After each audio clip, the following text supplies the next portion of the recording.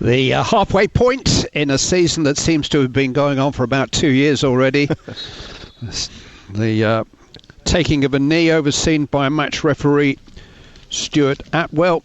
More stories of online racial abuse of footballers this week. The message out there in the middle remains the same. My message, just stop it.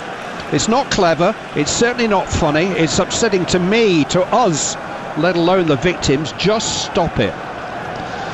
Everton in royal blue shirts and white shorts, defending the Gladys Street end of Goodison Park in the first half, so playing from left to right as we look on from our position in the main stand. Newcastle United with the first attack, and indeed the first corner has been forced by Manquillo getting forward, given away by Gylfi Sigurdsson. Newcastle then an all pale yellow strip with some black trim. We'll see Ryan Fraser trot out to the corner flag on the right hand side and deliver a corner for which both Lascelles and Cher, the central defenders, have come forward. Fraser takes it towards the head of Shelvey. It's hit by Cher and blocked by Decore, and Everton have a counter-attacking opportunity with James Rodriguez feeding Iwobi on the left hand side up as far as the halfway line. Newcastle have been able to regroup, so Everton just retain possession and ferry it out to their captain Seamus Coleman right hand side. Decore going back to Mina 15 metres inside his own half of the field. Coleman again on the right hand side. It is a particularly cold, chill and blustery afternoon on Merseyside, but dry for the moment. I drove through an awful lot of rain coming up from the south. Long clearance by Pickford is towards Calvert-Lewin, and Darlow had to come outside his penalty area to head it clear. He was caught by Calvert-Lewin and a free kick awarded to Newcastle United. Trevor Sinclair is alongside me this afternoon. Yeah, you can see Newcastle certainly look much more like a 4-3-3, and they've got to be careful there. It was a long kick from Jordan Pickford, and Jamal Lewis had just encroached a little bit up the field, but Fabian Schär was left in there, and Calvert-Lewin found himself in between both, and if it wasn't for Darlow's good starting position and speed off his line, he could have been in on a one-on-one. So that's something that communication-wise for the back four, they've got to be level to make sure that if they are trying to play offside, that they certainly are on the same page. But yeah, Calvert-Lewin left a little bit on Darlow there, and the referee Stuart was right to give the foul. Carl Darlow in all pink with the free kick forward, headed away by Dean as far as Hayden. Now Newcastle coming forward with Hendrick midway inside the Everton half of the field. The attack initially broken up, but it has fallen for Callum Wilson. He's dispossessed by Dean at the expense of a throw into Newcastle United about 20 metres from the corner flag on the right hand side. They have had an extra day to recover, and they are still recovering from the COVID outbreak that closed their training HQ at the start of last month. One of the squads hit hardest by the virus this season, but that doesn't account for 6 straight defeats, 7 weeks without a win. Newcastle trying to find their parachute. Everton breaking out from defence with Richarlison over the halfway line, riding a challenge from Shelvey, but not a very crude one from Lascelles, which will bring apart the first yellow card of the afternoon shown by Stuart Atwell. Yeah, good turn of pace there by Richarlison. Why does it always seem to be Richarlison that's on the end of these tackles? He's brave, he knows he's going to get clipped there. Lascelles commits himself, doesn't quite get there first. Richarlison knocks the ball past him on the left hand side, and it was quite an agricultural challenge by Lascelles there, but he knew that he couldn't let Richarlison go wrong side, because that was a really promising attack for Everton, and he's had to take a yellow card so early in the game, which I think now, looking at the rest of the game, he can't really make a challenge, or certainly not go to ground. The harsh truth is that Newcastle haven't really looked like winning since Dwight Gale's late header secured their last victory against West Bromwich Albion 12 games ago. They're defending here, and there's a header coming in from Mina, and actually Darlow committed himself to come and try to deal with the cross himself, and Mina quite literally beat him to the punch and glanced a header just wide of the post. And got a little clip off Darlow afterwards. Good chance, it's a great ball into that second 6-yard box area from the left hand side, and he gets there first. The keeper's committed himself, and if he can get that on target, I think that's a goal, because the goalkeeper Carl Darlow gets nowhere near it, and in the end he's probably in no man's land. Yeah, Darlow's presence made it more difficult for Mina, about 8 yards out, but his header did pass the left-hand post by a couple of metres. Newcastle United coming forward down their right-hand side with Manquillo in the gloves. Back to Hayden. Now Cher midway inside his own half of the field. They haven't so much as held the lead in a match since December the 16th. They were ahead for 9 minutes that day before losing 5-2 at Leeds. They were level with Leeds for 5 minutes in the second half on Tuesday, but they have been mere glimpses of light at the end of the tunnel of the last couple of months. They need to find a vaccine in Newcastle United. James Rodriguez in possession and typically finding Dean on the left-hand side with a sweeping pass of 30 metres. Dean's cross is overhead, it's over the head of Calvert-Lewin. Darlow thought about coming to claim it, but it was always just getting away from him, and he eventually had to hoof the ball clear as it ran outside of his penalty area. And Everton can come again with Iwobi and Coleman trying to exchange passes on the right-hand side, but Almiron is back there to win the ball back for Newcastle United. We've had 6 minutes of the first of our live Premier League games on TalkSport on game day, and it's Everton 0, Newcastle United 0, and the ball is in the hands of Jordan Pickford, who's kept his place here in the Everton goal. He does have some history with Newcastle. He never played in a Tyne-Wear derby, but he grew up in County Durham, a Sunderland fan. His antics at Newcastle a couple of years ago almost cost Everton the points that day. Everton are coming forward with Richarlison and Dean exchanging passes down the left-hand side and winning a throw-in about 10 metres from the corner flag on the Everton left. Been a good start by Everton. Again, you can see early on in this game the quality that James Rodriguez acquires. You know, just nice little passing. His technical ability is superb. Dean's cross towards the near post and a rather nervous punch by Darlow, who has probably been Newcastle's outstanding player so far this season. I don't know whether he was slightly unsighted by James Rodriguez jumping in front of him, but he mistimed the punch and the ball rather skewed off his knuckles and away for a corner kick to Everton on their left-hand side. The right-footed Gylfi Sigurdsson has gone across to take it and will swing this in towards the heads that have gathered on the edge of the 6-yard box. Richarlison is there. It came off the head of Cher. Calvert-Lewin retains possession for Everton. Doucouré plays it back to Dean, who tries to stab a return ball towards the dead ball line, and Abdoulaye Doucouré can't quite keep that in, and Newcastle United will have the release and the relief of a goal kick. 4 changes to the Everton side. Let's just go through the lineups now. We've seen them line up. Pickford in goal, back 4 of Coleman, Mina, Keane and Dean. And then it's essentially a midfield 3 of Iwobi, Doucouré and Sigurdsson, with James Rodriguez floating from a position on the right-hand side, Calvert-Lewin in the centre, Richarlison down the left-hand side. Newcastle have made just the one change in personnel. I've got Darlow in goal, Manquillo has come into the team at right back, Lascelles, Cher, Lewis at left back, and then a midfield 3 as Wilson comes forward, but Pickford is able to clear with Hayden sitting, Hendrick to his right, Shelvey to his left, and the front 3 are Almiron and Fraser wide of Callum Wilson. Actually looks like Almiron is playing in the more central position with Wilson from the right hand side, interestingly. Yeah, maybe that's just to confuse the 2 central defenders, Keane and Mina, for Everton, because they don't really want to come off that line and start squeezing into the middle of the park and leaving that big gap open in the middle. So maybe a good tactic that from Steve Bruce. Everton 0, Newcastle 0. Wilson just unable to control a high ball down the right hand side from Manquillo. The ball ran off his shin and behind for a goal kick to Everton. They've won 5 of their last 7 Premier League games. They've beaten Leicester and Chelsea, Arsenal in the last 7 or 8 weeks. They've only taken 1 point from the 2 home games since the lockdown shut the gates again. Yeah, I think the West Ham result, the 1-0 loss, where they played quite well. It was quite an even game against West Ham, and they lost that 1-0. I think that was a real disappointment for Carlo Ancelotti in this side. One of 3 home league defeats. I've commentated for TalkSport on the other 2, so maybe it's me. You won't be getting an invite back. Free kick to Everton, just inside their own half in the right-hand side.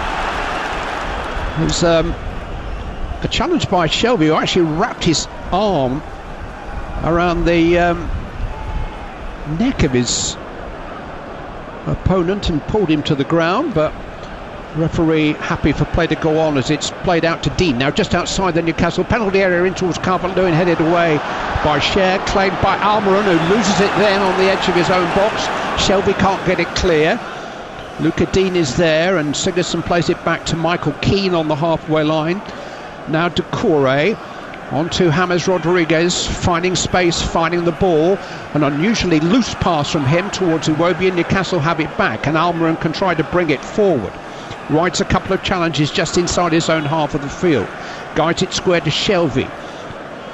Out to the right hand side now, where Manquillo has a chance to come forward. Turns infield, runs into the traffic, but finds Almiron. Smart turn from him, and now Lewis is supporting on the left hand side. Crosses into the penalty area, well gathered in by Callum Wilson, looking to try to turn. Stead finds Hendrick, still inside the box. Wilson with a shot, which is deflected over, and a corner kick to Newcastle United on their left. Yeah, good play on 2 occasions by Almiron there. He picked the ball up. He's nice and calm. He waited for John Joe Shelby to get in a position and a little passing lane to receive the ball. Then he received it again. Smart turn, played it wide. It went into the box, and Callum Wilson, good hold-up play, and they ended up getting a deflected shot corner. Corner which Fraser will take from the Newcastle left, in towards the near post. Not a particularly good one, headed away by Richarlison.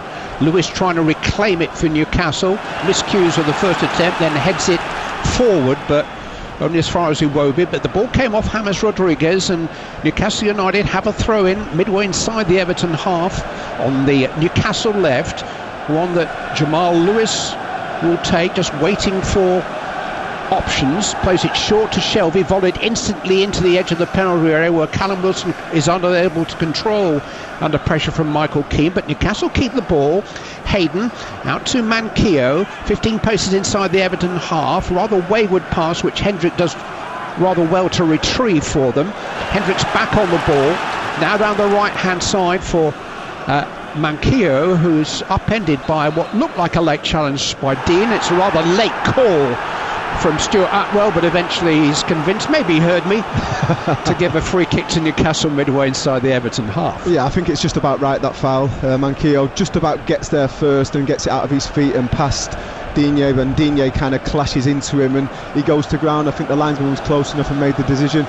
And it's quite a dangerous situation here. They've got the big guns up from the back, out wide, probably midway through the Everton half on the right hand side, maybe 5 yards in from the sideline, and yeah, this is going to be a difficult situation for Everton they'll need to deal with.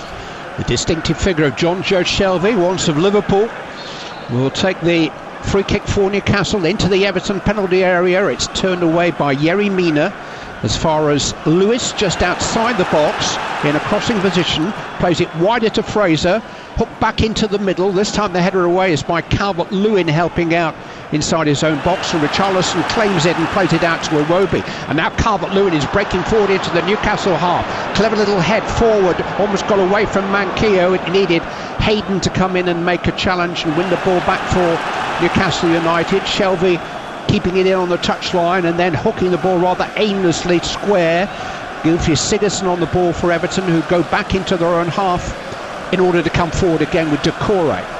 Now out to Coleman, just inside his own half of the field. A little bit of rotation today from Carlo Ancelotti, mindful of the fact that the team played here on Wednesday without the ball for long periods against Leicester City, and he's changed both the fullbacks from that game and both the central midfield players from that match. Messrs Holgate, Godfrey, Gomez and Davis are on the bench today.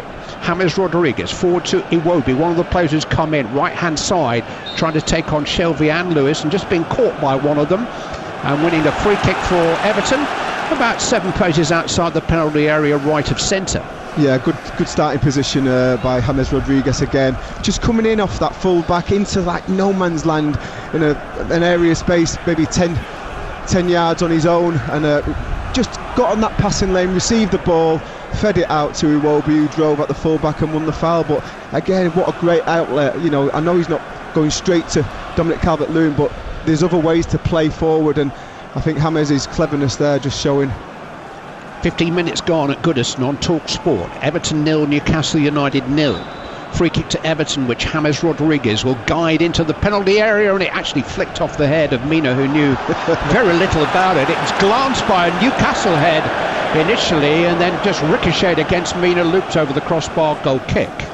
Yeah, I agree with you there, Clive. I don't think he knew anything about it. It was such a late flick by I think it might have been Lascelles. Just got something on it, and it hit the top of Mina's head and just went harmlessly over the bar. But good ball into the box, quite low trajectory, in swing of his left foot, and well defended in the end. Everton 0, Newcastle 0 on TalkSport with Now TV. You can watch Arsenal versus Manchester United and Southampton versus Aston Villa live today with a Now TV Sky Sports Pass for $9.99. Search Now TV for details. Throw into Everton, midway inside their own half on the left-hand side as they look at it, which Luca Dino, who's actually started the last couple of games as a midfield player, back in a more familiar left-back role today. He takes it. It's pumped forward down the field by Mina over the head of Iwobi. Time for Lewis to take a touch and then play it back to Fabian Schär. Guided down the left-hand side towards Fraser, but intercepted easily enough by Coleman. Everton back on the ball now with Decore. 15 metres inside his own half, he plays it square to Gylfi Sigurdsson, who trots into the centre circle, clips one forward to Calvert-Lewin. Good turn as he takes an excellent first touch out to Iwobi on the right-hand side. His cross to the far post is just beyond Richarlison and runs away. There was a flag up for offside against an Everton player inside the Newcastle penalty area, and so the away team have a free kick. Yeah, just a little bit more composure and class from the Everton side there in possession. They went down the right hand side, recycled it, it went back into Gylfi Sigurdsson, and it's a lovely driven pass into the feet of Dominic Calvert-Lewin, and then they work off that, and it's a great strategy, because at the moment Dominic Calvert-Lewin, his first touch when he gets it into feet's been exceptional, and he's just playing the way he's facing and then getting himself into dangerous areas. On that occasion, the ball in, I think it just gone out of play, but good play from Everton, nice and composed. Interesting that Graham Jones, the new Newcastle coach, has been quite active on the touchline in the opening stages, bellowing orders out to the players in the middle. It's a familiar touchline for him. He worked here as an assistant to Roberto Martinez for 3 years up until 2016, and has joined the Newcastle staff along with Steve Agnew and Stephen Clements in support of Steve Bruce this week. Well, I've got to say he's harder than me, because he's got less hair than me, and he's not got a hat on, and that's me saying that with a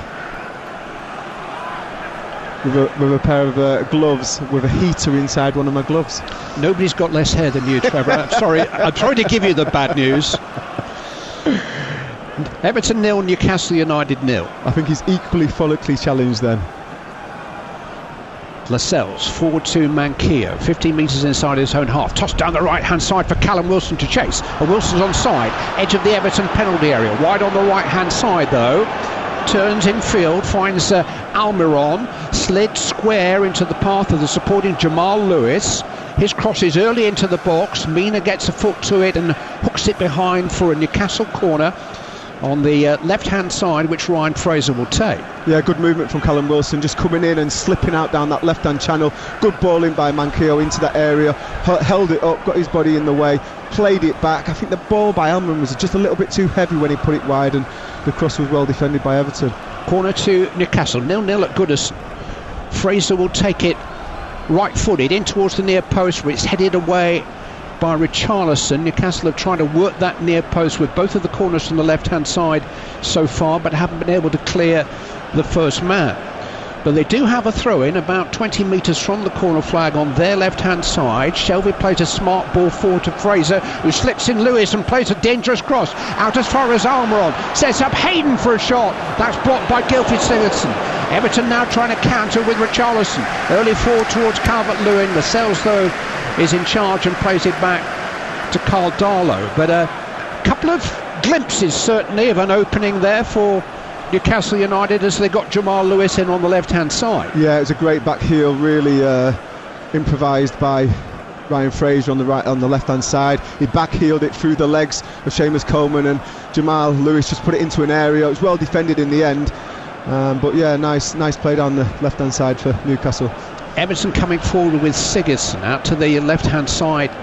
Dean midway inside the Newcastle half, but they've got a bit of a problem at the moment with an injury to James Rodriguez, who was caught late after offloading the ball. I think it was John Joe Shelby who caught him. I'm just seeing that incident again, and in attempting to challenge, I think he kind of stood on the foot of James Rodriguez.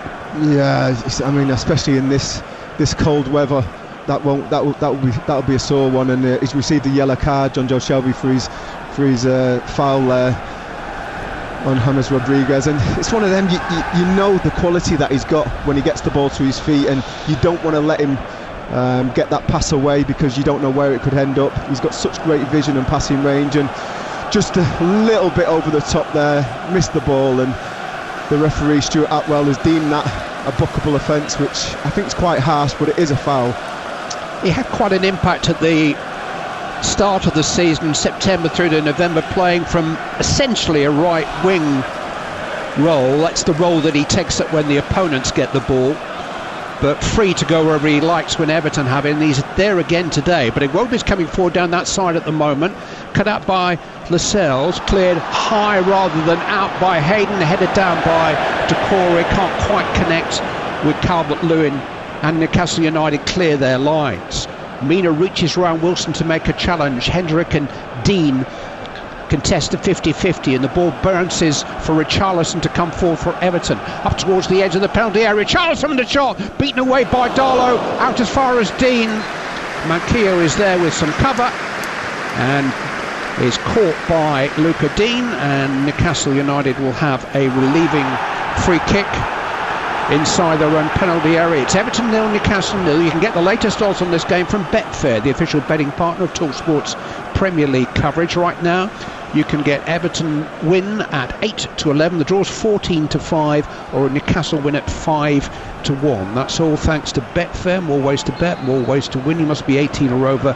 And do take a look at begambleaware.org for advice and pointers on how best to manage and enjoy your betting. Everton 0, Newcastle 0. Yeah, only one thing in Richarlison's mind there. He received probably a 15-yard side foot pass across goal from the left-hand side. He got it out of his feet first time, no pressure on the ball, and a decent shot in towards the left bottom corner of Darlow's goal. It was a good save, comfortable save, but yeah, really threatening there.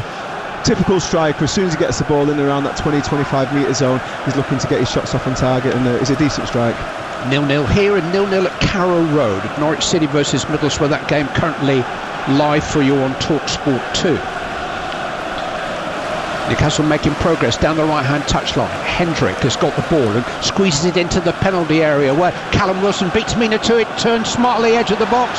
Almiron links with him, just forced out of the box. Shelby now with a low shot, which is deflected and just wide. Really wasn't very far away there. John Joe Shelby didn't quite catch it as he wished, but he managed to hook it goalwards, and it took a deflection just wide. Yeah, decent effort. Almiron was kind of facing away from goal after receiving the ball from Callum Wilson. He was on his left-hand side, and you could see he was trying to just work a shot away. John Joe Shelby took over. Fraser with the corner. It's longer this time, headed away by Michael Keane on this occasion. Lewis having to chase the ball back towards his own goal, and from the halfway line plays a back pass all the way back to the second busiest goalkeeper in the Premier League this season. Only Sam Johnson has made more saves than Carl Darlow. Very much the first choice now, despite the return to full fitness of Martin Dubravka since the turn of the year. Everton have another injury with Yerry Mina down. The referee's taken a look at him and decided to play on. Mina is still prostrate, and so Stuart Atwell is absolutely forced, I think, it's to stop play. He's holding his head, in actual fact, isn't he? And this time next week, the Premier League's trial of concussion substitutes will have begun. There are 2 additional substitutions in the event of head injuries, and before you start to worry about physios running on to treat a groin strain shouting hold your head, hold your head, the authorities have built in a safeguard against misuse that allows the opposing team an equivalent number of additional substitutes. I hope I've explained that correctly. You lose a player to concussion, we can make a tactical change in response. It does mean we could have up to 7 substitutions per team. Wow. If the trial is stretched to the limit, 9 per team in FA Cup ties. But this is a serious initiative to address a serious issue. I think the clubs will apply it with sincerity. Have you ever suffered badly from concussion during your career, Trevor? I have, Clive, yeah, on a few occasions. The first one when I was about 15 was at the Bobby Robson School of Excellence, and we played a game against Luton away on the old AstroTurf. I landed on my back of my neck and couldn't remember the whole day. Didn't know the score or anything. Was taken off in that game a couple of times in my professional career as well. So yeah, it's a huge problem, and it's becoming more apparent that, you know, head injuries during your playing career can cause problems in later life. And I think the PFA, the Premier League and the governing bodies are starting to look at this as a serious problem, and they want to try and look into ways that they can help avoid this for players. Well, Yerry Mina has been treated for a facial injury. He's been holding a swab against the side, against his cheekbone, but he's obviously shaken up a little bit. He has walked off the field and has now been readmitted. Callum Wilson, just you could see he had a little glimpse when the ball was coming towards him, and Callum Wilson just held out a hand, an arm, which caught Yerry Mina on the chin, and I think it did shake him up a little bit. But, you know, as a centre forward, you can't just expect to be getting kicked around and bullied by centre halves all the time. You've got to give a little bit back, and I don't think there was much in that. And neither did Stuart Atwell, because a foul wasn't given. But I feel you've got to have that kind of physicality as a forward so you don't get bullied by these defenders. Everton are trying to play out from the back. I noticed it a feature of their game against Leicester on Wednesday. They took those short goal kicks to Keane and Mina, who are not necessarily the most football-minded of centre-backs. I think they would have ball playing somewhere down their relative CVs. I think it's all relative, isn't it? If you're expecting the defenders to play out, and especially the central defenders, you've got to make angles to receive the ball as a teammate. And if that's not happening, then what options have they got? So I think it's a team situation. When you actually pick out central defenders and say, well, that was a poor pass, well, make better angles so he's got that passing lane to make a decent pass to you. 0-0 here at Goodison Park. And Newcastle United have looked every bit as likely as Everton so far. They have a throw-in midway inside the Everton half of the field, playing from right to left as we watch on from our position in the main stand. Clive Tilsley and Trevor Sinclair here with the first of our 3 live Premier League commentaries on TalkSport's game day today. Still goalless. Richarlison bringing the ball away for Everton, and winning a throw-in on their left-hand side, inside his own half of the field, which Luca Dean will come forward to take. James Rodriguez offering himself under pressure from Shelvey, but his close control is excellent forward to Richarlison, and then he plays a very studied pass to Sigurdsson. Impressive start again by James Rodriguez. And Wobie has the ball on the halfway line, right hand side, trying to feed Coleman going forward, but he's covered by Lewis, and he and Cher are able to sort it out, and Lewis finds Fraser on the left-hand touchline. On by Hayden. Now Shelvey into the centre circle in Hendrick. Hayden guides it out just behind Manquillo, who's trying to make progress down the right-hand side. Has to check and go back to Jamal Lascelles. Now Cher just outside his own penalty area. Lascelles again going longer this time down that right-hand side where Callum Wilson is still playing. And he gets there ahead of Michael Keane, plays it against Dean, the ball goes out of play. It's either a throw-in or a corner. It was right next to the corner flag and right behind a pillar from where I'm watching. It is a corner kick. Yeah, it's excellent play by Callum Wilson again, coming short to go long, and it's a decent flighted ball down the right-hand channel by Lascelles, the captain for Newcastle. He gets his body there, and he's a great athlete, Callum Wilson. He makes sure he fights for that space, gets his body in the way, shields the ball and wins a corner for his team and gets him right up the pitch. Corner which Fraser will take from the right-hand side. In towards the header, Wilson! And a fine save that by Pickford. Really good header by Callum Wilson but an acrobatic leap by Jordan Pickford, who just tipped the ball over the crossbar and away for another Newcastle corner. Yeah, better ball in as well, I have to say, by Ryan Fraser. You know, he's hit the near post man on probably 2 occasions already, but that one he flighted a little bit, missed the first 2 defenders out, and Callum Wilson rose really well, got good contact on it. It looked like it was on target, and it's an excellent reflex save there by Jordan Pickford. Short corner from the left-hand side by Fraser. Lewis tries to cross it immediately, hits it against James Rodriguez. It goes out for throw-in to Newcastle United, still in an attacking position on their left-hand side, attacking the Gladys Street end of Goodison Park. For those of you who know this famous old stadium, I spent my formative radio years peering between the stanchions and posts at the action of Reed and Sharp and Gray and Southall. Team. You were only 14 years of age the last time they won the title. I looked that up this morning. I remember the song, here we go, here we go, here we go, Everton is the team we all know. Yeah, it was a great tune. I remember him getting to Wembley on several occasions back in the day, and they've always been a team that I've looked out for and enjoy watching over the years. Difficult place to come as a player in my playing days. Always a very combative side, won't give you an inch on the pitch. Fit, well organised side. Well, those are the standards. What is pressure? Pressure is expectation, in a word. Newcastle United fans expect a lot more than they're seeing at the moment from their team. Everton fans expect to be challenging near the top. Yeah, it's been a decent opening 31 minutes of this game by Newcastle. They've had 2 or 3 decent situations. They've had a few set pieces in that final third, and they've looked much more like what we expect from Newcastle United Football Club. And I don't know whether that's by coincidence of the new coach coming in, but there's certainly been some kind of improvement over the last couple of weeks, because you look at the second half performance against Leeds and this first half an hour in this game, and you know, there's nothing to bemoan from the fans from these performances. 0-0 with nearly 32 minutes gone. Everton can go 5th by winning here this afternoon. The Premier League table will look a lot different by 10 o'clock tonight, when another game day comes to an end. Another 9 hours of Premier League action ahead of us. Another 18 Premier League points at stake across the 6 games being played today and tonight. 3 of those games live for you between now and 10 o'clock, when Southampton and Aston Villa conclude tonight. Jack Grealish is probably still in bed. And here we are, 32 minutes into the first of our 3 live commentaries on game day today. Everton 0, Newcastle United 0. Did you see his run down the left hand side where he had to keep it up a couple of times for Villa last week against Burnley? Phenomenal. Who were entertaining, outstanding, and won the game. Yeah, I've been Wilson really to impressed. Fraser.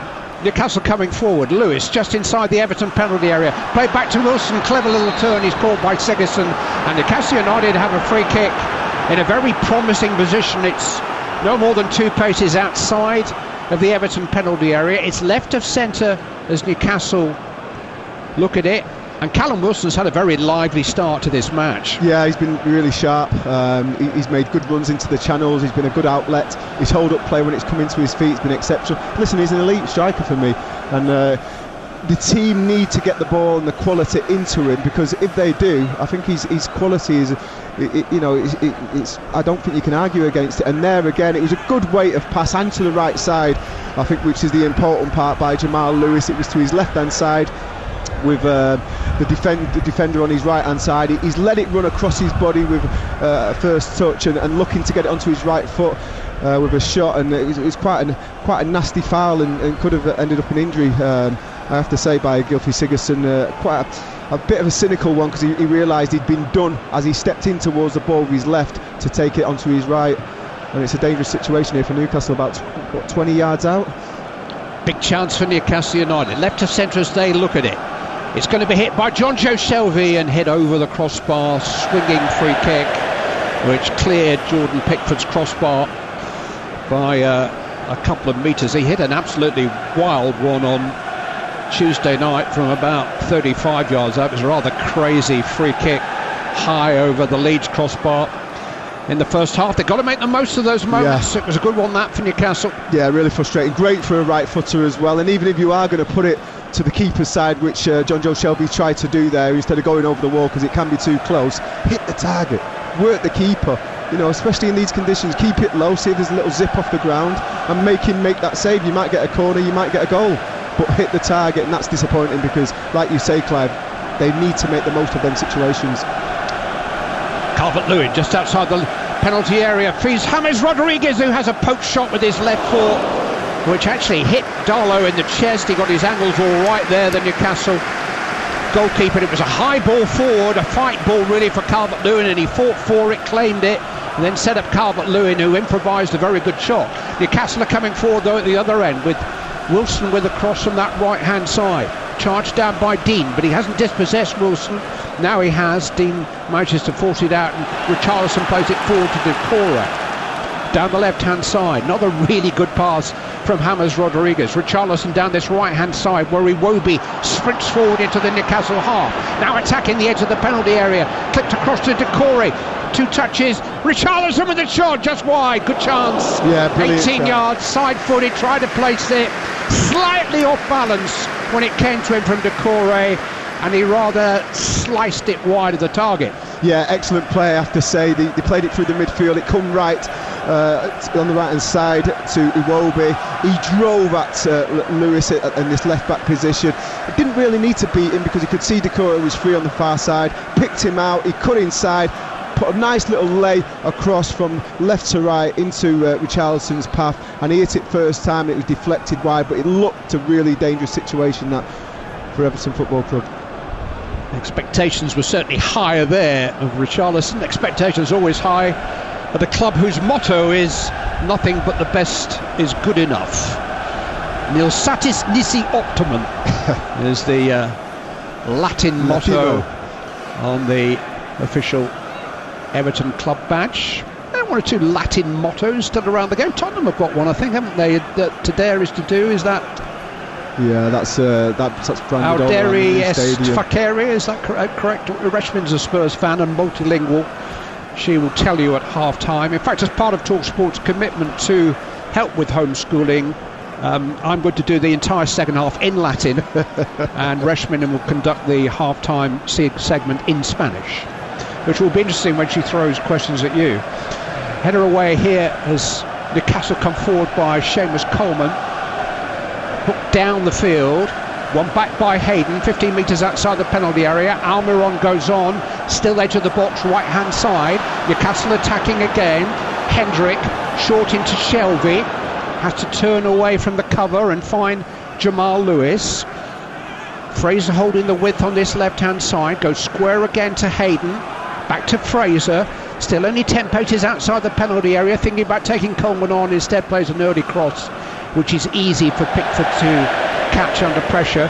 But I think Newcastle United will be encouraged by the way they've attacked in this game. There's been a purpose about them. They've looked pretty solid in terms of containing Everton, apart from a couple of long balls which have troubled them, and certainly coming forward with Wilson on that right hand side and Fraser on the left, Almiron in the middle.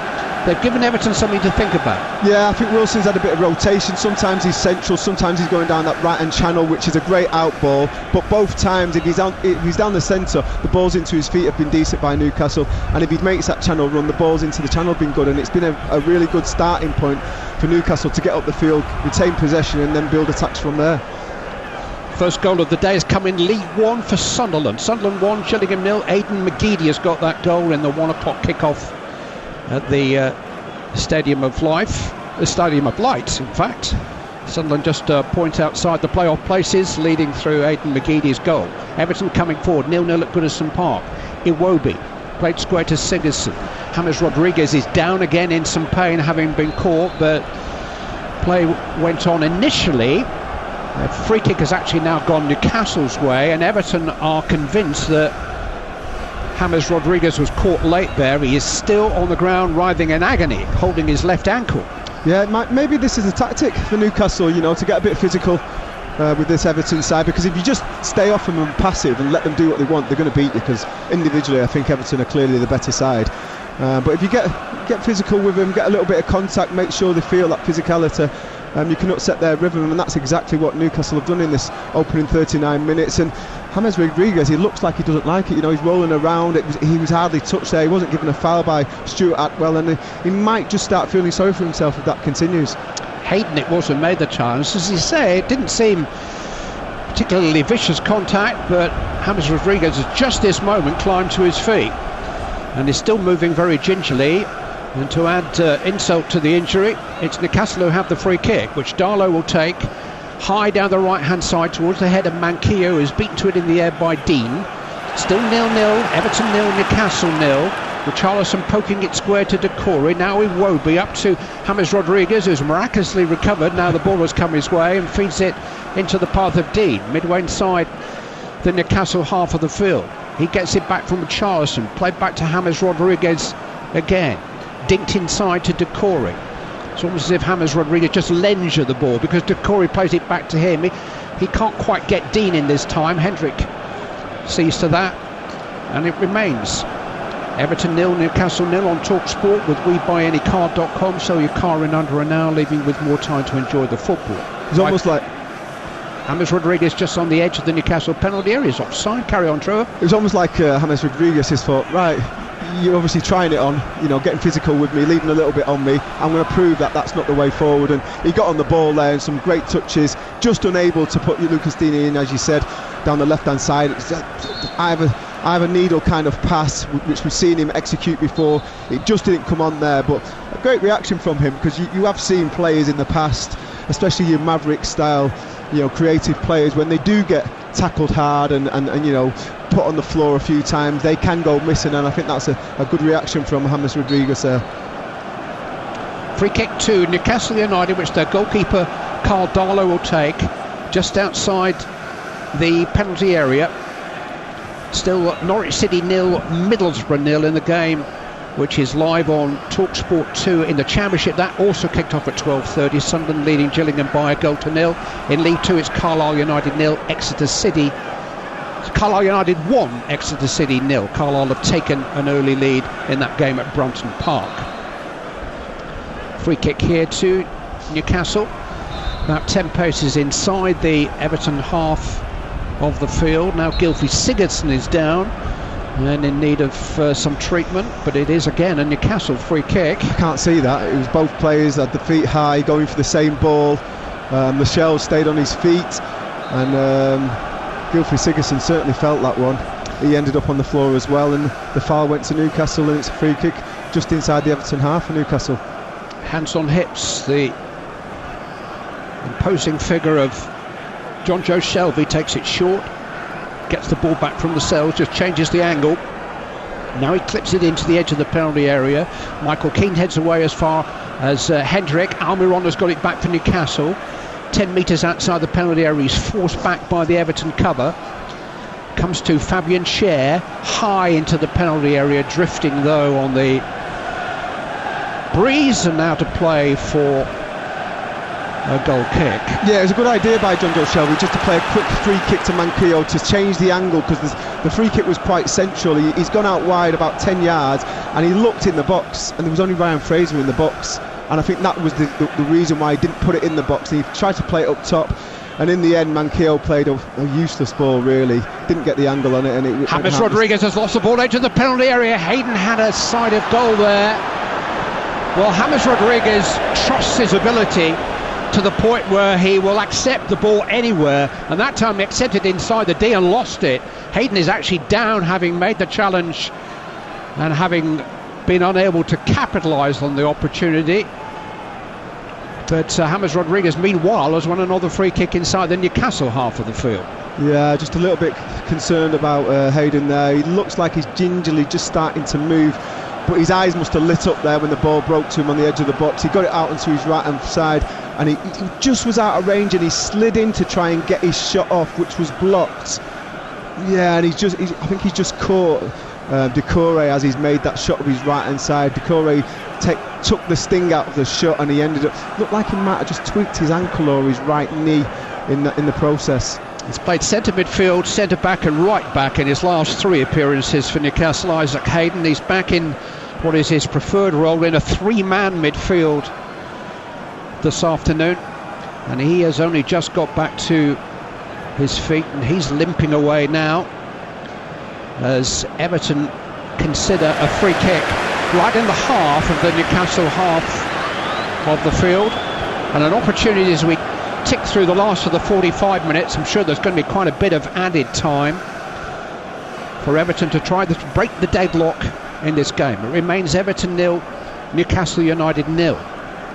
Gylfi Sigurdsson is standing over the free kick, clipped into the edge of the box, and it runs all the way through to Carl Darlow away from Calvert-Lewin. It was a rather disappointing delivery from Gylfi Sigurdsson. Here comes the 3 minutes on the board for the added time at the end of this still goalless first half at Goodison Park. Good pass from Shelvey out to Manquillo on the right hand side. Wilson just ahead of him, thinks about a cross, checks, comes back inside to Almiron. Almiron keeps the ball moving to Lewis, midway inside the Everton half of the field. Inside field to Hayden, who's back with us and seems to be moving okay. Out to Jamal Lewis on the left hand side again. Hayden once more goes back to the halfway line, and Fabian Schär. Now Hayden again on the touchline midway inside the Everton half. Once more the cover is strong and forces Newcastle back into their own half of the field. Darlow goes long this time, headed forward by Coleman. Calvert-Lewin waits, but he knew he was launching in an offside position, so Schär plays it back to Darlow. Not very accurately, and Darlow with a rather loose touch in the end has to hook the ball out of play for an Everton throw-in. The throw-in was a foul throw, I believe, by James Rodriguez. The referee just signifying that to him. Rodriguez's mood is darkening as the game goes on. I mean, and it's a difficult one for the referee when maybe the most gifted player on the field keeps going down under pressure, keeps moaning about it, and you're not quite sure whether to believe him or not. Yeah, he's throwing his arms around. His body language isn't great. He's got to get over it. Listen, this is going to be a difficult game to play in. Newcastle are on a terrible run. They're fighting for everything for the manager to try and get them some points on the board, because it's been far too long before that's happened. And teams are not just going to let you get away and do what you want on the pitch. They're going to be combative. They're going to get in you. They're going to try and upset your rhythm. And at the moment, he's struggling a little bit to deal with that kind of attention from these Newcastle players. Everton coming forward with Iwobi. Here's James Rodriguez again, midway inside the Newcastle half. Change of direction from Rodriguez, finds Decore, who's unable to play it back to him. Almiron comes between them and then stumbles, and Decore has it back. And here's Richarlison just outside the penalty area. Shooting opportunity, left-footed, but he lifted it high over the crossbar of Carl Darlow. You're right about Newcastle United. They have been combative, they have played with fight, but there's been a lot more about them too. They've been quite considered in their play. Yeah, I think they've played some good football, especially when you've got an out ball with Callum Wilson. When he's come to feet, he's held the ball up. His link-up play's been really good. He's been very strong in possession, and at times when needed, and it's a bit of yin and yang, when needed he's had to stretch it and run into the channels, and he's done that willingly. So for him, I think he's been exceptional in the first half, and I think it's given Newcastle confidence. I think Hendrick in there gives him a little bit of balance and a little bit of steel in the middle of the park. And it's been a decent first half performance this by Newcastle United. An evenly contested first half at Goodison Park comes to an end. We haven't had a glaring opportunity for either team, but I think it's fair to say that Newcastle United looked as likely to score as Everton in the opening exchanges, and as the two sets of players go their separate ways to their far-flung dressing rooms, we reflect on a half which has produced no goals as yet. Everton 0, Newcastle United 0. Clive Tilsley, thank you very much as the players disappear down the tunnels. Well, we can reflect on what a first half that would be, and if you're a Newcastle fan, Trevor Sinclair, you'd be quite all right with that, wouldn't you? Yeah, I think they've been decent for the draw at half-time. They've created 2 or 3 decent opportunities. They've had a couple of shots on target, and Yeah, I think they've given a good account of themselves there, and definitely shown that there's plenty of fight in this Newcastle side. I think Callum Wilson in particular, his hold-up play, I was just saying to Clive, has been exceptional. You know, he's a physical athlete, he's an elite athlete, and I think both Yerry Mina, Lucas Digne, when he's gone down that right-hand channel, and also Michael Keane have found it very difficult to deal with when he gets the ball into his feet, because he's a muscular guy. He's strong, he's quick. It's the worst nightmare for a defender, and he's made himself a bit of a thorn in the Everton's defence in that first half. Yeah, it's a real promising sign. So what about Everton? What did you make of their performance? A little bit underwhelming. I think, you look at the possession they've had, it's only just superseded what Newcastle have had. I think Decore's shown good legs in there. There has been glimpses of why Everton are just outside that top group of teams in the league, but not enough really. I think just at the end there, I think that was a snapshot of Everton's first half performance. The ball was with Richarlison down that inside left position, and rather than play it out wide to Lucas Digne, who would have been easily been able to get his first touch out of his feet and then put the ball in the box, I think because Richarlison didn't think he would have had chance to get time to get into the box, he ended up taking the shot on, and he's from 25 yards on the angle. Very rarely you're going to trouble the goalkeeper from there. Be a team player for me. That's what I'd be saying. Lay it out wide. You might not get the first contact on the ball, but if you spin in and try and get in the box and into an area, you might get the second a knockdown or something and get your goals, rather than trying to take the shot on yourself. So I think a little bit of more selflessness from Richarlison. I think Dominic Calvert-Lewin, he's had to work off scraps really. I think the most likely, and he had a shot on target, he had to improvise because the ball was quite central. He got laid in by Calvert-Lewin on his left hand side, James Rodriguez, and it was like in the middle of his right foot or his left foot, and he's gone with the outside of his left foot, and it's hit Darlow straight in the chest. It was from a bit of an angle, but it was a decent chance, and on another occasion he could have scored. But yeah, I think 0-0 at half time's probably been a fair scoreline. Yeah, I think so too. Very even contest here at Goodison Park, but a really big second half coming up next, because both sides are really desperate for all those 3 points. At half time then it is Everton 0, Newcastle United 0. More coming up. Game day exclusive on TalkSport with the Now TV Sky Sports Pass. The only place to watch Arsenal versus Manchester United and Southampton versus Aston Villa live today for just $9.99. Search Now TV 18+. Stream via internet. Terms apply. Hey there. Boy, aren't you glad it's Monday, Wednesday, Saturday? That perfect time to hit up Just Eat for our McDonald's, KFC, Greg's. No worries, we'll deliver for just $1.99, £1.99, less than £2 when you spend £5. So order now and let's go wild, let loose, chill out. McDonald's, KFC, Greg's. We got it. Did somebody say Just Eat? Product subject to availability. £5 minimum spend may apply. Participating stores only. See justeat.co.uk for details. Same game multi from Betfair. Play the game within the game, where you've got the excitement of a multiple in one match, and every goal, card or corner could mean a win. So even if the players aren't celebrating, you could be. Place a £10 same game multi-bet on the Premier League with Betfair this weekend, and you'll get a £10 free bet. Betfair. Free bet valid for 72 hours, awarded at bet settlement. Exclusions and conditions apply. 18+, begambleaware.org. As all the big games kick off across the nation, head to thesun.co.uk/football for all the fallout following another massive weekend of football in the Premier League and beyond. That is a fantastic goal! The hottest news, essential views, live blogs, and the biggest opinions in the game from the biggest names in the game. They've done it! And with a reporter at every game across the country, thesun.co.uk/football has all the football news you need. The Sun. We live it. Where can you find out the value of your current home before you start searching for a new one? On the Market. Now you can find out what your home's worth in an instant at onthemarket.com. Enter your postcode now for your free online valuation estimate. On the Market. And find out what your home is worth today. Search onthemarket.com to find your perfect home. Now with free instant online home valuation estimates. Most common time to obtain an online quote between the 1st and the 4th of December 2020 was under 3 minutes. Not available in Scotland and Northern Ireland. We've got it at Selco. Selco, it's where the trade goes. At Selco Builders Warehouse, we've got real deals on a wide range of trade quality building products. In January, we've got 10 metre squared rolls of Alumiflex multi-foil insulation for just £59.90 ex VAT. Now that's a real deal. Find even more real deals at Selco Builders Warehouse and online at selcobw.com. We've got it at Selco. Selco, it's where the trade go. That charged at 20%. Game day exclusive on TalkSport with WeBuyAnyCar.com. Don't part exchange, get money off your next car. TalkSport. TalkSport says 3 cheers to the NHS. We salute you. COVID-19. Together, we'll send it off. TalkSport. Welcome back to Game Day exclusive live from Goodison Park, where we are half-time in this game between Everton and Newcastle United. Forgot what I was going to say there.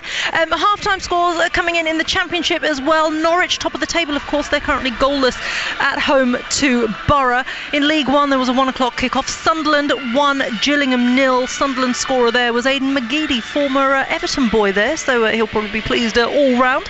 And in League 2, another 1 o'clock kick-off, where it's currently Carlisle 1, Exeter 0. OK, let's get the latest from Betfair, the official betting partner of TalkSport's Premier League coverage. Game day on TalkSport with Betfair. More ways to bet, more ways to win. Try Betfair today. 18+, begambleaware.org. Sam Rossbottom from Betfair is there with us. Sam, it's been a pretty decent first half, all square at the moment, and that's probably a pretty decent sort of indication of what we can expect, or is it still in Everton's favour for the second half? Well, Rashmin, the punters still do fancy Everton to win this one. They were the odds-on favourites at 4-6 before the game kicked off. After that first half, they've now drifted out to 21-20, but very much the favourites still. Newcastle 5-1, despite a couple of good chances. I think that first half performance from Newcastle they'll be pleased with.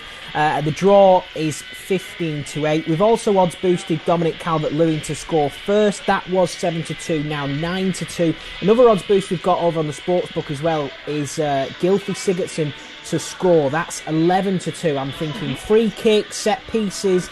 Sigurdsson's the man, isn't he? He is the man. And I'll tell you who else is the man. Trevor Sinclair, although he neglected to sing for us earlier. But give us an update, would you, on that charity bet? Yeah, well, all I do each night is pray, and fingers crossed.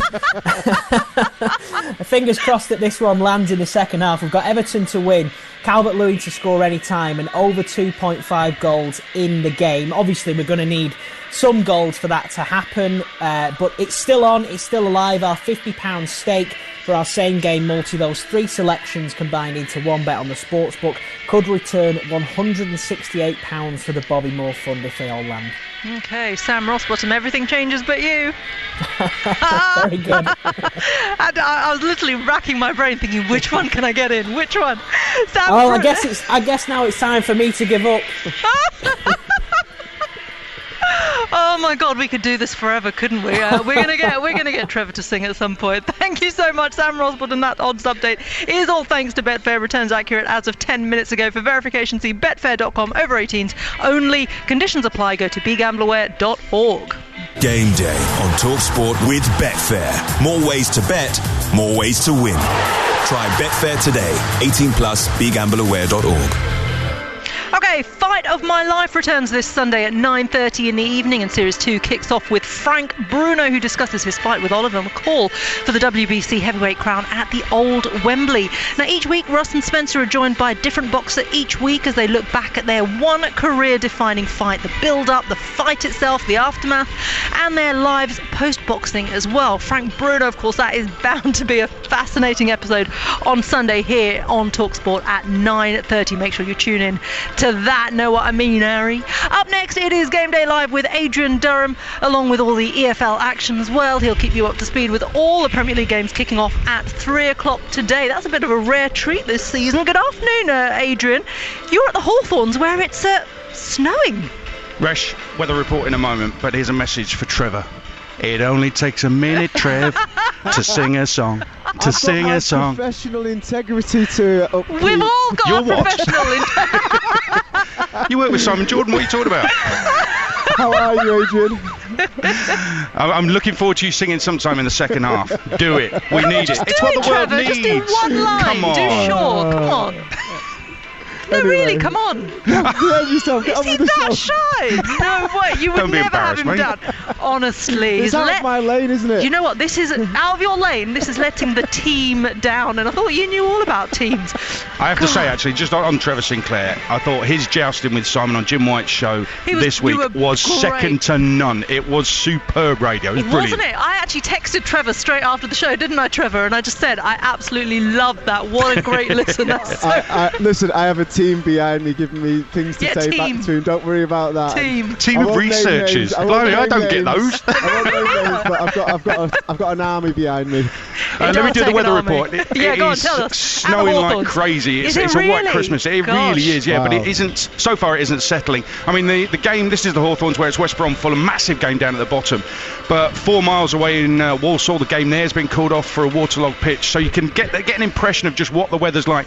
As I was driving up, it was rainy up the M6, and just getting closer, driving past Villa's ground, which you can see from the M6, and then coming round on the M5 to the Hawthorns, it was snow all the time, and it hasn't stopped since. I got here about 10:30, 11 o'clock. Hasn't stopped since then, so you can get a picture of what it's like. But fortunately, it's not settling right now. But doesn't it add a bit of jeopardy to what is already an incredible game ahead of us here today? It is an incredible game, and after what happened midweek with Manchester City, I mean, Sam was not happy. Apparently he was in the dressing room for about an hour, sort of just basically killing the players, basically. By the way, I mean, if they get battered against Man City like they did and he keeps them in for an hour, what if they get battered today? How long is he going to keep them in after this? Well, indeed. Who do you fancy for this one? Surely Fulham. I think Fulham have got better players, but I think that shock might actually stir West Bromwich Albion into action and maybe galvanised into being a better team. There's a strange thing going on with Mitrovic, who just doesn't start games and so therefore doesn't score goals because he's not on the pitch for Fulham, so that's a bit of an odd one. And I think not just that they're looking up towards Brighton, they're now looking over their shoulders because Sheffield United have won a couple of games. You don't expect them to win today, but you just never know anymore because you go to Man United and win, and it shows that you can pick up the points needed to close that gap. So they've got they're looking backwards, they're looking up as well. So it's a massive game here today. A winner takes all really for me in this one. Yeah, absolutely. And obviously, as we were saying, what a treat today. 2 other Premier League games as well. At the Etihad, as you say, Man City against Sheffield United. I mean, look, Trevor was at the game at Old Trafford. I mean, what a shock, what a surprise. But you know, good on Sheffield United for fighting away. You would never have given them that victory at the start of the game. No, not at all. But you kind of wouldn't give it against Manchester City either, and the form that they're in, and what the kind of sparkle that they're showing at the moment. You wouldn't give them a chance. I think mainly because if Pep Guardiola was thinking I could play a weakened side, after watching United, he definitely won't play a weakened side. And I appreciate they've got players out, but they're still going to be very strong.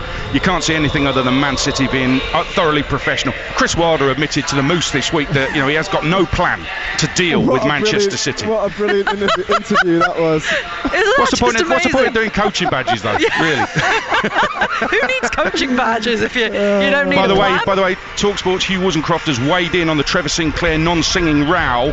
He says a lank who won't sing, take that. Outrageous, and it's true. Outrageous. I bet if they pay you a fortune to go on the singing tree or whatever it's called, you'll be on there like a shot, wouldn't you, Trev? The masked singer. Not. Oh, that's the one, yeah. Sorry. He would have the singing tree. Is that what that is?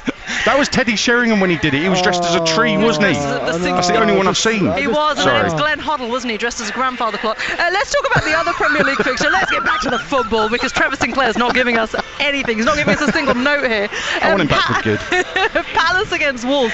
I feel like this is, if this was if the fans were going to this one, I feel that it would be quite a dour one. Yeah, this is the thing, isn't it?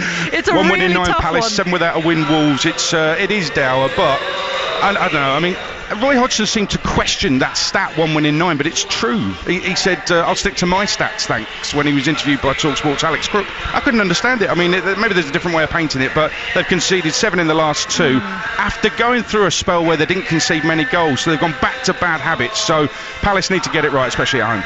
Yeah, Wolves, though, very, very, pretty good performance defensively against Chelsea in midweek as well. So that was pretty impressive. It was organised, wasn't it? I think the other thing with that is these two sides, they're 10 points clear of the drop zone. Neither of them are going to go down. Yeah. So there isn't that fear factor with this, which either should mean it's going to be really flat, or it means they can play with freedom of expression.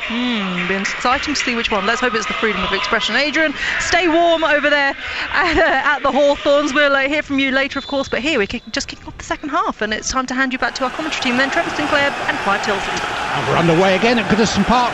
Everton 0, Newcastle United 0.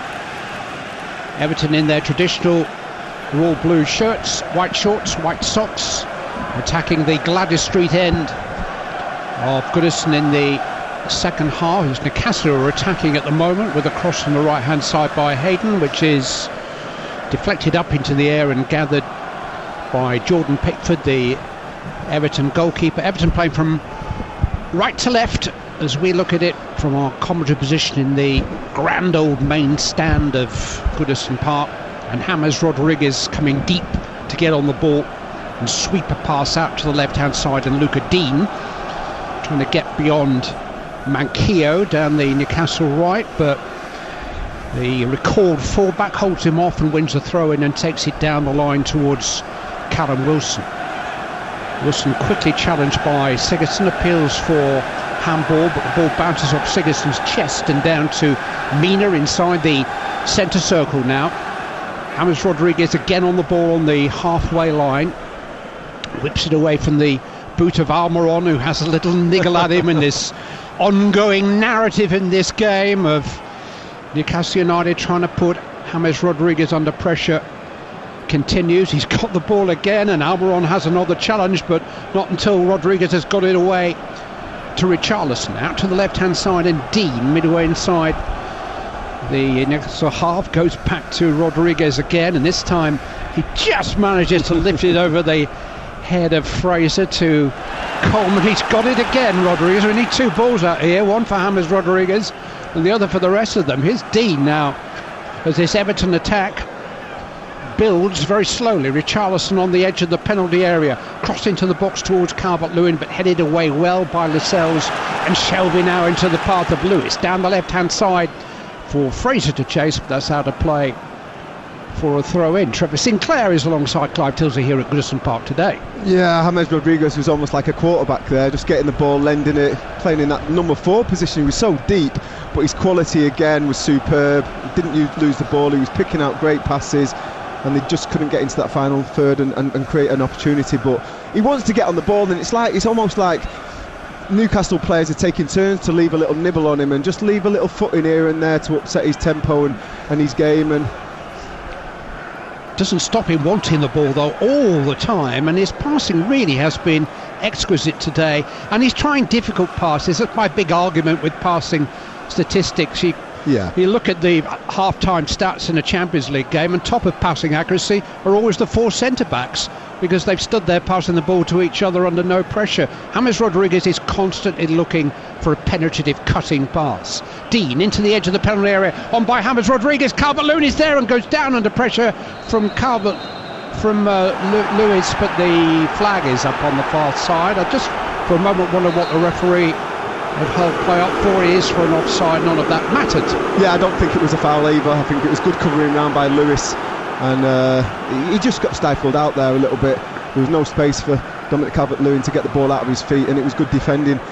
But like you say, talking about passing statistics, he breaks lines with his passes. He doesn't just go sideways. He's splitting midfielders and playing it into centre forwards' feet, and he has got an exceptional range and vision when he's on the ball. I just need a little bit more tempo with it, because at the moment it's been a bit one pace from Everton, and you see the way that Newcastle are playing. They're a little bit more direct, but they're having probably better opportunities in the final third, and it's just two kind of different philosophies against each other at the moment. And at the moment I would say that Newcastle look more likely to get into goal-threatening situations.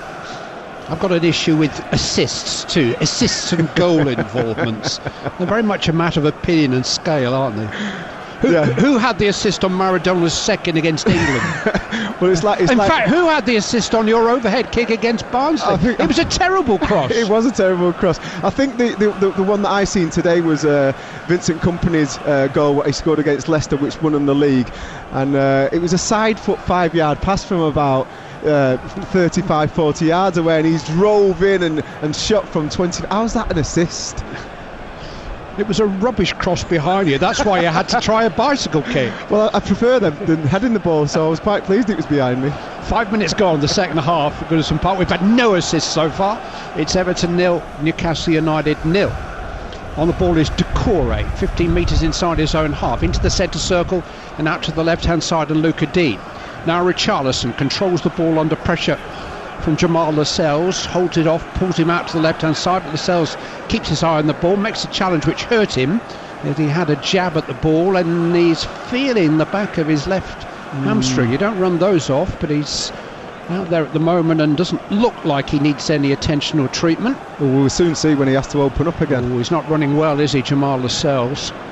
Everton have it with Pickford back on the edge of his own penalty area. Passed out to the right-hand side. Pickford's kicking is excellent to Coleman, 10 metres inside his own half of the field. Gives me a chance to run through the two teams. Everton have Pickford in goal, back four of Coleman, Mina, Keane and Dean. Then a midfield three of Iwobi, Decore and Sigurdsson. And what's the sensitive front three of Rodriguez, Calvert-Lewin and Richarlison, although Rodriguez is never on the right wing. On the right wing at the moment is Alex Iwobi coming forward, midway inside the Newcastle half of the field, fed into James Rodriguez, edge of the penalty area, little flick on which Javier Manquillo at the second time of asking gets clear. Newcastle are 4-3-3, they've got Darlow in goal, back forward Manquillo, the limping Lascelles, Cher and Lewis, midfield of Hendrick, Hayden and Shelvey, and a front three of Wilson on the right, Fraser on the left and Almiron playing as a kind of deep-lying number 9. I think Kieran Clark is doing quite a physical warm-up there, and I think it's pretty obvious that there's going to be changes for Newcastle. St Maxim is warming up as well, and they've got quite good options off the bench, Newcastle, so it'll be interesting to see who comes off. Dean into Calvert-Lewin inside the Newcastle penalty area, good sliding challenge by Lascelles, blocks the cross at the expense of a corner kick, and Jamal Lascelles is still unhappy. He's out there, but as you say, Kieran Clark, who's missed the last couple himself through injury, is being readied. Here's James Rodriguez, edge of the penalty area, Luca Dean with the cross deep to the far post. There's a little bit of bumper cars there when Mina goes to the ground under pressure from Jamal Lewis, who hooks it clear. On by Wilson, chance of a Newcastle counter here. Almiron pacey is on the ball, has an option from Fraser at his shoulder. It's towards Callum Wilson, big chance wide. Big chance for Callum Wilson, easily the best opportunity of the game. Terrific Newcastle counter-attack, but Wilson rolled it wide. Excellent ball in, I have to say, nice and early by Ryan Fraser. He didn't need to beat his man. You could see that Callum Wilson was wrong side of the defender, but onside. He threaded the ball with his right foot just in towards the penalty spot area, maybe just a couple of yards the other side of the penalty spot, and it's a great opportunity that for Callum Wilson, and he's took it side foot first time and he's missed the target. He'll be disappointed that he's not hit the target and at least work Jordan Pickford there, if not score a goal. But excellent play by Newcastle, and again counter-attacking, a little bit more direct, but again forging out better opportunities and better chances at goal than Everton. Newcastle has only scored 19 Premier League goals this season. Callum Wilson scored 42% of them. He scored 8 of them. He's been involved in 75% of those goals. He set up the goal on Tuesday for Almiron. He's gone 6 Premier League games without a goal himself, but he really should have ended that run and scored his 50th Premier League goal there. So here is the change, first of the day, and it's Jamal Lascelles who limps off to be replaced by Kieran Clark, who's a bit of a doubt for this game because his wife, I understand, is expecting. Very inconvenient.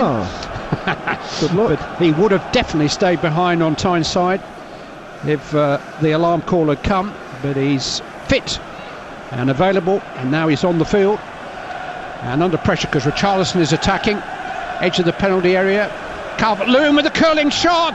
Oh, and Darlow did just about enough, kept alive. Iwobi has gone out of play for a goal kick. Well, it was a surprised effort really from an angle by Calvert-Lewin, and Darlow's save wasn't the most convincing. Yeah, I think Darlow couldn't really tell whether it was going inside that far post or not. It was a good run, excellent turn, I have to say, by Richarlison, just fooling the midfielder that was up against him, letting it run across his body. Everton corner, taken by James Rodriguez, punched away this time by Darlow, and hooked, sliced really by Lewis. He couldn't clear his lines the first time of asking. He actually passed to himself in the end and then knocked it out of play for a throw-in down by the corner flag to Everton, who are coming forward down their left-hand side. Still, Everton 0, Newcastle United 0. Dean winding up a long throw here, just drying the ball on his shirt.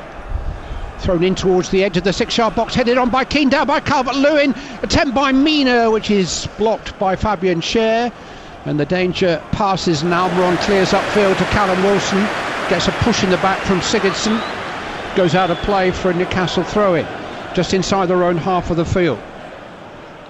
Throw-in which will be left now to Manquillo. Kieran Clark, who is a left-footed centre-back, has slotted in alongside Fabian Schär to the left of him. But Newcastle have the ball on the halfway line and have a throw-in which Javi Manquillo will take. He's been one of the players who suffered worst from the COVID outbreak in the camp last month. Fede Fernandez still isn't fit to play. Alan Saint-Maximin still isn't fit to start. And we have the anticipation of seeing him from the bench at some stage in this second half. Calvert-Lewin's given the ball away to Shelvey, still 0-0. Fed forward to Hendrick, out to Manquillo, midway inside the Everton half, right hand side. Gets it back from Almiron. Manquillo goes forward, rides a challenge from Dean and then catches Sigurdsson. And the ball's gone out of play for a throw-in. Sigurdsson is down looking for a free kick, but I think it's a free kick to Manquillo for Newcastle because of the initial challenge that Manquillo, he just dragged it to the left-hand side and went past Lucas Digne, who caught him and then followed through on the next challenge and caught Sigurdsson, and the linesman had already flagged for the first incident, so it's a decent position again. Ryan Fraser going to hit it in with his right foot, about 2 or 3 yards in from the sideline. Yeah, very much a crossing opportunity rather than a shooting opportunity. Fraser will take it. It's deep to the edge of the 6-yard box. Mina heads it up in the air, down by Schär. Sigurdsson manages to play it out, back in there by Fraser. Keane with a header which just about gets the job done, and Pickford comes rushing out and gathers the ball. We've had a collision between Richarlison and Schär, which has resulted in both of them going to ground, and we're going to need some treatment for one or both. Yeah, there was 3 players involved in that. I think Yerry Mina was involved, and 2 others, and the 2 others that were involved ended up hitting the deck. I think it just shows the athleticism and the size of Yerry Mina when he's committed to go and winning one of them aerial balls. But again, good, positive play from Newcastle, getting the ball into dangerous situations, and it took 2 or 3 attempts for Everton to clear that one, and they're getting closer. Everton 0, Newcastle 0 on TalkSport. With Now TV, you can watch Arsenal versus Manchester United and Southampton versus Aston Villa live today with the Now TV Sky Sports Pass for $9.99. Search Now TV.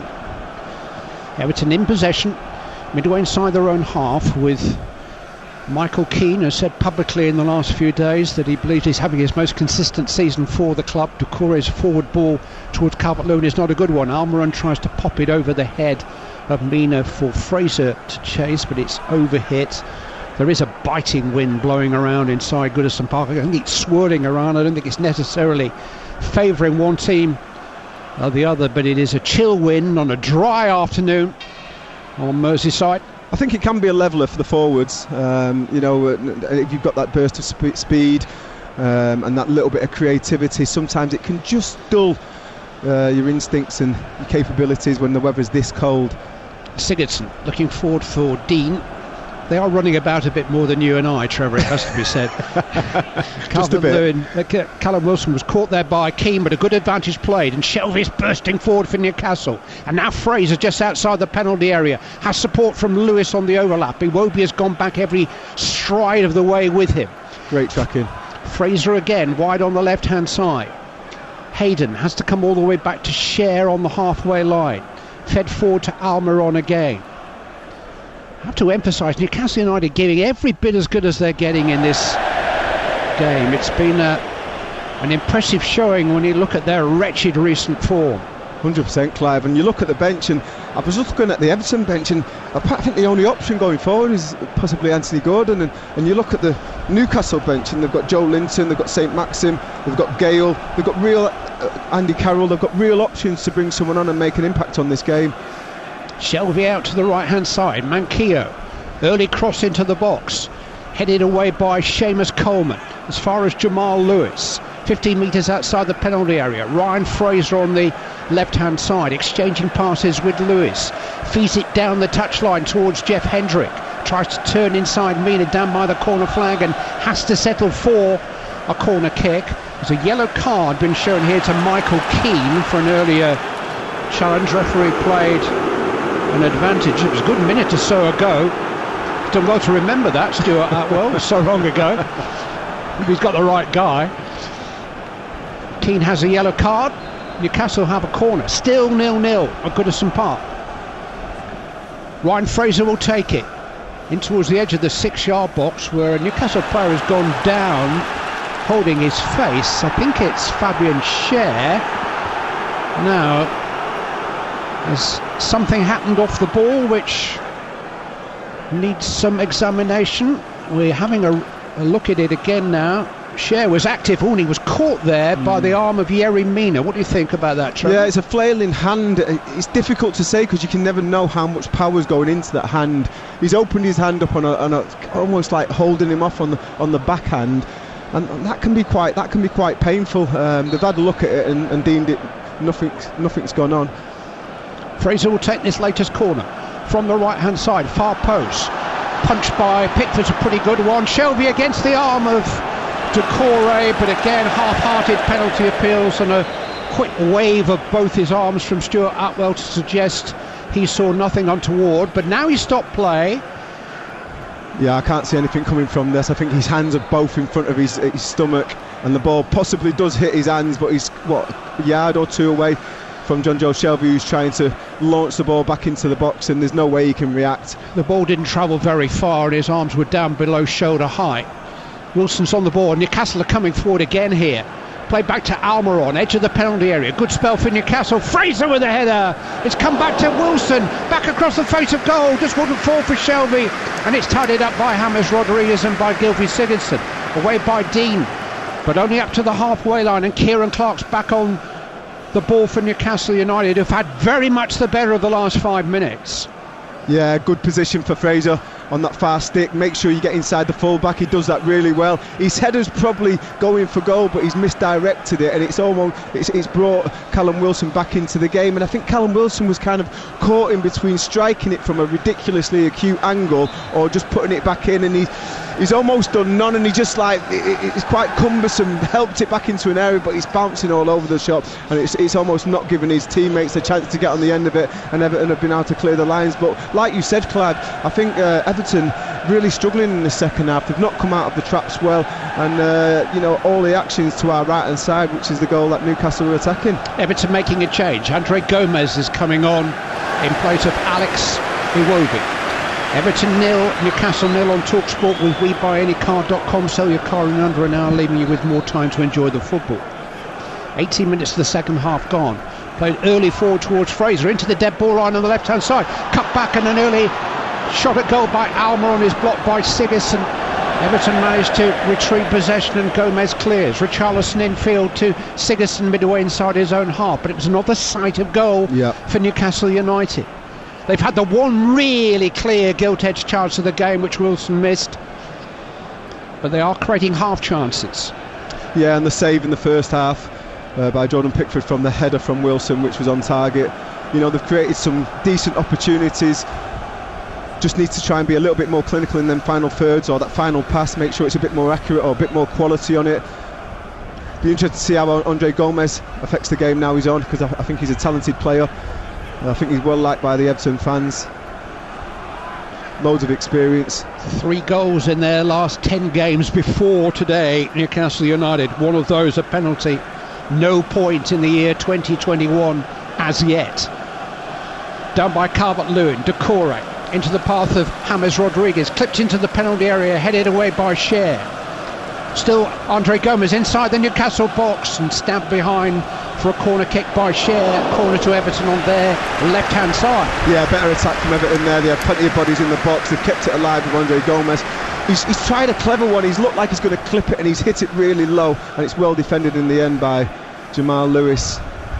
James Rodriguez with the corner from the left-hand side, in towards the near post, turned away by Almiron as far as Sigurdsson just outside the box. Almiron is there again, so enthusiastic and quick. Alan Saint-Maximin has stripped off his tracksuit and is ready to come on. Newcastle are coming forward with Isaac Hayden, lifted cleverly forward towards Ryan Fraser. It's Decore who's providing the cover for Everton.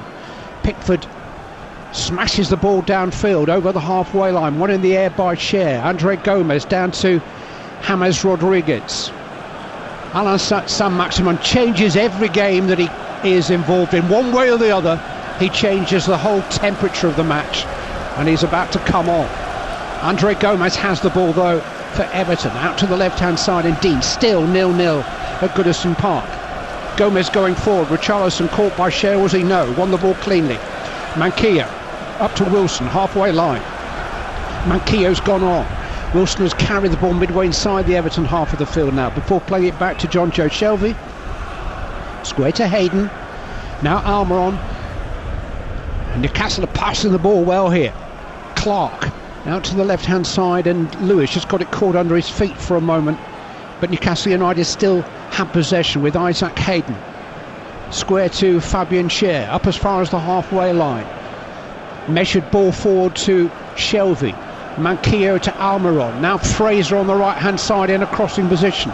Instead plays it square to Shelvey. 10 metres outside the box, back out to the right hand side. Manquillo with a little back heel which did Fraser no favours, and gives away a throw into Everton. Here comes the Newcastle United change. Ryan Fraser will make way for Alan Saint-Maximin, who's had 45 minutes in the last two games from the bench after 2 months of illness. Steve Bruce has said there is a lot riding on his shoulders. We are a different outfit when he is on the field. Here he comes. Well, I'm excited to see this final 30 minutes of this game, 25 minutes, 30 minutes of this game with Saint-Maximin in the pitch, on the pitch, and can he change the game? Can he have an impact on this Everton side and finally break their hearts and conjure up a goal or an assist? He's certainly got the ability and he's got the pace, and I think all Newcastle fans listening in and watching him will be excited to see what he can produce. Midpoint in the second half of the first of our 3 live commentaries on game day here on TalkSport. Arsenal versus Manchester United and Southampton versus Arsenal still to come. It's Everton 0, Newcastle United 0. Shelvey with the free kick into the Everton penalty area, headed away by Michael Keane. Almiron is underneath it, plays it back to Jamal Lewis. First touch for Saint-Maximin, wide on the left hand side, midway inside the Everton half, rolls it down the touchline. Lewis with a cross, sliding challenge by Coleman, corner kick to Newcastle United on their left hand side. Yeah, I think that's good play from Saint-Maximin. He's got the ball to feet, and obviously everyone's expecting him to try and dribble with it. It's a good overlap by Jamal Lewis, and it's a well-weighted ball down the left-hand side, and he's tried to get his cross in. He was well marshalled there by Coleman, and he wins his team a corner. But excellent decision-making, I would say, by Saint-Maximin, because they were doubling up on him. Shelvey then with the corner from the Newcastle left. Curled in right-footed. Edge of the 6-yard box, headed away by Calvert-Lewin. Saint-Maximin is first to it. Lewis to Manquillo, has to go all the way back to Darlow on the edge of his penalty area. He thumps it high centrally down the field. Mina is close to the bouncing ball and manages to hold off Wilson so that Coleman can play it to Decore. Now Sigurdsson midway side his own half. It was a teasing pass. Almiron almost cut it out and then made a challenge on Luca Digne. It's Everton 0, Newcastle 0. For the latest odds, you can go to Betfair, the official betting partner of TalkSport's Premier League coverage, where at the moment you can get an Everton win at 6-4, the draw at 5-4, or a Newcastle win at 5-1. That's on Betfair. More ways to bet, more ways to win. You must be 18 or over, and do be aware of begambleaware.org. 0-0. Coleman exchanging passes with James Rodriguez, who's been less of an influence on the game in the last 10 minutes or so, not least because Newcastle United have had the best of those last 10 or 15 minutes. Yeah, I think they can sense there's something here from if they continue. Newcastle, they're growing in confidence, they're starting to get into that final third more times. Andre Gomez though forward to Richarlison, and now into the penalty area, but it defeats James Rodriguez. He can't quite catch up with that, and it rolls out of play for a Newcastle United goal kick.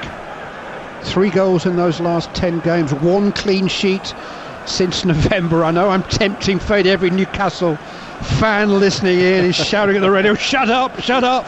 But they are the dreadful statistics that Newcastle have carried into this game. But somehow they played with confidence and they play with a growing assurance. And right now they're the better team. Absolutely. And, they've looked quite comfortable, dare I say, at the back. Kieran Clark's coming. He's not really been tested yet. And Mankio's done a good job on that right-hand side. They've looked really comfortable. Everton have a free kick just inside their own half of the field. Michael Keane has the ball. Played square to Yerry Mina. Gets it back from Gylfi Sigurdsson. Mina looks up for options. Out to the right-hand side. James Rodriguez just helps it on. And a typically elaborate attempted back heel, which comes back off Lewis and out for a throw in. Well, it's almost like a Cruyff to nothing, because if you get something in the way, it's inevitably going to go out for your throw in anyway. So clever play again by James Rodriguez. Mankio with the header for Newcastle. Almiron just glances it on. Callum Wilson, who's been a success down this right-hand side, but for the chance that he's missed. It's been an interesting innovation from Newcastle today. Maybe an idea that Graham Jones has brought to the party, playing Callum Wilson from wide on the right-hand side. He's very pacey enough to play out wide, that's for sure. Yeah, I've seen glimpses of that when Liverpool went to St James's Park, and he did that quite a few times. He's putting Dean under pressure here, down by the corner flag on the Newcastle right, where they've won another throw-in, which Javier Mankio will take. It is a difficult position to master, that number 9 spot, especially when you're up there on your own. You've got to be clever, your IQ's got to understand different scenarios. And for the best part of this game, he's made excellent decisions, Callum Wilson, whether he's in the centre or whether he's going down that right-hand channel to stretch that Everton defence. Jeff Hendrick has won another corner kick for Newcastle United. John Joe Shelvey will come across to take it from the right-hand side. Kieran Clark and Fabian Schär will go forward into the Everton box. I think there's a huge advantage for Everton in aerial height. I'd like them to see him try and mix it up a little bit. Shelby guides that one to the edge of the 6-yard box, and Callum Wilson has scored for Newcastle United. Beautiful glancing header to John Joe Shelby's corner kick from the right-hand side. Callum Wilson's 50th Premier League goal after a run of 6 games without a goal for Newcastle's main goal getter, Callum Wilson. He's given them the lead.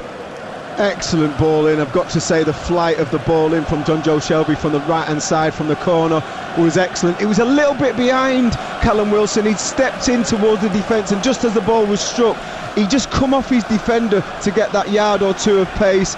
Going backwards, it's a really powerfully headed ball into the far corner, right into the stanchion. No chance for Jordan Pickford, and I think the defenders will be disappointed that they didn't get closer to him, but excellent movement and great delivery. And sometimes if that delivery is perfect, it doesn't matter how tall the defenders are, they won't be able to affect the ball.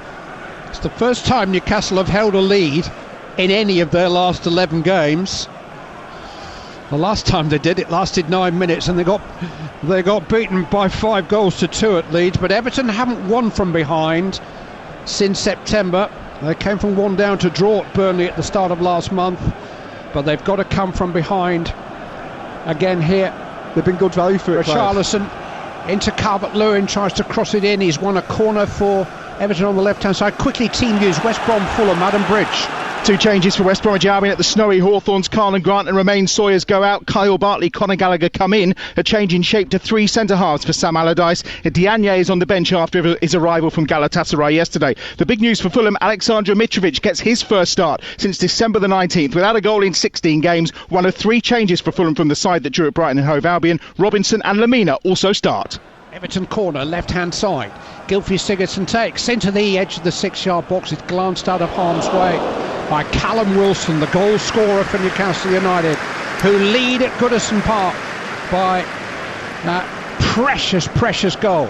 Sam Maximin has been caught in possession though by Andre Gomez, but he's strong enough and able to win it back. A little pirouette of a turn, and Newcastle are coming forward again, and it's Miguel Almiron. Got options.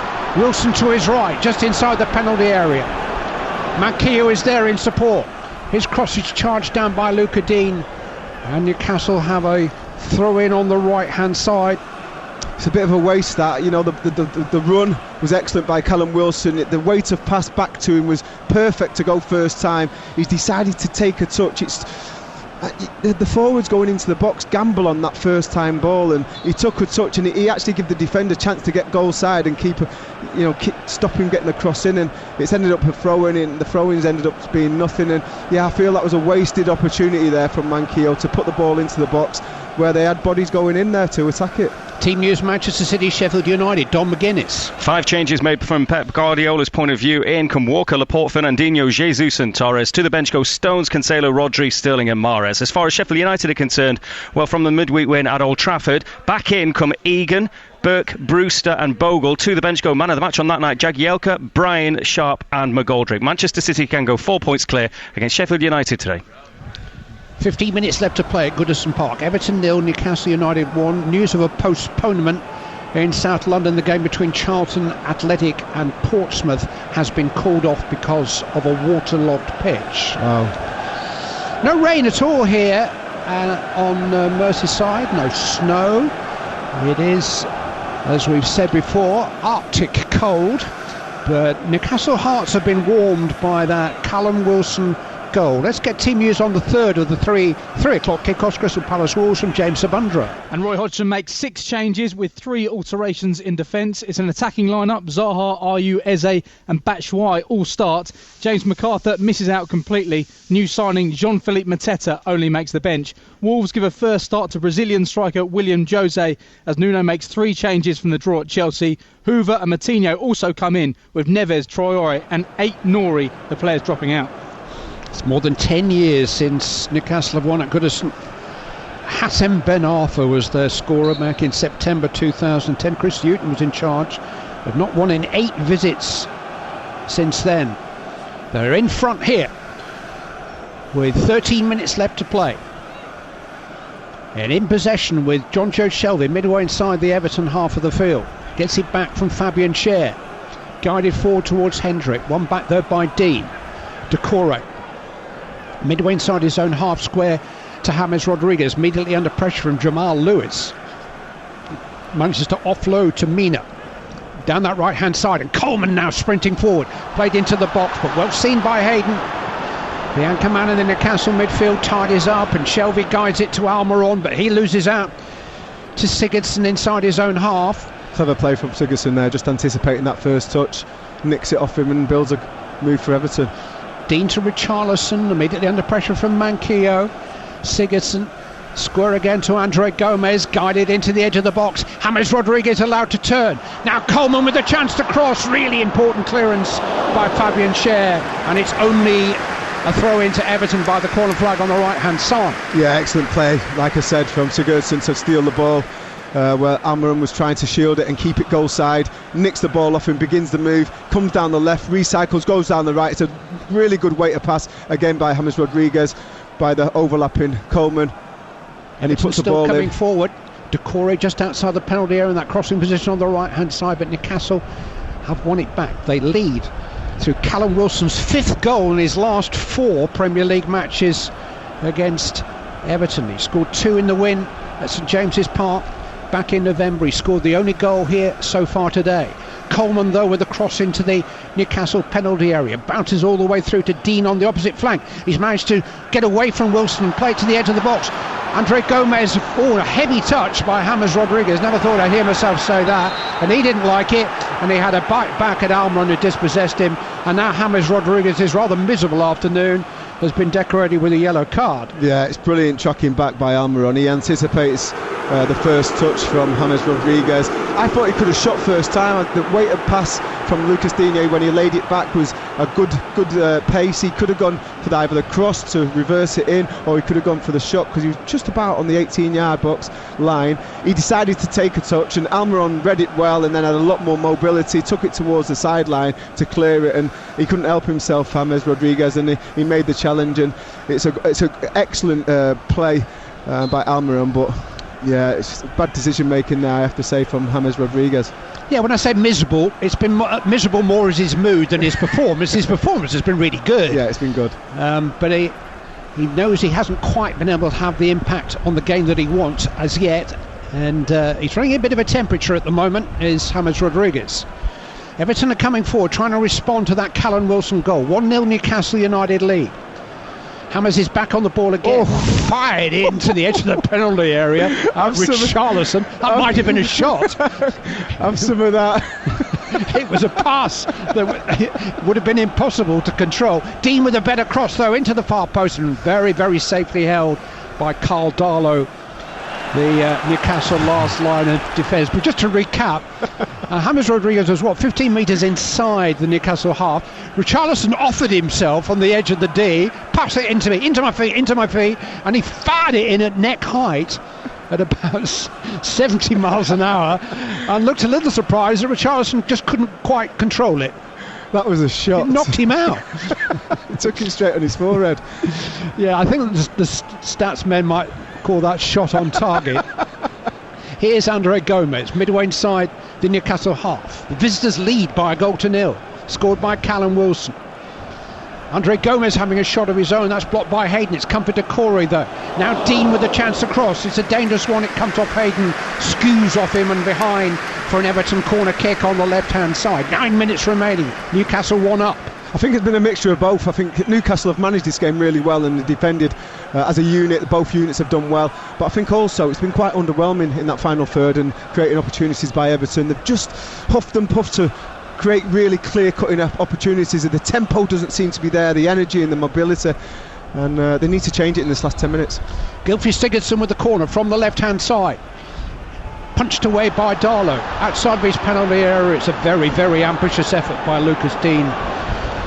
Hit on the half volley and hit into the empty Gladys Street. December the 12th, Newcastle United's last victory, won with a late header from Dwight Gale. December the 12th, they beat West Bromwich Albion up at St James's.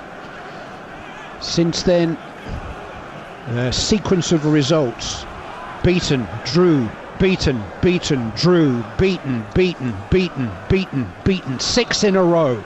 It's tough, and I think it just shows, and you have to give him credit, how good this performance has been, because it's all right playing well and providing good performances when you're in a team that's doing okay, but this team have been really struggling for confidence, and you wouldn't know that with this performance, because it's been exceptional from start to finish.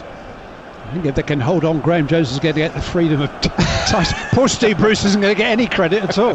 Here's James Rodriguez though, trying to do something about it for Everton. Midway inside the Newcastle half. Richarlison, Dean with a low cross, deflected behind, hit by Hayden against Richarlison, and it bounces behind for a Newcastle United goal kick. Still 1-0 to Newcastle. And a great spirit as well, this Newcastle side. You can see there from that clearance which ricocheted for a goal kick. You know, everyone's encouraging each other. They've got a great team spirit. I'm just looking there now. Isaac Hayden, he's clapping the boys. Keep it going. 10 minutes to go. Come on. Still to come, TalkSport 2 live this afternoon. Derby County versus Bristol City from the Championship. Here on TalkSport, Adrian Durham will host Game Day live from the Hawthorns at 2:30. Our second Premier League exclusive commentary is Arsenal versus Manchester United from 5, with Southampton versus Arsenal to follow that back on TalkSport 2 from 7:30. Our fourth Premier League exclusive of the weekend is tomorrow from 11, Chelsea versus Burnley. That's here on TalkSport.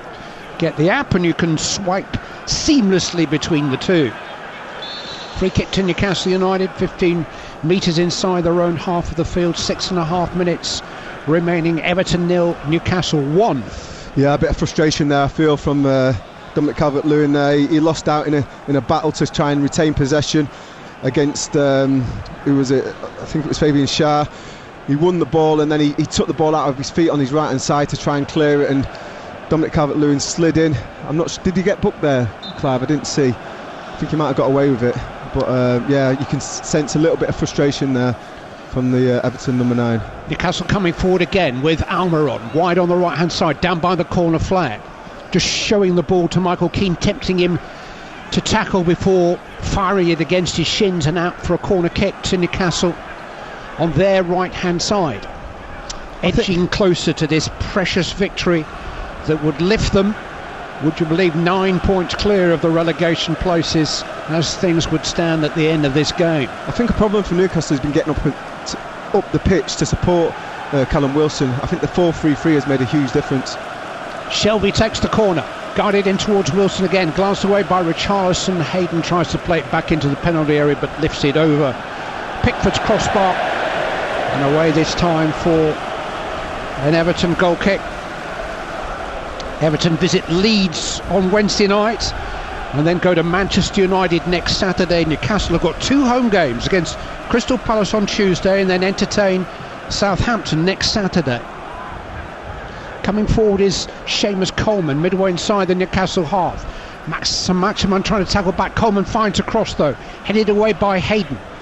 Edge of the penalty area, well contested by Manquillo, and knocks it against Dean and away for another goal kick to Newcastle United. And second by second, inside the last 5 minutes, they are tiptoeing towards a victory which might just not only turn around this run, but turn around the remainder of their season. The whole climate on Tyneside will change if they can head back up to the northeast with 3 points tonight. I know Jamal Lascelles is the captain, but I do feel it's probably helped him as well at the heart of that defence. Being able to bring Kieran Clark, who's left-footed, into the left berth of that central pairing and put Schär onto the right. They've looked really comfortable and dealt with everything that Everton have put into their box. Headed goal by Callum Wilson is the difference here. Newcastle on the ball with Shelvey, finding Almiron in an attacking position, slid into Wilson again, there's no flag, he's round the goalkeeper, and Callum Wilson has hit a post. It came back off the sliding Mina and has gone behind for a corner, but Wilson there, the proverbial coat of paint away from sealing this for Newcastle. Excellent ball, I have to say. He received the ball from John Joe Shelvey on the half turn and played a really nice slipped straight ball in for Callum Wilson, who managed to stay onside. He passed the ball past the oncoming Jordan Pickford, and just the angle just went away from him a little bit and he weren't able to get it inside that near post. But excellent play again, and Almiron's played a really key part in this game for Newcastle. He's been involved in most of the good things going forward in that final third, and I've always thought he's got talent, but he's always too deep to affect the game in the final third, and when he gets there he's always been too tired. And I think the balance in this team, whether that's got anything to do with Gray and Jones, is a lot more suited to the players. It's a massive improvement to what I've seen in the past. Callum Wilson should have had a hat-trick in this second half. Missed one very good opportunity before scoring the goal that divides the two teams, and has just seen another one elude him there in the last few seconds. So unlucky. He did everything right. He took the ball past Pickford. And now here's interesting, is because Jeff Hendrick clearly slid in and got the ball. He's got a yellow card here, but he's followed through, carried him into Richarlison, and I don't think that's a foul or a yellow card. I'm with you, Clive. I think his feet's low, he's in control, he's leading foot, he's on the floor. I think it's a strong challenge. I think he wins the ball, and I'm with you, Clive. I don't even think that's a foul, and Hendricks is very unlucky. One, to get given the foul against him, but certainly to pick up that yellow card because it's a fair challenge. And he slid in. It isn't okay. Getting the ball isn't enough in the contemporary game, but he got the ball by half a second. I mean, he was there way ahead of Richarlison. His momentum just carried him forward. Richarlison was late to the party and got caught. He's back on his feet gingerly. And Everton do have that free kick, which is midway inside their own half of the field. Well, they say, is this being reviewed for? It can't be being reviewed for a red card, can it? No. We have a stoppage in play at the moment. There's nothing on the giant screen to suggest. I can't see it. VAR review, or whatever the stoppage was about. It's over. Stuart Atwell's happy to continue. Newcastle United leading by 1-0. We're actually inside the 90th minute, but there's going to be some added time. Coleman with the cross into the Newcastle box. Andre Gomez is able to control it just on the edge of it. Played back to Luca Dean. Gylfi Sigurdsson just managed to smuggle a pass away to Coleman into James Rodriguez inside the penalty area. Flag goes up belatedly. They really are the new tease of the modern game, the delayed assistance flag.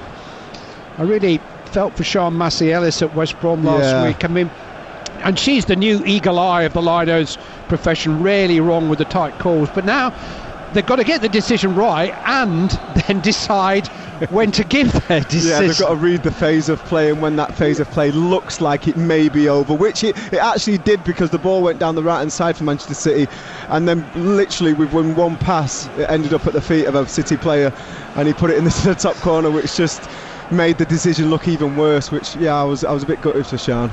I mean, if she's having a problem with multitasking, what hope is there for the male linesman? We've got no chance. But it's about 4 jobs in one these days. And do they get any thanks? Do they not? Nada. Free kick to Newcastle United, who lead here at Goodison Park by 1-0 deep inside stoppage time, and a free kick in a good position for them. It's about 10 paces outside the penalty area. They can take their time over it. And they'll certainly take their time going home tonight if they can see out these last few seconds and gain their first victory since mid-December. I'm just looking at Steve Bruce there in the technical area. He knows how close they are to getting over the line and getting these 3 points. John Joe Shelby with the free kick. It's not too bad actually, just dips over the crossbar of Jordan Pickford, who raced across his line and collided with his post. And he's limping now, but Everton have the ball but very little time. 5 added minutes though we do have. Minute and a half of those played. Decore out to Dean on the left hand side, midway inside the Newcastle half of the field. Still Everton 0, Newcastle 1. Andre Gomez. Dean finds a cross, but it's charged down by Hendrick at the expense of a corner kick to Everton on the left hand side. Still hope for the home team to avoid their 4th home defeat of the season. One of 10 teams in the Premier League have got more away points than home points this season. James Rodriguez takes into the edge of the 6-yard box. Richarlison glances on, slides out to Decore with a low cross. Sharp taken away again by Isaac Hayden, and Alan Saint-Maximin sweeps it forward, and Jamal Lewis is racing clear, and he's got Wilson in support, and he's found Wilson. First touch a little heavy, still a great chance. Callum Wilson, 2-0 to Newcastle United. 2 for Wilson, 2 for Newcastle, 3 big points for Steve Bruce and Newcastle United. They've sealed it in stoppage time. Wilson has scored for the 4th time against Everton this season, and Newcastle United, for the first time since mid-December, are going to win a Premier League game. Yeah, what a finish that was. I mean, it's a great run down the left-hand side by Jamal Lewis, who's had plenty of energy up and down that left-hand side for Newcastle. It's on his left side. He needs to go first time because Callum Wilson is free on his own. All he's got to do is pick the pass. The quality was there. It's a great ball into him initially, up the channel by Saint-Maximin, but the ball in is superb. Callum Wilson takes it on the volley. His first touch is a little bit busy, a little bit wide of where he wanted to put it. He settles himself, composes himself, and then he finds the inside of the stanchion. It's absolutely clinical from the number 9 for Newcastle United, and that is well deserved. They've been really good value for this win, and I'm sure Newcastle fans will be very pleased with what the new Newcastle looks like under Graham Jones. 21 Premier League goals for Newcastle United this season, 10 of them from Callum Wilson. He's scored 6 times now in his last 4 Premier League games against Everton, but 4 of those 21 Premier League goals that Newcastle have scored in total have come from Wilson against Everton. But it's not just his goals, you know, it's been his all-round play, his work rate for the team, he's running into the channels, his link-up play. He has been excellent today, you know, amongst other players for Newcastle. Everton are in possession, but they're running out of time, and Wilson has the ball now again for them. Sprinting forward over the halfway line, he's going it alone, he's surrounded by blue shirts, he's heading for the corner flag, and he's eventually levered to the ground by Michael Keane. No foul apparently. Well, we've got Fulham West Brom in opposition at 3 o'clock, but right now Fulham are third from bottom on 13 points, and Newcastle are heading to 22 points. Yeah, Dominic Calvert-Lewin there just hit the ground, he's holding his, I think his left knee, is it? Looks in a bit of distress. Play goes on with Callum Wilson coming forward for Newcastle, but he's happy just to hold it up on the touchline. I'm happy to say Calvert-Lewin is starting to get to his feet. Wilson has lost the ball. Andre Gomez is coming forward, but the 5 added minutes are almost up, and Newcastle United have a 2-goal lead. James Rodriguez on the ball, out to Richarlison on the left-hand side, tackled well by Manquillo.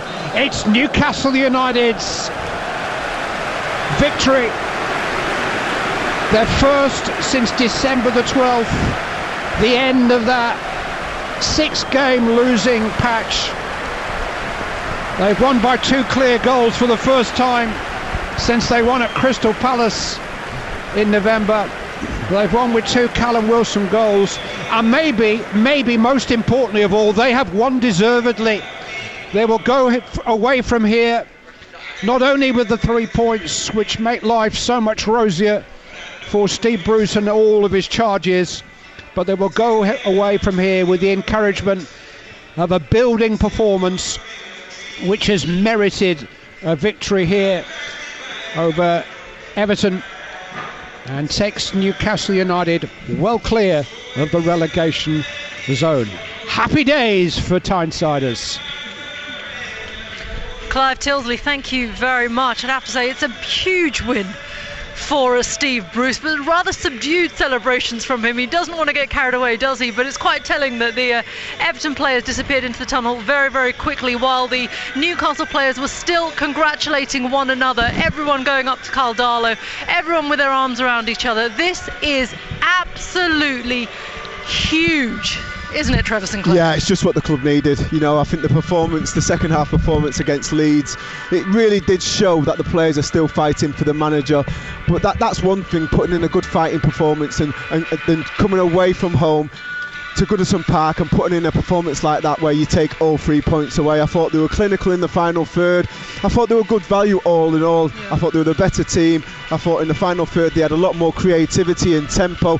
Callum Wilson was outstanding, but I thought Almiron played his part. I thought he was excellent throughout the game, defended well as a team, and you know what, you talk about the defence, the midfield and the forwards, they linked up well today. I thought they had a great balance about the side, and early on in the first half I said they looked like they're playing a definite 4-3-3, and that should help them create more opportunities but also defend as a unit as well. Yeah, everyone put their bodies on the line, didn't they, for the team. 5 away defeats before this, 5 Premier League defeats before this as well, but interestingly this is the first double that Newcastle have done over Everton since 2001-2002 when Bobby Robson was in charge, and of course Callum Wilson scored in the victory against Everton back in November at St James's Park, and he scored 2 today. I mean, we're talking about Callum Wilson, so much to say about him today, but I mean, it just shows that class is permanent, isn't it? Well, listen, he's a class player. You know, the last game I went to watch him play against Liverpool, and he ran the back 2 ragged. He did similar to what he did to today, but without the goals at St James's Park. And you know what, he obviously loves playing against Everton, to score at home and then score a brace here. He could have had 4 today. You know, the header, he had the chance where it was a similar situation mirrored to his second goal, but from the right hand side where he miscued his effort, which he should really have hit the target there. But that's what great strikers do, they keep on getting in the same positions to score chances, and if they keep the composure like he did on that second goal, they'll get goals. And yeah, it was an outstanding performance from him, but I think all in all, you know, there was a great team spirit. I think the work rate, you know, in the first half, and until he got substituted from Ryan Fraser was there. And the midfield, they've managed the game really well. Isaac Hayden, John Joe Shelby and Hendrick, I thought they were excellent in there, and they supported each other. Yin and yang, if one went forward, the other two sat in, and they had a great balance about the side. And fair play to Steve Bruce and bringing in Graham Jones and slightly changing the formation of this Newcastle side, and by slightly changing the formation they ended up with a fantastic result. Yeah, it's definitely paid dividends. Time for us to pick our man of the match with WeBuyAnyCar.com. Man of the match on TalkSport with WeBuyAnyCar.com. Rated excellent on Trustpilot with over 80,000 reviews.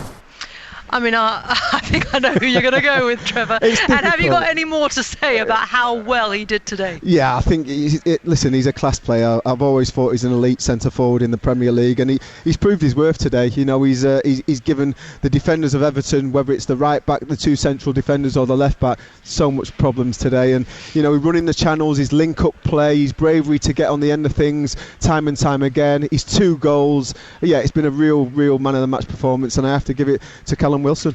He looked threatening every time, didn't he? Every time he had the ball. He's a top player. He's a top player, and I think that's why they paid the fee that they paid for him. He's proven, he scores goals, and the stat that Clive came out with in commentary, I think he scored 50% or just over 50% of Newcastle's goals. He scored that's his 10th this season.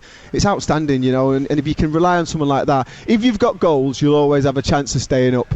That was our man of the match from today's game with WeBuyAnyCar.com. This is our base, St James's Park, Newcastle against Southampton, with all the goals as they go in, or a little bit later on, depending on when Ian gets the information and what he can read on his crib sheet. Yeah, it's a little bit challenging, but we'll do our best. If anybody could, Newcastle was where the windscreen wiper was invented. They actually need to invent windscreen wipers for glasses, because that could be a problem, because there's a little bit of perspex here. Every press box, every press bench has a perspex shield, and then it's sort of like, I'm probably about, 12 inches away from it, but the water's gathering on the top, and every time a big bit of rain drops down, it splashes and hits me in the face.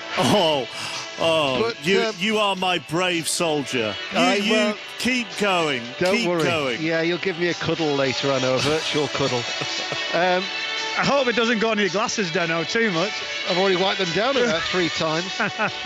The team news then here, but it feels as if it's been raining since Tuesday in the northeast. It's been horrendous. Anyway, 2 changes. Saint-Maximin for Fraser, and Willett makes his debut for Clark. So we're expecting Hayden to drop back into defence. Darlow the goalkeeper, Manquillo, Hayden, Scher and Lewis. A midfield of Willock, Shelby, Hendrick, Almiron and Saint-Maximin. Callum Wilson up front for Newcastle United. For Southampton, 4 changes. Vestergaard is back from injuries, missed the last 8 with a knee problem. Romeo is able to return. Redmond starts as well. And there's also a debut for Minamino on loan from Liverpool. So McCarthy's in goal. We're expecting Vestergaard at right back, Stevens, Bednarek and Bertrand the defence. Ward-Prowse, Romeo, Minamino and Redmond.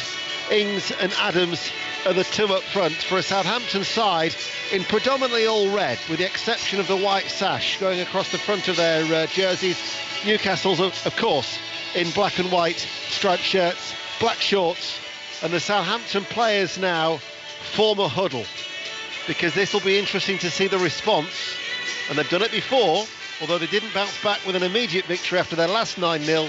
How do they bounce back after that drubbing at Old Trafford? Michael Brown. It will be interesting. They've got to show some real character. It's a game they can go on and win. We know the record at Newcastle United hasn't been great at home, but they have got a fantastic record against this Southampton side. So let's see what type of reaction, let's see what team shape they've got. Huge game for Newcastle United. Craig Pawson is the referee. The local weather last night, they said there was a yellow weather warning in place for around 3 o'clock with the prospect of snow.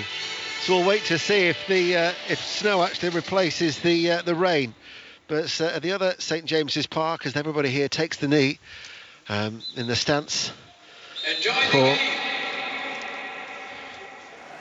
Again, it's for the the Black Lives Matter movement, and then Southampton hit the ball long from Bednarek. At the other St James's Park, Bradford City's 8-match unbeaten run has come to an end. Exeter City coming from behind to win by 3-2. That was in League 2. Coventry 0, Watford 0, Aston Villa 1, Arsenal 0 with the other results. So Southampton are attacking the Gallowgate end, for those of you who know St James's Park, in their change strip. They're mainly all red, out towards Bertrand on that far side, and so they're attacking down the slope here at St James's Park. We'll keep you up to date with the rest of the goals as they go in, and of course no sports report tonight, because after the football, straight to Twickenham for the start of the Six Nations, England against Scotland, and currently on Sports Extra is Italy against France. For the first half commentary of Burnley-Brighton, which is the other 3 o'clock game, that's actually on the BBC Sport website. But here Southampton have been awarded an early free kick, Michael, midway through the Newcastle half, as Rotherham United have taken the lead at Deepdale. Preston North End 0, Rotherham 1. Rotherham, who've won their last 2 away from home. Nothing comes from that free kick. Craig Pawson with an outstretched arm has just gone and put his arm right into the face of the debutant, Joe Willock. Yeah, he did. Just obviously the assistant referee, the flag was up. He's trying to work this Southampton formation as we're looking at it now. Would it be a back 3? Would it be a back 4? But it's Stevens, it looks like he's gone into the back 4 at right back. Bednarek, Vestergaard and Bertrand, that's how they've set out. The 3 in front of Romeo, Prowse, Redmond, Minamino, just on that higher on the wide left side with Danny Ings and Shea Adams. So it's Newcastle who attack.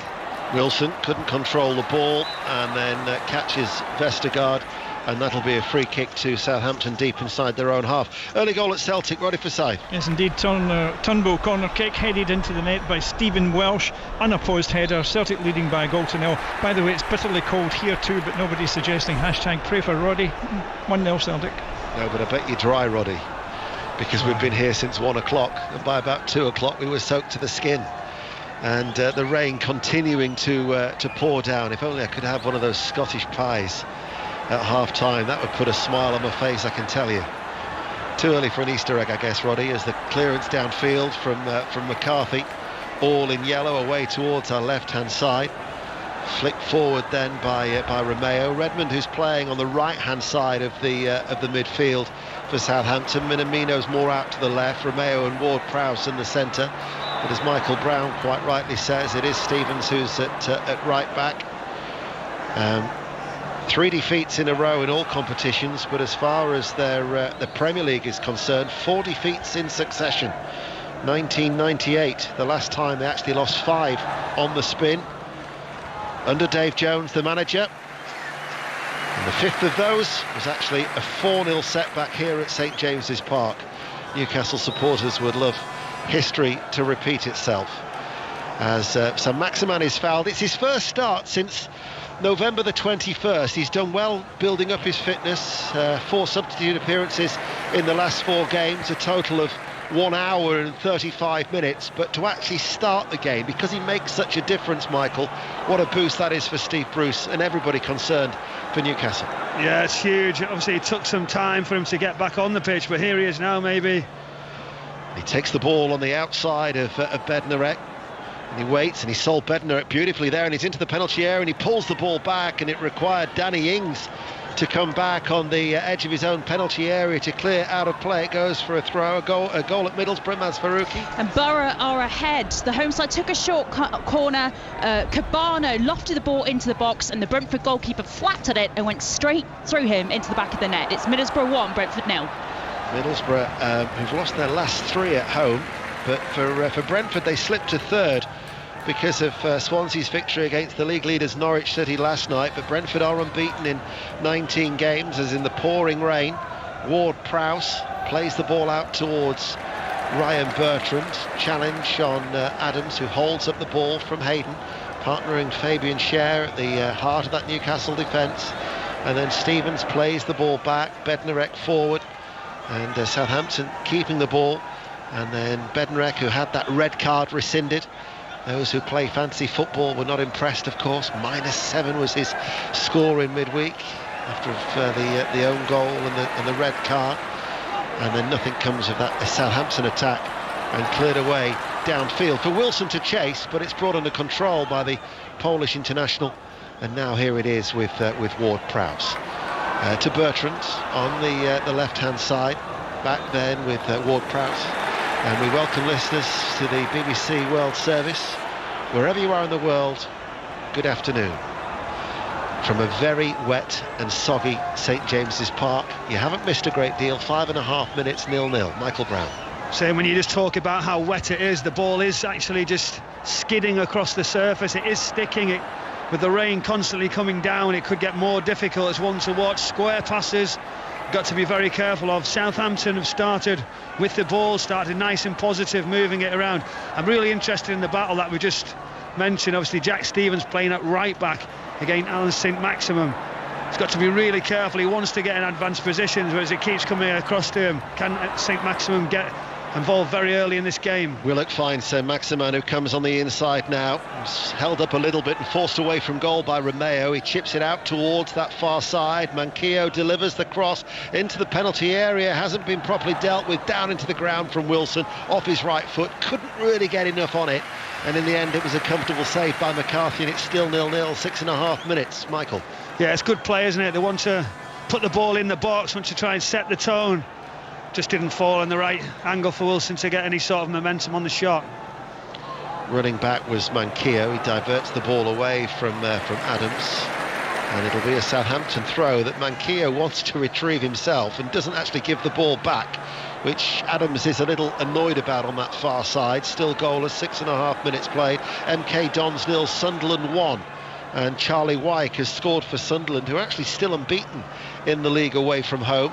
Vestergaard switching play out towards Ings, beaten in the air though by Lewis, helped out by Shelvey, knocks the ball back in his own penalty area, gives it to Redmond, opportunity. Redmond trying to thread a small short ball in towards Minamino, who'd made that darting run towards this near side, but it was picked up by Darlow.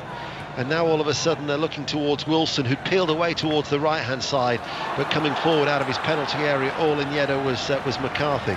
And it's 0-0. Here is Shelvey now, and the forward ball. Flag stays down, and Wilson is through. Wilson now in on goal, attempts to measure himself and goes on to score, and now the flag is raised, which I was half expecting because that's the nature of what we've seen, but as a matter of course, it will be checked by VAR. But certainly the Southampton defence looked very, very flat. We'll wait to see what VAR decide. Very square, weren't they? It was a great run. Wilson, you know, he pulls on the shoulder. Shelvey just slots it in, and as he got away, you're sort of waiting, will the assistant referee put that flag up? We were still waiting for that decision now. It's a wonderful finish, wasn't it, into the far corner, but we're off and running, nothing doing on that. Offside is the correct decision. We don't actually have any monitors here in the press box for health and safety. They don't put the electronics because of the wet conditions and the rain, so we were just waiting for the decision, but it was a quick restart, which means that it was quickly dismissed. Newcastle are back on the attack again. To show if you can actually hear the rain off the effects, Mike, the way that it's pouring down here at St James's Park. So that early goal disallowed, and it remains 0-0. Charlton though are leading at Spotland. Rochdale 0, Charlton 1.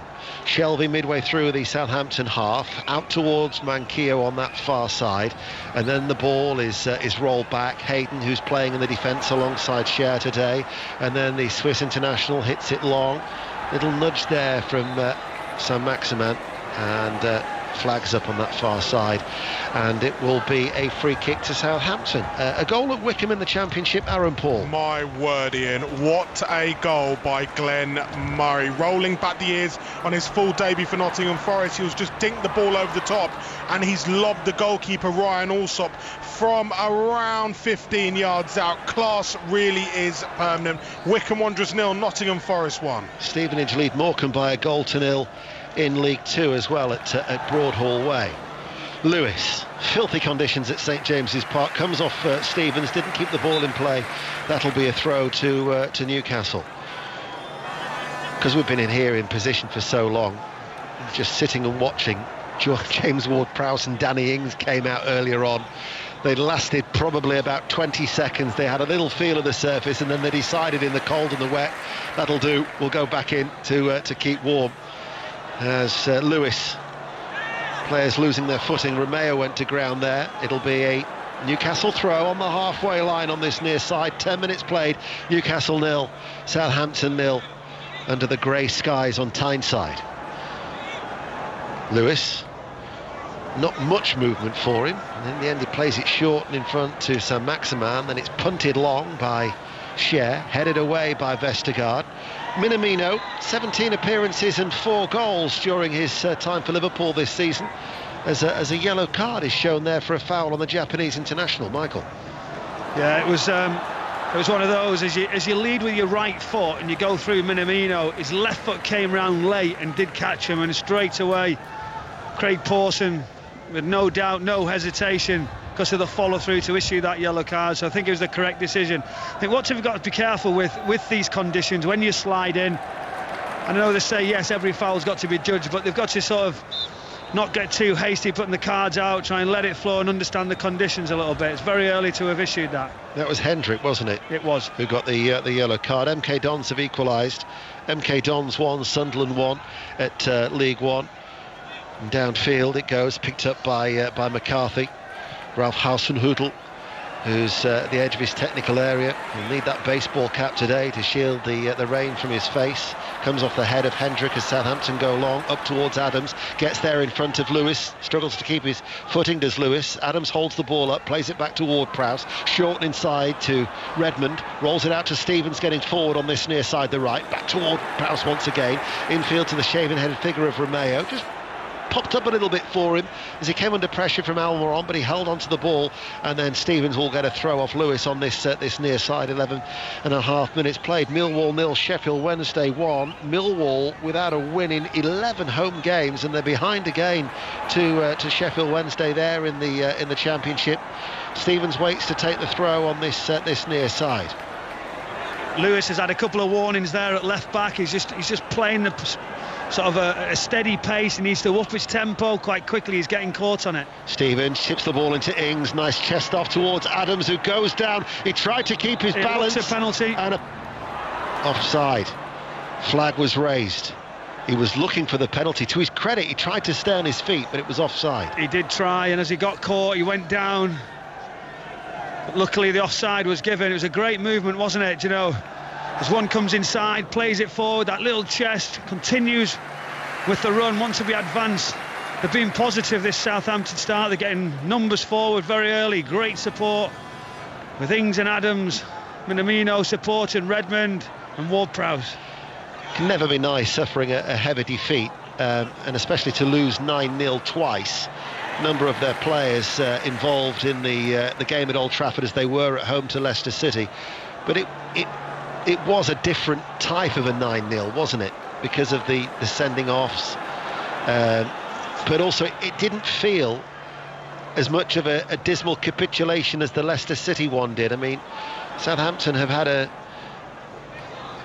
decent season this season as Saint-Maximin goes to ground. It's a little bit soft of a free kick there. He moves his body so well, doesn't he? Left to right, he commits you. You go near him, he can sort of ease to the ground at the speed that he's travelling at now with a set piece. So early on, Newcastle really could do with a goal, put the pressure right on Southampton. And now it's about the delivery from a good area just outside the 18-yard box, a little bit wide of the 18-yard area. But it's all about the delivery, in-swinger from Shelvey. Shelvey then to take the free kick, level with the penalty area near side the left. They're attacking the Leazes end at St James's Park, so Newcastle are playing from right to left. This will be a right-footed free kick from Shelvey. It's going to be an in-swinger. Shelvey now goes deep towards the far post, punched away by McCarthy. Came about 8-9 yards off his goal line to get a good distance off that right fist. Almiron picks it up midway through the Southampton half.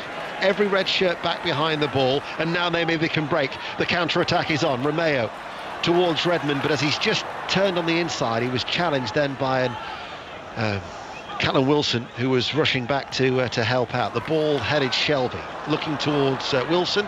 Bednarak's touch comes off the chest of Wilson and out of play it goes for a throw. The other 3 o'clock game in the Premier League's at Turf Moor. Burnley, Brighton, Juliet Farrington. Where it's 0-0 between these two, but Brighton are certainly growing into this match. Burnley started well. Sanchez has been the busy of the keepers, saving comfortably from Ben Mee, but he had to deal with McNeil and Vidra as well in quick succession. But it's 0-0 here at Turf Moor. Luton Town 1, Huddersfield Town 0, Crawley Town 0, Harrogate Town 1. Latest scores in the Championship and League 2 respectively.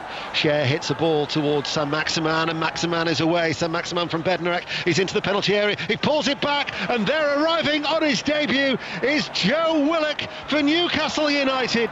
What an impact he's made from Arsenal. And Newcastle United lead just past the quarter of an hour mark.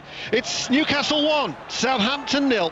Oh, it was a clinical goal. We've seen from the crossfield pass. Saint-Maximin's touch was excellent into the area.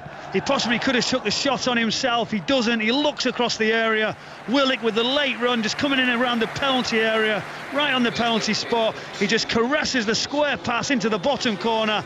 Wonderful pass, wonderful finish. Great start for Newcastle United. He was always going to make a debut, an impact when he starts, Saint-Maximin, and away got away from Bednarek and Joe Willock. That's what Newcastle have missed in the midfield, is some legs, a little bit of energy. And Willock, who's scored 3 goals, all in the Europa League this season for Arsenal in his 17 appearances, and his only goal actually in 40 Premier League appearances for the Gunners was actually against Southampton in June.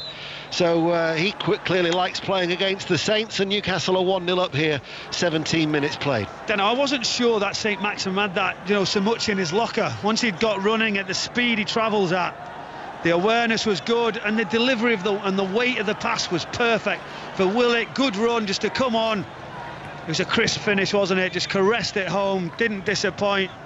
Great work from the 2 attacking players. Would you have expected Bednarek to have done better? Yes, possibly. Yes, you've got to say, you'd be looking at the Southampton point of view, how wide open they would be. You know what he brings, don't you? You've got to get safe side. You've got to get, between yourself and the goal. You can't let him run at you, Saint-Maximin. Once he's away, his pace is too good for you. Tranmere Rovers 1, Port Vale 0 is a latest score at Vale Park, as Shelby out towards Wilson, inside again. Willett was the one breaking through from midfield in towards the penalty area. Tranmere are actually going well. They've won their last 5, and in fact that's not at Vale Park, it's at Prenton Park. Tranmere 1, Port Vale 0, a latest score in League 2. Newcastle lead by a goal to 0. Burnley Brighton is goalless. That's at Turf Moor. The rain still splashing down here at St James's Park, and Newcastle United, who've got a very good record against Southampton, looking to try and maintain that here today. As up towards Adams running forward, cuts inside edge of the penalty area, one shot is blocked, tries to pick up the loose ball, carves it out towards Ward-Prowse, plays it towards Ings couldn't control that bouncing ball, it went past him, and Lewis will bring the ball away for Newcastle United. So Maximin tries to play it early, Redmond wins it back for Southampton, tries to get away from Lewis, who's being held a little bit there was Nathan Redmond, and Bednarek now on this near side to Ward-Prowse, keeping the ball. Vestergaard under pressure from Almiron and Wilson, chips it across towards Stevens.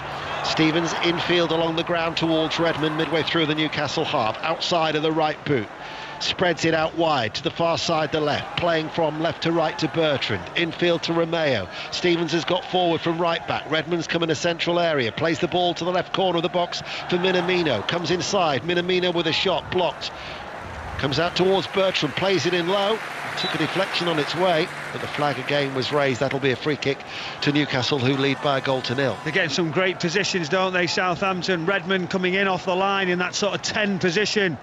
He's got good awareness, he just looks over his shoulder, he gets on the half turn, that allows him, taking it with the back foot, to travel forward, and he's sweeping the passes out to wide areas with the outside of his foot, inside of his foot. He's getting in some great areas. There's been a good reaction from this Southampton side, as a couple of opportunities have come Newcastle's way now, just while there's a little injury, a little bit of concern. But Steve Bruce just below us has got to be delighted with the start that he's had. when the pressure's on, you need that goal. As we discussed with the early free kick, we thought they could put the pressure on this Southampton side, so good start from Newcastle. Bristol City 0, Cardiff City 1 is the latest score in the Championship. Their players yet to get underway. It means we can nip down the A19. Maz Faruqi at Middlesbrough. Middlesbrough still have the lead here. Still no shots on target from either side. Just that own goal giving Middlesbrough the lead here, the slight edge. Not the greatest of first 20 minutes or so here. Middlesbrough 1, Brentford 0. The result that counts, though, as far as Neil Warnock's concerned, I would imagine, when you've lost your last 3 at the Riverside. 20 minutes played. Newcastle lead by a goal to 0. Southampton, who've won just once here in 16 visits. Drawn 3,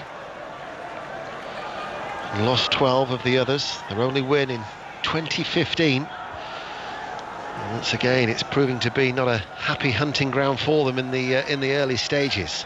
Ings lays the ball off towards Redmond. The Newcastle defence drop off. Redmond, as Shelvey slides through in the wet conditions.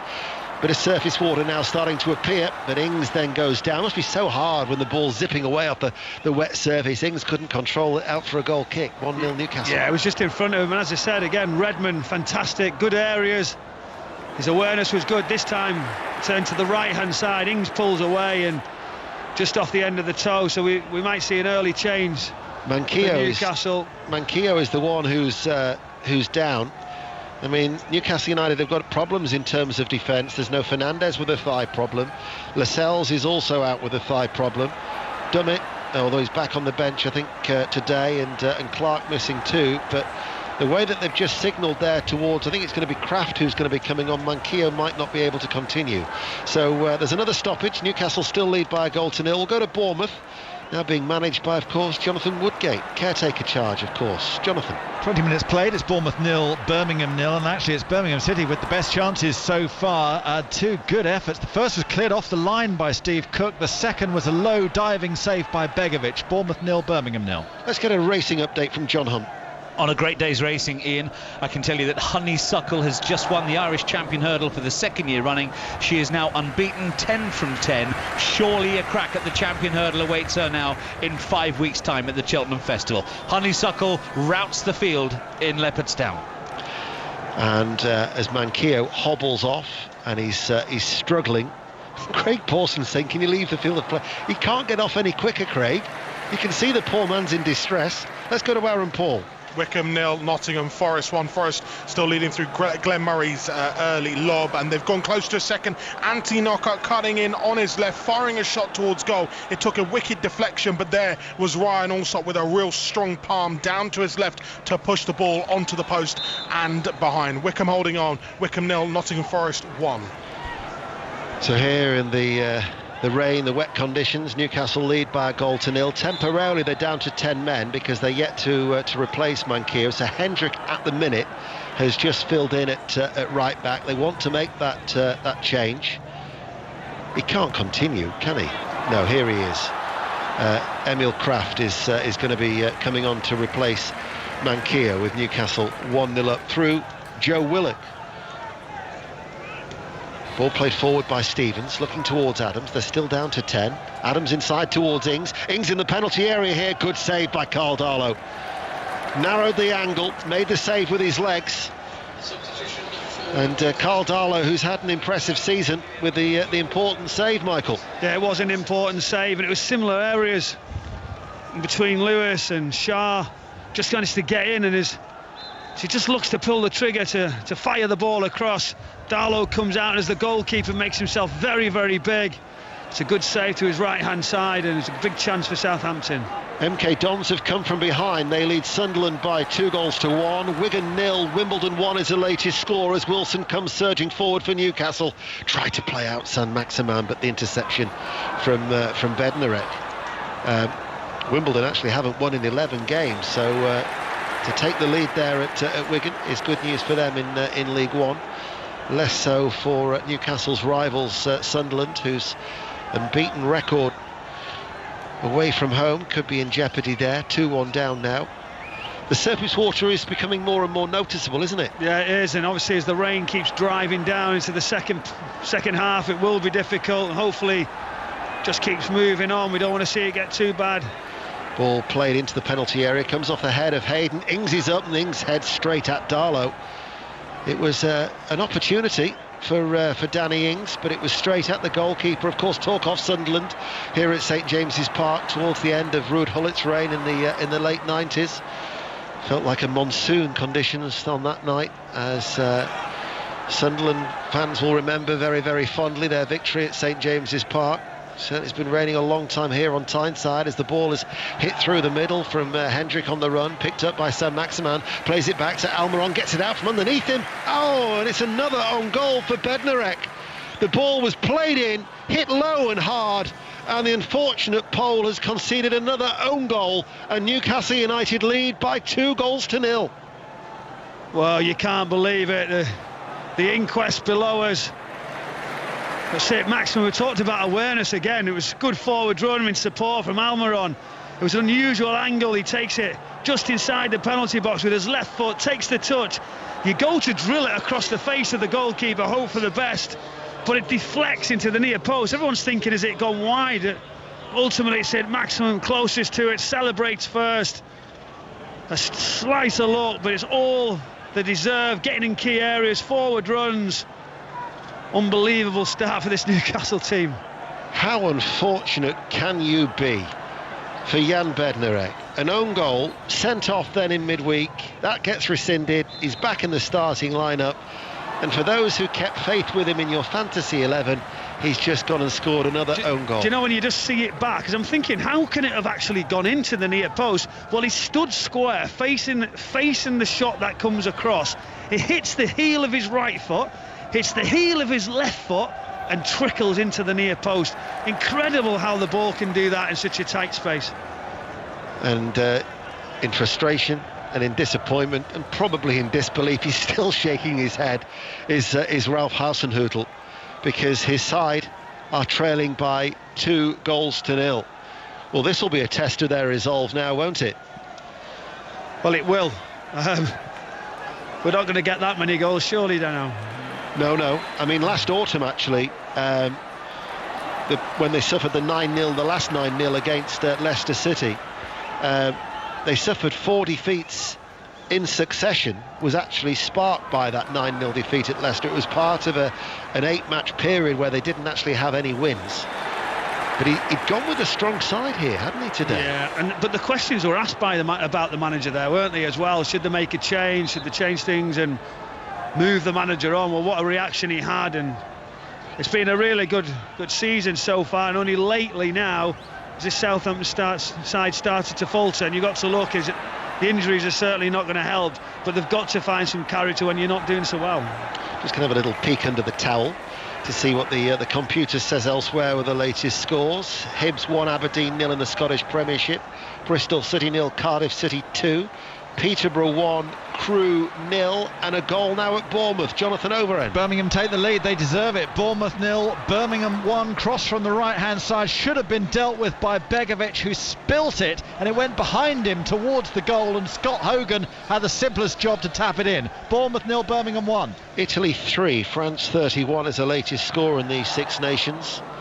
Commentary of that is on Sports Extra. It'll be replaced by Burnley against Brighton. Commentary of that is currently on the BBC Sport website. We'll get an update from Jules at Turf Moor in a moment, but first of all we'll just watch this free kick for Newcastle, who lead by 2-0, and it's hit by Shelvey. A little bit wayward, 10 yards in from the left touchline as Newcastle play from right to left, and then Shelvey slides in, catches Redmond. The referee's played the advantage. Redmond didn't like that challenge. Could see again the surface water as Shelvey went splashing his way through. Redmond is okay to continue, and Southampton attack on that far side. Bertrand in towards Minamino, does well to keep his balance. Oh, what a fine goal from Minamino. Took it neatly into his feet, left-footed, past Darlow into the roof of the net. That's a fine goal from Southampton. It's now Newcastle United 2, Southampton 1, and Minamino on his debut has found the net. Oh, it's a ridiculous finish, isn't it? What a reaction. It's a great run again. Minamino steps into the area, receiving the ball. A good right-footed touch, which gives you the opportunity on his left foot. As Darlow comes out, he smashes it above him, right into the roof of the net. That's a great finish from that area. Great reaction, and that's what they needed, just as they're under that little bit of pressure. But what was Shelvey doing with a free kick? I can see Steve Bruce below me. What was he thinking on that free kick? And I've been stood there, I've been in many games, and they were in control. It's a ridiculous free kick. And also, as well, credit the referee, Craig Pawson, for playing their advantage for Shelvey's challenge on Redmond that enabled Southampton to continue that attack. Let's get an update from Turf Moor with Juliet Farrington. Well, Burnley are certainly enjoying a great spell right now against Brighton. It's 0-0 here at Turf Moor. McNeil, though, going close. Sanchez has been brilliant. A couple of good, decent saves from him. McNeil working him. He went low with a free kick that Sanchez pushed away for a corner. It was right on the post. McNeil sending the free kick in low rather than high over a jumping wall. Then Sanchez again from the resulting corner denying Tarkowski, who went close. It's Burnley 0, Brighton 0. Tranmere Rovers 2, Port Vale 0. So Tranmere have got a second at home there in League 2. Referee just having a word with Ryan Bertrand, who'd caught Wilson, maybe taking the conditions into account. Michael. Yeah, just going back to the wide free kick here that Newcastle had so comfortable. They've just gone 2-0 lead. You've got St Maximin wider in a one-on-one situation with Minamino. You don't have to play that ball in, the crossfield pass. It was a poor free kick anyway. Just give it St Maximin one-on-one. That's what he wants. With a forward advanced player in Minamino, I don't understand what he's done. Well, we mentioned to you before about the resolve of Southampton. The answer we've seen has been a good one, hasn't it, since going 2-0 down. The heads haven't dropped. They're still looking to try and play, trying to get Redmond in these filthy conditions as Redmond plays it forward. Newcastle's Steve Bruce turns away again in frustration. Southampton now with Ward-Prowse towards Redmond. He's lost the ball though to Willock, and Willock comes forward, keeps his balance, splashing his way through, then out towards Wilson over on that far side. Willock's continued his run. Wilson into the penalty area, goes on the outside of Vestergaard in towards Willock, and just stepping forward there was Bednarek, and Bednarek then gets a little nudge by Willock towards Minamino. Played up towards Adams, challenged from behind by Hayden. Free kick to Southampton. Southampton have recovered well. Yeah, they have recovered well, and obviously getting bodies in, back behind the ball. It's a good area for Willock there, wasn't it? His touch was good. He drove through the middle. He had patience, played it out to Callum Wilson, who tried to create something. And obviously Bednarek on this occasion manages to get his body there and come out cultured with the ball. And again, you can see with these conditions, people find it hard. We're getting a couple of injuries. Yeah, is that Wilson who's down over there? It looks like Wilson, as he's obviously took the ball on his right foot, tried to get his shot away, and so hopefully he's okay. Well, I just wonder if he's not, because Fraser has just scampered down the touchline and has actually run back down the tunnel, and I wonder if Fraser might be coming on. So Wilson at the minute is I've had that before getting... as a substitute. When you think, oh God, I could go on now, and I need the toilet, I've not got my shirt. Tricky times. Very tricky times. To Stoke City, there's been a goal. Pat Murphy. No, there hasn't. Don't think so. Sorry, Pat. 0-0. I wish there had been. Fletcher thought he had a goal. Acrobatic bicycle kick headed on by McLean, but ruled offside, much to his chagrin. McLean just before that booked for diving. He thought he should have the penalty. It's all very anemic. We could do with a clogging foul or two, Ian. Stoke 0, Reading 0. Well, I can tell you where there have been a few goals. Crawley Town 0, Harrogate 2, Wigan 0, Wimbledon 2. Stevenage 1, Morecambe 2, so Derek Adams' side have certainly turned that one around. Doncaster lead Oxford United by a goal to 0. Oxford, who've won their last 8 in League 1. Swindon Town 0, Shrewsbury Town 1, and Peterborough United 2, Crewe 0 is the latest score in League 1. We're back underway, but Wilson has not returned to the field. He's walking off round in front of the Leases end away towards our left-hand side. So Newcastle, who lead 2-1, are down to 10 men. And whether he's able to continue, I mean, he seems to be walking fine. Yeah, he seems to be walking okay. They'll just have a look, make sure he's okay. You missed a free hit there, Dan. I know you said we need a foul or two. I thought you were going to look to your left-hand side, because Gary looked at me as well. Did he? Well. And said, well. No, I had something else up my sleeve today as Sam Maximan weaves his way forward. Bednarek gets a foot into the challenge. It breaks back to Almiron. Out towards that far side to Emil Kraft. The gloves are coming off, and Wilson is not going to be able to continue. I don't think they're going to take any chances with Callum Wilson. So at the minute, you've got options of Fraser, Gale, even Joe Linton. But Callum Wilson is going to cut straight down the tunnel for some treatment. And that's the last thing that Newcastle want, because Callum Wilson, 10 goals in his 22 appearances before today. He's been a good signing from Bournemouth. Taking their time with the replacement in the pouring rain. 10 minutes to go to half-time. Newcastle, though, still lead by 2-1. Vestergaard out towards Redmond. Now, you might be saved, actually, by the soggy notes in front of me, because I'd gone through your entire career and looked at the... I think there's a substitution here, Dano, just below. And I'd looked I think there's one just coming on now. You can see him just getting changed. I'd looked at Have you got that? I'd looked at the heaviest defeats that you'd suffered in your playing career, and I was going to have a little bit of fun. There it is now, Dano, look, the substitution. It's Joel Linton who's going to be coming on. Do you know what the heaviest defeat was in your career? 2-0, something like that? No, it was 6-0. But to be fair, you only came on as a 41st minute substitute for King Clancy. Manchester City lost 6-0 at Liverpool. Correct. Talking of that game, of course, tomorrow, the big game live on BBC Radio 5 Live. John Murray, correspondent, will be in the commentary position there at Anfield, 4:30. The record's never been great at Anfield, and hopefully tomorrow they can put it right. Part of 3 games. Remember, with the BBC, we've got to be impartial. 3 commentaries tomorrow on 5 Live, Premier League Sunday. Joel Linton has come on for Wilson.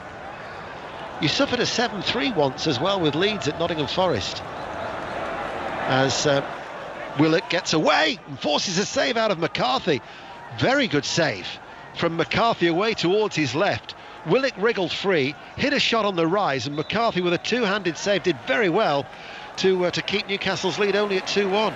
There's been a goal at Burnley, Juliet. And it's Brighton who lead Burnley here at Turf Moor by 1-0, and it came from a corner. It was Gross with the corner, headed in. Lewis Dunk, such power, past Pope. Dunk jumping so high to connect to the ball as it came across in the 36th minute of this game at Turf Moor. And it's Brighton who lead Burnley by 1-0. And France have now knocked up 45 points against Italy in the Six Nations. Italy 3, France 45, currently on Sports Extra. The second half of that game that Juliet is watching will be on Sports Extra. Earlier, Aston Villa 1, Arsenal 0, Coventry 0, Watford 0, and Exeter beat Bradford City by 3-2 to end Bradford's 8-match unbeaten run, as Stevens hits the ball long and high. Cher will head it away to prevent it from reaching Danny Ings. And there's been another goal at Bournemouth, Jonathan Overend. Equaliser for the home side, 1-1, scored by Danjuma, made by Jack Wilshere. Lovely little pass through the midfield, really caught out Birmingham, and there was Danjuma running at the defence and then curling one in past Etheridge. Bournemouth 1, Birmingham 1. So we've got about 7 minutes to go to half-time. Newcastle 2, Southampton 1. The unrelenting and torrential rain on Tyneside. 3 goals so far as well, as Newcastle have some defending to do. The ball hit down the middle by Bednarek towards Adams, stopped by Lewis. St Mirren 1, Kilmarnock 0 is the latest scorer in the Scottish Premiership. And Steve Bruce just watching as he's recently passed 450 Premier League games. But there has been an improvement in performances of late for Newcastle. You know, I'm thinking of the second half here against Leeds, even though they lost to Crystal Palace. In fact, the last 3 games they've all... Everton, of course, the victory at Goodison Park, they're only winning 13.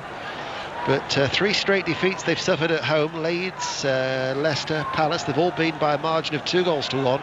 Now they lead by that same scoreline as we're approaching the half-time. But with injuries to Manquillo and also to Wilson coming at a cost. Another goal at Middlesbrough, Maz Faruqi. And who else but Ivan Toney has got the equaliser for Brentford. A very, very simple finish after Tariq Fosu did all the hard work in the build-up. He's been Brentford's best player in this first half, and he's helped them draw level. Middlesbrough 1, Brentford 1. I think even Neil Warnock said yesterday, didn't he, that Brentford are probably the best side in the Championship, and beaten in 19, maybe looking to try and extend that to 20. Few would disagree. Newcastle 2, Southampton 1. Back to Celtic and Roddy Forsyth. Celtic ahead in an absorbing game. They're deservedly so, and the goal coming early on after only 2 minutes from a Turnbull corner kick. Stephen Welsh, aged 21, heading home for his first Celtic goal, and that's what's setting them on the road to what they hope will be first back-to-back wins of 2021. Celtic 1, Motherwell 0. England, Scotland, of course, in the Six Nations is straight up after the football. There's no sports report.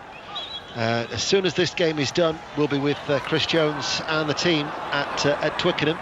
5 minutes to go to the break. Newcastle thought they had a throw there, but Craig Pawson has given it in favour of Southampton. Strange. Some of the decisions that we know for Southampton haven't always gone their way. They're probably due a couple. They get another throw as well now on this right-hand side that Redmond is going to take. Redmond will pick out Ward-Prowse. Stephen Clement still complaining to the fourth official. We're so low down here in the main stand at St James's Park. You get a real insight to the behaviour and sometimes the frustrations of the respective dugouts as Ings carries it forward now on this right-hand side, level the area, can't thread it through, comes off the shins of Cher. And it will be a Southampton throw. Millwall have equalised at home to Sheffield Wednesday in the Championship. Millwall 1, Sheffield Wednesday 1 is a latest score. 5 Live in the World Service then from the BBC. 4 minutes to go to half-time. Newcastle still lead by 2-1. Ings loses out to Hendrick, who brings the ball forward. Push there from Stevens, and that'll be a free kick to the home side. Michael. Yeah, the home side now just need to take the time, get set, make sure they can get full control of this first half again. And it's been a solid start for them, but as you say, one slip in concentration. You know, this Southampton side have got a threat. Adams, Ings, keep going. Redmond, I feel, has got the better of Lewis at the moment down this right-hand side in front of us. So, yeah, losing Wilson's not going to help, but it's an important couple of minutes now. Romeo, touch, and then volleyed clear by Redmond. Minamino, such a very good goal from the Japanese international. Now he's in pursuit of Kraft, and as he slides in, he catches Kraft, and that will be a free kick. And again, I think maybe in a normal situation you might have seen a referee reaching for his yellow card, but a degree of common sense, because the wet conditions are such an important factor in this game. They are so difficult as well, and obviously when you make that sort of tackle or that lunge, you go through with it, your momentum carries on. And it does, I don't know what it is, there's something, I used to enjoy playing in these sort of conditions. You could slide right in, you could make your tackles, it was something good about it, and it is getting tougher now with, as you know, VAR, any little sort of clip and you're in a little bit of trouble. The combative Michael Brown, who's here at St James's Park watching Newcastle lead by 2-1, and Shelvey goes long with a free kick, and it sails right into the arms of McCarthy, all in yellow. Underarm throw to Bednarek, and then forward, and Ward-Prowse, and then they go back to Vestergaard, back in the side. Ward-Prowse in the centre of midfield for Southampton, forward to Minamino, who's popped up in that central area, creates the space for Bertrand to run into on that left-hand side, and he duly obliges and requires Kraft to come across and put the ball out of play for a throw.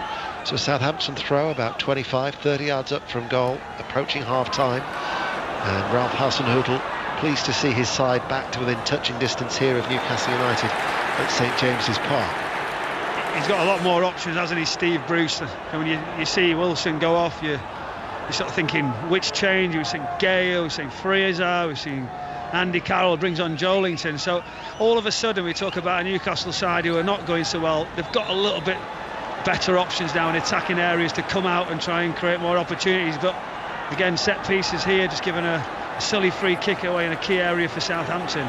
Doncaster 1, Oxford United 1. So Oxford have equalised. Barrow 0, Cambridge United 1.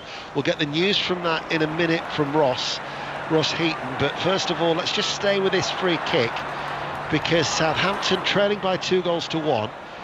It's probably 4 or 5 yards up from the byline in front of the Gallowgate end, for those of you who know St James's. And so it's on the left-hand side. Ward-Prowse picks up the ball. 2 short, sharp bounces, places the ball down. He's now making a whipping movement with his right hand. One of these, does he go just straight for goal, Deno? Does he whiz it right at the goalkeeper for any touch? Crowded penalty area this. Here comes the free kick. They've pulled it, and then it's hit first time, and it was from Bertrand. Wrapped his left foot around it, over the top, out for a goal kick. We're inside the last 60 seconds. It remains 2-1 to the home side, and as promised, Ross Heaton at Barrow. And it is the table-topping visitors who are in front against third from bottom Barrow. It was made by Houlihan, coolly finished by Paul Mullin, 8 yards out for his 21st of the season. Barrow 0, Cambridge 1. How much added on time will there be, do you think? There's been a couple of injuries, hasn't there? There might be 2 or 3 more minutes. See what the discretion of referee Craig Pawson. Don't forget, match of the day tonight. It's at 10:20 on BBC One. I did make a note of who was in the chair with with Gary Lineker, but that bit of paper is disintegrated in the rain. 4 minutes of added on time. I'm being told in my ears it's Dion Dublin and Ian Wright who are with Gary at 10:20 tonight. So 4 minutes here then on 5 Live. Newcastle still lead by 2-1, but Southampton are attacking. Ings over on that far side. Back it goes to Bertrand. Cross blocked. Up in the air it goes. Spins into the penalty area high. Headed away by Emil Kraft. And it'll be a Southampton throw deep inside the Newcastle half. They're just not clearing it, are they? Good pressure from Southampton late on in this first half. Can they deliver a cross? Ipswich have got a goal there at Portman Road. Haven't been too impressive at home of late at Portman Road, but it's Ipswich 1, Blackpool 0. That's in League One. 5 Live in the World Service here at St James's Park. Remember, Burnley 0, Brighton 1 as a latest score from Turf Moor. Southampton now have been awarded a corner kick. Again, Ward-Prowse will place it down, and Newcastle United have everybody back bar Sam Maximan. Ward-Prowse now with the delivery, spinning its way through the air. Vestergaard heads it away from goal and actually did Newcastle's job for them, and Almiron has pumped the ball forward towards Sam Maximan. Almiron's continued his run. Sam Maximan turns, tries to switch play towards Willock, took a deflection, might fall to Joel Linton. Joel Linton will chase after it, but Ward-Prowse was back there, but Ward-Prowse trying to play the ball back to McCarthy. Did the last touch come off Joel Linton? Eventually the referee says yes, and in dialogue with his assistant referee, the goal kick is awarded. Stoppage time here. It's been enough to keep us entertained. Yeah, there has, and you're just looking at pressure there. That set piece, the good ball in from Ward-Prowse, and didn't get dealt with straight away. It's just, it's just a bit scrappy, isn't it? You can see Newcastle United are a little bit tense, and has it touched his hand or something? He's given oh, he's just caught it. It was Kraft sliding in, and I think he's got the ball, but then he's then caught Bertrand on the follow-through, and after a moment's hesitation, the referee has given a free kick and has shown a yellow card to Emil Kraft. So this is a free kick to Southampton. Steve Bruce will be livid. This was like the one, wasn't it, where you slide through with the momentum, which you said, then the late tackle comes. But now you've got to get first contact. The delivery's good. You're all in the line on the edge of the penalty area. I've been there before. Someone's going to lead you. Someone's got to tell you when to drop. Right, it's so important now, right on half-time. So Bertrand is going to take this free kick. Minamino's wandering over towards that far side, the left. If he wants to play it in short, they've got a 2-man wall on the edge of the penalty area. Every black and white shirt is back just inside the penalty area. Bertrand should be in a away swinger. Indeed it is. Left-footed, delivered very, very deep towards Vestergaard and nodded away from him by Lewis, and Lewis will hold on to the ball and then clears long, but his clearance only goes to far as Redmond midway through the Newcastle half. Newcastle still lead by 2-1. Southampton, Ward-Prowse all the way back to McCarthy. Now to Bertrand, comes under pressure from Almiron and he's lost it, and Almiron, Hasenhüttl puts his hands on his head, and no wonder, because Almiron goes to score. And Southampton punished in stoppage time in the first half. Bertrand with the error, and Almiron re-establishes Newcastle's 2-goal cushion. Newcastle 3, Southampton 1. What was Bertrand think? His ridiculous mistake from the left back. Yes, he's been high up, taking the set piece, but he knows as the pass from McCarthy, the square pass we said can cause problems today. Don't take any risk. Full credit to Almiron as he takes the ball, pinches it, drives towards the penalty area. McCarthy backtracking to get towards his line. He goes to shoot to the left-hand side, pulls it late to the near post. Great finish into the corner. Hasenhüttl knew. You could see his reaction right in front of us. He knew straight away when Bertrand gave the ball away, and Almiron goes on, and Newcastle United lead Southampton by 3-1. And at the other end, just moments ago, we were thinking if Newcastle were to concede from a free kick, Steve Bruce would be livid. And then Deno, we talked about not taking a risk. You can't take a risk right on half-time in these conditions, just as your team are getting back to it. It's a ridiculous decision. And that was the last action of the first half as the whistle sounds. Newcastle 3, Southampton 1. Michael. It's been a real interesting half. We've seen mistakes, we've seen opportunities. St. Maximin with flares and opportunity of setting his teammates up. Southampton, good reaction, getting back into the game with a wonderful strike from Minamino. But said, we've got to play to these conditions, got to keep your concentration. Ryan Bertrand didn't at the end, and that could prove very costly for Newcastle United getting that third goal. Willock on his debut gave Newcastle a lead after 15 minutes. An own goal from Bednarek, 10 minutes later made it 2. Fine goal from Minamino, got them back into it, but then Bertrand's error punished by Almiron. And at half-time at St James's Park, it's Newcastle United 3, Southampton 1. Are you all right? Yeah, I've just turned the page and it's just gone and ripped. Right. You should see his notes, chappers. They're completely obliterated. He might have to think of something this afternoon. Back for the second half then. Newcastle 3, Southampton 1. Brighton's good form continues. Juliette Farrington. They do, because they're leading Burnley by 1-0. It was from a corner the goal came from. Lewis Dunk jumped as Gross fired in the corner. He hit the ball brilliantly. It was a free header past Goodmanson, who was on the post, and Nick Pope in the Burnley goal. Put Brighton ahead. Connolly then went close to another just before the break for Brighton that Pope managed to get fingers to. That went out for a corner, but Sanchez has been the much busier keeper at the other end. It's that kind of game. He's made 3 brilliant saves, the last one in added time from Dwight McNeil. It's Brighton though who lead Burnley here at Turf Moor by 1-0. Great first half for Harrogate this afternoon. Simon Power has just got a third for Simon Weaver's side, and they lead at Crawley. Crawley 0, Harrogate 3. Into the Championship earlier, Coventry 0, Watford 0. Both Middlesbrough and Brentford will be looking to take advantage of Watford dropping a couple of points. Maz Faruqi. And it's one apiece here at the break at Borough, and I really built Brentford up with the kind of free-flowing football they've been playing recently, but they really struggled to get into this match, and Borough really caught them on the hoof early on. They failed to clear a lofted hanging ball into the box from Nezkans Cabano, and in all the confusion, goalkeeper David Reyes somehow bundled the ball into the back of his own net. Brentford couldn't find the kind of football, in fact, that we've enjoyed from them this season until 5 minutes before half-time, when Tarek Fosu set up Ivan Tovey brilliantly for the Championship top scorer's 21st of the season in all competitions. But even then, Britt Assombalonga could have put Borough ahead again. Save a save from Raya, which diverted his shot onto the post. Whisper it, but the Bees don't seem to be enjoying these rather brisk and challenging north-east conditions. It's Middlesbrough 1, Brentford 1 at half-time. Thank you very much. 1-1 there, 1-1 on the south coast as well. Jonathan Overend. Yes, Bournemouth against Birmingham, level at the break. Entertaining half, which Birmingham actually dominated early on. Bournemouth needed to clean one off the line through Steve Cook, and Begovic made a save on the stretch, but the pressure told when Gary Gardner whipped in across from the right. Begovic spilled it, and there was Shane Hogan to tap it in to put Birmingham in front. Bournemouth, of course, have lost their last 4 in the Championship, and really they've been average. Only one good chance for them, but luckily for them, they had an expert creating it, that was Jack Wilshere, and an expert finishing it, that was Arno Danjuma. It was a lovely finish. Half-time, Bournemouth 1, Birmingham 1.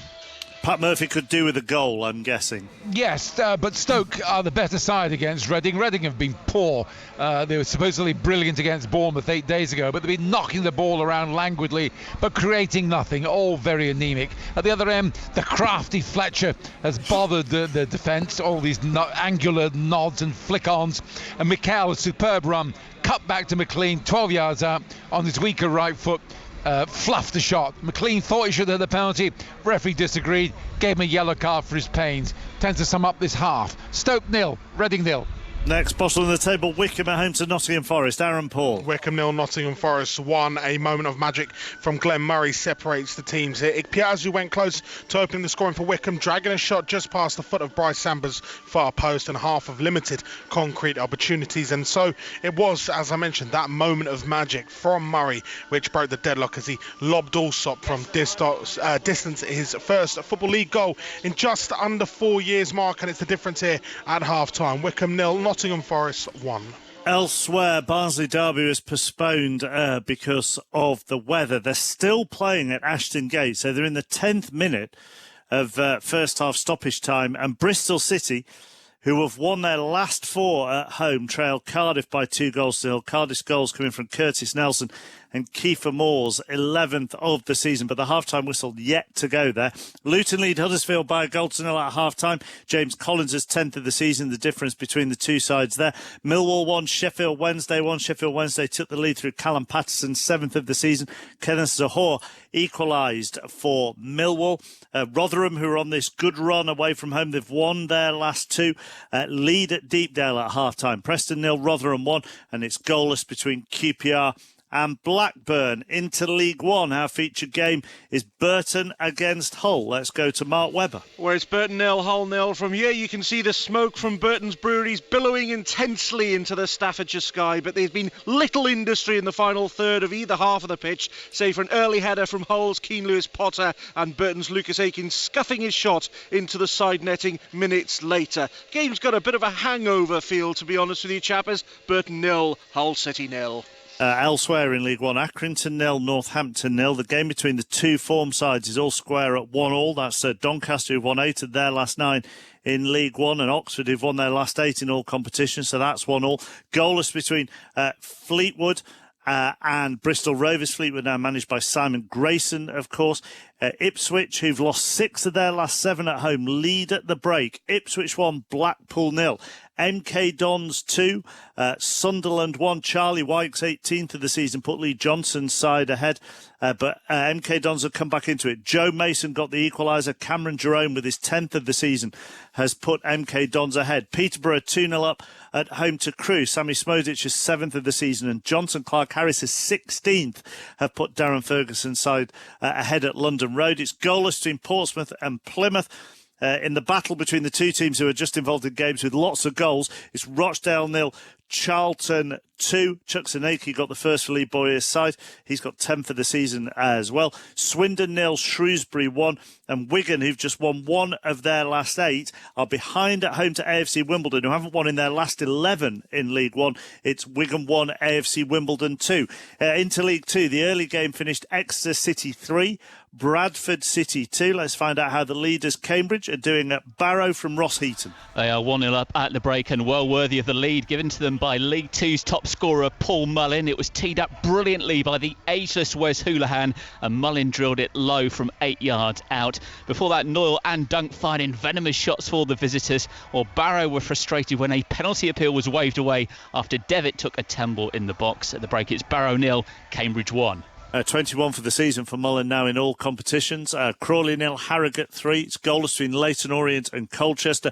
Newport, who haven't won in their last 9 in all competitions, are being held at the break by Grimsby, who haven't won in their last 8. But Newport are also down to 10 men in that game. So Newport 0, Grimsby 0, and Newport down to 10. Stevenage 1, Morecambe 2, and Tranmere, who've won their last 5, lead Port Vale by 2-1. James Vaughan with his 18th of the season, and Kane Woolery with his 6th of the season, the goal scorers for Keith Hill's side. In the National League, 10-man Eastleigh leads Solihull Moors by 1-0. Goalless between Maidenhead and Boreham Wood. Weymouth 2, Bromley 1, Wrexham 1, Dagenham and Redbridge 0. They're the only games going on in the National League. There are FA Trophy games this afternoon. Full time in the Women's Super League, and Aston Villa beat Tottenham by 1-0. Into the Scottish Premiership, Roddy Forsyth is watching Celtic, who are trying to post their first back-to-back wins of 2021. They followed their momentum of the 4-0 victory at Kilmarnock on Tuesday with an early goal in this game against Motherwell, and it was a memorable one for Stephen Welsh, 21-year-old centre-back, who came up to meet a Turnbull corner kick after only 2 minutes, got a clean, unopposed header into the net for his first ever Celtic goal. That's all there has been in this half. It's been a good absorbing game. Celtic ahead in merit. We could use a little more goal-mouth activity. Hibs lead Aberdeen by 1-0. That's third against fourth. Livingston, who are in such good form, are behind at half-time. Livingston 0, St Johnstone 1. Goalless between Ross County and Dundee United, and St Mirren lead Kilmarnock by 1-0. In the Championship, Arbroath 2, Dunfermline 0, and Morton 0, Wraith 1. So as things stand, Wraith would go above Dunfermline into second, but they'd be 12 points behind the leaders, Hearts, although Wraith do have a game in hand on Hearts. And it's Alloa 0, Queen of the South 1. In the the Gallagher Premiership this afternoon, Wasps 17, Northampton 22 is how it finished. 10 minutes to go at Bath, and they trail Harlequins by 28 points to 10. Half-time at Welford Road, where Leicester lead Worcester by 13 points to 3. Also half-time between London Irish and Gloucester, and it's Irish 12, Gloucester 14. They're approaching the full-time whistle in the first Men's Six Nations game of 2021, and it's Italy 10, France 50. Remember, we have England, Scotland to come from 4:45 or from the end of our football coverage at St James's Park. And if you missed the cricket earlier today, then England closed day 2 against India on 555 for 8. The highlight being 218 from captain Joe Root on his 100th Test appearance. And the other cricket line is Sydney Sixers retained the Big Bash by beating Perth Scorchers by 27 runs. You're up to date with everything. It's exactly 4 o'clock. Dan Morsley has your news. Listen on BBC Sounds. This is BBC Radio 5 Live. West Midlands police say a 25-year-old woman has died after a suspected attack by a dog who lived with her. They were called to her home in Birmingham yesterday afternoon. The dog, said to be a Staffordshire Cross, is to be put down. Russian police have been searching the addresses of dozens of people suspected of having disrupted traffic during last month's demonstrations in St. Petersburg in support of the jailed opposition leader Alexei Navalny. Railway and metro stations have been sealed off in anticipation of further protests this weekend. A leaked policy paper suggests Boris Johnson is planning to sweep away controversial health reforms introduced by David Cameron. The draft document proposes a reduced role for the private sector and would give the Health Secretary more direct control over NHS England. 10 people have died following an outbreak of coronavirus at a care home in Fife. 25 residents and 43 staff tested positive for the virus at Moss View Care Home in Lochgelly, which has since gone 14 days without a case. And President Biden has indicated that Donald Trump will be denied access to security briefings normally given to former US leaders. Mr. Biden says his predecessor's behaviour was too erratic and suggested he couldn't be trusted with confidential information.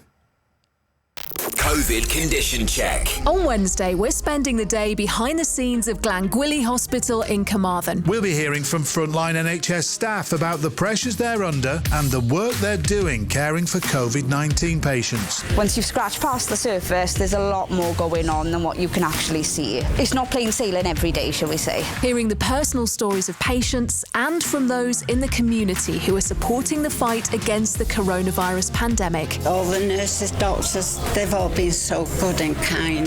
COVID condition check. Throughout the day on Wednesday. BBC 5 Live. The voice of the UK.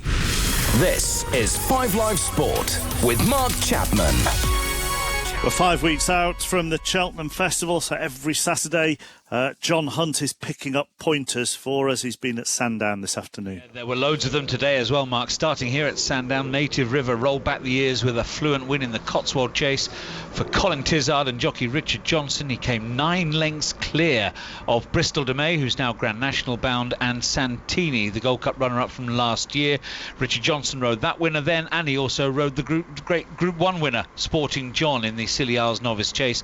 Meanwhile, on day 1 of the Dublin Racing Festival, Honeysuckle was a brilliant winner of the Irish Champion Hurdle for the second year running. In my book, she'd probably be favourite for the Champion Hurdle now itself at Cheltenham in 5 weeks' time. And Willie Mullins won the other 3 Grade 1 races today at Leopardstown, with Chacun Pour Soi and Enugumen particularly impressive in their wins. Thank you very much, John. The Men's Six Nations has begun with a thumping defeat for Italy. Sarah Orchard. Yeah, France's victory was ever in doubt. They've managed to win the match at the Stadio Olimpico, 50 points to just Italy's 10. They scored 7 tries along their way, and it will come as no surprise to regular followers of international rugby that it was Antoine Dupont, the French scrum half, who managed to lap up the Player of the Match award. It could be a long Six Nations for Italy. It could be a very profitable one for France. Full time at the Stadio Olimpico, Italy 10, France 50. And that means our attention moves on to Twickenham, England, Scotland to come at the conclusion of the football with Chris Jones. 150 years of this great fixture, but we're stepping into the unknown this afternoon. No hordes of fans in the car parks eating and drinking. No spectators in their seats early having a glimpse of the players warming up. Scotland to my right and England to my left. But nonetheless, it's a fascinating one, this. Perhaps buoyed by what they almost pulled off 2 years ago. Scotland may sense an opportunity to make history. 38 years since they've won here, but England will want to make a statement of their own. Will we see a different style of rugby? Although right on cue, chappers, the rain has started to fall with kickoff 40 minutes away. Don't mention the weather to Ian Dennis. No, it hasn't stopped. Is that the hand? Oh yeah, it is. The handover. The teams are coming out now. So half time. I should say as well, I didn't realise until Gary had said that the Bednarek, did you know this, Mark, that the Bednarek own goal has been credited to Almiron? No, I didn't know that, no. So, those on fantasy football will be quite pleased about that. But it just hasn't stopped raining all day. Teams are back out. Newcastle United in their black and white striped shirts. They'll be attacking the Gallagate end in this second half against the Southampton team, predominantly in red, with a white sash going across the front of their jerseys. So I'll run through the two teams for you. Southampton have McCarthy in goal, a back four of Stevens, Bednarek, Vestergaard and Bertrand, a midfield of Ward-Prowse, Romeo, Redmond and Minamino, Adams and Ings up front. And for Newcastle United, Darlow is in goal. Kraft now as a substitute at right back. Hayden, Scher and Lewis in the midfield. Willock, Shelvey, Hendrick and Son, Maximan, Almiron and Joel Linton. Early goal in the second half at Celtic. Roddy Fasai. Yes, just as there was in the first half. This time Modson Edwards swivelling and shooting from 18 yards. Celtic 2 ahead. Never rains but it pours, does it, Deno? 2-0. Newcastle coming forward with Joel Linton attacking the Gallagate end. Plays it in towards Willock. And here is Shelvey. What a chance that was. That was the chance to wrap it up for Newcastle. John Joe Shelvey enters the penalty area. What is he, 8 yards out from goal, Michael? Left-footed, sliced it well wide. It was similar to the Willock one. You see Steve Bruce so annoyed below us. That was a big chance. Good work from the right-hand side. Joelinson squares it across the face. The late run from Shelvey, I think he just misjudged it and with his left foot tried to just guide it.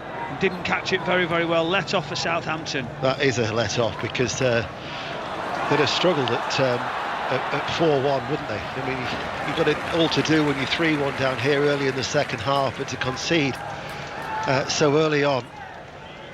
Ball up towards Adams now, and Adams just couldn't take that ball with him, and it was Kraft who clears.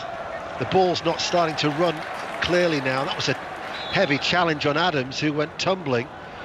Ball's just starting not to run as freely as it was in these wet conditions, and I'm not surprised because, daft as it may seem, the rain's getting harder. It is getting harder, and if we just keep looking at each other, it's soaking wet. But yeah, that's the main issue here now. Is it going to get that bad that the game becomes in doubt? Hopefully not. It's still moving as we speak, but now it's a good opportunity. We know the right foot Ward-Prowse has 25 yards out, just to the left of centre. This is a big chance for him. It is, and this is certainly Ward-Prowse territory. Gary, our producer, cracked one of his corny jokes earlier when he said, you never know, it might be raining goals, and if this goes in, I might believe him. I've just realised he's behind me. I might get another crack across the back of the head. Ward-Prowse from distance, right-footed. It's not a bad effort. Oh, what a free kick from Ward-Prowse. It is raining goals in the rain. Newcastle 3, Southampton 2. That was a brilliant free kick. And Gary behind us was right. What a free kick. I called it early. I did fancy him. You know what he's got with that right foot of his. This is a wonderful finish. It's a curling effort over 25 yards over the wall, and it just keeps curling away. You can see Darlow with his right arm. He's trying to reach up to the top right-hand corner. He just couldn't make it. That is fantastic. That's all about the training ground, the practice. The execution was magnificent. And straight away, as a manager, you would think back now to that John Joe Shelby chance just moments before, as Willock is shown a yellow card, you'd be thinking, what about the chance there from John Joe Shelby? What are the Southampton players here having a word with Craig Pawson for? Oh, they're saying that he could have played the advantage. But Shelby, just moments before, has a chance to put Newcastle 4-1 up, and instead at the other end, it's 3-2. And in fact, someone's just been shown a red, hasn't he? He's just done yellow-red. Is it for 2 challenges, quick succession, or is it Hendrick? Someone's just been shown the red. It's yellow-red, but who to? Hendrick, is it? Jeff Hendrick's walking towards... He initially showed the yellow card to Willock, but it's Jeff Hendrick, who was booked in the first half, who's been shown a second yellow card, and Newcastle United now are down to 10 men 5 minutes into the second half. Wow, just to say, the decision making's always one, is he going to change it? And it goes back to the early foul that Hendrick makes, and he was unsure, wasn't he? It's sort of a yellow card, he wasn't sure what to bring, but the pressure from Southampton players, now you can see what they're asking for. Yeah, initially he showed the yellow card to Willock, but it was to Hendrick, and it was the Southampton players who informed Craig Pawson, and now all of a sudden it makes it very, very interesting. Newcastle 3, Southampton 2. Who would be a manager to think of what Steve Bruce now is going through? Another goal at Turf Moor, Juliet Farrington. Where Burnley have got themselves level against Brighton in the second half here. It's Burnley 1, Brighton 1. Eric Peters, first of all, denied by Sanchez, who's had a brilliant game, but finally he was beaten. Goodmanson in on the rebound to get Burnley level here. It's Burnley 1, Brighton 1. Here it's 3-2, but Newcastle are down to 10 men. Livingston 0, St Johnstone 2, Doncaster 2, Oxford 1. Latest scores elsewhere around the country. Steve Bruce watching on, just rubbing his head. Of course, as well, he can only make one more change. And he won't want to make that with the fact that he's lost 2 players through injury in the first half. Here is Bertrand now on this near side. Ings just on the edge of the penalty area. Romeo. They're playing from right to left. Ball is hit then by Stevens and it goes out of play. Alan Pardew, who of course used to manage both of these clubs, Newcastle United and Southampton, is listening to 5 Live this afternoon, listening to all the way from Bulgaria after CSKA Sofia won again. And would you believe it is actually 10 years ago yesterday when Newcastle under Alan came back from 4-0 down with Czech Tiote, who sadly is no longer with us, to produce one of the great comebacks. 4-4, 10 years ago yesterday. Where does time go? Certainly has flown by. What an afternoon that was, full of drama. I actually think that Newcastle were probably 4-0 down midway through the second half that afternoon. Here we could have drama of a different kind because they're protecting a lead this time. But early in the second half, their lead is only 1. But it's Southampton who have the numerical advantage, and they've been awarded a free kick now on that far side, Michael. Yeah, they have, and they controlled possession in the first half. Now with the extra man, they're going to really do that. They're going to move Newcastle United around, and are they going to be able to get out? Are they going to have to defend it?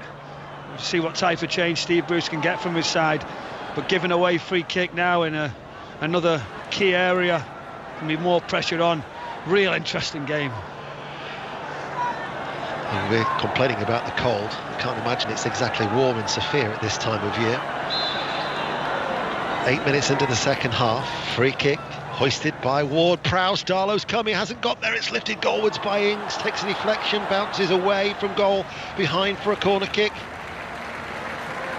He'd be disappointed with that, Darlow, that he didn't get the contact as a goalkeeper.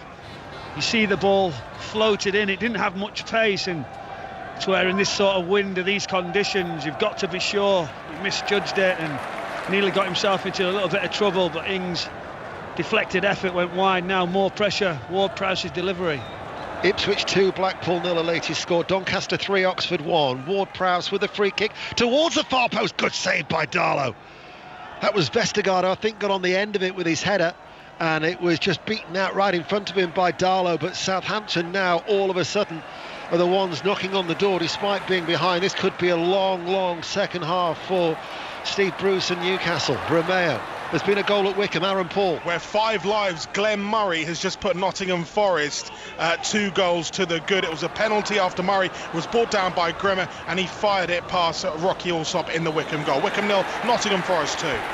Free kick has gone against Newcastle United again. Craig Pawson. There's a wave of the hand in frustration from Almiron. But you can sense now that Southampton have the bit between their teeth, even though they're still behind. But Newcastle United are just going to have to sit in and then maybe look to Sam Maximan on the counter-attack. Saint Maximum, Jolinton, but they're going to control possession and they're going to move it around, they're going to be patient. It's difficult now for the Newcastle United players. Shelvey just goes to press, you can't get near anybody. You've just got to understand your role, wait for your opportunity. It's a learning curve now as a Willock, Joe Willock, who's dropped into that midfield. He's going to have to also dig in and find some fight. Bertrand's first cross was blocked by Kraft. Newport, who are down to 10 men, lead Grimsby Town by 1-0. Paul Hurst is still waiting for his first win as Grimsby Town manager. Bertrand from the throw, back to Vestergaard. All the action is away towards our left-hand side. It's up towards Bertrand, headed away by Kraft inside that penalty area. The drama to that game that Newcastle Arsenal all those years ago was actually at the other end of the field. Still remember to this day. Cech Tiotti driving it in to make it 4-4. Now it's the red and white of Southampton who are coming forward. Ings in the penalty area. Ings trying to turn and required Almiron to come across and dart and take it away off his toes, and he now links up with Jolinton. And Almiron, though, is stopped in his tracks by Vestergaard.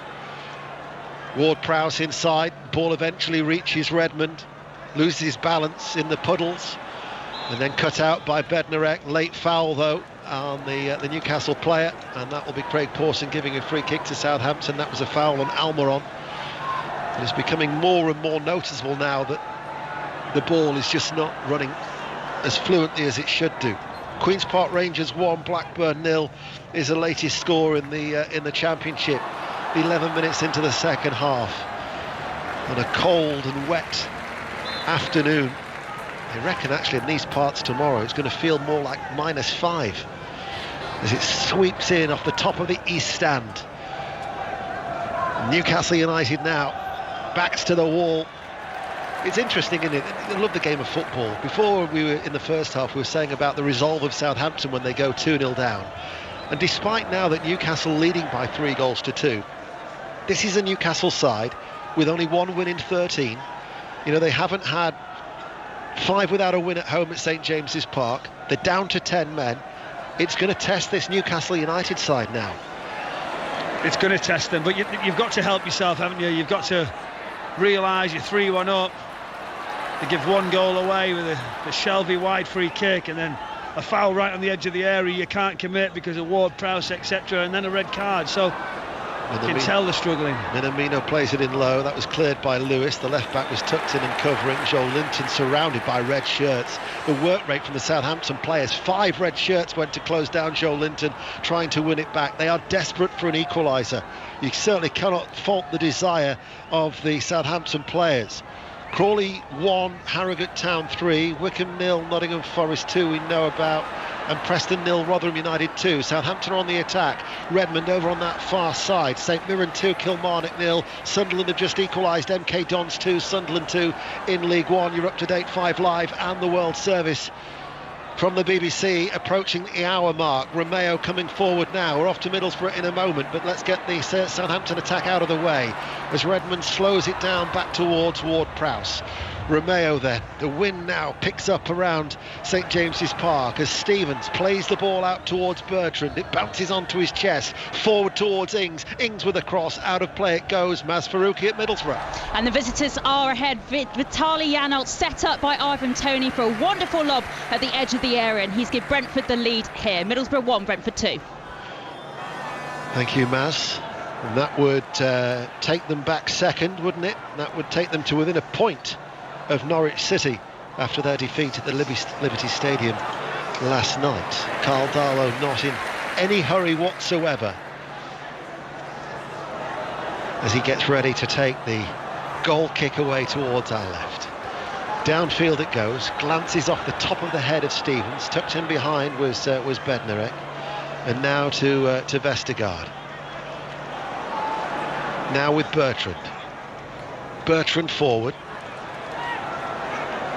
Infield, dealt with by Hayden, saying a free kick. The referee again listens to the Newcastle players and then gives his decision.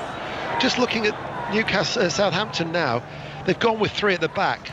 Vestergaard, Stevens, who was as a right back, has dropped in between Bednarek and Vestergaard. So Bertrand is operating as a left wing back and Redmond as a right wing back, with Ward-Prowse, Romeo and Minamino centrally with Adams and Ings. Right. Another goal at Bournemouth, Jonathan Overend. Bournemouth head against Birmingham 2-1 now, and this is much better from this Bournemouth side who've struggled so much, of late echoes of their time in the Premier League as they counter-attacked at great pace down the left-hand side, switched it via David Brooks to the right, Smith chipped it in, and there was Jack Wilshere rising high to head in. Bournemouth 2, Birmingham 1. Ross County 0. Dundee United 1, a latest score in the Scottish Premiership. Southampton caught by the Newcastle press. John Linton can't take advantage. He loses the ball. Tranmere 3, Port Vale 1. You're up to date. Bertrand coming forward. Willett running back at him. Bertrand on this near side. Plays the ball to Ings. Infield to Minamino. Minamino, don't think the pitch helped him there. He couldn't get the elevation. Shelby, though, gets the elevation as he clears it long up towards Saint-Maximin. Eventually brings the ball under control. The red shirts again back. How many were back behind the ball? They are working so hard. Southampton. Shelby goes back. Newcastle still lead 3-2. 5 Live in the World Service. I know it might be a little bit uncomfortable in terms of the conditions, but we've got a very enjoyable game to try and take our minds off it, Michael. Yeah, we have, and now it's fascinating that all the control Southampton have had in the last sort of 10 minutes or so. Newcastle finally got on the ball, finally moving it around, but they've got to not give it away, get some passes, have some confidence, and try and get some sort of movement where they can get Joelinton, they can get Almiron, they can get Saint-Maximin in some good areas. As soon as the football's finished, we're going straight to Twickenham. England-Scotland for the start of the Six Nations. Don't forget that game at Turf Moor's now on 5 Live Sports Extra. Burnley against Brighton, which is now 1-1. And tomorrow on 5 Live Premier League Sunday, Wolves-Leicester at 2. Liverpool-Manchester City, the big game at 4:30, followed by Sheffield United against Chelsea at 7:15. The Super Bowl live on 5 Live at 11 o'clock tomorrow night as well. Kansas City against Tampa Bay, and then the live football continues into next week, starting with Leeds United against Crystal Palace at Ellen Road. Almiron tries to release Saint-Maximin, and that is away from him and through to McCarthy. Another goal at Celtic. Roddy Passau. Yes, and to general surprise, it's come to Motherwell. Campbell getting forward with a shot deflected, and it has to be said the deflection was crucial, taking it over the head of Bain, but suddenly Motherwell rewarded for a rare burst of pressure. It's Celtic 2, Motherwell 1. Here it's Newcastle United 3, Southampton 2. Ward-Prowse, Romeo outside the centre circle of the Newcastle half. Now stepping forward was Stevens. Strokes it short to his left. Vestergaard forward. Minamino splashing his way through. Pace is being played very, very slow at the minute. Newcastle have everybody behind the ball, bar Saint-Maximin. The 10 men, of course, of Newcastle after the sending off of Jeff Hendrick. What's going to help Newcastle is that the ball won't flow quickly. It won't get from side to side. It won't zip around. It's obviously sticking. Gives you a little bit of advantage that you can stay in your slot. But Southampton have to find something a little bit quicker, and someone's got to take a chance. Here is Bertrand, plays it in and rolls it towards Adams, outside the area. Comes back towards Adams, he plays it then to Redmond. It bounces away from the right foot. Redmond cuts it inside. Ings with a first-time shot. Oh, it's hit the post. How unfortunate, and in fact you can just hear the cry of "oh my God" from Ralph Hasenhüttl as he hit it right-footed. It came back off the left-hand post and right into the arms of Karl Darlow, and Ralph Hasenhüttl cannot believe he celebrated. He celebrated as if it had gone in. The finish was great as it crossed the path to the right-hand side of Darlow. It comes right back off the right-hand post into his hands, and you can see Hasenhüttl saying "oh my God." He was celebrating. Newcastle United now are maybe doing that last change that you were talking about, Deno. Well, they've been forced to make that change because the way it looks at the minute, they're going to struggle to to hold out, because Southampton are dominating. They have the extra man. They're looking to try and make it count. And for Newcastle United, they're hanging on. And for the misfortune for Ralph Hasenhüttl, he could not believe it. He is going through all sorts of emotions down in front of us for what I would imagine has been a challenging week. After, of course, that heavy defeat at Old Trafford, that record equaling defeat. Ward-Prowse. Was there a foul there? Yes, there was. Free kick to Newcastle. Goal at Middlesbrough, Masparuki. And just like that, Brentford have a third. Patrick McNair slipping in the rainy conditions on the halfway line. Matthias Jensen was there to pick up the ball, run the length of the half and slot it into the Borough goal. Middlesbrough 1, Brentford 3. We won't be able to bring you the live reaction because there's no sports report, but the 5 Live Football Daily, of course, will bring you the reaction as from today's games, and also to look ahead to tomorrow's matches, I'm sure, as the match of the day tonight as well at 20 past 10. Southampton 3-2 down, looking for an equaliser. Adams plays it to Redmond. Redmond cuts forward now. Shot charge down. Might break towards Minamino. Adams is there. The ball is tapped in and the flag is raised. And that will not count for offside. Again, it'll be checked by VAR, but the flag was raised.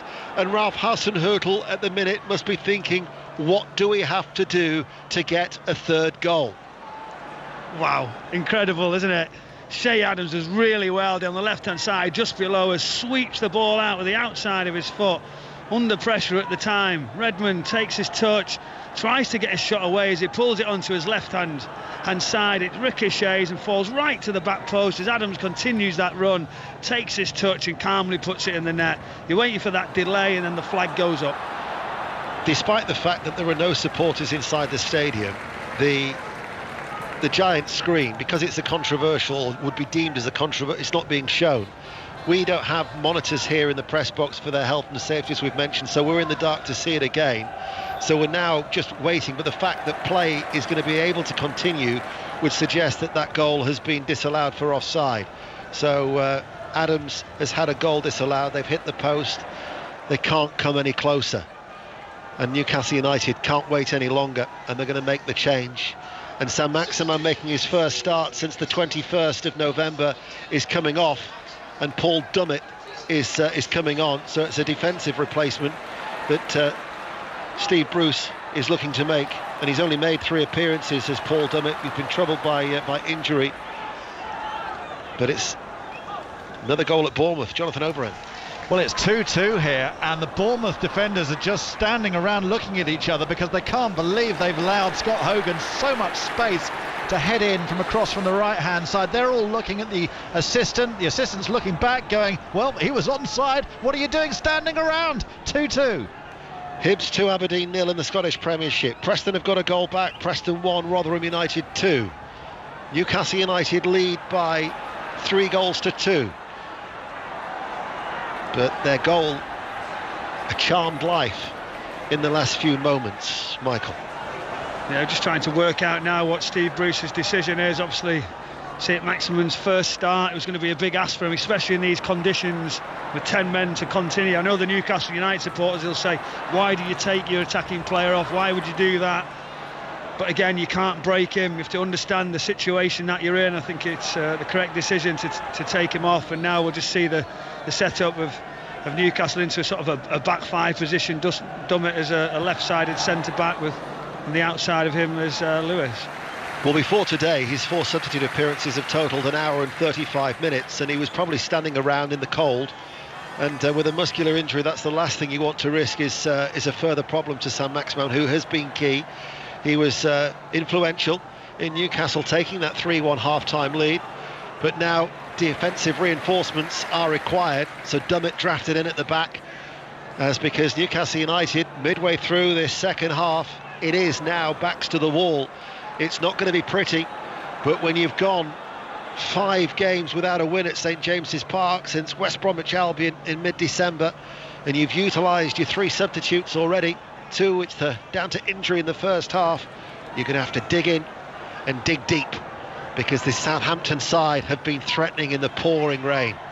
BBC Radio 5 Live in the World Service. Ward-Prowse out towards Redmond. So you're just looking at the setup there, that back five with a four in front of Joelinton, Willock, Shelvey and Almiron, and with no striker. But ultimately when you get the ball, then the two wider ones can get high up, and Joelinton and Almiron to try and get some sort of certainty at the top of the pitch, which is difficult out of possession. Ward-Prowse plays it short. Bednarek will give it back to Romeo.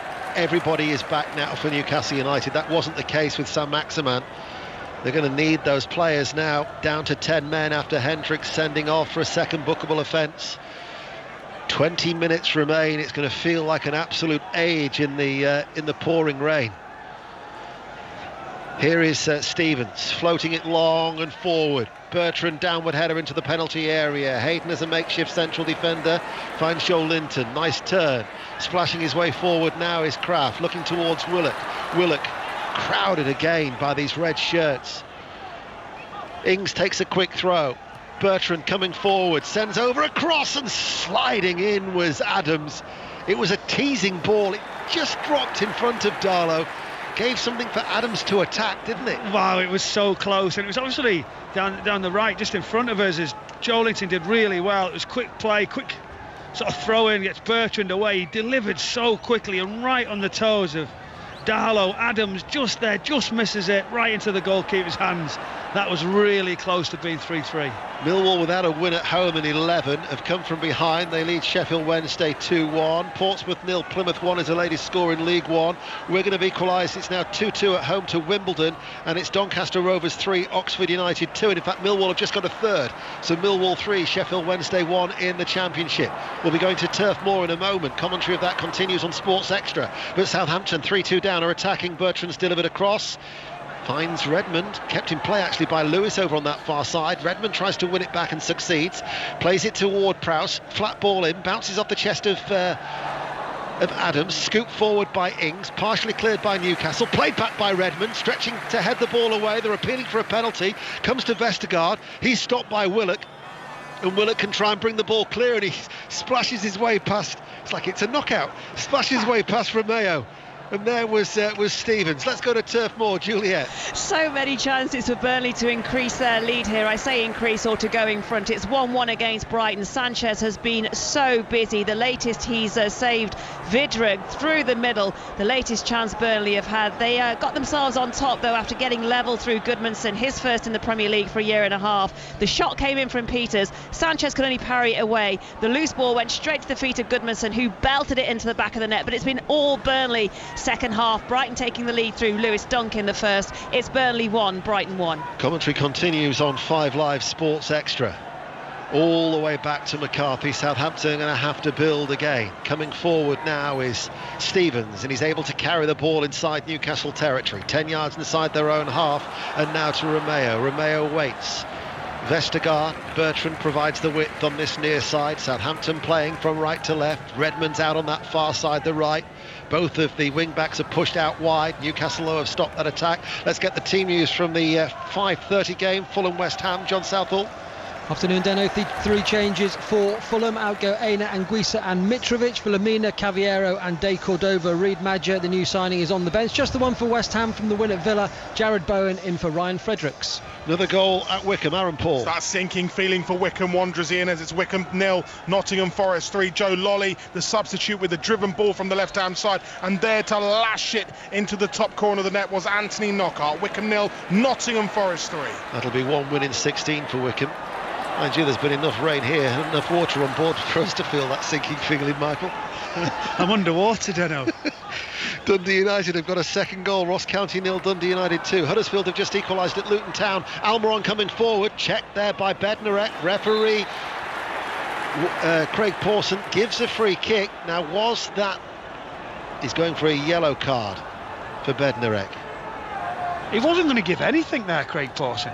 I didn't get why. It looked a foul from where we were. It was always going to be, you can see sort of Almiron holding on to his throat, but someone convinced Craig Pawson there, was the assistant referee down to the right hand side. He was playing on. Well, I've given up on the notes. The paper's that sodden, I can't write anyway. I'd just be ripping it. But the yellow card has been shown, and this I mean, still, I can't help but think from a Newcastle point of view of the chance that Shelvey squandered, which would have made it 4-1 early in the second half. This is a free kick that is about 6 yards away from what is the right corner of the penalty area as they attack the Gallowgate end. It's not as good as angle, is it, as Ward-Prowse says? It's a little bit wider. No, they're checking for a red card, by the way, of a denial of a goal-scoring opportunity. I think he's got half a chance. The thing is, it looked like he might... Was he in control of the ball? It was Bednarek on Almiron. Knowing Bednarek's week, it probably would... who is the fourth official? Robert Jones. It would probably sum up his week for Bednarek. I mean, he had the yellow card... Sorry, the own goal awarded to Almiron earlier on. The check is over, and there is no denial of a goal-scoring opportunity. But it is a free kick, which Cher or Almiron are going to take. Cher leaves it. No, in fact, Cher into the wall, comes back to Cher once again. Lazy swing of the left foot. Oh, he's gone down. He's gone down with injury. They've used their 3 substitutes. Yeah, it looks like he's in trouble there. He's banging the floor, kicking it. Hopefully he's okay. It doesn't look good. The thing is, he seemed to strike it very casually. Is there more risk of an injury when you hit it like that? I think he knew, and when you've got a huge centre-back in front of him coming, it was always favoured. He was on top of the ball, so he was coming up with that backlift close to it. At that point, you're leaving your leg, there's no power, so you can't generate the power for the tackle, and it looked like he was never in doubt. They've just called for a stretcher. Something is not right there, Deno. That's when they've called for the stretcher, you could see by the reaction something might be a bad one. The thing is, though, that would mean they're down to 9 men. They've used the other 3 substitutes. It's not looking good, is it, that? Cher is in trouble. Another goal at Bournemouth meanwhile. Jonathan Overend. Bournemouth are back in front against Birmingham 3-2. Terrific match, and Philip Billing at the far post, an unlikely goal scorer after Danjuma whipped in an acute angled free kick really hard. He drove it so fast it surprised Etheridge in the Birmingham back 4, and Billing pounced. Bournemouth 3, Birmingham 2. Let's go to Stoke City. Pat Murphy. Still 0-0 here against Reading. A draw is no use to Stoke. They've had far too many of them recently. If they want to further their playoff ambitions, they're still making all the running against a strangely unambitious Reading side. Stoke 0, Reading 0. And we'll get an update from Juliet at Turf Moor, where Sanchez is playing an absolute blinder for Brighton at Turf Moor. It's still Burnley 1 at Brighton 1. So many opportunities though for Burnley. Still 1-1 though. Lewis Dunk heading them in front first half. Burnley's second half equalising through Goodmanson. It's been chance after chance though, save after save. Burnley continue to come forward as they try and get the winner here. It's Burnley 1, Brighton 1. Steve Bruce has just taken the opportunity because the stretcher has been called for. This is going to be a lengthy delay here at St James's Park. He's just had a word with Hayden, Shelvey and Joel Linton. Newcastle now are going to play out the next 14 minutes of normal time with 9 men. Hendrick's been sent off. They've used their 3 substitutes. Plus we're going to see some time added on, Deno, aren't we? You can see that, and it doesn't get worse. How bad does it get for Steve Bruce? That's 3 injuries and a red card after scoring 3 goals. Incredible.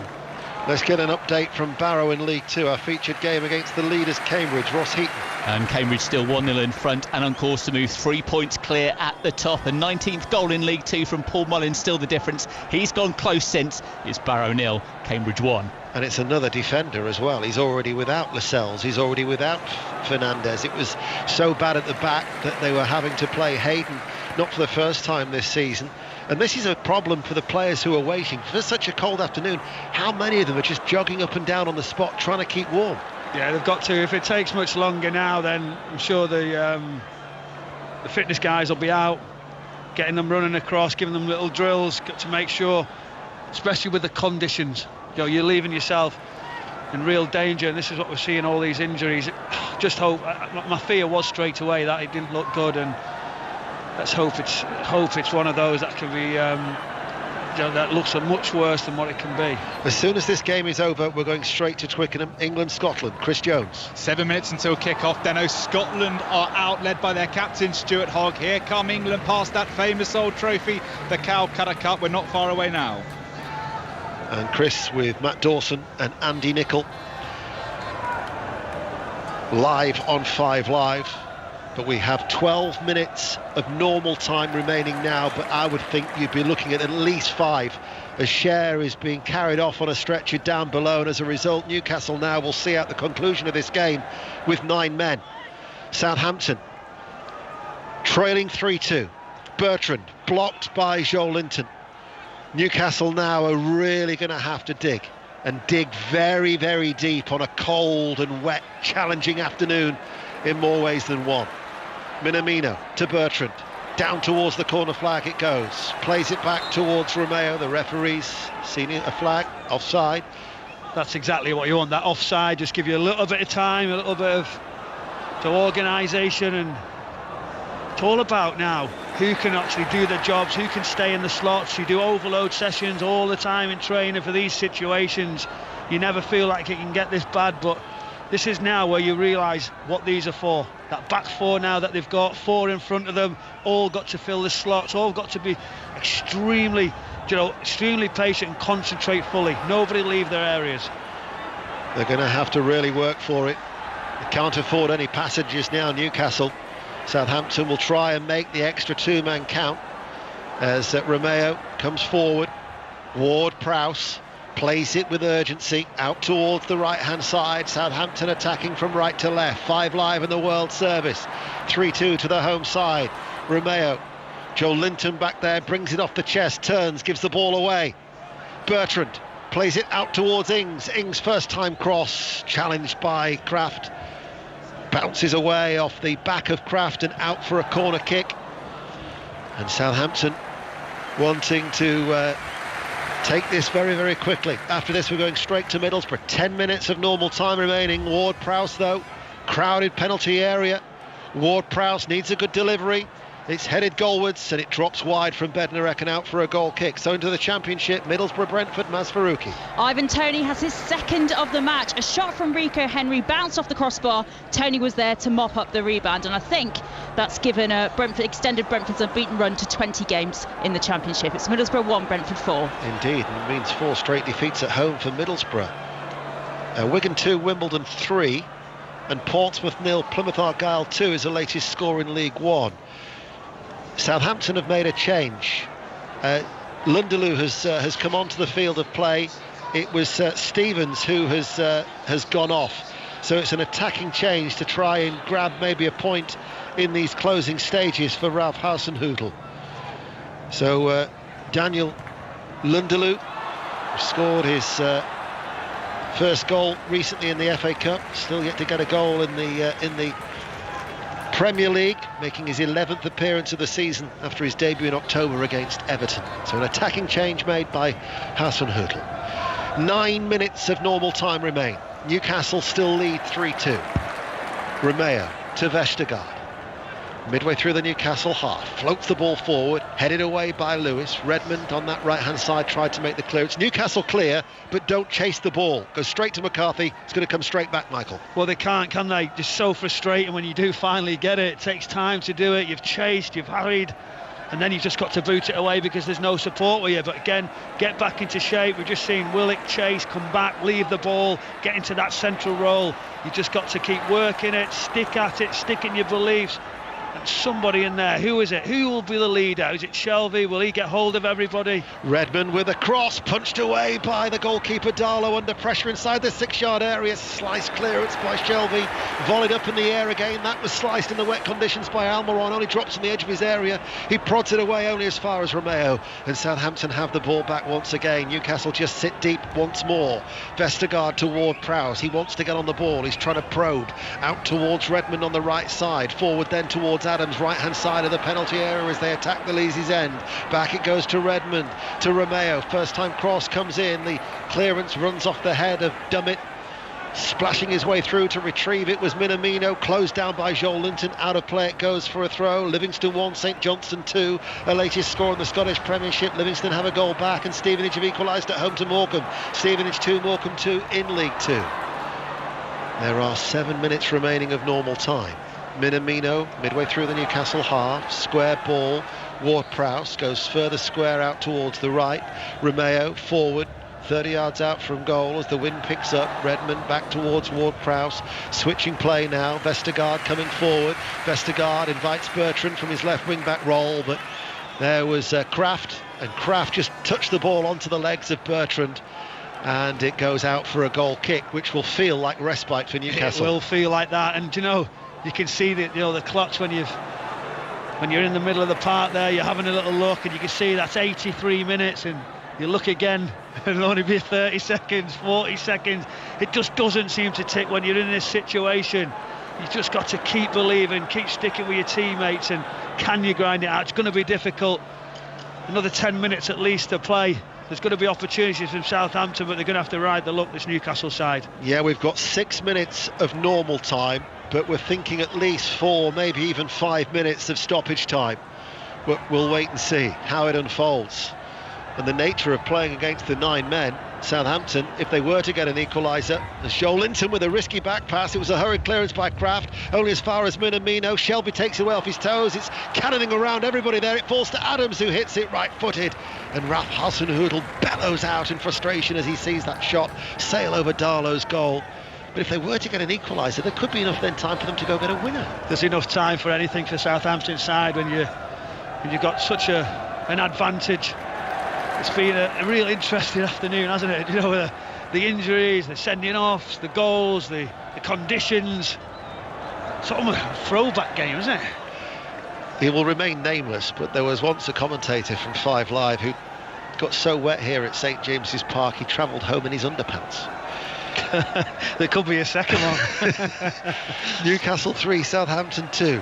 Clearance by Darlow, headed forward by Redmond. Ings on the halfway line, plays it forward on the half volley by Adams. Lunderloo gives chase. Lewis. I mean, that's the thing for the defenders as well. If you were to play a back pass, you've got to get it right, because it could stick in the wet conditions. Barrow 0, Cambridge 2, Portsmouth 1, Plymouth 2, so Portsmouth have got a goal back. Here is Romeo, forward then to Minamino. Minamino leaves it to Vestergaard. Vestergaard now out towards Bertrand, left-hand side. Back with Vestergaard once more. Ward-Prowse has made a run, almost tried to find him as well. That was a very important header away by a tumbling Dummett for a corner kick. That's a great header, wasn't it? Oh, right in the key area, 6 yards out, right in front of the goalkeeper. He had to touch it, he just flicked it wide. The pressure's coming. Southampton really are knocking on the door. They've had a goal disallowed, they've hit the post, and now they have another corner kick, and it's Ward-Prowse who swings it in. They all go for that, they end in a huddle, a crowd of players, and the referee's given yet another corner. Willock hopping in frustration in front of the referee. He thought it should have been a goal kick. 4 minutes of normal time remain. Newcastle 3, Southampton 2. But after Hendrick was sent off and the injuries mounting, Cher carried off on a stretcher, Newcastle are seeing out this game with just 9 men. It was a great header, wasn't it? For Isaac Hayden, you can hear Steve Bruce shouting, "Come on Isaac, get up, let's go again." It's another corner kick. Ward-Prowse to take it far side the right. This should be an outswinger. Left arm aloft from Ward-Prowse, right-footed. Lunderloo is there, headed up in the air, drops towards Ings, challenged by Joel Linton. They were appealing for a free kick against Joel Linton by a very new vocal Steve Bruce, Steve Clements and Steve Agnew. Comes back to Bertrand. Let me tell you, they're shouting for anything, any 50-50. They know how critical it is, any decision to give their team a little bit of a rest. Here is Romeo, waiting. Ralph Hasenhüttl with his arms in his pockets, shifting from foot to foot.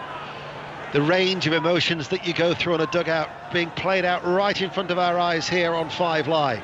Southampton waiting and being patient. Romeo to Minamino.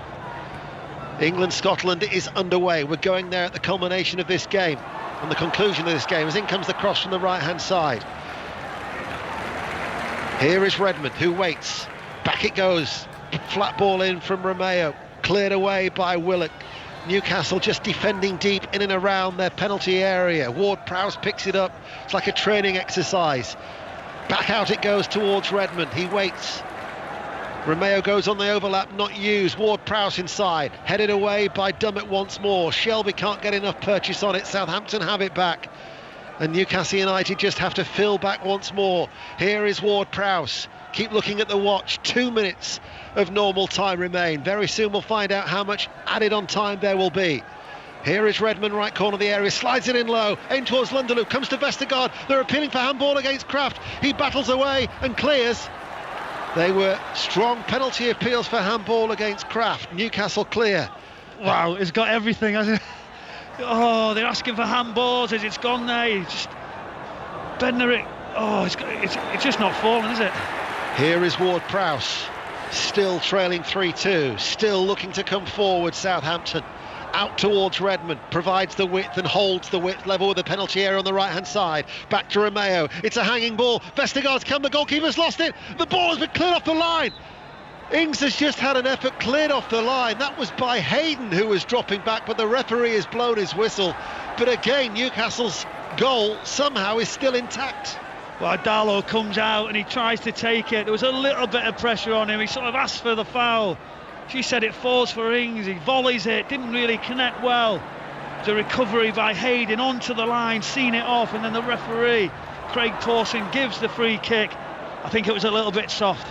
I'm conscious that we've got the rugby coming up straight away, so there's no sports report, so I'll give you Celtic 2, Motherwell 1 is the latest score in the Scottish Premiership. I'll give you the latest scores as it stands in League 2. Remember, earlier on it finished Exeter City 3, Bradford City 2. That was a result from the early kick-off in League 2, but I'll give you the latest scores in a moment.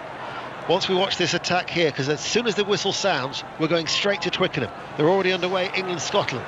In the Six Nations, Redmond, right-hand side, plays it in low, cleared away by Lewis. So the latest scores: Barrow 0, Cambridge 2, Crawley 1, Harrogate 3, Leyton Orient 0, Colchester United 0, Newport down to 10 men, Lee Grimsby by a goal to 0, Stevenage 2, Morecambe 2, Tranmere Rovers 3, Port Vale 1. They're the latest scores in League 2. 6 minutes of stoppage time, which we're now into. Ward-Prowse takes the corner towards the right-hand side, headed away well again by Dummett. He has certainly made his contribution since coming off the field, and he's now marshalling that defence at the heart of the Newcastle defence. It's picked up by Bertrand. He waves somebody towards him, then goes short as the wind picks up towards Romeo. Full-time, Burnley 1, Brighton 1 is a result at Turf Moor. That's how it finished 1-1 in the other 3 o'clock game. Romeo out towards Bertrand. Romeo once again plays it towards Bednarek, forward towards Ward-Prowse. He scored an absolute perler of a free kick earlier today. Minamino, triangular passing movements now with Romeo, edge of the area, he runs forward, out towards the left-hand side. Bertrand enters the box, closed down by Willett, goes behind for a corner kick. It's relentless, isn't it? Willett working so hard, getting blocks in now, concentration levels, you can see all below us, the drama from all the coaching staff. Another ball coming in from another set piece from Ward-Prowse. And they've crowded the goalkeeper Darlow. There must be at least 3 red shirts around Darlow. Ward-Prowse goes into a very crowded area. Somehow it's away only as far as Ings. There's a clutch of bodies who try and go it. Newcastle get the ball out only as far as Minamino. Redmond to Ward-Prowse in the penalty area. Scoops it towards the far post. Headed up in the air by Hayden. Still around inside the penalty area. And eventually it's put over the top by Vestergaard. There was a last-ditch challenge coming in. And I think the referee's given a goal kick. Yes, it was just bouncing around all around the box. Ward-Prowse is brilliant. He just keeps it, recycles it, sticks it back into the danger zone. Everyone's trying to clear it. Vestergaard's trying to head it back down. It's ricocheting. Hayden just gets a touch, tries to see it off. It ricochets over the crossbar for a goal kick, for a little bit of sort of rest for this Newcastle side. These are the latest scores in League 1. Accrington 0, Northampton 0, Burton 0, Hull City 0, Doncaster Rovers 3, Oxford United 2, Fleetwood Bristol Rovers is finished 0-0. That was Simon Grayson's first game in charge. Ipswich 2, Blackpool 0, MK Dons 2, Sunderland 2, Peterborough 2, Crewe 0, Portsmouth 2, Plymouth 2, Rochdale 0, Charlton 2, Swindon 0, Shrewsbury 1, Wigan 2, Wimbledon 3. Give you the championship scores in a moment. Scotland are currently leading England by 3 points to 0 in the Six Nations. We're going to Twickenham in probably about 3 minutes' time, because that's how much time remains of injury time here at St James's Park. A stoppage, so I can give you the latest scores in the championship. Coventry 0, Watford 0 was a result, in fact, the earlier game today. It's just finished Bournemouth 3, Birmingham City 2. That's the result. So Jonathan Woodgate off to a winning start as caretaker manager. Bristol City 0, Cardiff 2 is the latest score. Luton 1, Huddersfield 1. Middlesbrough 1, Brentford 4. Brentford going back second, unbeaten in 20 games. Millwall 4, Sheffield Wednesday 1. Preston 1, Rotherham United 2. Queen's Park Rangers lead Blackburn by a goal to 0. No goals between Stoke City and Reading, 0-0. Wycombe 0, Nottingham Forest 3. They're the latest scores, and remember, in the other 3 o'clock game it finished Burnley 1, Brighton 1. We've got about 2.5 minutes remaining. Michael Brown. But just now, it's obviously with that foul, it's managed to kill the game a little bit. Newcastle United taking the time, they clip it forward and Redmond just heads it out of play. You can imagine Lewis walking to the throw-in. They're trying to hold the ball, this Newcastle side, in the corner, right high up the pitch next to the corner flag. It's the first time they've had, in the sort of the last 10 minutes, they've had any sort of contact with the ball. They're just trying to kill the game now. And there are only 2 minutes remaining of the minimum 6 to be added on here at St James's Park. Burton have got a late goal. Burton 1, Hull City 0. Huddersfield Town are down to 10 men as they're drawing at Luton by a goal, 1-1. That's at Kenilworth Road. And Scotland have that slender lead at Twickenham in the early stages of the Six Nations. We're under 2 minutes away here, and Newcastle United are hanging on. And that certainly has been the case in this second half, Michael. They are hanging on. It's incredible. It's sort of ending to the game. We've not seen one like this for such a long time, and it's had a bit of everything, Deno. I think typical now. It's just stopped raining for the first time all afternoon. Here is Ward-Prowse. Helped on its way to Romeo. 90 seconds remain. 3-2 to Newcastle. Romeo waits. Newcastle closed down the avenues. Comes to Ward-Prowse. Plays it into a crowded penalty area. Ings is up. Does he get something on it? It just goes all the way through. It's a goal kick. And Newcastle and Steve Bruce can turn away and breathe yet again. I can see Steve. I know what he's thinking. I've been there in the dressing room. He's got such experience, as we know, but all his coaching staff, they're all there. There's 3 or 4 of them now with the addition of Jones. He's came down. He's telling the 4th official right below us about the timings that he's got. He's got a different time on his watch. He's asking. That'll go through to the referee in the centre of the pitch. They still not even took the goal kick. That's how much they're delaying this. He's just walking around, head down, in a very boggy area in that technical area. The rugby's coming up straight away on the final whistle. England against Scotland in the Six Nations here on 5 Live. So you don't need to go anywhere. We're about 40 seconds away as a backpedalling Kraft clears it, comes off the chest of Ward-Prowse. This must be it for Southampton, trailing 3-2 against the 9 men of Newcastle. Minamino, it runs away from him on the wet surface, kicks away and out for a goal kick. Michael. Well, that's the passes that Newcastle United wanted. It's the diagonal one that runs away with this wind. Ward-Prowse, to be fair, he's trying to make things happen. He's been the creator. He's got that wonderful goal, but on this occasion he just used the wrong club as it ran out of play, and Newcastle United and Carl Darlow is going to take as long as they possibly can. It's the first contact now on this, probably only 15 seconds left, Deno. Well, thank you for your company this afternoon, Michael Brown, because by my watch the 6 minutes are all but up. They're desperate for the final whistle to be blown here. Newcastle lead by 3-2. Arms open wide by Stephen Clements and Steve Bruce. Newcastle are attacking. It runs out from Redmond. We're now playing at the discretion of Craig Pawson, really, as to how much added on time there will be. And there is the final whistle, and Newcastle United have hung on. They have dug deep. Their first win at home since St James's Park, since they beat West Brom in mid-December. And Southampton have suffered 5 straight defeats in the Premier League. It's finished here, Newcastle United 3, Southampton 2. Thanks for your company live from Turf Moor with me, your host, Dan Windle on TalkSport 2. In a few moments, shortly and just before kick-off, following the sad passing of His Royal Highness, the Prince Philip, Duke of Edinburgh, there will again be 2 minutes of silence before kick-off while players wear black armbands. The Newcastle players come out in front of us. A chance for me to mention reporters over on TalkSport will be keeping us bang up to date with all the day's Premier League action. Tomorrow night on TalkSport 2 from 6, we bring you West Brom against Southampton live from the Hawthorns. But it's an afternoon to ease relegation fears. Winless in 7, can Newcastle dig out a performance, secure a necessary result this afternoon against a Burnley side who also still have work to do? Let's bring you the start live on TalkSport 2 with our commentary team of Mickey Gray. But first, Mark Wilson. Thanks, Dan. Big game at the bottom of the Premier League here at Turf Moor. 1 win in 7 for Burnley, no wins in 7 for Newcastle. Too many draws for Burnley, but would they take a draw ahead of kick-off in this one? It surely would make it 6 successive seasons in the Premier League for the Clarets. For Newcastle, the injury news is mixed. They welcome back the likes of Callum Wilson onto the bench, where he will join Alan Saint-Maximin. I'm sure Newcastle fans will be wondering why those two aren't in the starting lineup. We'll hear about that from Steve Bruce later on this afternoon. Quickly through the team news. No Nick Pope for Burnley. It's Bailey Peacock-Farrell who starts in goal. Peters, Tarkowski, Mee and Lowton at the back. McNeil, Brownhill, Westwood and Goodmanson in the middle. Wood and Vidra up top.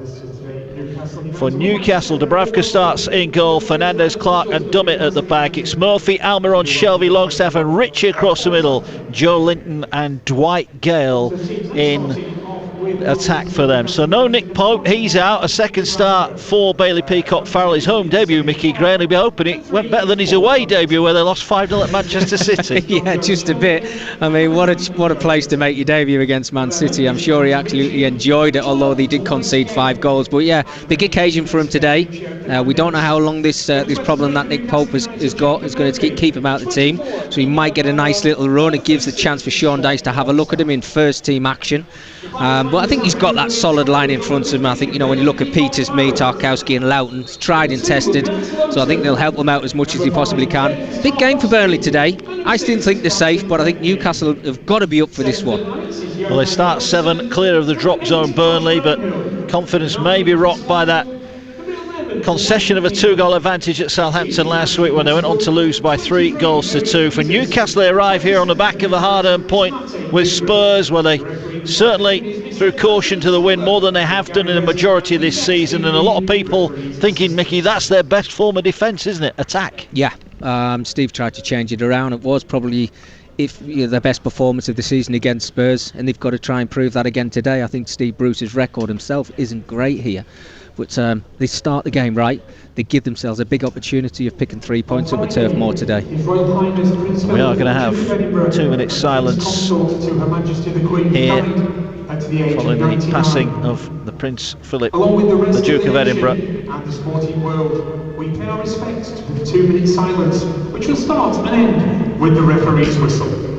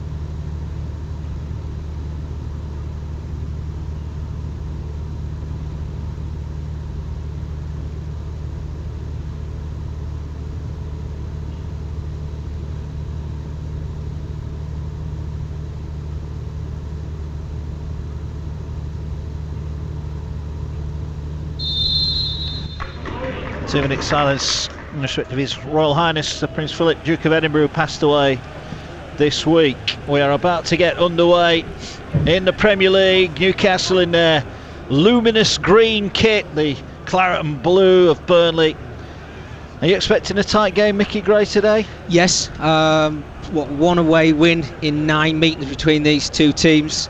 So I think that kind of says it all. I think Newcastle will play caution to the wind. I think they'll be solid at the back, or they'll try to be. And it's whether Burnley can break them down with the two guys up front and the talent that they've got on the flanks with Goodmanson and McNeil. But yeah, I think it's going to be entertaining. I think it's going to be on the front foot. Two sides are going to show great energy. But this is a big one, it really is. The players taking a knee on the field. All 22 of the players and the officials on the field taking a knee. There is no room for racism in any walk of life. We are underway here at Turf Moor.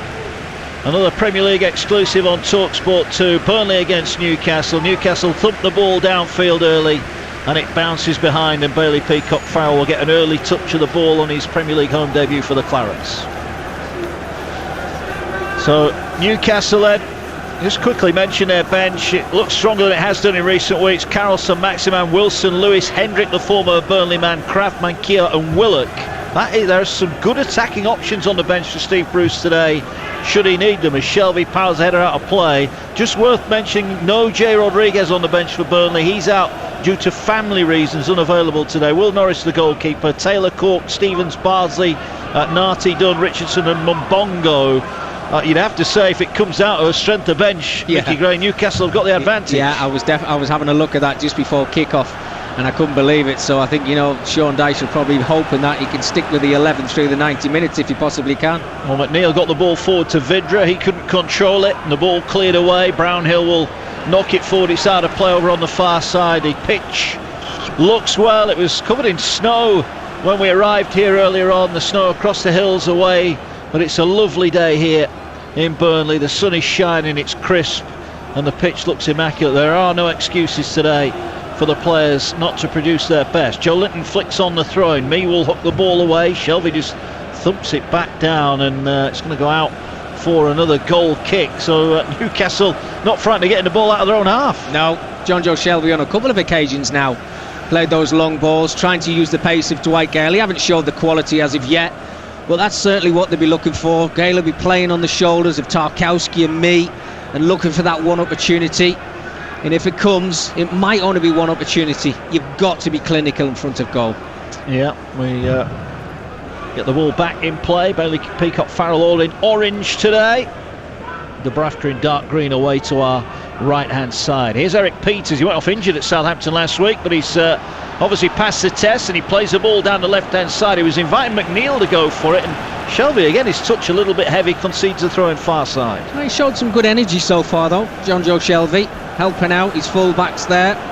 Looks like he's playing in that position just in front of the back line, and he is the one with that wand of a right foot. He can pick out those passes, but what he will need is willing runners. The two wing-backs from Newcastle have got to try and get forward, make up the numbers in the final third of Burnley's half. Well, here's a chance for Burnley going forward. Goodmanson just eased off the ball by his teammate Brownhill. He feeds it infield. Here's Westwood, who scored at St James's Park earlier in the season when Burnley were beaten 3-1. Ball diagonally into the box towards Wood. Dubravka saw it early and leaps high to catch it comfortably in the end. 0-0 here. What we should mention about Bailey Peacock-Farrell, the other end, Mickey Gray, has been playing, of course, for Northern Ireland, so it's not like he's had no football recently. Yeah, no, absolutely. But this is a different test, and I think he'll probably know that. There'll be a few nerves in there, and he'll want an early touch of the ball. It just settles the nerves a little bit, and what he'll be hoping for is just a simple save if Newcastle do get a strike on goal.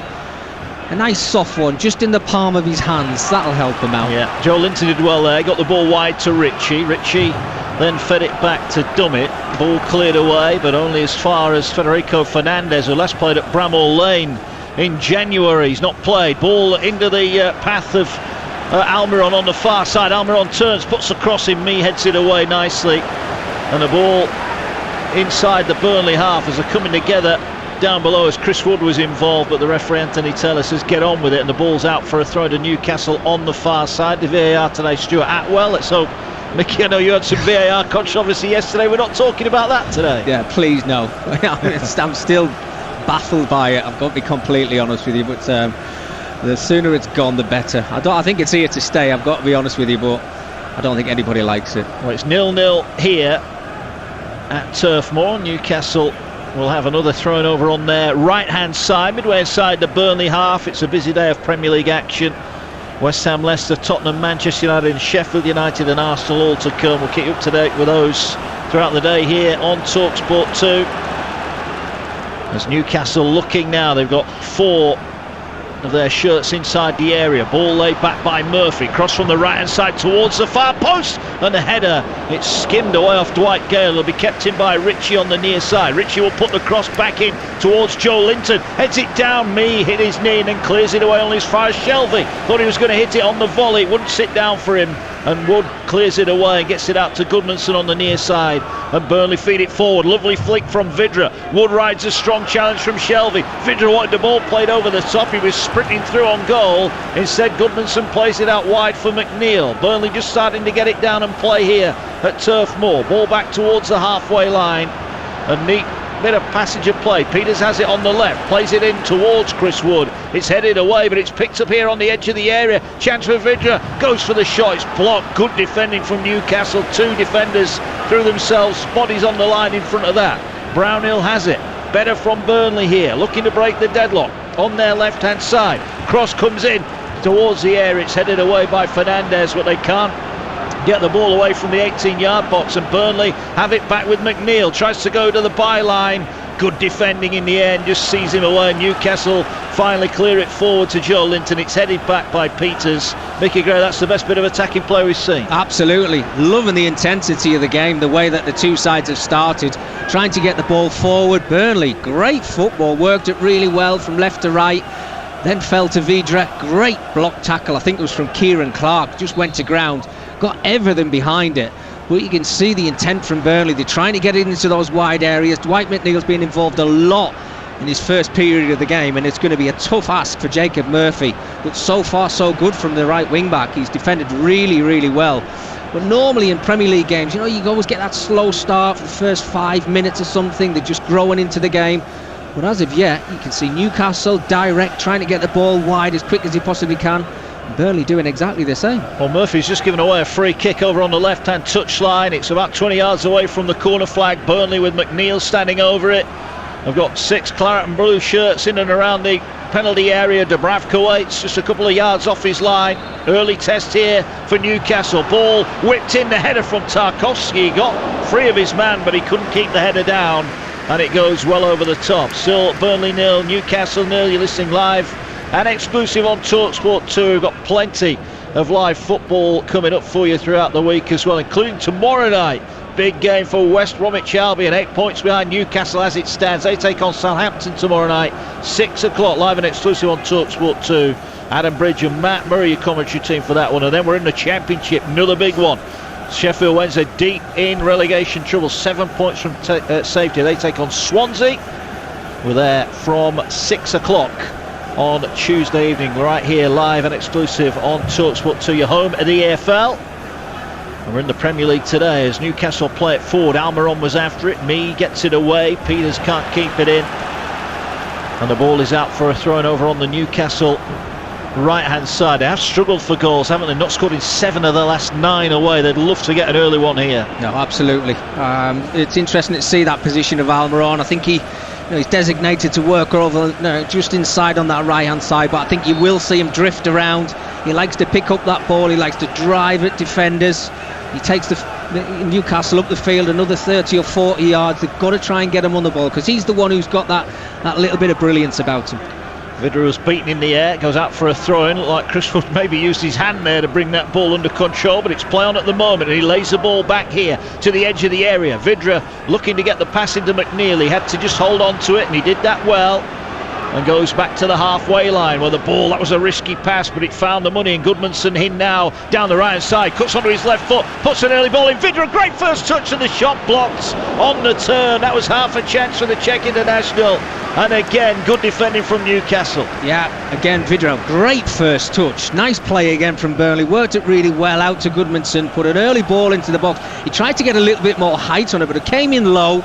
Good touch from Vidra, and again I think it's Kieran Clark getting his body in the way and blocking that strike. Yeah, 1 or 2 changes today for Steve Bruce, both in defence. No Jamal Lascelles, who we heard from earlier here on TalkSport 2, out injured Looks like he's going to miss the rest of the season. And Emil Kraft has dropped to the bench as well. There's a ball headed away by Newcastle, picked up by McNeil, slides it through. Vidra, was he onside? Tries to play it into Goodmanson. The ball ricochets off a couple of defenders and through to Dubravka anyway. But Burnley showing some real intent early on here. They are. They're getting the ball down. They're playing some nice football. You can see the willing runners up front. And again, this time Vidra just playing on the shoulder of these three centre-halves from Newcastle, getting that half a yard. Well, the more that happens, the more space he's going to find himself, and he will eventually get his strikes away on goal. Well, Shelby's just given the ball away again, deep inside his own half. Lowton will put in the cross towards the far post. It's beyond Wood and Vidra, and Murphy will keep it in and just rolls it up the touchline for Miguel Almiron. Neat first touch from him, finds Shelby with room and space, rolls it back to the Paraguayan, and he's over the halfway down that right hand side, plays a nice ball to Longstaff, looks up, Gale and Joe Linton in the middle, and his cross almost turned into a shot, and it landed on the roof of the net there. Longstaff, he couldn't quite get the curl on it, and Peacock Farrell was backpedaling pretty sharpish underneath his crossbar, but fortunately for him, it's still Burnley 0, Newcastle 0. Well, I said Peacock Farrell needed a nice little touch early on in the game. I don't think he was expecting that. From Sean Longstaff. I mean, you could see he got his head up, he looked over on that right hand side, he is trying to put the ball into the area, but he just gets it completely wrong, and it actually nearly just dips underneath the crossbar, and Peacock Farrell had to be on his toes. He did indeed. That was neat football, that, from Newcastle. 11 on the clock here on TalkSport 2. Mark Wilson, Mickey Gray, Dan Windle with you here at Turf Moor. Joe Linton the target of Dubravka's clearance. It's picked up by Burnley. Here's Goodmanson. Goodmanson just over the halfway line. Now they're trying to play the ball over the top for Wood, who acknowledges the pass, but Dubravka again was quickly off his line and collects it on the edge of his own penalty area. Plays it forward.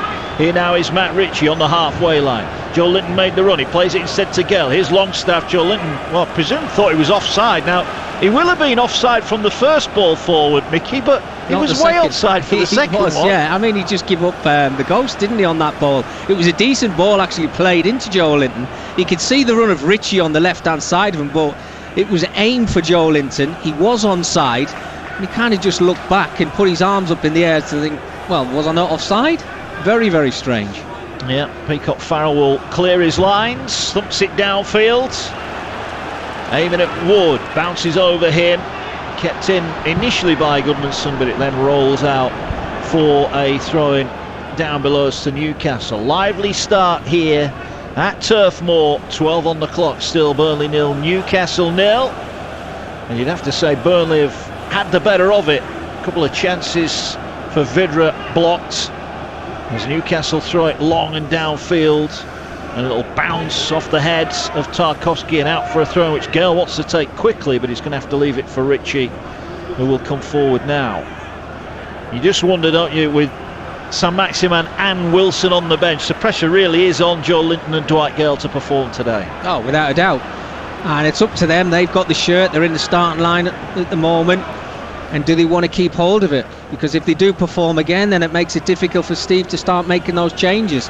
I'm sure he's got itchy feet, Steve. He must be looking at his bench thinking, what time do I bring them on just to freshen things up? But if the game goes in their favour and they find themselves 1 or 2 up, then you might not have to make those changes. Yeah, disappointment there for Newcastle. Almiron and Longstaff did really well, worked the ball out wide on the right, and Murphy miscontrolled it.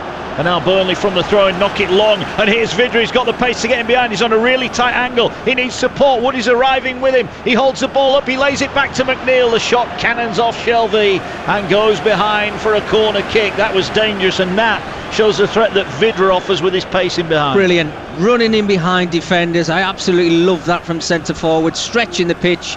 Dwight McNeil played a wonderful ball down the left-hand side from 70 yards away from the Newcastle goal, and it was actually him who Vidra played the ball back to. So he's made up those miles. He's got himself into the 18-yard box. Excellent from Burnley.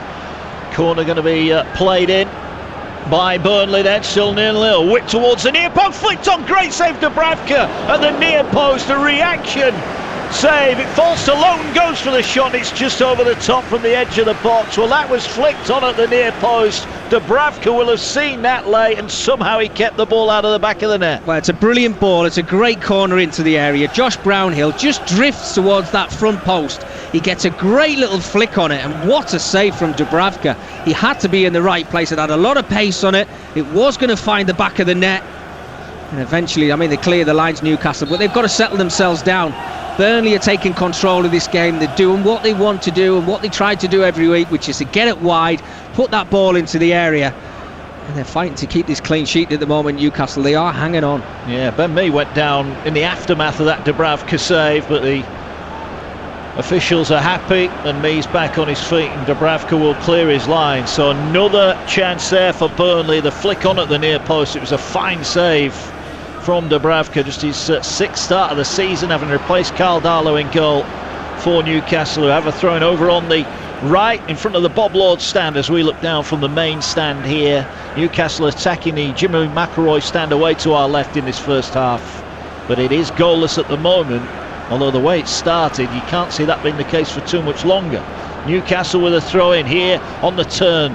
They move the ball across to this near side. Newcastle have it. Ritchie to Gale, back to Ritchie, left-footed ball into the area. Ben Mee heads it away nicely. Shelvey tries to battle for it and does win it and finds Ritchie 30 yards out from goal on the left. He goes back to Shelvey, the Newcastle captain today in the absence of Jamal Lascelles. And here now is Dummett, gets it back to Ritchie on the left. Ritchie's looking for some movement in front of him. There was not a lot there. And in the end, he wins a throw-in off Goodmanson. They need a little bit more movement than that, Newcastle. Yeah, they do. I mean, it's Sean Longstaff who's actually made the run eventually in front of Matt Ritchie, but he just had nowhere to go. He's got 2 or 3 Burnley players around him. It was very hard for him to get out. I said before, they need to calm themselves down. You think Newcastle, out of the 2 teams that we've got in front of us, they need the points more than Burnley do. But the way that they've looked a little bit shaky when they get into that final third, the quality just hasn't been there. Just got to calm themselves down a little bit. Get John Joe Shelvey on the ball, get them to spray the ball around, get your wing backs involved in the game a lot more than they have done at this first period of the game, first 16 minutes of the game. Well, Longstaff's knocked a long ball for Joe Linton, and here comes Bailey Peacock-Farrell, and he just about got enough on it, but his clearances are poor, and it fell to Longstaff, who couldn't control it on the near side. That ball's gone out off Westwood, and it's going to be a throw in. He almost ran past that one, Bailey Peacock-Farrell. I think it struck his knee in the end. He was very, very fortunate. Let's say it's good goalkeeping, sweeper keeper if you like, because Joe Linton was in. And that first touch from Peacock-Farrell had to be right. He just got enough on it. It looked like it came off the left side of his hip. But it did give the chance for Newcastle players to close him down, but he did eventually clear his lines. He did. Newcastle now have a throw right over on the far side of the field. 0-0 here. They're just over the halfway line, Newcastle. I think the one pleasing thing for their fans is, at least when they go for it, they are starting to get some shirts in and around the edge of the area. They've put a couple of crosses in so far, but as yet haven't really forced anything meaningful out of Peacock-Farrell, who is in. If you just joined us, no Nick Pope, a shoulder problem for the England goalkeeper, is expected to play next week at the verdict of Sean Dyche ahead of the game here. Ball headed forward by Newcastle, picked up by Westwood, sees Chris Wood in space on the left hand side, runs at Clark towards the edge of the area, thinking about the shot, goes past him. Can he pull it back now? He does! Chance! And in the back of the net, and Vidra tucks it away, and Burnley lead here at Turf Moor. Great work from Chris Wood, and there was Vidra 8 yards out to slot the ball into the back of the net. Burnley taking a huge step towards Premier League survival. For Newcastle, the pain goes on. Burnley 1, Newcastle 0. Wow, I mean, the amount of space that Burnley found themselves in the centre of midfield because Newcastle give the ball away. Players had pushed forward, they play it out to that left-hand side. You can see what Chris Wood's trying to do. He's trying to chop it back onto his right foot. He's got a couple of players there, he can't do that. He runs the ball to the byline. You're thinking, okay, your opportunity's gone. But what a pullback that is. Nobody marking Vidra in that 18-yard, but he's got acres of space. And all he's got to do is just make good contact with it, which he does. He gets it over the top of Dubravka, and one Newcastle defender who finds himself on the edge of the goal line. But it's a super finish, and I have to say, Mark, all they deserve in the game so far. You'd have to say no VAR check necessary here. 18 on the clock. Burnley lead at Turf Moor. Vidra 2-2 for him. I don't think he could believe how much space he had in the middle. There were 4 Newcastle players, but they all got drawn towards the ball and the goal and forgot to mark him. Absolutely. He was basically stood just around that penalty spot, a couple of yards further forward. Everybody got attracted to the ball with Chris Wood. He got himself to the byline. It looked like he had no chance of getting it back into the area. But Vidra, I mean, put anybody in that position, I think you'd you'd expect them to put the ball in the back of the net. They've been great so far, Burnley. We watched them against Everton a couple of weeks ago, Mark. I thought they were fantastic in that game as well. The energy levels were superb, and they're bringing it to this home game here. They're disappointed after that Southampton performance, but back on form today so far from what I've seen. And Newcastle with questions to answer here on their travels. They've got to throw in just their side of halfway. Steve Bruce on the edge of his technical area. You can see him right over on the far side, animated. His sides continuing to feel the heat at the bottom end of the Premier League. You're live and exclusive on TalkSport 2. Burnley 1, Newcastle 0. And the ball played out on the near side to Ritchie. Ritchie is challenged. He gets quickly back on his feet. And the ball back here headed towards Longstaff. Longstaff brings it down on the chest. Shelvey not really got going yet this afternoon. Looks for a crossfield ball towards Murphy, who did well to keep that in. Almiron is there with him. Almiron down the right hand side of the area. Good challenge from Peters, and Peters wins the ball back. That was really solid play from Eric Peters, and the ball cleared away and deep inside the Newcastle half, and they may well have to go back to Dubravka. That was good old-fashioned defending. Yeah, love that from Eric Peters. Been chopping and changing on left-back position with Taylor in the squad for Burnley as well, but stood his ground, asked the question of Almiron, right, if you're going to beat me, you've got to either take it to the left or right. He stood his ground, stuck that foot out, solid defending. Love to see that. Here now Newcastle then, looking for a response here as they bring the ball forward now. Down their left-hand side. Here's Ritchie, cross in from deep is deflected. Peacock Farrell sprints across, did he keep it in? I think he did. And it will be play on, and good reactions there from Bailey Peacock Farrell. Yeah, he's looked very lively, hasn't he? I think, he's been involved in the game. He's had to watch one go over the top of his crossbar. I said before about being a sweeper keeper, came off his line, he was very commanding.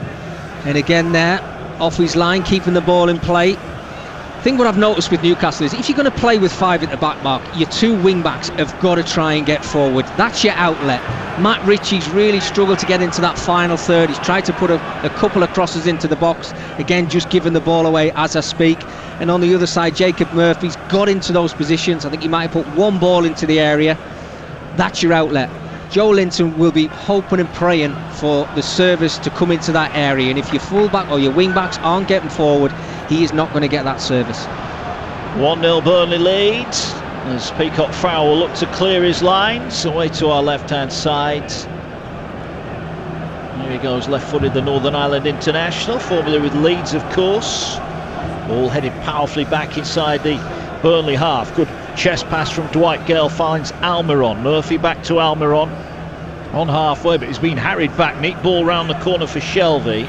Here's Almiron again, who sets off forward this time. Goes past one defender, plays it now to Longstaff. Longstaff has got players out to the left. That's where he'll go now here with Dummett. Dummett to Ritchie. Little flick round the corner for Joe Linton. Joe Linton trying to get to the byline. Can he keep it in? He does, but then Tarkowski just eases him off the ball. But as he turned to get away, Tarkowski's conceded a corner. A little bit too fancy there. Yeah, nice play from Newcastle. Worked it again over from that right-hand side across to the left. Joe Linton, Almiron, picking the ball up, working it really well. Good play from Joe Linton. But what I would say is centre forward out next to the corner flag. You want him in that 6-yard area. Well, that's where he is now as Shelvey plays the corner short. Ball whipped in, headed away at the near post. It'll fall for Dummett. Dummett plays it across to Murphy. Murphy on the halfway line will cross it back towards Shelvey. He's going to have to win it in the air. He's beaten by Loughton. Ball falls here. Gale's trying to keep it alive, and he does on the left-hand touchline. Now he puts the cross in, and again it's cleared away. There were 3 in the middle waiting the ball in. Dwight Gale, his 100th league game for Newcastle, which when you consider he joined in 2016, has taken him quite a while, and is probably a reflection on his career at Newcastle. A little bit stop-start for him so far. A rare start for him. As Dubravka, who has the ball in his own half, will play it long towards Joe Linton, but it's headed away by Peters. Joe Linton at the moment just a little bit off the pace as Wood can't get onto that pass forward. You are listening to Burnley against Newcastle on TalkSport 2 with Now. Don't forget, with Now you can watch West Ham versus Leicester and Tottenham against Manchester United live today on Sky Sports for just $9.99. Search Now Sports for more details. 1-0 Burnley lead here. Mickey Gray and well in control, it seems. No, absolutely. I mean, it's interesting that you mentioned Dwight Gale. He's a big part of getting Newcastle actually back into the Premier League. But I always thought he was a centre forward who was a stopgap. And kind of, when you got to the Premier League, then maybe sell him back to the Championship or something. But he's stuck around. He's been patient. He's waited for his opportunities. You never really see him as that top centre forward, like I suppose a Callum Wilson is. You know you're going to get goals from somebody like Callum Wilson. So being given his opportunity again today, but he'll be judged on goals, and he probably hasn't got enough in a Newcastle shirt. Yeah, ball over on the far side from the free kick for Burnley, aimed towards me, who got a header on it, but Dubravka will come and collect it, and he will bowl the ball out over on the far side. McNeil, who played the free kick in, is looking to win it back. Burnley leading by a goal to nil. Here's Shelvey going forward, great first touch from Shelvey, down the right hand side he goes, only Gale away back in the middle, slides it across goal, and Peacock Farrell got down to it. It was just a yard too heavy in front of Gale, who made a great run across his defender. That was better from Newcastle. That's what they're going to have to do. They'll have to try and catch Burnley on the counter-attack, because the work ethic from them this afternoon has been absolutely first class. Great first touch from John Joe Shelvey. He actually puts a super ball into the area. And you're right, Mark, he only had Dwight Gale to aim at, but he nearly did. He just needed a poke out, a little toe, a little bit more pace, and he might have actually got on the end of that. But that's better from Newcastle. They're now starting to grow into the game. Here though is Vidra going the other way, and he's got room to turn as well. There was no one near him. He gets the ball out to McNeil. Murphy goes across to close the danger down, but he finds Westwood. Westwood looks up, the claret and blue shirts surrounding the area. Ball played out to Goodmanson, headed away by Ritchie, only as far as Lowton. Puts in a low cross, it's poked away only as far as the edge of the area. There is Brownhill trying to win the header. Longstaff in there, Westwood in there, and the high boot away only as far as Lowton gets it away on this near side. Ball back in towards the area. Lowton again gets it on the right. Cross blocked. Falls to Goodmanson. Goodmanson tries to charge down the clearance before it's volleyed away by Ritchie. And Newcastle just couldn't get out of their own half there. And the difference between the two teams, we just talked about the only player in Burnley's 18-yard box was Dwight Gale. Well, on this occasion, Burnley work it well to the right-hand side. Wood's waiting in the 18-yard box. Vidra's in there. Dwight McNeil on the far stick. We've got players that they can actually aim for when they put that ball into the box. You are listening live and exclusive on TalkSport 2 as here goes Vidra down the right-hand side again. He's going to try and pull the ball back, and it's allowed to run almost by Clark, who was shouting at Dubravka, why didn't you tell me what was around? He got it away from immediate danger just in the nick of time. McNeil on the left-hand side, Brownhill over on the far side. He slides the ball in, neat turn edge of the box. That will be a free kick for a foul on Goodmanson.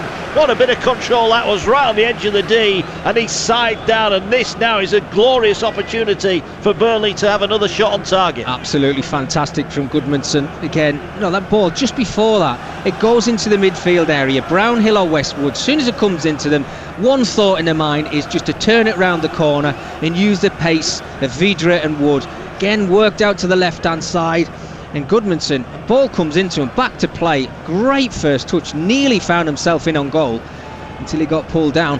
I'm not too sure if this is a little bit too close, this mark. It's hard to get this up and over the wall. It's looks right like on the edge of the D, isn't it? Yeah, so I think you may be looking at a little bit of pace, maybe down the sides of the wall if you possibly can. I'm actually surprised there's not a player lay on the ground, as we've seen throughout this season, behind that wall. But it is another opportunity for Burnley. Well, Brownhill, McNeil and Goodmanson all stand over it. Dubravka behind all of his players. Here is Brownhill, right-footed over the wall and over the crossbar. And as Mickey Gray said, he might have problems getting it up and down. Well, if he was putting one on the green there, golfing, he's gone way over the back. I think it's still going up, that free kick. It was always in a position where I think you had to try and keep it low, just get a lot of pace on it, either with the left or the right foot, and the quality just wasn't there up until the build-up, which was absolutely fantastic. The free kick wasn't the same. Burnley 1, Newcastle 0. Matej Vidra on 18 minutes. His third Premier League goal of the season. And it's a crucial one for the Clarets as well. A win today, and surely they are safe for another year in the Premier League. Here's Almiron. Newcastle far from safe at the moment, but they're sprinting forward here. Almiron almost went past, and again Peters was there right in the corner of the area to block him, and Fernandez can't control the clearance forward, and it's out for a Burnley throw just short of the halfway line. He's done it really well, Eric Peters, on a couple of occasions. You know, if you've got somebody with pace who's running at you, they normally chop it to the left or the right hand side. He's just stood his ground, and Almiron has fell for it on both occasions. He's ran straight into Eric Peters, who's stayed strong, and he's won the ball back for his team. Yeah, he has indeed. Went off injured, as we said last week, but pulled through, and he's back in the starting lineup today as Shelvey tries to clear his lines. Murphy does similar. Neat turn again, Almiron. He's gone past Peters this time. Support with him, but Joe Linton, the pass to him was a poor one. Oh, now, what happened there? Did Joe Linton just catch Ben Mee? I think he did. Mee went down clutching his ankle, and the referee, Anthony Taylor, blows the whistle for a free kick. Well, it actually looks like he's okay, but I'm not too sure. Does he get his studs caught in the ground? I think he just trod on his toe, didn't he, Joe? Nasty, yeah, and it's always, you think when they go to ground like that, is it has he twisted his knee? But he's got himself back up. He's a tough lad, Ben Mee, isn't he? Yeah, good defending in the end. Yeah, plenty more football to come. Don't forget, tomorrow we're live in the Premier League. West Brom, Southampton, live and exclusive on TalkSport 2 from 6 o'clock. Tuesday we're in the Championship. Sheffield Wednesday, Swansea, live and exclusive from 6 on TalkSport 2, your home of the EFL. And then on Wednesday it's a double header of Champions League action. Here come Burnley forward. Get it out wide here to Matt Lowton. Lowton looking just to roll it down the edge of the area, gets the ball back, puts in the cross towards Wood. Dubravka got nowhere near that, and the ball goes through the penalty area, and the referee's going to stop play because there's a Newcastle man down holding his head here. Well, Dubravka was getting a bit of stick off Kieran Clark a few minutes ago, Mickey Gray, and he might be getting a little bit more there. He was all over the place. I think if you've got a goalkeeper who's coming out to the edge of his 6-yard area, you want to hear a big shout, keeper's ball, so then your defenders move out the way. Well, he's about a foot away from actually punching that away from Chris Wood. You can see the pressure on Wood. He gets in between two defenders from Newcastle. Well, that's not great goalkeeping. No, it's not. And he's going to pick the ball up now, Dubravka, as we restart play. Just a reminder that Champions League action on, in fact, it's on Tuesday night, isn't it, the Champions League? Chelsea, Porto live on TalkSport, and then PSG against Bayern Munich live on TalkSport 2. A couple of cracking ties for you there, all covered on TalkSport. Don't forget you can download the app, take us with you when you're out and about. It's free in all the usual places. Free kick for Newcastle just over the halfway line. They trail here, 31 on the clock at Turf Moor. Burnley in front by a 1-0. Newcastle trying, but at the moment not creating too much. Dummett ball forward for Dwight Gale, who's up against it against Tarkowski there, just stands above him and heads it out. That's not the type of service Dwight Gale needs. No, definitely not. He needs to either be running in behind or he wants it into his feet. If they're going to play a long loopy ball up to the two guys up front, and it's Joe Linton is the one that you've got to aim for. It's that classic big man, little man, isn't it? But they're just playing too far apart from each other from what I can see. Yeah. The criticism of Joe Linton is that a lot of his best work is done too far away from goal, but he might have a chance here because throw in Ritchie to Dummett. Dummett has turned down a bit of a blind alley, gives it to Clark, who thumps it across the field. Peters will head it away. Oh no, it's nicked by McNeil, who picked it away from Murphy, and McNeil sprints down the left hand side. Almiron sprinting back just caused the Burnley frontman to check his run, and they do get it away. That was good work from Almiron there. He sprinted back after Murphy had his pocket pinched, and the clearance from Dummett cannons off Westwood and out for a throw-in on the near side. Great foot race. Dwight McNeil, Jacob Murphy working back, Almiron helping out his full-back. Absolutely brilliant. But what about that first touch from Dwight McNeil? Absolutely top class. Yeah, ball forward from Murphy, and he shrugs his shoulders there and he looks at Steve Bruce as if to say, well, I played the ball, why wasn't anyone chasing after it? And Newcastle at the moment are just looking a little bit dispirited. The ball headed away. Burnley leading here on TalkSport 2. Ball with Lowton, just punts it forward. It's headed away by Dummett. Shelvey flicks it on. Again, the ball is in the air, so that means Tarkowski will head it forward. Shelvey brings it down. Now he plays a long pass over the top. And here's Joe Linton. Peacock Farrell quickly off his line, thumps it clear. Again, good keeping as Vidra nods it down to Westwood. Here now is Gudmundsson. Burnley trying to attack down the right-hand side. Wood waits in the middle for the delivery. They feed the ball. Dummy from Vidra. He was trying to let it run through to Wood, but Newcastle read it and cleared it away. And now they advance towards the halfway down the right. The game is opening up, in fairness here. Newcastle attacking down their right-hand side. Joe Linton and Dwight Gale in the middle. Here's Murphy, right-hand side, drills it across for Joe Linton, puts it towards goal, and Gale, who was offside as tapped it in the back of the net. Now this is a bizarre, the flag didn't go up even after he kicked the ball into the back of the net there, even though Dwight Gale felt he was yards offside. Well, I've just had a look, and I don't know if Dwight McNeil finds himself off the pitch here, but he's not actually that far offside when you look at the mark. Yeah, he's onside. If you have a look at that, the player on the far side of the ground is on the field. Well, I mean, they've worked it really well, Newcastle, over on that right-hand side. Dwight McNeil's, he's basically stood about half a yard away from the Burnley goal. Are we gonna look at? No, we're not. Well, the guys who are with us are going to see a replay of that in a moment. For me, the cross for Joe Linton, he slipped as he went to put it towards goal. As he slipped, he still got the shot away. It was going wide, and Dwight Gale, who was stood on the goal line, poked it in. But if you look at the picture, I'm sure the Burnley player on the far side of the field was playing him on. Well, it was Dwight McNeil who'd helped to come back. I don't know if they've just looked at VAR quickly and maybe thought we don't need to look that wide where Dwight McNeil is, but he was in a position where he was very, very close to keeping Dwight Gale onside. Well, here come Burnley at the other end. They've got a chance to make it 2-0. Wood back to goal. Lays it back to Goodmanson. Goodmanson has it on the corner of the area, uses the foil of Loughton. Shot deflects to the far post, and it's put over the top by McNeil. Probably had a little bit more time than he thought there, Dwight McNeil. And it's over the top, and it remains Burnley 1, Newcastle 0. Well, things are definitely happening in this football match at both ends. We've just been talking about that decision from the Newcastle perspective. Burnley, on the other hand, break forward. Decent ball into the area, gets a deflection as it's coming in. Difficult for McNeil to keep that down. I've been in that position, and when it's spinning, it's hard to keep it low.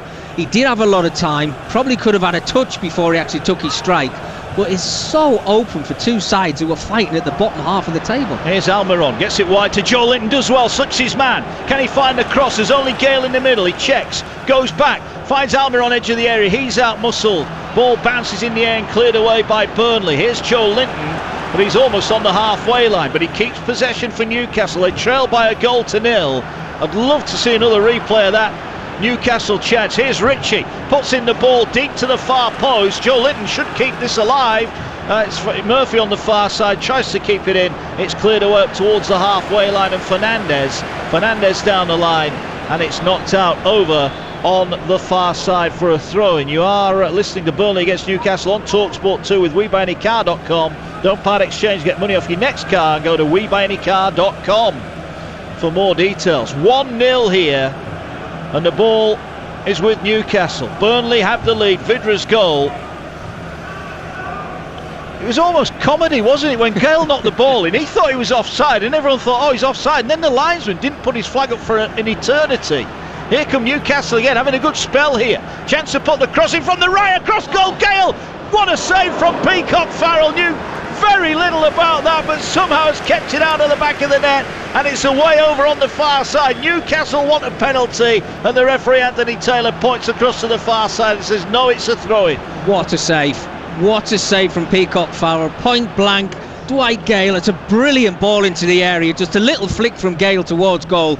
Peacock Farrell just spreads himself, and as it comes back out to the edge of the 6-yard area, I think it's Tarkowski who actually clears his lines. Somebody honing in just to head it into the back of the net. Looks like Longstaff. They're appealing for a penalty for a high foot. Yeah, and I think they are going to have a look at this. They are checking this, and you have to say the foot was high. It was Longstaff who was trying to head it into the goal. The foot was high, but the Burnley player, did he get the ball? I think he did.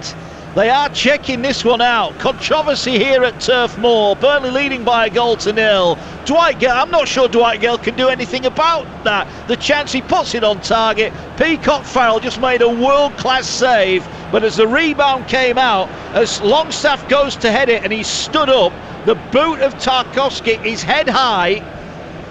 Well, this is...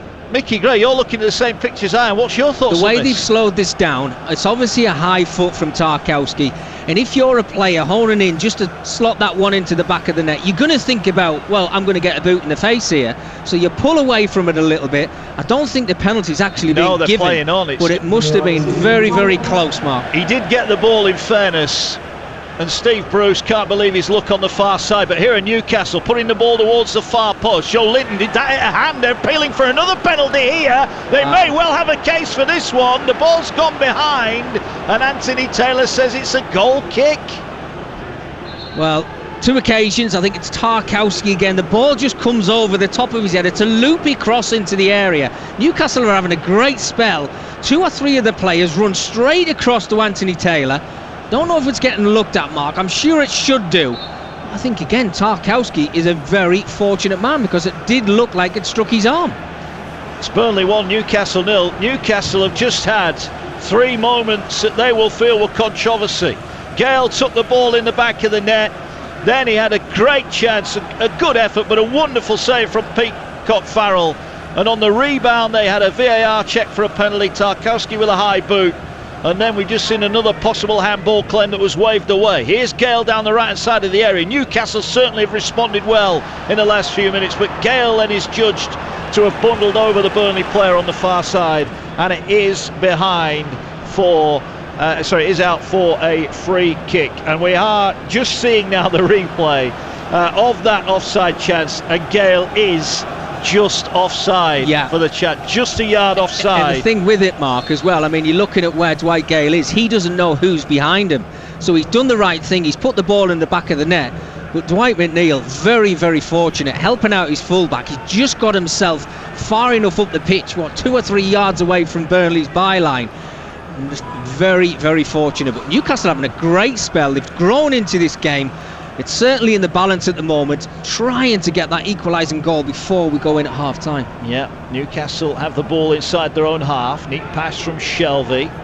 Forward now, they drive through the centre circle. Murphy finds a neat ball out wide on the Newcastle right-hand side. Here they come in field now with Almiron. Almiron just has a couple of touches, rolls it wide.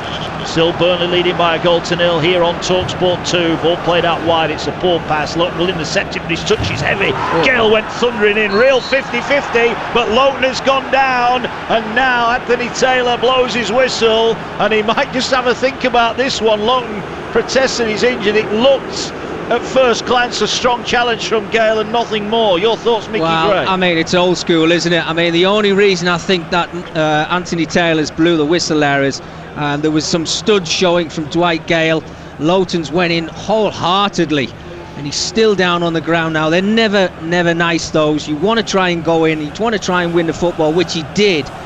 And it was 2 honest players going for the ball, but I think Lowton obviously staying down on the ground has come off worse in that challenge. Well, welcome to our listeners on TalkSport. You join us live on TalkSport 2 at Turf Moor, where Burnley lead Newcastle by a goal to 0. There's been plenty going on. Matej Vydra, it was, who put Burnley in front after great work down the left-hand side by Chris Wood. He got to the byline, he pulled it back, and Vydra was there to poke it in for his 3rd Premier League goal of the season from close range. But we've just had a couple of moments of controversy. Dwight Gale just offside, poked the ball into the back of the net after good work down the Newcastle right, and we've had a VAR check for a penalty. A high boot from Tarkowski after a world-class save from Bailey Peacock Farrell. Tarkowski just got the ball. Mickey Gray was a lucky boy. Yeah, very, very fortunate, Tarkowski. I mean, if you start trying to clear your lines from that position, you've got to time it right. And fortunately for Tarkowski, he did exactly that. What you say, there was Longstaff just homing in, just waiting to head it into the back of the net. He had to be brave, because he was always going to get a boot in the face. And you've seen him given, and sometimes we haven't, and today it's fell in the favour of Burnley. This game is live and exclusive on TalkSport 2. You can download the app and swipe between TalkSport and TalkSport 2 to listen to this one, or ask your DAB Plus or your smart speaker at home to play TalkSport 2. It's Mickey Gray and Mark Wilson. 2 minutes to go to the break. It's Burnley 1, Newcastle United 0. It's amazing, isn't it, when you're at the bottom of the table, those decisions go against you. When you're at the top of the table, you might see the referee putting the whistle to his mouth and giving you the penalty. Yeah, possibly. Here come Burnley. A second goal for them would be a hammer blow, as Goodmanson has it down the right-hand side. The Icelandic international lays it back to Lowton, back to Goodmanson. Goodmanson, pass wasn't the best. He's had a foul. It is by Longstaff. He just got caught there for a yard of pace, and the ball is 30 yards out from goal on the Burnley right. They've got a free kick here. 90 seconds of normal time left in the first half. If Burnley score here, Newcastle's task becomes a mammoth one. Oh, without a doubt. Well, you can see how many players Newcastle are getting just on the edge of the 18-yard area. I think we know exactly what's coming here. Looks like Dwight McNeil's come over to this right-hand side. He's going to curl that in towards that 6-yard area, the penalty spot. It's open for those Burnley players. One of them just to try and get a little bit of a nick on it. But if they can get that second goal, as you're right, Mark, before half-time, that will be crucial for them. Well, Dubravka's had a couple of iffy moments with balls into his area. Westwood stands over this one, and he's going to whip it in right-footed towards the far post, and it's going to be headed behind by Joe Linton. And it's a corner for Burnley over on the far side of the ground, and more pressure for Steve Bruce's side, who trail by a goal to nil. The Fulham fans will be roaring Burnley forward here. Yeah, I think they will. I mean, go back to that free kick that they just put into the area there. Westwood, I mean, it's a poor free kick. But Joe Linton, who finds himself at the back stick, is anybody giving him any communication just to let it go and leave it to just run out of play? Because that's where it was. There was no pressure on him. Well, here comes the corner in. Whipped in again towards the near post. Shelvey got his boot up high and cleared it away on as far as McNeil. Ball will come back in. Flicked on at the near post. And another save from Dubravka. This time from his own man. I think it was Dummett who got a foot on it at the near post. And Dubravka sprawls across his goal and claws it behind. Nearly disaster for Newcastle. We've seen two world-class saves today. One from Peacock Farrell and another one just then from Dubravka, and he had to make that save. Great ball into the area. Dummett's just basically trying to clear his lines with his weaker foot, his right foot, heading towards the goal. What a save. What a save that is. Full length, and he had very little time. Dummett, if he was a centre forward, would have thought that was in the back of the net. He was thankful it wasn't. Cross comes in. Not cleared initially here. Tarkowski will keep it in at the far post. Can he put a cross in? He drills it low. Ben Mee at the near post, and again it's blocked and behind for another corner kick. Burnley piling on the pressure here on Newcastle. What's going on? Centre half to centre half in the opposition's 18-yard area. Tarkowski works it actually really well onto his left foot. Fizzes one across the ground. Ben Mee just worked his way to the front stick, just trying to get any little nick on it. Another corner whipped in. Dubravka flaps at it and puts it behind. That was venomous. It was going in the top corner at the near post. Dubravka had to be there quickly and got it behind. 4 corners in just over a minute here for Burnley, who really are cranking up the pressure. They lead by a goal to nil. We're into 2 added on minutes. Another corner delivered, this time to the far post. Mee with a header, couldn't control it, and it goes behind. A much needed goal kick and a relieving one for Newcastle United, who just took a couple of punches on the ropes there, but thankfully for Steve Bruce, they're still standing. Yeah, I mean, the quality that Burnley are putting, certainly from corners, has been absolutely outstanding over on that left-hand side. Brilliant balls into the box, a lot of pace on them. This one just had a little bit too much height on it. Ben Mee got caught underneath it a little bit. He tried to leap just to keep it down. But they've got to be really careful, Newcastle. They look susceptible when that ball's coming into the area. Find themselves a goal down at the moment. I think they'll be a little bit relieved now. I talked about getting the equalising goal a couple of minutes ago. Well, here's a chance for Newcastle as we go deep and added on time. Ball slid into the 6-yard box and it's thumped behind by Mee. And it's Newcastle who will end the half with a corner in front of the Jimmy McIlroy stand. They trail by a goal to nil. Well, Steve Bruce, he'll be praying this ball goes in the back of the net, because Newcastle have been outplayed for parts of this first half. They're only a goal behind. Here comes the delivery, floated towards the penalty spot. It bounces through to Almiron. Almiron's got time, didn't quite get it under control. Raise it back for Murphy. Murphy, edge of the area, is he going to shoot? No, he floats it to the far post. Shelvey, it reaches through to Fernandez, and his effort comfortably bobbles into the arms of Peacock Farrell. There were almost too many Newcastle players in the way there. Didn't really see it until late. Fernandez, he couldn't really adjust his feet. I think it's kind of bounced off his knee just into the safe hands of Peacock Farrell there. But it's like a basketball game at the moment. It's end to end. Burnley with opportunities. Newcastle coming back into the game, creating chances. I'm loving it. Still 1-0 to Burnley, and here's Chris Wood closing in on goal. Pokes the ball over Fernandez, but there was Murphy sweeping up. Good play from the wing back, heads it back to Dubravka. Here now is Shelvey, and that will be it. It has been a pulsating start to this game. Burnley on top early on. Dubravka made a fine save from an early corner, but he could do little when Matej Vydra put Burnley in front on 18 minutes. Chris Wood down the left-hand side, great work from him.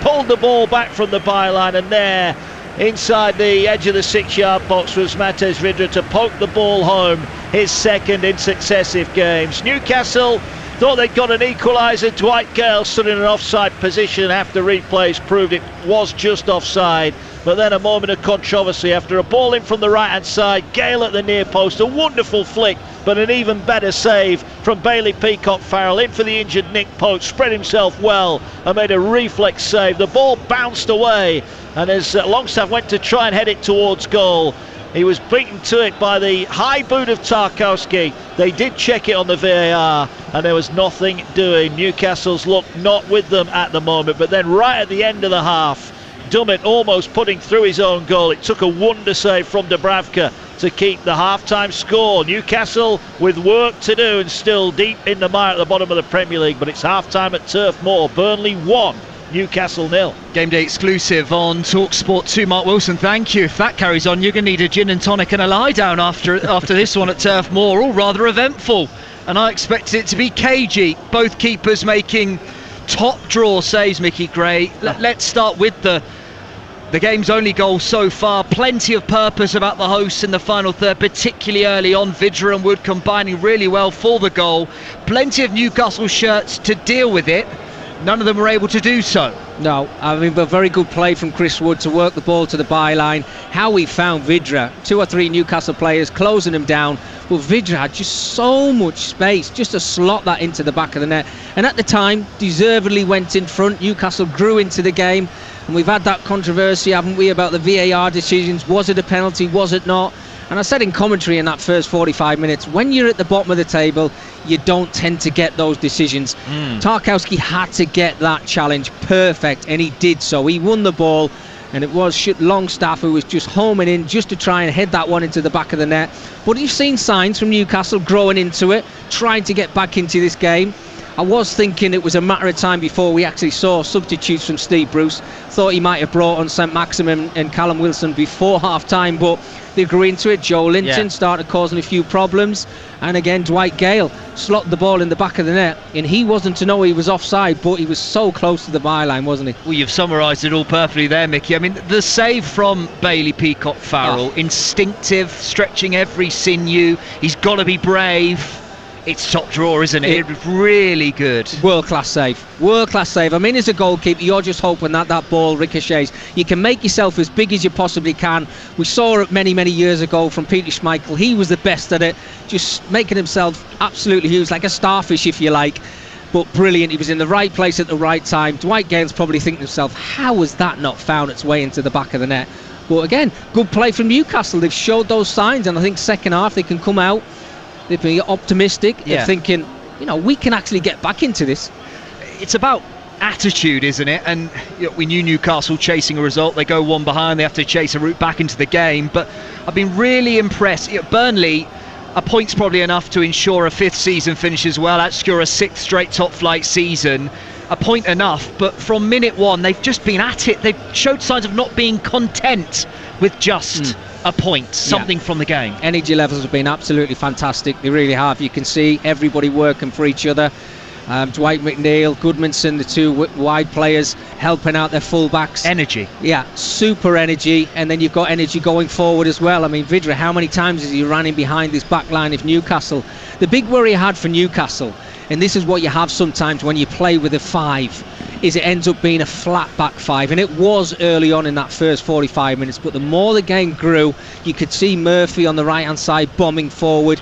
You've got Ritchie, tried to work over on this left hand side, got into some good positions, and that's what they've got to do. They've got to try and get more bodies into that final third of Burnley's back line. I thought we were going to have you screaming VAR again after that Dwight Gale equaliser was chalked off. It's interesting. Everyone stopped. The referee and the official on the far side stopped because they didn't know what was going on either. And everyone would just give it offside, because shall we? And thankfully he was. You're looking in the 18-yard box and you're thinking, he's got to be offside. But you didn't look as far over from where we are doing our commentary to see where Dwight McNeil was. Now, Mark called it and thought he was onside. I thought we were very close to him being offside.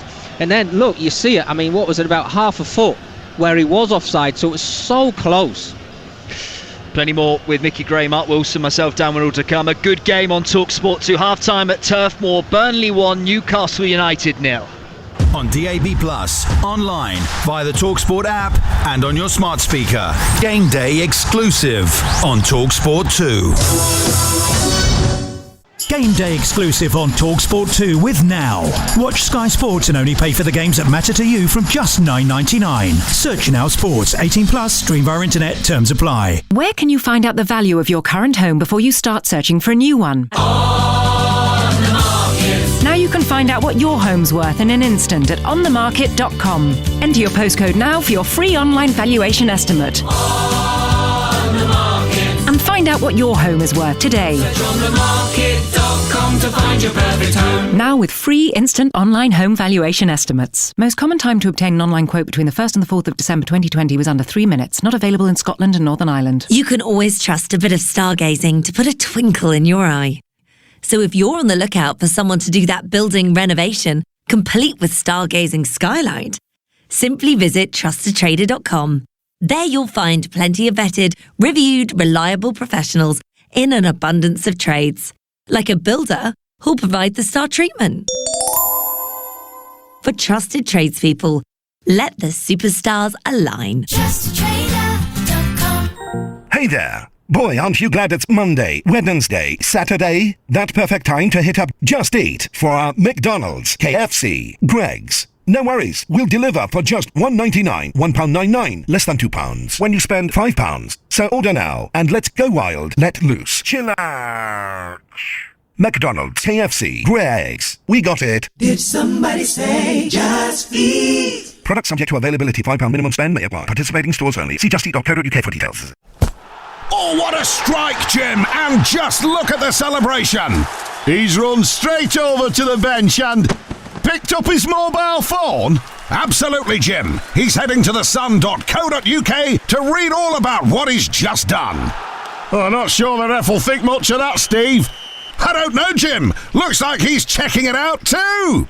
For every single twist and turn of this roller coaster season, head to thesun.co.uk/football. We've got it at Selco.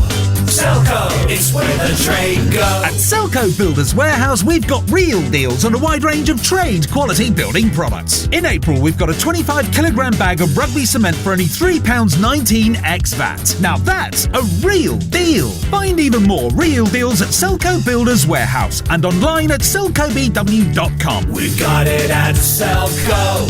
Selco, it's where the trade goes. That charged at 20%. Game day exclusive on TalkSport 2 with WeBuyAnyCar.com. To find out how much your car's worth in under 60 seconds, enter your reg now. Game day exclusive on TalkSport 2.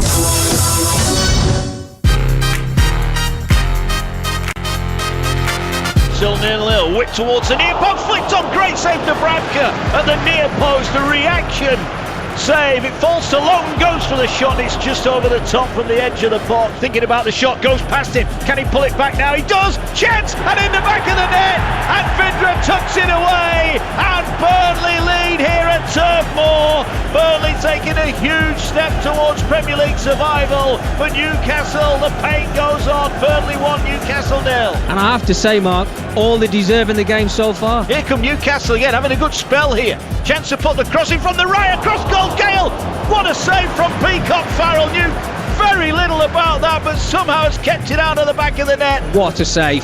What a save from Peacock Farrell. McNeil, ball will come back in, flicked on at the near post, and another save from Dubravka, this time from his own man. Live on TalkSport 2 Game Day exclusive. Burnley in front, but plenty of action at both ends. Back with Mark Wilson, Mickey Gray for the second half here in Lancashire very shortly. Of course, West Ham, Leicester, Spurs, Manchester United, Sheffield United, Arsenal, all taking place also today in the top flight. Our reporters across the network keeping you up to date. Let's preview 6 against 3rd at the London Stadium. Very good afternoon to TalkSport 2's Kate Partridge. Good afternoon, Dan. Yes, while we wait for team news, ahead of that there's been another injury blow for West Ham, who missed Mikel Antonio for the visit of Champions League rivals Leicester. The striker followed Declan Rice into the treatment room after injuring a hamstring during Monday's 3-2 win at Wolves. Jared Bowen is likely to deputise. But this season the Hammers have clinched 8 wins and 28 points after having less than 40% possession in matches. So perhaps David Moyes might be happy for Leicester to have the ball and allow informed Jesse Lingard to orchestrate the breaks, of which Brendan Rodgers is wary. After wins for Chelsea and Liverpool yesterday, West Ham especially are targeting victory to keep their top 4 hopes on track. So while the Hammers kicked off the weekend with the second best home record in the league, Leicester had the second best away record. 34 points and just 1 defeat in their last 15 games. They're 4 points above their hosts after losing 2-0 at Manchester City last Saturday, and a potential return of James Maddison could cause plenty of issues for the Hammers. The midfielder has managed to get, this is an interesting stat I found, 10 players booked this season. Intriguing that. He's likely to be marshalled by Mark Noble, who's making his 400th Premier League appearance. Though Jamie Vardy's drought is one to watch, the striker has scored 12 league goals this season, but only once since December the 20th. But Kelechi Iheanacho has netted 5 goals in 4 league appearances. The referee this afternoon is Mike Dean. The kick-off's at 2:05 at the London Stadium. That's West Ham versus Leicester. Team news in a few moments. We'll keep a close eye on that one, Kate. Thank you very much. Of course, it's the final day at the Masters, and Russ Hargreaves will be following the action later at Augusta. Well, Japan still has never had a major golf winner. Amid great expectation in the land of the rising sun, could Matsuyama be the man to finally deliver one, I wonder? He holds that 4-shot advantage courtesy of a brilliant third round of 65, back in 30 strokes, including 6 birdies in 7 holes, and an unbelievable barrage of an eagle, birdie from 14 through 17. It means Matsuyama holds a healthy advantage over 4 players who are tied second. His playing partner later on tonight, the American Xander Schauffele, who fired a 68. Many say Schauffele is the best player on tour yet to win a major. Could he catch Matsuyama perhaps and get that monkey off his back? Alongside him are Will Zalatoris and Justin Rose, the final pairing from Saturday, both battling valiantly to stay in the hunt, while Australian Mark Leishman, who plays with Rose tonight, is also at 7 under par after a 70. Corey Connors, after yesterday's hole-in-one, resumes at 6 under par in 6th, with Jordan Spieth, the former winner, at 5 under in 7th. And just finally, too far back to contend, I grant you, but what a first Masters it's been for Scottish lefty Bob McIntyre. The 24-year-old from Oban, 2 under par after back-to-back 70s. He's now inside the top 10, and that's better than world number 2 Justin Thomas, who crashed to a 75 yesterday, including a horrendous triple bogey 8 midway through his back 9. He's 1 under, that's 10 behind Hideki Matsuyama, for whom the green jacket potentially awaits. Russ, thank you. And the leaders head out at 7:40 this evening, UK time, with regular updates from Russ and Bob Bubka across the TalkSport network this evening, taking in all the action. Final day at Augusta. Right, let's bring you some of the latest halftime odds with 888 Sport, where you can get Burnley win at 1.33, a draw at 4.50, Newcastle win at 10.0. That was the latest odds with 888 Sport. 18 plus. Please gamble responsibly. BeGambleAware.org. Couple of minutes until the two sides return for the start of the second half. Burnley coming out now ahead of the second half in Lancashire. A very pleasant afternoon here at Turf Moor. Mickey Graham, just to ask you, are we getting enough from Gale? Are we getting enough from Joel Linton for Newcastle? I say that because we know Callum Wilson and Alan St-Maximin both on the bench. Andy Carroll, another option off the bench for Newcastle. Yeah, well, I think if you look at the first 10 or 15 minutes, I would have probably answered you no. But then, you know, they've had the ball in the back of the net with Dwight Gale. Joel Linton, he was stretching just before Gale actually put the ball in the back of the net. So they're getting into good areas. I think what I would say is, and we said it in commentary, Joel Linton on a couple of occasions trying to win the ball back next to the corner flag. Dwight Gale doing exactly the same thing. I think if you've got centre forwards, you want them in the 18-yard box. You want your wide players doing that, doing all the hard work, putting the balls into the box. But I think there will be changes at some point in this second 45 minutes, depending on obviously how the game goes. But I think Steve Bruce will be itching to try and get St-Maximin on, Callum Wilson on. They've got options. And they had a foothold, the likes of Josh Brownhill, Ashley Westwood. First half of that first half for Burnley, and Newcastle just took back control of that middle third through Shelvey, didn't they? And were able to grow into that first half. That's the kind of things that Sean Dyche should be wanting more from his side early in the second half. Well, you look at the players with the quality. Now, Steve Bruce would be saying, if anything's going to happen for Newcastle today, we've got to get John Joe Shelvey on the ball. He's the one who makes things happen. He's got that array of pass that we know he has. He's got a wonderful right foot, but you've got to have those willing runners. The two wing backs have got to start getting forward a lot more in this second 45 minutes. Look, they need to get something out of the game today, or they'll be panicking a little bit. They saw the results on Friday evening. This is a big opportunity for them. Don't forget, tomorrow evening, West Brom Southampton with Russ Williams, Adam Bridge, Matt Murray on TalkSport 2 from 6. The second half here at Turf Moor Mickey Gray, Mark Wilson. Cheers, Dan. Just awaiting the official Anthony Taylor to blow his whistle, which he does. We're underway. There are no changes for either side at the break. We'll give you the lineups in just a moment as Burnley attacking the Jimmy McElroy stand away to our left. May well get an early corner here. Have they managed to save it? No, they haven't. So within 12 seconds of the restart, it's a chance for Burnley to put a corner in, and they ended the half with a flurry of corners. Mickey Gray, they've started the second half in a similar fashion. Well, they're not letting up, are they? They've showed their intent. They want to get the ball forward. Great start to the second half for Burnley. And again, another really good opportunity to put that ball in the box with a lot of pace on it, with the quality from Dwight McNeil over on that right-hand side. Yeah, it was just a ball over the top. It came off a Newcastle player and goes behind for a corner that's whipped in towards the 6-yard box, headed away by Clark. Falls to Lowton on the volley, hits it. Cannons comes back to him, has another go, and he's tipped over the top by Dubravka. Well, he scored a sensational goal against Crystal Palace recently, Matt Lowton, and he's just nearly got another one. Good save, Dubravka. Well, he got two bites at the cherry, didn't he? Second one was a lot better as the ball come out to him, just flicks it up, right foot, volley, right down the neck of Dubravka. He had to make that save, but super strike from the fullback. Well, Burnley wanted to take the corner quickly, and the referee had just spotted a bit of pushing right in front of Dubravka, who was actually stood in his goal, in the goal itself. He couldn't manage to fight his way out, so the referee stopped play.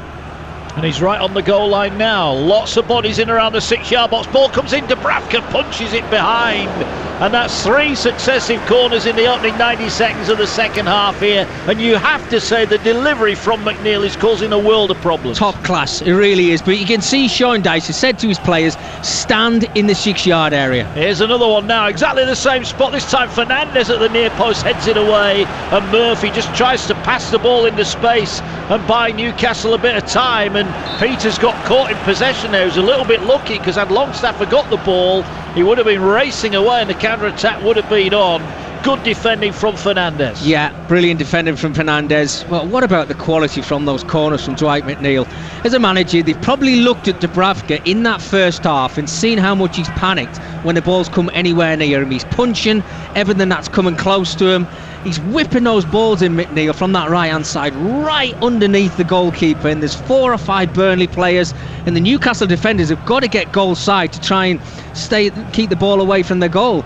We've got a problem here as well with Ashley Westwood. I'm not too sure what's happened to him, but what a start to the second half for Burnley. Yeah, let me give you this team news. Bailey Peacock-Farrell in goal for Burnley. No Nick Pope, his shoulder problem, should be back next weekend. He's watching down the other end as Burnley float the ball in towards Tarkowski. Heads it, comes off Ben Mee and should be cleared away here by Joe Linton, who runs out of his own penalty area, then finds a nice pass to Ritchie. Ritchie can run onto it. McNeil is stood in front of him. Ritchie just pauses for a moment, slides the ball to Longstaff. Here now is Shelvey. Shelvey in the centre circle. Low fizzing pass across to Murphy. Murphy looks up. There are 5 teammates in advance of him. He's under the edge of the area. Drives, floats in a good cross, but Peacock-Farrell came out to claim it. Peacock-Farrell in goal, and a back 4 of Peters, Tarkowski, Mee and Lowton. It's McNeil, Brownhill, Westwood and Goodmanson across the middle. Chris Wood and Matej Vidra up top. And for Newcastle, Dubravka in goal, Fernandez, Clark and Dummett the back 3. Murphy, Almiron, Shelvey, Longstaff and Ritchie in the middle. It's Joe Linton and Dwight Gale up top. But Newcastle, remember, do have Alan Saint-Maximin and Callum Wilson both fit and on the bench. It's Burnley 1, Newcastle 0. You're listening live on TalkSport 2 as the ball over the top from Shelvey is kept in by Joel Linton. There was a bit of a wrestling match. Ball, though, is cleared away by Westwood, who's back out there. He would look to get Vidra over the top, but couldn't quite find him. Wood dispossessed on halfway. Ball then cannoned off a Newcastle player, but Shelvey's there to tidy things up. What will Steve Bruce, do you think, has said at half-time, Mickey Gray, to his team? The way they finished the first half, I know Burnley had 4 or 5 corners, didn't he, very late on, but I think you'll have been impressed with the reaction from Newcastle. More of the same, just get more bodies further up the field. As I said before, when they're putting that ball into the area, they've got one player to aim at. It's either Joe Linton or it's Dwight Gale. So I think the wide players have got to try and get further advanced up the football field and just that little bit more quality, a little bit better quality in the final third, because there's goals for them there today. Yeah, here's Clark defending at the back. 1 or 2 changes from the Newcastle side that drew his Spurs last week. Wood, though, gets the ball off him, and Wood wins another corner for Burnley. They're racking up the corners, and McNeil just trots across again. Can he deliver I think the one thing you said, you mentioned the quality of delivery, Mickey. If you'd have drawn a target at the near post, I think he's hit it every time, hasn't he? Dwight McNeil? Yeah. Oh, superb. I mean, you can see, and it's not just floated in either.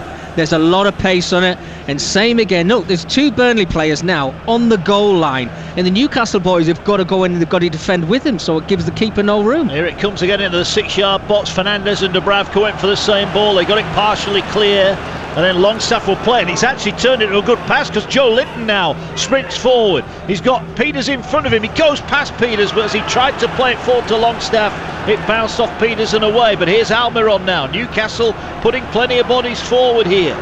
Look to play it back here to Westwood. Westwood back to Shelvey. It was Fernandes who had the ball. Here now is Almiron. Almiron cuts in field. Looking, he's got a target on that left-hand touchline if he wants to go that way. He went instead to dumb it. Oh, it's a poor pass from Almiron. And here now is Matej Vydra. Vydra in the centre circle. Cuts forward. Just had to stop momentarily, and there is Westwood to roll it out over on the far side, and the ball with Loke down the touchline. They have it. He bundled over Goodmanson, and it's a free kick for Newcastle. They weren't really going anywhere there, Burn. That was a poor free kick to concede. Taken quickly, and Murphy's miscontrolled it, and Burnley will pick it up here with McNeil. 35 yards out from goal, goes past Murphy, drives out wide, gives it to Chris Wood. Wood looking to get to the byline again. He does, and it comes off Fernandes, and it's behind for another corner. What a start to the second half. 6 minutes gone here on TalkSport 2. Burnley leading by a goal to nil, but 90% of this second half already has been played inside the Newcastle half. Yeah, well, to my count, I think that's 10 corners Burnley have had so far. Chris Wood again winning the corner for his team, but you can see what he's trying to do, getting it into near that 6-yard area. He's trying to work it back onto his right foot. Good defending, but on occasion sometimes, like we saw for the goal in the first half, just put a ball across in the 6-yard box with your left foot. Well, here comes an in-swinging corner from the near side. Dubravka should claim it, did well, got up high and plucked out the corner out of the air there. The ball over on the far side. Newcastle looking to break. There's a little tug on the shirt of Goodmanson there. We'll get the team news from West Ham shortly as Bailey Peacock-Farrell clears the ball downfield.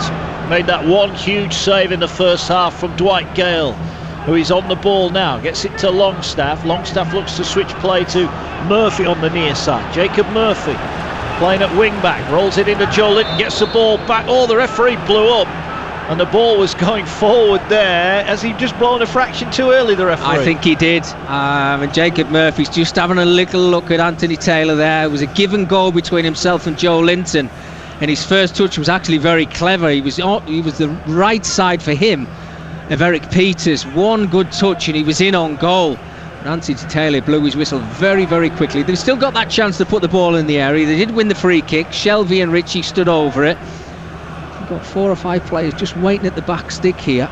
Yeah, about 35 yards out. Shelvey and Ritchie wait over. It's on the right-hand side. Is Shelvey going to try and play the ball in? He is, towards that penalty spot, and the header loops into the arms of Peacock-Farrell, who will look now to advance to the edge of the area. Still 1-0 here. Long ball downfield. Vydra the target. Oh, he took Dummett in the air. We've got a free kick for Newcastle. Let's head then to the London Stadium. West Ham against Leicester. Team news with Kate Partridge. Yes, West Ham make one change and line up in a 3-4-2-1 formation. Fabianski's in goal. There's a back three of Diop, Dawson and Cresswell. Sofal, Noble, Souček and Masuaku are in midfield, with Lingard and Fornals supporting Boeing in attack, who replaces Mikel Antonio. Leicester make 2 changes and have gone 3-4-1-2 with Schmeichel in goal, Amati, Evans and Fofana in defence. A midfield of the incoming Pratt, Ndidi, Tielemans and Castagna, and Ricardo Pereira also comes in behind Iheanacho and Vardy up front. No James Maddison anywhere, even on the bench. The referee is Mike Dean for this 2:05 kick-off at the London Stadium between West Ham and Leicester. Thanks, Kate. We'll get the goals as they go in this afternoon here. We're back at Turf Moor, where Burnley lead Newcastle by a goal to nil. Burnley have got a free kick in the centre spot. We've had 9 minutes of the second half. Quickly taken free kick. Chris Wood's trying to get in behind. Can his first touch get him in on goal? He controls it. He goes wide, and then he lashes the right foot half volley across goal, and the Kiwi holds his head in his hands. He knew that was a chance, even though it was a very tough one. He's got 3 in his last 3, Chris Wood, and he thought that was a chance to make it 4-4. Newcastle looking to clear their lines over on the far side. They drill a low ball. Joe Linton did well, really well. Find Gale, but Gale didn't commit to the ball, and he's dispossessed. Here's McNeil now, 30 yards out in front of goal. He slides past the challenge of Shelvey. Still got it, McNeil. He's going to shoot, and he fizzes one just over the top. And guess what? It's another corner. It took maybe the fingertips of Dubravka to put it over. Too much room for McNeil there. He almost made them pay. It was always rising, wasn't it? Always looked as if it was going to go above the crossbar there, but the save had to be made again from Dubravka. But again, you know, that's two occasions. Chris Wood worked it onto his right foot, keep him on his weaker foot. The same with Dwight Neal. Too easy for him to get it onto his left foot. I mean, the strike from Wood there, if he curls it towards goal. Well, here's the corner coming in. Dubravka did well. One-handed punch gets it away. Long will sprint across to the right to keep it in. Looking to put the ball back into the area. Great ball in, and it comes off a Newcastle head. Clark it was. 6 yards out from his own goal. Manages to get it away and behind for another Burnley corner. Had to make that challenge, Kieran Clark. Good header away from goal. Lovely ball into the area again. Chris Wood just waiting, just to nod it in for Burnley's second goal. Well, here comes another corner in towards the far post this time. Oh, the whistle's gone. The header was on target from Tarkowski, but Anthony Taylor had blown the whistle. And we're going to see a double substitution here from Newcastle over on the far side of the ground. Confirm the numbers here. I think Joel Linton is one of those who is going off. And is it? It's not Gale, is it? It's Joel Linton that's going off. Replacing number 12, Dwight Gale. And Dwight Gale makes way. So Alan Saint-Maximin comes on. And Callum Wilson into the action. So Newcastle, the big guns on the bench no longer. Steve Bruce needs a result here, and he's thrown on his big two. Alan Saint-Maximin and Callum Wilson back into the action. And this is it now for Newcastle, Mickey. The big guns are out there. They need a goal. Yeah, and they've got plenty time to get that goal as well, haven't they? What, over 30 minutes?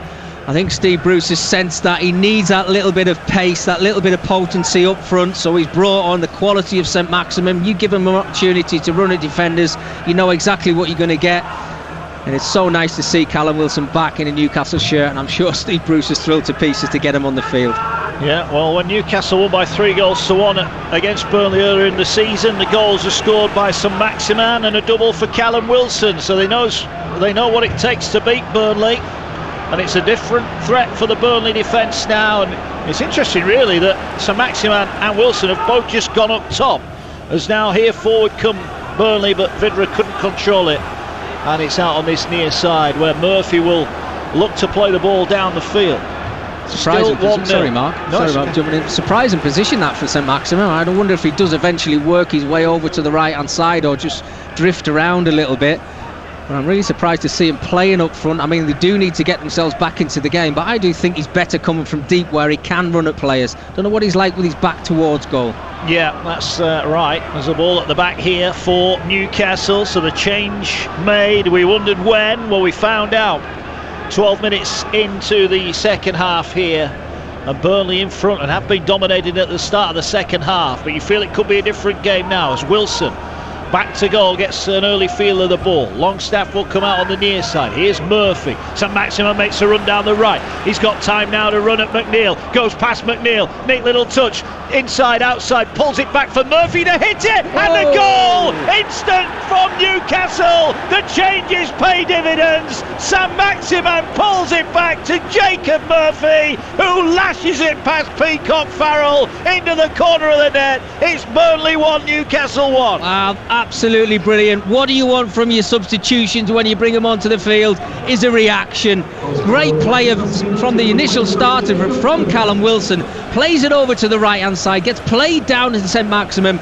Brilliant play, gets to the byline. I'm thinking cross it. No, he was thinking differently to me. He plays it back, and what an outstanding finish that is from Murphy. Gets his head over the ball, just curls it into the right hand side. Super finish. Well, we've got game on now. Well, Burnley have drawn their last 5 here at Turf Moor in the Premier League, and they're drawing again. Vidra trying to get on the end of a ball over the top. Chris Wood brings it down. Here's McNeil, and Burnley, for all their pressure, their lead has gone. Here's Wood, back to McNeil. First time ball across the 6-yard box, and it's wonderful defending from Dummett. Facing his own net, hooks the ball away. Here now is Brownhill, looking to play it in. It's headed away by Newcastle. Wilson contests for the ball with Westwood, but it's on this near side. 1-1. What a response. Steve Bruce must be delighted with that. Oh, absolutely. Yeah, you always want that big reaction from your top players. He's brought his 2 stars on, if you like, and they've both been involved in the goal. But brilliant from St Maximin. I mean, that's what he brings to the table. You just don't know what he's going to bring. You know, is he going to go on his right foot? Is he going to chop at Cruyff? You think, just do something with the ball. But a brilliant layback for Murphy, and he just had to show quality, keep his head down, got everything behind it, a lot of pace, and he basically gave Peacock Farrell absolutely no chance in that Burnley goal. 1-1 here. You're listening live and exclusive on TalkSport 2. Alan Saint-Maximin, just his 18th appearance of the season. You can't help but wonder, Mickey, if he'd have played a few more, would Newcastle be safe in the Premier League? They've got a free kick now, Newcastle, down there, right-hand side, in the right-back position. But an instant response, and you made the point when he came on, you were surprised he was in the middle. As soon as he got the ball off Murphy, you knew something was going to happen down that right-hand side. Well, that's it. He's got that spark, he's got that added bit of quality, if you like. He's got that goal dust when he gets that ball onto his right foot, and he does something special. And I think, you know, you talk about 18 games this season. When you actually look at Newcastle's bench and the squad of players that they've got, you sometimes wonder how they are where they are. Well, they say the league table doesn't lie, and Newcastle coming into this one were 1 place above the drop zone. And here now is Vidri, got in down the left, but his control was poor. Newcastle defenders getting back, pokes it into the edge of the area. Ball back to McNeil, plenty of teammates in the middle. Another good header out of the near post. But it's back to McNeil on the Burnley left, puts another ball in, good ball in just over the top of the on-rushing attacker. It falls edge of the area here, chance to square the ball to Westwood, hits it first time, and it comes off a Newcastle defender, and Wilson trying to tidy things up and does more than that, finds Almiron now over on the left-hand side, feeds it to Saint-Maximin. Saint-Maximin now with a neat footwork, but he's out-muscled on this occasion, but Almiron wins it straight back. Newcastle look a different team with Saint-Maximin and Wilson on the field, and now they spread it wide on the right. Here goes Murphy again. Murphy going forward. Wilson waits in the middle for the delivery. Neat turn. Oh, he goes down Murphy, edge of the box, but nothing doing, says the official, and Murphy didn't even appeal in the end, and the ball brought forward and out on this near side. McNeil coming forward for Burnley. All of a sudden are in a match now. 1-1 here on TalkSport 2. Ball on the halfway line. McNeil. It's good to see both teams though, Mickey. They both want to win the game, don't they? Oh, without a doubt. I think this is probably one of the first times I've actually been to Burnley where there's no rain, snow, wind or anything. Well, here comes a cross from the right-hand side. They were waiting at the far post there. Chris Wood, it breaks to Westwood. Westwood has it, here's McNeil. McNeil 25 yards out, it hits Chris Wood on the head, and it'll be hammered away. Or with a score at 1-1. Let's get the latest odds with 888 Sport, where you can get Burnley to win at 2.88, the draw at 2.10, and Newcastle to win at 4. Those were the latest odds from 888 Sport. 18 plus, please gamble responsibly. BeGambleAware.org. Well, where's your money now? It's 1-1 here. Vidra had Burnley in front of the break. Murphy with a leveller, and here now is Saint-Maximin over the halfway line. He's still going, he's got support, he might not need it, onto his left foot and fires it in. What a wonderful goal from Alan Saint-Maximin. He created the opening and puts it in left-footed. He celebrates in front of Steve Bruce, and Newcastle have turned this game on its head. They were behind and now they're in front. Burnley 1, Newcastle 2. Wow, I mean, what a reaction from a player coming off the bench. Absolutely first class from Saint-Maximin. He picks that ball up, he's running at the Burnley defence, and I'm thinking he's just going to have a shot, but he's got other things in his mind. He's running from the halfway line. He drags 2 Burnley defenders towards him. I think he's going to take the shot with his right foot, chops it onto his left foot, finds that bottom left-hand corner. Outstanding finish. Unbelievable, absolutely unbelievable. What a game of football we had in front of us this afternoon. Two sides fighting at the bottom of the table. They've shown great quality, but wow, what a turnaround in this game. Steve Bruce must be thrilled to pieces. He's made a substitute. He's brought on undoubtedly his best two players, and one of them, Alan Saint-Maximin, has turned the game on its head. But here's Vidra trying to get one straight back, and it's cleared away. Good defending there. It was Murphy of all people who got back in to nick the ball away. Here's McNeil. Burnley behind here, and now they look to spread the ball back to this near side. Here's Westwood. Westwood has got Peters outside it. Peters into the area, level with the 6-yard box, pulls it back for Wood. He got a foot on it, but not enough, and it rolls across goal, and Ritchie will bring it forward, and Newcastle survive. Still, the entertainment continues here as Saint-Maximin has it on the halfway line. He's bundled over. That will be a free kick. It was interesting. I heard you say to one of the guys in the press box, you said, if Burnley play like this all the time, when we and you seen it'd be brilliant. Yeah. And he went, no, Burnley don't play like this every week, mate. No, it's such an open game, which really surprises me. Newcastle, obviously, I mean, any point they can get to keep them away from Fulham is an absolute bonus for them. I think the El Clasico's this weekend as well, isn't it, Mark? Are we sure we haven't come to the wrong stadium here? Well, Newcastle have turned it around, no doubting about that. 2-1 up. Fulham fans listening to this will be crestfallen, I think, at the moment, as this time Callum Wilson is onside. I make it 9 minutes Saint-Maximin has been on the field. He's created one and scored a wonderful individual goal. He is a class player. He is, and you want to see it every single week. You know, that's why supporters, when they can, go to stadiums to see players like him, because he just comes up with something out of the ordinary. I mean, he's set one up with brilliant play, and then he's made pretty much a goal himself. Absolutely outstanding, really is. Here come Burnley, though. They've not given up the ghost just yet. Kieran Clark, I think he's been outstanding at the back today. Clark clears it away again, and Saint-Maximin plays it forward. Welcome to listeners across on TalkSport. We're live at Turf Moor on TalkSport 2, where Burnley were in front, but it's now Burnley 1, Newcastle United 2. Vidra's goal in the first half had Burnley in front. Steve Bruce brought on Callum Wilson and Alan Saint-Maximin on 57 minutes, and it was Saint-Maximin who created the equaliser just a couple of minutes after coming on. Good work down the right. He pulled it back for Jacob Murphy, who struck a powerful shot into the far corner to make it 1-1, and then 5 minutes later Saint-Maximin picked the ball up on halfway, drove to the edge of the area, went on his right foot, took a touch, put it on his left foot and stroked it into the bottom corner to put Newcastle in front. A huge turnaround, Mickey Gray, and Alan Saint-Maximin, the star of the show beyond all doubt. Yeah, he's been brilliant since he's been on the field. Probably going to end up, if the game stays like this, as man of the match, and he's only going to be playing just over 30 minutes. But Steve Bruce, you know, he'll be happy in that technical area at the moment, still panicking because there's still a lot of time to go in this game. Another thing I would say is, Mark, I mean, we talked about the benches and we did mention Burnley's.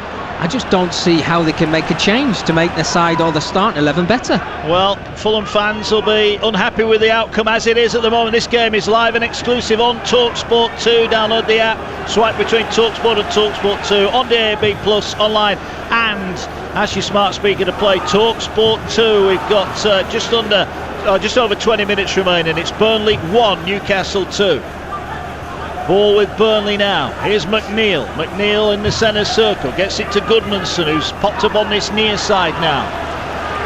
Here now, out on this left is Peters. We did make that point right at the start of the game about the strength of the two benches. No Rodriguez, out for a family issue. We hope everything's okay for him and his family, but he's not available today for Burnley, who firing across towards the far post. It's another good header, and Almiron loitering on the edge of his own area, drives forward, he's brought down, and that surely will be a yellow card for the midfielder over on the far side. Brownhill into the book, no complaints from that. That was a naughty one on Almiron. Yeah, I think that's what you want for the team, if you like. You could see Almiron was going to be breaking into the Burnley half there, and Brownhill just swiped and basically took him out. He's still down on the ground, actually, Almiron, so I hope he's okay. It was a bit of a nasty one. There was no way that Brownhill was going to win the ball.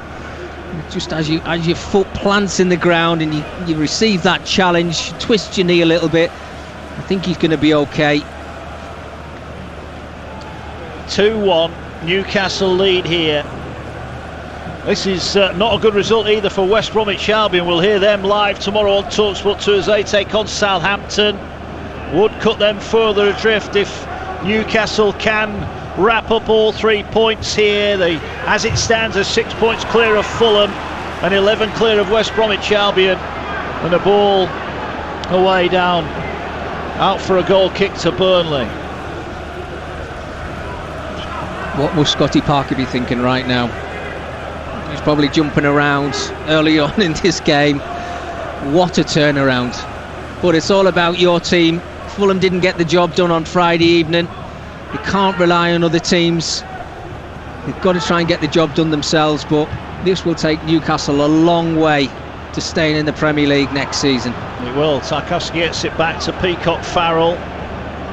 He will clear it downfield. Into the last 20 minutes we go. What a turnaround here. But Burnley, to be fair, have not given up. They've had a couple of decent forays forward. They just need that quality of ball into the box. And again, it's not there. Fernandes heads it away straight as far as Brownhill with a shot. Didn't really get the power in the volley. And St Maximin picks it up inside his own half. The outrageous back heel keeps him in possession. And Burnley just stand off him, almost mesmerised by what he's going to do next. As here's Longstaff. And Shelby has it on the near side. Here is Murphy. Murphy goes forward. Ball won back by Burnley high up the field.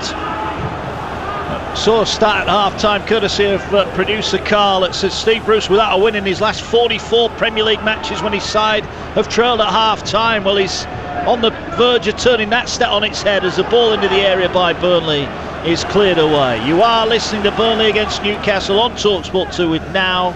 Don't forget, with Now you can watch West Ham versus Leicester and Tottenham against Manchester United live today on Sky Sports for just $9.99. Search Now Sports for more details on that one. Another busy day. We'll keep you up to date with all the goals as they go in here on TalkSport 2 this afternoon, but we're live and exclusive at Turf Moor to kick off your sporting Sunday. And with the Masters to come tonight, what a Sunday it could be. There's a ball out of play over on the far side. And another stat, Alisson Maximin assisted 8 Premier League goals for Newcastle. That's 3 more than any other Magpies player. That's this season.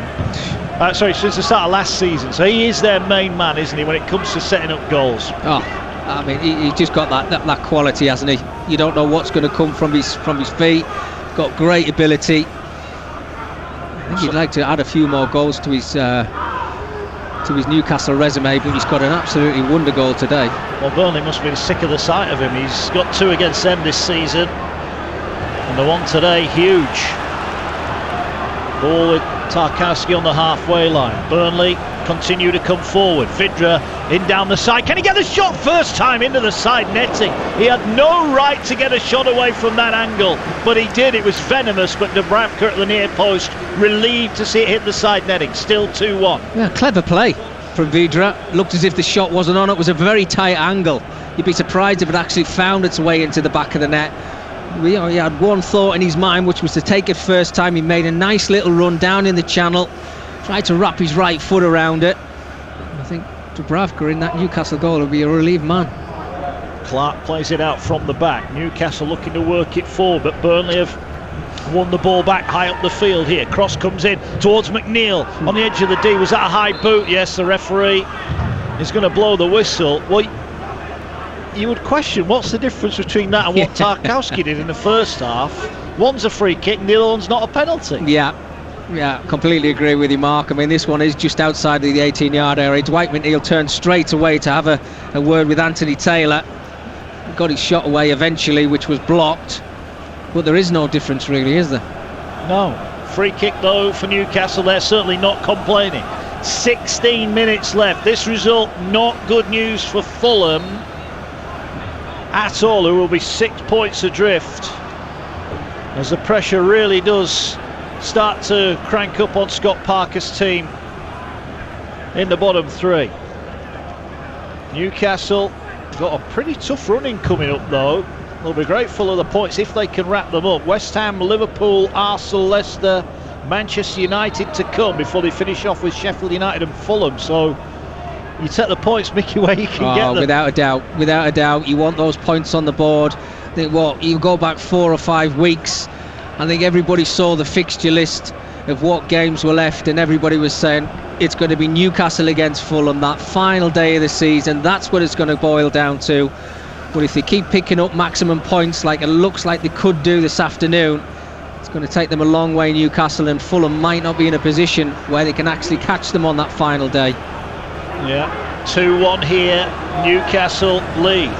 They were behind before Murphy and Sir Maximin, 2 goals in 5 minutes, have turned this on its head. And probably Burnley, who came into this game not wanting a record 6 successive Premier League home draw, I think would quite happily take one now. But we go on, 15 remaining here. Some second half salvo that from Newcastle, but to be fair, Mickey, Burnley have responded well, haven't they? Yeah, and the ball that they've just tried, as I'm speaking now, is a long diagonal pass which they've tried throughout the whole of the game, and it has pretty much worked for them. If you think Vydra and Wood have got in behind this back line of Newcastle on numerous occasions, showed that great bit of quality for the goal, but since then, how many corners they've had. They're certainly into double figures now. They've tried to make those count. Super save in the first half from Dubravka, world class save. Well, here's McNeil down the left, great ball in. Vydra at the near post, couldn't turn it in. He's put it behind. Well, he's lively, Vydra, in and around that penalty area. He's already got one today, but it was just the wrong side of the post for him, really, wasn't it? Yeah, I've been impressed with him every time I've seen him this season. I think he's looked really lively. They've got competition for places up front. I know we've talked about Barnes and Rodriguez obviously not being here today, but he's stamping his authority in this starting 11 now, and the quality that he's shown me this afternoon so far has been absolutely excellent. Finished his goal really well. You would expect him to put it in the back of the net, but his movement's been good. He's not frightened to take on defenders when he gets into a certain position. Energy levels, again, like every other player in a Burnley shirt, being absolutely top class. There's a bit of coming together on the far side. Callum Wilson there just in the face of Matt Lowton. Nothing comes of it. It was right in front of the 4th official. And Wilson will chase down Ben Mee, who has it in his own half. It's not the best pass out on this near side to Peters, who wins a throw, and he actually did well out of that situation, Eric Peters there, and he'll get play back underway. Time ticking away for Burnley, who are at Manchester United next up, then at Wolves, both away from home. They're 7 points above the drop zone as it stands. They would have hoped here to get the victory and really put their season to bed, but the nerves will go on for them unless they can find an equaliser here. Ball to McNeil, wide on the left. You listen live on TalkSport 2. Matt Wilson and Mickey Gray with Dan Windle live here at a ever increasingly cold Turf Moor, but the Newcastle players won't be feeling that at the moment, as McNeil is outnumbered by Longstaff and Murphy. And now here goes Longstaff again. Gets the ball forward. Here's Wilson on the turn. Brownhill tried to obstruct him, if you like, but Mee nicked the ball away from him. And it's back out to Peters wide on the left. Still no activity from the Burnley bench. As Mickey mentioned earlier, the threats on the bench probably not as great as what's out there now. Wide on the right go Burnley. Can they forge an equaliser here? Ball back to Westwood. Floats the ball in towards Chris Wood. He'd just gone too far. And the ball will be cleared away by Murphy. You made a point, Mickey Gray, really early in the first half about the importance of Jacob Murphy. Yes, he's got the goal, but defensively he's come up with some real good challenges. And as you mentioned before, Kieran Clark, Dummett, Fernandez, and even Matt Ritchie to a certain degree. I know he's not the tallest defender in the world, but they're fighting for their lives every single time that ball comes anywhere near the 18-yard box. They've put their bodies on the line, I think 2 or 3 times in the first half, throwing their bodies in front of the ball, and they're going to have to do that in these remaining minutes. 12 minutes to go left in the game. And they're going to have to do that because they're going to drop deeper and deeper. The pressure's going to be there from Burnley to try and get back onto level terms. It's going to be hard to get over that line mark. And you think Newcastle 10 points in the whole of 2021. That's all they've picked up. Yeah, they would be bottom of the form table coming into today if the season had started on New Year's Day. Here is Goodmanson. Goodmanson gets it back over on the far side. Lowton lays it back. Westwood fires the ball in it. Got a flick on and still Clark cleared it away. from the edge of his penalty area. Burnley have got plenty of bodies forward here. They just need a bounce of the ball maybe to get them back in it. It's not quite going their way at the moment. Remember, they let a 2-goal lead slip last week. It's just a 1-goal lead they've let slip, but let it slip they have, and they're behind again. They don't often lose here at Turf Moor, but that prospect is becoming ever more likely as McNeil, who's seen more of the ball, but he's running away from goal rather than towards it. He gets it away here to Westwood. Westwood in the edge of the centre circle, goes wide on the right-hand side. In front of that Bob Lord stand. Ball played towards Chris Wood, who just got behind Shelby, but Shelby got himself in the right place. Finds St Maximin, who tried to dummy Ben Mee. He wasn't having that, but Longstaff crunches into the tackle and wins it back. And Peters looks very tired now as St Maximin went for the crossfield ball. He found Wilson, but in a bit of space, but he couldn't get it past Tarkowski. And Burnley win it back on the halfway line. You are listening to Burnley against Newcastle on TalkSport 2 with WeBuyAnyCar.com. Don't part exchange, get money off your next car and go to WeBuyAnyCar.com as Longstaff goes to ground. A bit of a screamer heard in the background there, wins a free kick just inside his own half. Yeah, certainly heard that scream there. He's still down on the ground, but he's fine. Sean Longstaff, he's got the foul that he was expecting. Going back to St Maximin, is that the frustrating side of him on a couple of occasions there, just trying to flick one round on the edge of the halfway line, didn't get any contact on it, then tries to play a diagonal pass into Callum Wilson, gets that one completely wrong. But you've got to hold your hands up sometimes as a manager, and I suppose Steve Bruce is probably like that and thinking, well look, I know he's going to do something brilliant, but then I know he's going to do something where you're like, what has he just done? That's what he's all about, St Maximin. But the brilliance he's shown this afternoon, wow, overrides everything else. Yeah, as Dummett wins another brave header. It falls to McNeil. Burnley, time ticking away. There's about 9 minutes remaining of the 90 here on TalkSport 2. Ball closed down by Shelby. Longstaff goes down again. He wants a free kick and he looks round at Anthony Taylor. Eventually blows the whistle and gives him one. Burnley 1, Newcastle 2. Burnley in front of the break. Matej Vitra with his second successive goal on 18 minutes. Burnley in command, and they came out start of the second half, had a flurry of corners, were looking to make it 2-0, but then the subs, Wilson and St Maximin came on, and goals from Murphy and St Maximin inside 5 minutes turn this one on its head. And try as they might for Burnley, they just cannot find a deadlock. And, you know, I know that you were talking with Dan Windle ahead of the game. Is Sean Dyche going to be backed in the transfer market this summer? You look at his bench, the argument, it fights its own corner, doesn't it? Look at the bench. And that's There's no argument. There's no argument, Mark. I mean, they know they need bodies. They need that added bit of quality. And I think everybody will be expecting Sean Dyche obviously to be here next season. I know there's speculation from other clubs, but I think he wants to see it out. He enjoys his time here.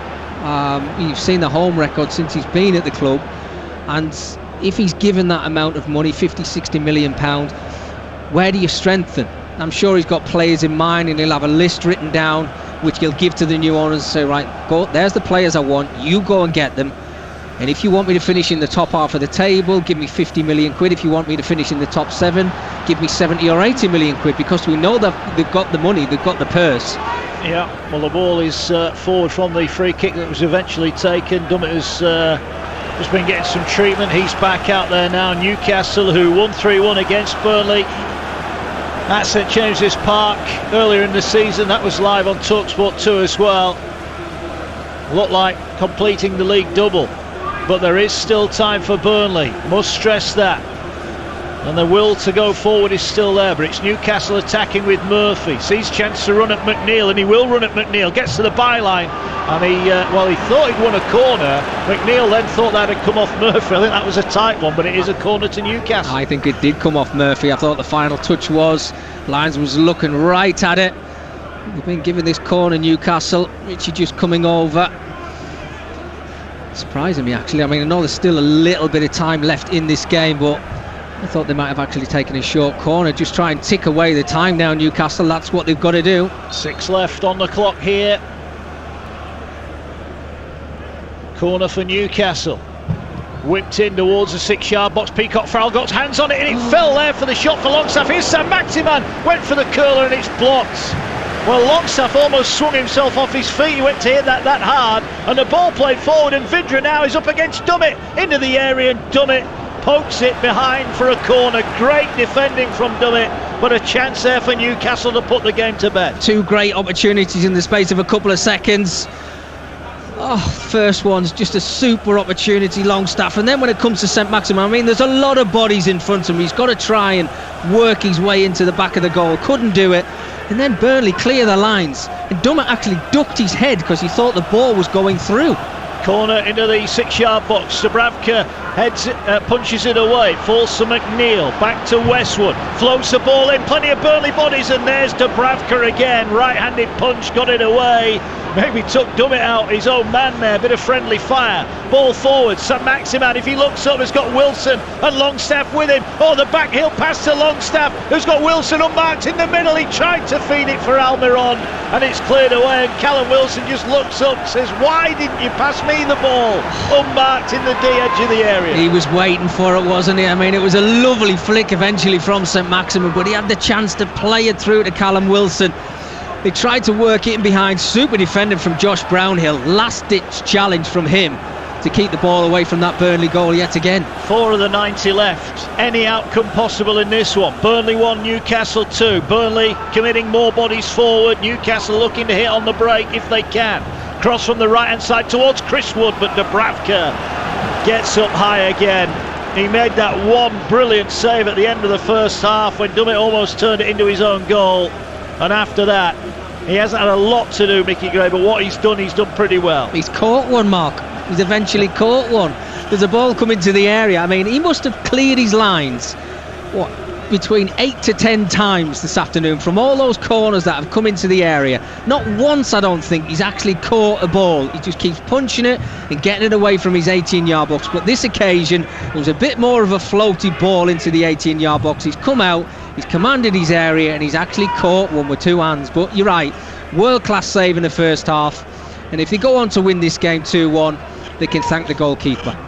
Well, Newcastle taking, at the moment, a massive stride towards safety. The job far from over, but 6 points is a decent cushion at this point of the season. And they've got a game in hand on Fulham. Ball now with Burnley, though. A draw would really spice things up. Here's McNeil on the left. Looks for the give and go, but Longstaff, who's worked really hard defensively, clears it away. But it's only up to the halfway line. Newcastle now are getting pushed further and further back. Ben Mee on the halfway line has it. Gives it to Brownhill. Brownhill to Westwood. Westwood in the centre circle. He wanted some width. There isn't any at the moment. He stands and then comes back to Ben Mee on this near side. 2.5 of the 90 remaining. Not had a lot of substitutions, so just wonder how much time will be added on at the end. Here's McNeil looking to try and get in behind Murphy, but Shelby is across. His clearance is a poor one. McNeil picks it up down by the corner flag. Little bit of trickery, hooks his left foot round it, headed away, and Murphy should complete the clearance. He's got a tug on the back of his shirt, and he'll fall to the floor and get a free kick, and another few seconds eke away as Steve Bruce on the edge of his technical area looks away. I wonder what his nerves are like at the moment. He's got a little bit greyer, hasn't he? I mean, that back line, we've talked about it as the game's gone on from Newcastle. It is now a flat back five. John Joe Shelby, a little shout out for him actually. I think his energy levels today have been first class. He's worked his socks off for the team, helped out his full-backs whenever he's been given the opportunity, and he showed that little bit of quality when he's been on the ball also. Burnley 1, Newcastle United 2, live on TalkSport 2. More Premier League action tomorrow night. West Brom against Southampton. West Brom's task just got a bit tougher in the fight for survival. And on Tuesday, live and exclusive in the Championship, 6 o'clock, Sheffield Wednesday against Swansea. Your home of the EFL, TalkSport 2. We've got all the action there. A game that will have huge implications at both ends of the table. Wednesday, they've just got to win. Simple as that. Here come Burnley looking for an equaliser. Wood the target. Not really being involved, but he might have a chance here because McNeil's got on the end of the ball on the left-hand side. Floats it towards Wood. Dubravka catches it. And that little bit of quality just hasn't been there when Burnley have needed it. Yeah, you're right, Mark. They've been in some really good positions, Burnley. But again, it's normally when you see them and you see the quality from those wide areas, they always create opportunities. I think Chris Woods had one shot to go. Here's St Maximin, he's got behind Tarkowski, squares it, big chance to wrap it up, cleared off the line, Almiron shot, Tarkowski cleared it off the line, that was a chance, the ball went behind Wilson, and Almiron arriving late, thought he'd struck the winner, but it was cleared away in the 90th minute. Burnley still fighting, but still trailing by 2-1. Well, you can't catch your breath, can you? Again, a counter-attack again from Newcastle, good play from St Maximin yet again. Ball gets pulled to the edge of the area, and you're just thinking Almiron just got to slot it into the back of the net. Brilliant defending from Tarkowski. You can see he wants to get something out of the game today. He's helped out his goalkeeper, cleared off the line, and now again we've got Burnley on the attack. Yeah, ball going to be cleared away. We've got 4 added on minutes at the end of this one. I think Burnley are about to make a change. Maybe Mumbongo that might be coming on over on the far side. It is. He's going to replace Goodmanson. So Joel Mumbongo will come on, hoping to become the Burnley hero here. But we're inside the 4 added on minutes. Well, once they went in front, Newcastle, they've not created an awful lot, but that was a huge chance there for Almiron to wrap up the 3 points, but we still go on. Newcastle never do it easy, do they? 2-1, Wilson wrestling with Ben Mee. Mee with the acrobatic overhead clearance, it's headed straight back in towards the Burnley half. John Joe Shelvey on the halfway line concedes possession. Here now goes Westwood. Westwood gets it out on the near side, trying to feed it in towards Mumbongo. Here's Westwood, ball over the top here, it's headed partially away. Burnley have got bodies in and around the area, but there was there was Ritchie. Oh, he's feeling the back of his hamstring here. Ritchie may be cramped, he's going to try and hobble on here, but that's not what Newcastle need. Well, they've brought St Maximin back to help Matt Ritchie out, because he is hanging on to that hamstring, and just stretched to clear his lines. Just had a little twinge on it. Here is Chris Wood, great first touch, and on the volley Vidra went to hit it, and Vidra, well, Burnley are appealing for a penalty as he went to hit the shot. He rather spooned it and he got challenged, and the Burnley players were appealing for a penalty, but Anthony Taylor not interested at all. No, well, he's still on the ground at the moment, and he was screaming a little bit. It was Paul Dummett who came in with the challenge. Great first touch from Wood, gets his strike away, always going to be across the top of the bar, but Paul Dummett just comes in a little bit late, and again there was contact there. I don't think it was a penalty, but that's why you've got to be so careful, certainly at this point in the game. Well, Vidra's goal on 18 seems such a long time ago, doesn't it? But Murphy and St Maximin have looked to have given Newcastle the points as they make another change, and Almiron is the player going off, and Jeff Hendrick on against his former club, who he left in the summer. So what, 90 seconds or so remaining here between Newcastle and a valuable 3 points. Another game without a win at home for Burnley, which will be concerning for them. They are down to the bare bones at the moment team-wise. And as I said, they go to Manchester United, Wolves, and then West Ham their next 3 before they take on Fulham. So some tricky ties coming up for the Clarets. Can they grab something late here? And we are talking last gasps now. A minute or so, the 4 added on minutes to play. Wood was being wrestled there. Ball to Peters. McNeil is the target left-hand side. 4 Burnley players, now 5, 6 waiting and around the edge of the area. The ball's got to go in from McNeil. They're running out of time. Peters on the left-hand side. Back to McNeil. First time crossing. Wood flicks it on towards the far post. Lone overran it, and Ritchie can clear his lines, and he hammers it downfield for Wilson. If he looks up, he's got St Maximin free on the near side, and the ball is with Burnley. Welcome to listeners on Talk Sport, where it's Burnley 1, Newcastle 2. We are inside the final of 4 added on minutes here. The game has been exclusively live on TalkSport 2. Burnley in front, Matej Vidra, his 3rd Premier League goal of the season on 18, but then Murphy and St Maximin with 2 goals as Burnley look for an equaliser. Chris Wood in the area, falls to McNeil, crosses it towards Mbongo, the sub. Will it fall on the volley? It will lash towards goal, but just wide by Westwood, and that is it. Newcastle have picked up a much needed win, their first in 8 games, and a game that turned really on the 57th minute. Wilson and St Maximin from the bench. He created St Maximin, the goal for Murphy on 59 to level it up, and then a wonderful individual goal running from halfway, feigned a shoot on his right, put it on his left and curled it in the bottom corner. Mickey Gray, Newcastle the winners, St Maximin the hero. Well, talk about substitutions changing games. Well, they've just had a top class performance from St Maximin. Makes one, scores one, completely changed this game around. He's flipped it around, and Steve Bruce will be absolutely thrilled to pieces. I have to say, what an absolutely brilliant game from start to finish. Didn't know which way it was going to go. Burnley started off the strong and deservedly went in front, but what a reaction. You've seen a team there today in Turf Moor from Newcastle of a side that are fighting for their lives, and they're fighting for the manager to stay in the Premier League.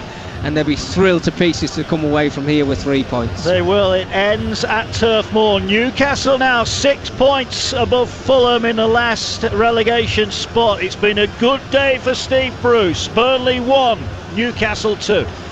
Mark Wilson, thank you. 6 points, a chasm that those below may now struggle to eat up again. 6 points clear of the Premier League's bottom 3, Newcastle. And they move within a point of Burnley, we should say. We've mentioned the challenges on the horizon for Steve Bruce and his side. West Ham, Liverpool, Arsenal, Leicester, Manchester City, all to come still this season. Today, Mickey Gray, was vital. Absolutely key. And when they went a goal behind, you could maybe sense a couple of the players' heads had dropped.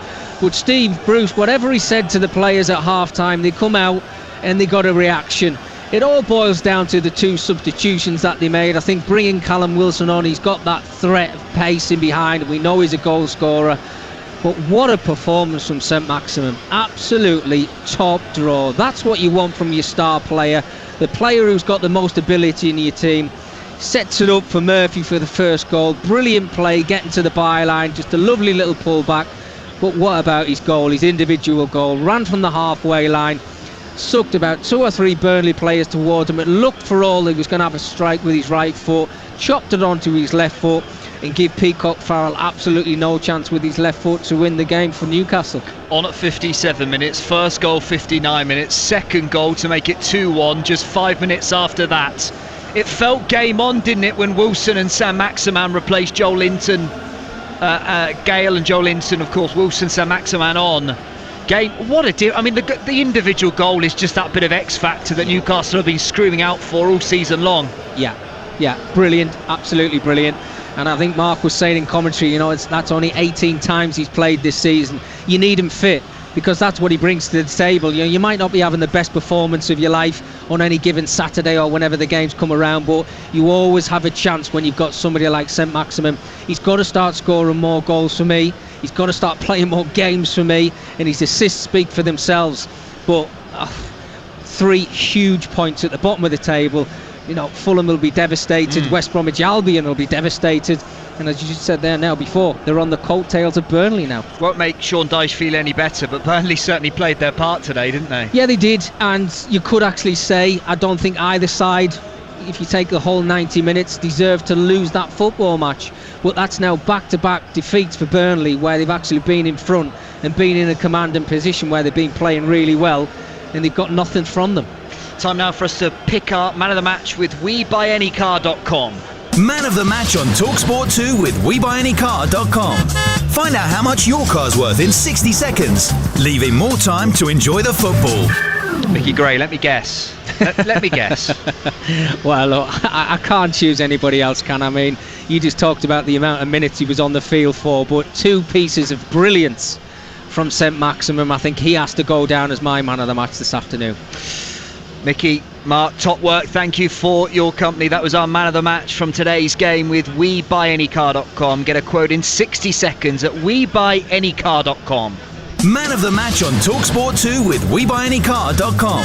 Find out how much your car's worth in 60 seconds, leaving more time to enjoy the football. Yeah, more reactions to that result over on TalkSport. Taking your calls this afternoon. 08717 22 3344. Up next here on TalkSport 2, Up Front with Andy Cole. A first win in 8, the day that Newcastle may have done the hard yards towards staving off relegation. We'll see you soon.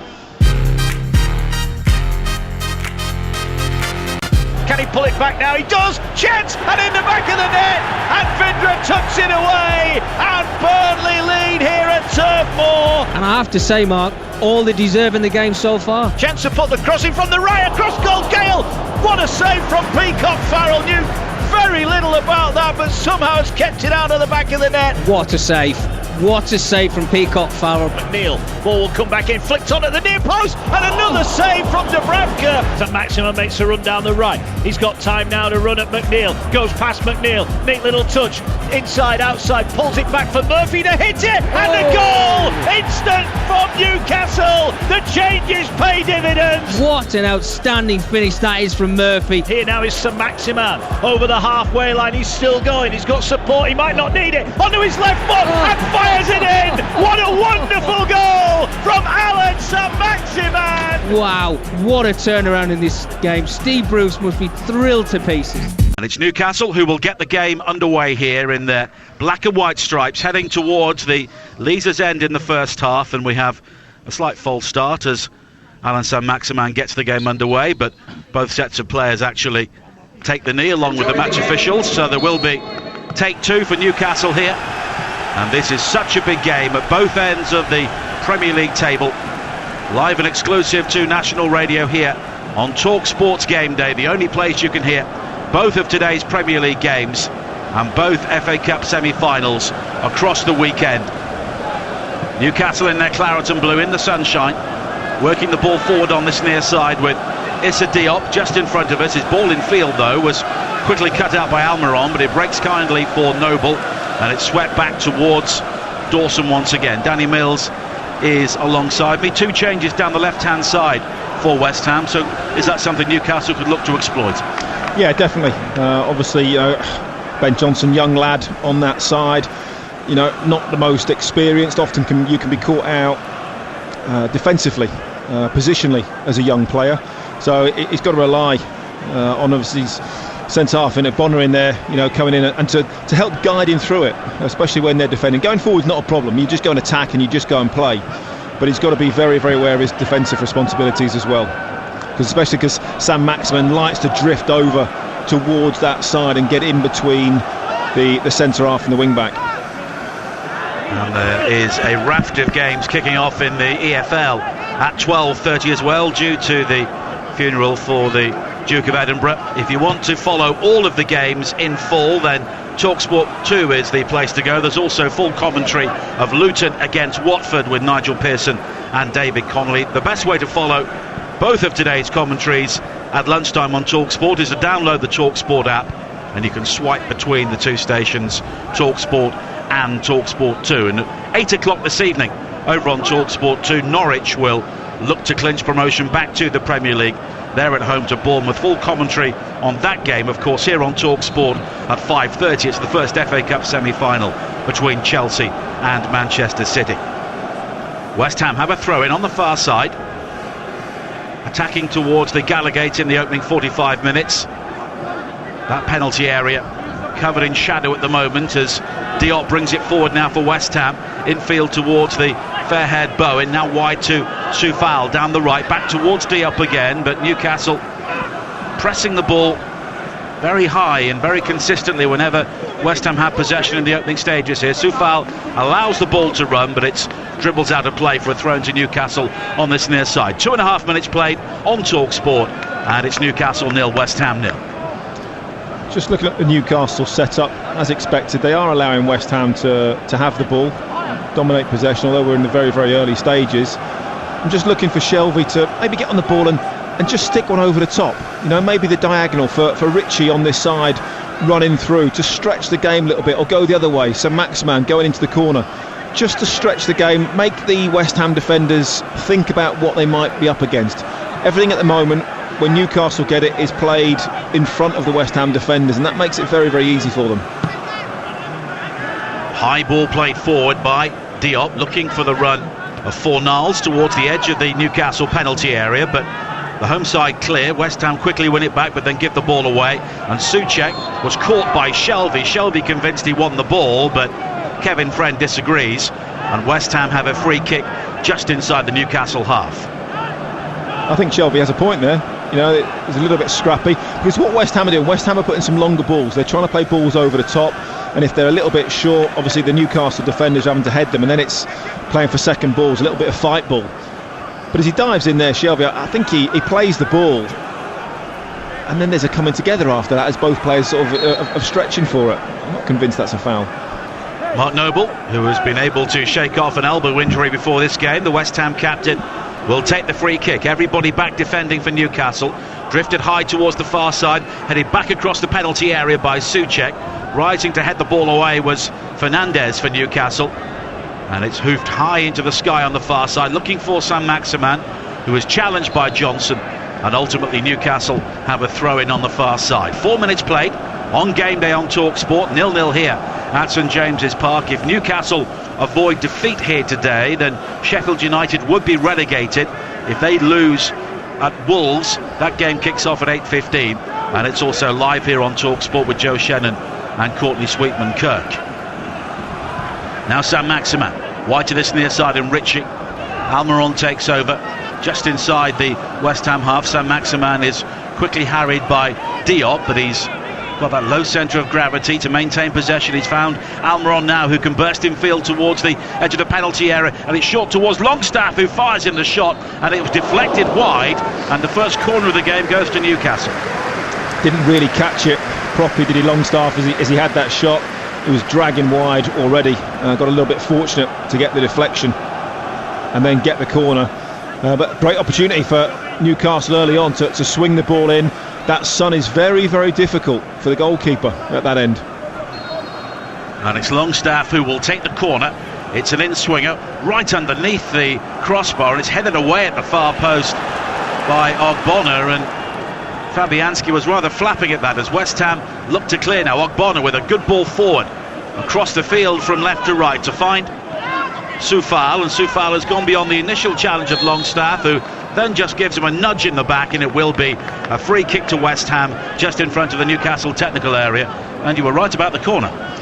Fabianski missed it completely, didn't he? It was a complete misjudgment from him. A little bit fortunate that it was one of his own defenders at the back post and not a Newcastle attacker.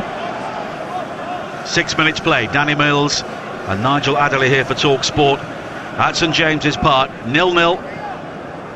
West Ham with the opportunity to move above Leicester into third place in the Premier League. Leicester playing Southampton live on TalkSport in the second FA Cup semi-final. 6:30 tomorrow night.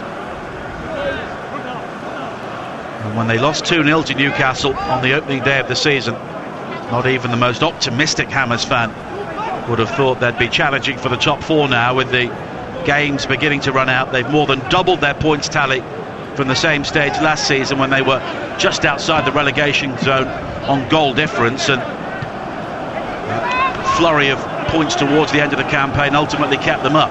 Here is Saint-Maximin now for Newcastle, and he was caught by Soufal, and it will be a free kick for the Magpies. A couple of yards in from touch on this near side, the left. Matt Ritchie is over it, and Saint-Maximin is just taking his time to shake off the effects of the challenge there from Soufal. In fact, he has gone down, and he may require some treatment. Only 7 minutes played, and already there is a fitness concern for Alain Saint-Maximin.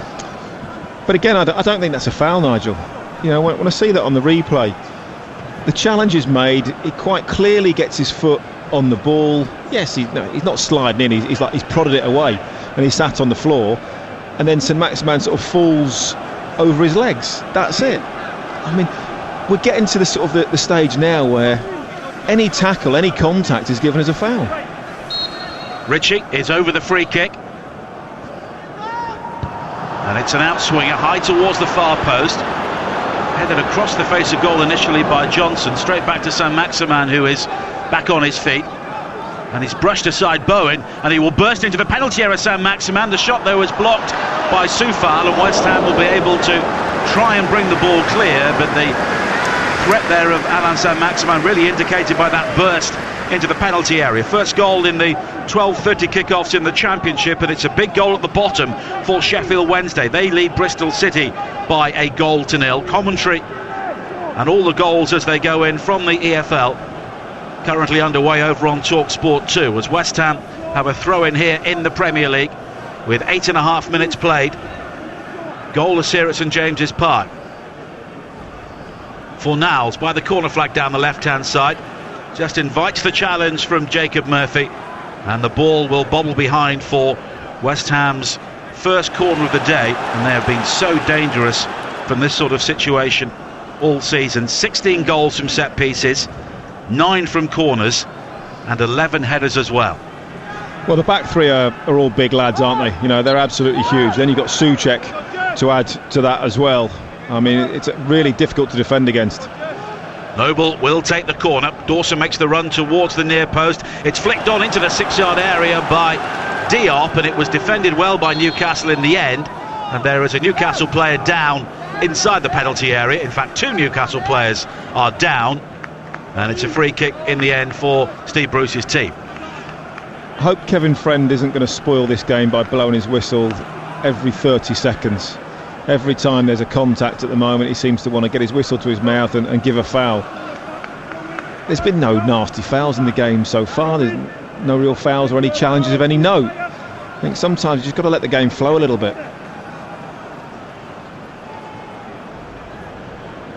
Well, it's a free kick for Newcastle, which Martin Dubravka will take. West Ham have done what they usually do so far. They're looking to get the ball into the wider areas, and in the absence of Declan Rice, there's maybe just a lack of dash from the heart of their midfield, but they remain a very solid proposition for any team as Almiron looks to curl the ball down the line just in front of us, and it's spun out of play for a throw-in in the end for West Ham, midway inside their own half. Newcastle currently 6 points clear of the bottom 3. They've only had fewer points at this stage of the season, twice in the Premier League era, and on both occasions they were relegated. I don't think that will happen this year, but ultimately that may be down to the failings of others. Now Noble, wide towards Soufal on this near side, the right, back in field to Dawson, just inside the centre circle. And Newcastle rather backing off when West Ham had the ball midway inside their own half. Almiron will eventually trot out to try and challenge Noble. Noble, though, is forced back towards the halfway line, has support from Diop, and Bowen plays a dreadful ball straight to Joe Linton, who sways away from the challenge of Dawson initially, and it will be a free kick for Newcastle and the first yellow card for Craig Dawson, but really that was down to Jarrod Bowen. Yeah, a little bit of confusion. I think Bowen was looking to play it back to Noble. It's only a yard or so wide of him. He wasn't sure if it was meant for him. He sort of then left it. There was a bit of confusion, and as he turned and ran at the defence, Dawson came out and had no real choice really. He had to bring him down in that situation. If he's past Dawson, he's in on goal, and I think he's taken one for the team there. Free kick for Newcastle, midway inside the West Ham half. We played nearly 12 minutes, and it's still goalless here on game day on TalkSport. Ritchie's delivery, high into the penalty area, nodded down by Kieran Clark, but it bounces once into the arms of Lucas Fabianski, wearing all orange, defending the West Ham goal away to our left-hand side. He quickly lobs it out wide towards their left, and there's an opportunity for Johnson to use his pace down the channel, looking for Fornals, but he's just closed down by Fernandez, and West Ham will have a throw-in. Quickly back towards Ogbonna, making his first West Ham appearance since early February, the FA Cup defeat against Manchester United, as Diop is closed down by Almiron, but he's done well to ride the challenge and find Lingard, who has barely seen the ball so far. Now Noble inside the centre circle. He was caught by Joe Linton, but it's into the path of Soufal, and now Lingard has it 25 yards from goal. Look to find Souček ahead of him, but It was cut out well by Shelvey. Newcastle will try and break themselves now with the pace of Almiron. Saint-Maximin to his left-hand side. Joe Linton makes tracks into the penalty area. Saint-Maximin with dainty footwork away from the challenge of Noble. And now it's wide towards Murphy down the Newcastle right. His low shot in towards the near post is saved at the second attempt by Fabianski, and it's decent stuff from Newcastle. Yeah, game's starting to open up already, isn't it? I thought there'd be a little bit more caution from Newcastle after the first 4 or 5 minutes of the game. They looked a little bit cautious going forward, a little bit lacking in confidence, and sometimes when you're trying to be too precise with your passing, you have an extra touch and it can slow everything down a little bit. But all of a sudden, Almiron especially on this left-hand side is closing people down, picking up loose balls and trying to make things happen. Now Fornals down the right for West Ham, comes in field. Lingard is the option on the edge of the penalty area, so too is Souček.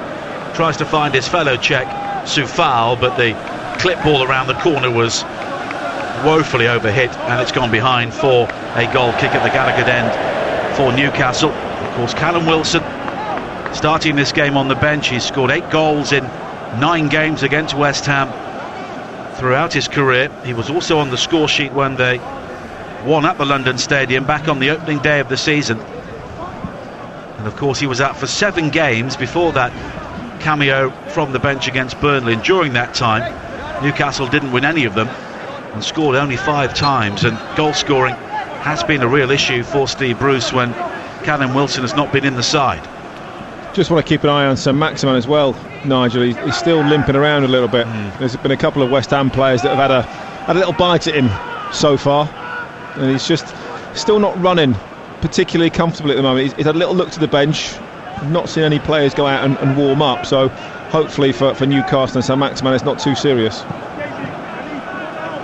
Now Diop wearing short sleeves and gloves on what is a fairly mild day here on Tyneside. Hey, let's be honest, I've seen Newcastle fans here with their tops off when it's been about -5. I dread to think what they'll be wearing today or not wearing.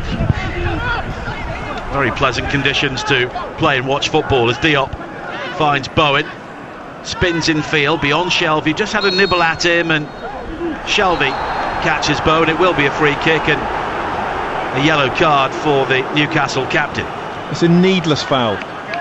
Bowen's going inside, he's going away from goal, back towards his own defenders, and Shelvey just has a kick out at him. A needless, pointless trip, and now he's got to be very, very careful on a yellow card so early in the game. 15 minutes played, 0-0 here at St James's Park on TalkSport. Noble is over the West Ham free kick. Once again, Newcastle have pulled everybody back defending in or around their penalty area. Souček makes the run in field from the left-hand side, but it's a header towards goal from the player coming in behind him. That was Craig Dawson, but it was straight at Dubravka, who makes a comfortable save. I think Dubravka was fortunate that was straight at him. It's a good free kick to the back post. Dawson it's a completely free header. Shelvey, after giving the free kick away, is not marking his man at all. Lets him get that header, and had that been another sort of a yard towards the corner, Dubravka could have been struggling. Fernandez with a long ball forward for Newcastle, but it's quickly cut out by Johnson on the far side, and he will now look to make move forward for West Ham. He's got Fornals in support now, who can break into the penalty area, but the challenge comes in from Longstaff, and it was an important one for Newcastle, and they try and bring the ball forward themselves now with Saint-Maximin, who does well to check back in field and sends 3 West Ham players the wrong way. Here is Almiron, Ritchie to his left in plenty of space inside the penalty area. First time ball in, which was deflected off Soufal, and in the end that made it a lot more straightforward for Fabianski to make the claim. It's unlucky from Ritchie, just caught Soufal as the ball was played in. A little bit better from Newcastle, but the problem they've got is they're starting their attacks from such a deep position. They're starting from almost inside their own half, and when they get forward it makes it very, very difficult for them. When you have to travel 50-60 yards to score a goal, it's tough. This is why you see teams playing a high press, trying to win the ball within sort of 30-35 yards of the opposition's goal. Now Saint-Maximin again, brushing aside Noble. He went for goal very ambitiously, 35 yards out, but it struck Ogbonna, who was about 6 inches away from him, and it rebounds high into the stand on the far side, and it will be a throw-in for Newcastle. Middlesbrough 0, Queen's Park Rangers 1. Rob Dickey with the early goal at the Riverside Stadium in the Championship. Julian Borner scored the goal for Sheffield Wednesday. They lead against Bristol City, and we wish their manager Darren Moore well, who is currently having 1 or 2 issues with COVID-19, as Almiron down this near side plays the early cross into the penalty area, nodded down by Sam Maximan. Fornals will try and win it back, but it's Sam Maximan with a low shot, and he caught hold of it well, right-footed on the edge of the penalty area, but it was too close to Fabianski. That's better, more realistic from Sam Maximan. The shot he had earlier, I think he was almost out of frustration, because he'd run from the halfway line, he got to 35 yards, I think, well, I've still got 3 defenders to beat, I'll have a pot shot. That one from the edge of the area, much better. Still didn't quite catch it as well as he would have hoped, and in the end a relatively comfortable save for Fabianski. But both teams stretching the game now and creating opportunities. Second goal for Queen's Park Rangers. They lead at Middlesbrough by 2 goals to 0. TalkSport 2 is the place for all the goals as they go in from the Championship and beyond today, as Fornals has it for West Ham on the edge of the penalty area, almost threads it through to Bowen, who throws back his head in mock despair as the pass never finds him. A long ball played forward then from Shelvey, very direct, looking for Joe Linton down the centre, but it was chested down by Dawson. And here is Fornals for West Ham once again. Infield to Lingard, 25 yards from goal. 19 minutes played on TalkSport. Goalless here in the sunshine at St James's Park. Noble takes over again and plays it wide to the left-hand side, and Ogbonna had Johnson in support, but it's Noble who will loft a ball from left to right and find Lingard. And here is Diop, and West Ham enjoying a sustained spell of possession here inside the Newcastle half, and this will maybe test the concentration levels of Steve Bruce's team, as Lingard catches Almiron some time after the ball had gone, but Longstaff will now loft a ball forward wide to the left-hand side looking for Sam Maximan, but the ball was over his shoulder and out of play, and Kevin Friend doesn't appear to have a word with Jesse Lingard, who maybe got away with one there. I don't think it was a foul. I think he got his foot on the ball. Both players were going with high feet, and you know, it was a little sort of a block tackle in the air. I think actually Kevin Friend got that one right. Almiron squealed, rolled around on the floor, and the moment he didn't get the free kick, got up pretty quickly. 21 minutes played. 0-0 here at St James's Park. First of 2 Premier League commentaries coming up on game day today. Wolves against Sheffield United at 8:15, and of course between those 2 games at 5:30, Sam Matterface, Trevor Sinclair and Mark Hughes will be our commentary team at Wembley for Chelsea against Manchester City. As a long throw into the penalty area for West Ham on this near side is headed up in the air by Paul Dummett and into the arms of Martin Dubravka.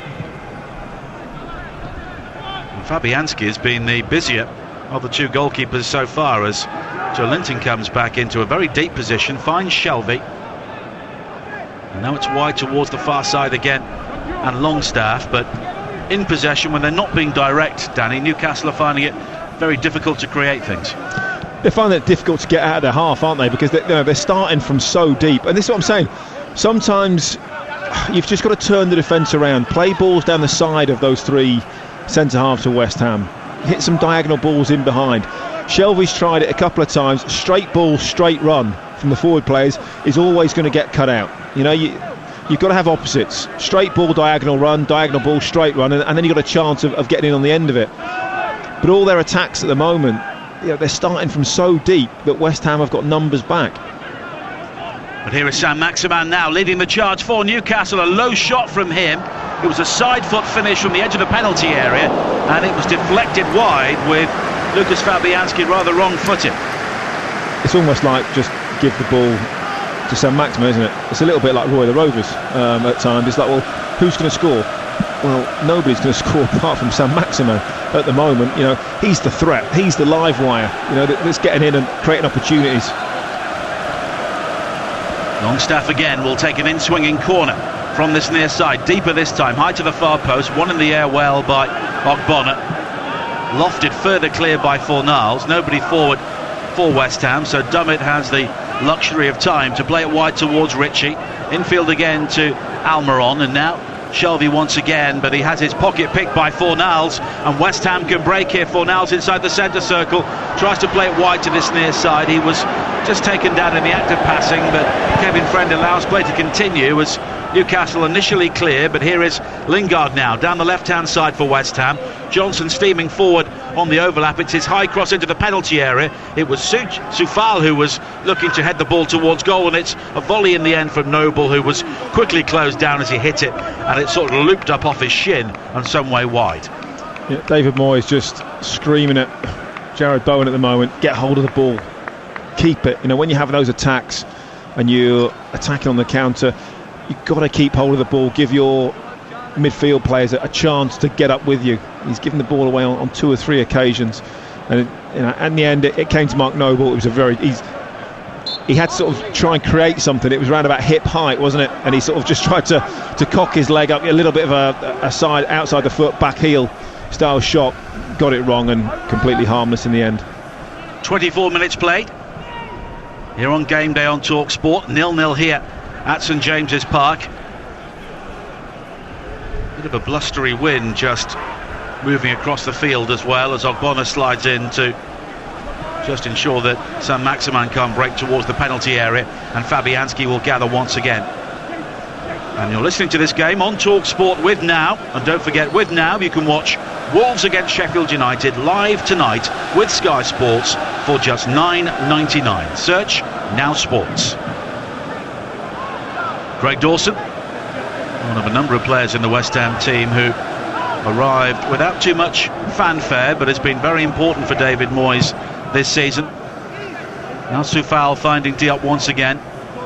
We are very close to both technical areas here, sat just behind them in the front of the Milburn stand at St James's Park, and we can hear the chatter from both Moyes and Bruce as Bowen now comes forward towards the edge of the penalty area. Left foot shot from him is deflected off the hip of Fernandez, and it will spin across to the far side. West Ham appeal for a corner, but it was kept in play by Dubravka, and Newcastle have the goal kick. That's better from Bowen. Got a little bit fortunate with his first touch, just bounced a little bit far away and got a lucky ricochet off the Newcastle defender, but then as soon as he's got the opportunity, just wants half a yard to try and whip that left foot shot in. Now Lingard now with a burst into the penalty area down the left hand side, but weight of numbers eventually wins the ball back for Newcastle, and the clearance from Clark takes a deflection off Fornals, and it will be another throw into Newcastle on the far side. They're looking for back-to-back wins in the Premier League for only the second time this season, and the recent run for Newcastle, well, it is relegation form, only 3 wins in 20 games, but the issues for the teams beneath them may contribute to their survival in the end, but they just tend to eke out victories when they really need them, just as they did at Turf Moor last week, a goal down against Burnley, but they came from behind for the first time in 26 Premier League games to win 3 points, which really piled the pressure on Fulham and the other sides beneath them. As Ben Johnson brings the ball down on his chest on the far side, comes in field to find Soucek. He quickly turns and pings a ball wide to the right, looking for Soufal, who does well to bring the ball down at throat height and could now deliver a cross into the penalty area. Also has support from Noble now on the right corner of the box, and he was caught by Almiron. Almiron, though, can't believe it, as a free kick is given to West Ham in a very dangerous area. Almiron's a little bit unfortunate. Noble's clever, knows he hasn't got blistering pace, but just runs across Almiron, and there is a little bit of contact. There's enough contact for Mark Noble to go down, and now a dangerous place for a free kick with West Ham's, you know, big, strong, powerful headers coming up from the back. This is 2 or 3 yards out, just off the corner of the 18-yard box. Lingard and Bowen over this free kick. Look where the wall is. Why is the wall there? Oh, it's now getting moved. Yes. The wall was about 5 yards out of the line, wasn't it? Rather leaving a massive gap to curl the ball into the top corner, wasn't it? And West Ham have the big men forward at the far post, flighted in by Lingard towards that area. It was flicked on by Diop. It will be gathered by the corner flag on the far side by Souček, but he will just run the ball out of play, and West Ham will have another throw in. They don't have the long throw of Aaron Creswell available to them today, but Ben Johnson will take it instead. Lingard comes short to offer himself as the option. Back towards Johnson again. He tries to work the space for the cross, but it's all very congested in the shadows on the far side, but he's done well to play it high to the far post. Leaping was Bowen. It'll come to Soufal. High cross towards the far post, but it's gathered by a leaping Dubravka. Johnson did really well. Well, it's been given away very cheaply by Newcastle on the edge of their own penalty area, and they were fortunate in the end that the ball just ricocheted off Soufal towards this near side, and it will be a throw to the home side. Shelby again giving the ball away, just as the goalkeeper rolls the ball to him. Can't keep doing that in those positions, allowing West Ham to break on you. He was fortunate that the ball went out of play, but just before that Ben Johnson did really well. He dug the cross out, ended up towards the back post, and I think Soufal was just looking to lob the ball back into play. I don't really think it was too much of a shot, and it was an easy take for Dubravka in the end. But West Ham definitely a threat from crosses and set pieces.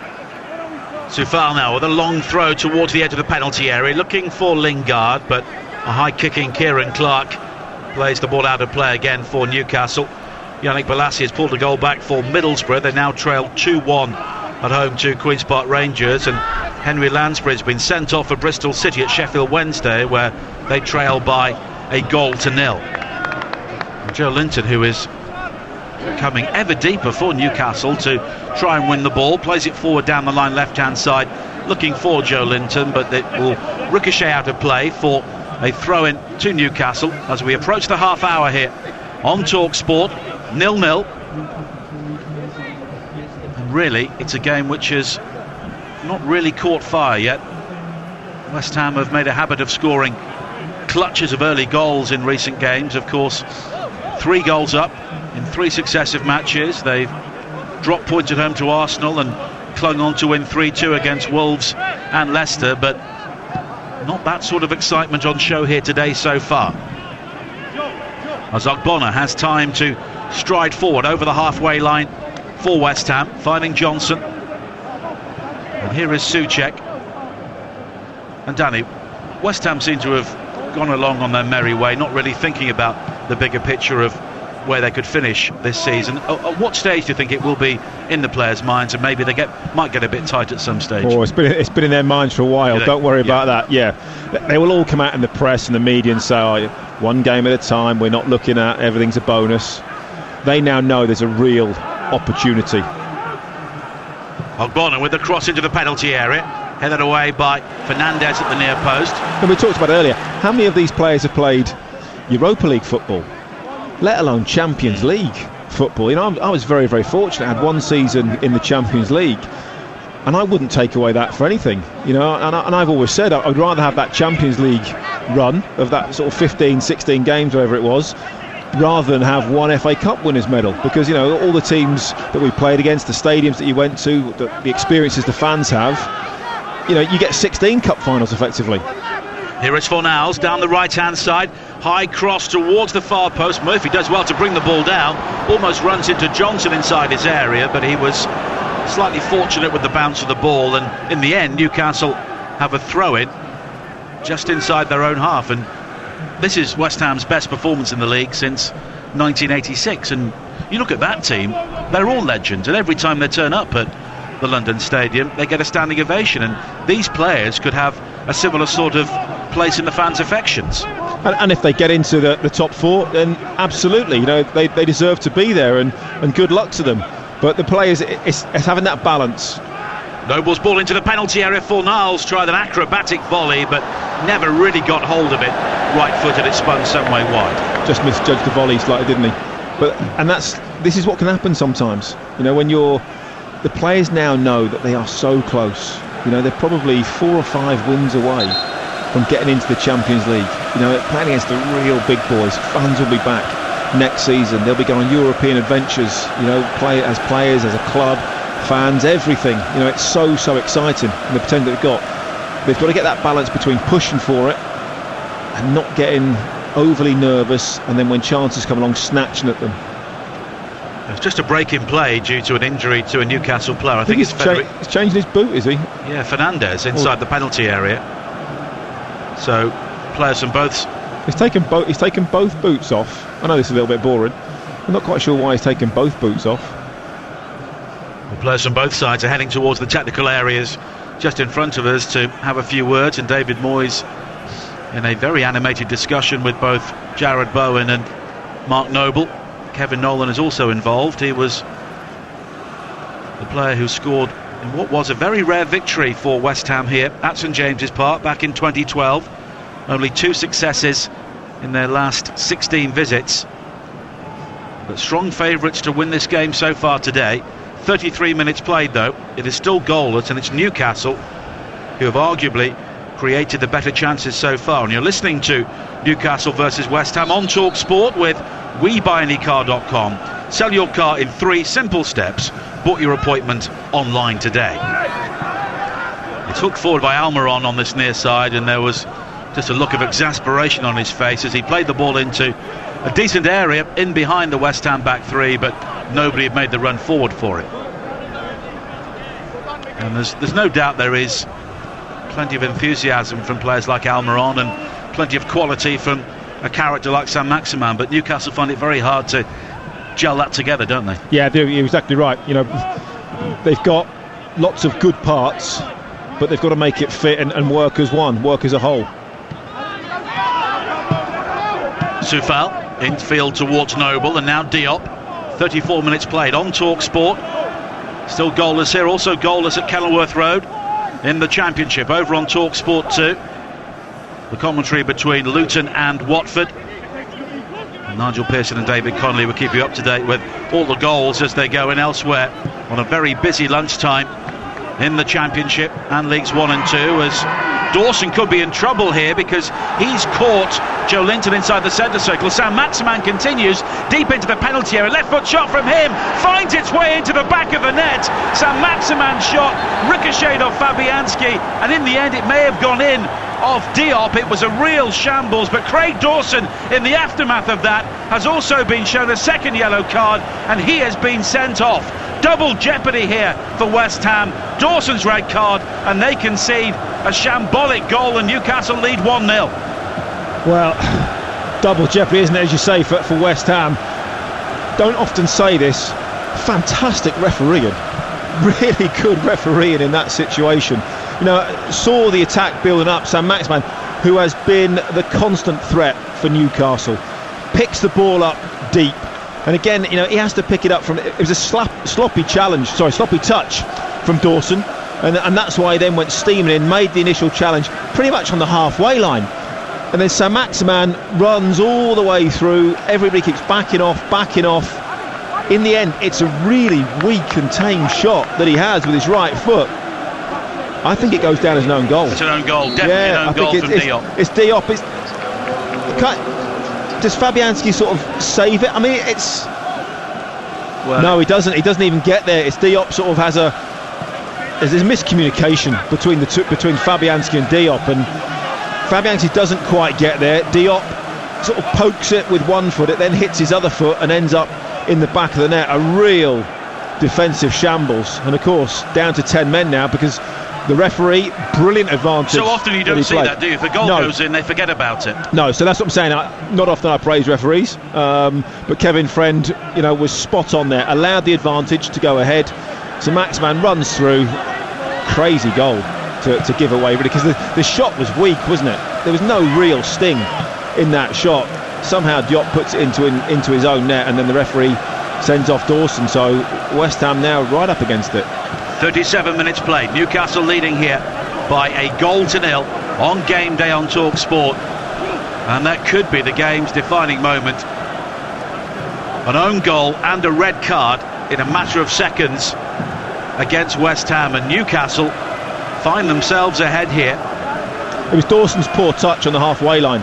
Ball was played into him. The ball got 5 or 6 yards ahead of him, and as Saint-Maximin went to nick it off his toes, he went diving in to the challenge. All credit. Saint-Maximin went down but jumped straight back up because he knew that he was on the attack. So Newcastle lead by 1-0 here. The only games with goals in the Championship: Middlesbrough 1, Queen's Park Rangers 2, Sheffield Wednesday 1, Bristol City 0. TalkSport 2 for all the goals as they go in. And we've had a very strange goal here, which has given Newcastle the lead. I'm still trying to. I've seen it 2 or 3 times. It's an own goal because. Well, I know, but I'm still trying to work out how he scores that as an own goal. I think he stops it with one foot, and then his momentum takes it onto his other foot and into the back of the net. I mean, that's a professional footballer. I'm not sure how he's got his legs mixed up that badly. Because it wasn't even when he went to swing a leg and clear it. It sort of. He just allowed it to sort of to hit both legs effectively. Very, very strange. Well, Soufal with a cross in on this near side for West Ham, and it ricochets behind off Dummett, and it will be a corner. He could have quite easily had a touch, couldn't he? I mean, there was no real sting. There was no power. I think it was panic stations, wasn't it? In the shot. Fabianski probably would have got a hand on it, but between the two of them, a right mess. But West Ham have a corner here. Down to 10 men with 6 minutes to play in the first half here on Game Day on TalkSport. A game which was rather meandering on has now burst into life. And it's West Ham who are up against it. Bowen will now take the corner in towards the near post, headed away initially. Noble will try and win it back, but Ritchie rises above him. Now Sam Maximan, everything going through him for Newcastle. He's played it wide towards Murphy. Plenty of pace in this counter-attack for Newcastle. Murphy up towards the edge of the penalty. A right foot shot from him was blocked by Soufal, and it will dribble away on the far side off the corner flag for a corner to Newcastle. Sam Maximan gives this Newcastle team so much dynamism. You know, he picks the ball up, he runs at people, he makes things happen. He's a constant threat no matter what. If you could keep him fit for the whole season, and if you could find a decent partner for him, that may well be Callum Wilson, if you can get them working together and not just both looking to run in behind at times. Then suddenly, if you can get those both on the pitch and keep them both fit, Newcastle will have no problems next season. Well, it's a corner on the far side, which Ritchie will take with 5 minutes to play in the first half here on TalkSport. Newcastle looking for the second goal here. Ritchie's in swinger, high towards the far post. Fabianski's lost it. Oh, and it's 2-0. Joe Linton puts the ball in, and that's a horrible individual error from Lucas Fabianski. The corner straight into his gloves, but he flapped inside the 6-yard area, and Joe Linton, a couple of yards out, could not believe his luck. Newcastle lead by 2-0, and a West Ham team eyeing the top 4 are in real trouble here. It's an absolute horror show. Fabianski. It really is. He completely misjudged the first corner from this near side. That one is straight into his hands. There is no rhyme or reason why he drops that. He's under no real pressure. It's not even that high. He's not in the air. He's under no challenge. It just bounces off his hands, drops to Joel Linton, who's a yard out, and I mean, even Nigel Adderley's deadly from that distance. Well, I wouldn't say that, but Joe Linton hasn't had too many open goals from a yard during his Newcastle career, but he was very happy to score that one there. And it's 2-0 to Newcastle, and the manner of the goals will really annoy David Moyes, both of them. I just wonder if that miscommunication and that mishap between Diop and Fabianski for the first goal was still playing on his mind, and he was still thinking about that when he came for that cross, because it wasn't like he was under loads of pressure. VAR never even had to look at it, because there was no suggestion of a foul in any way, shape or form.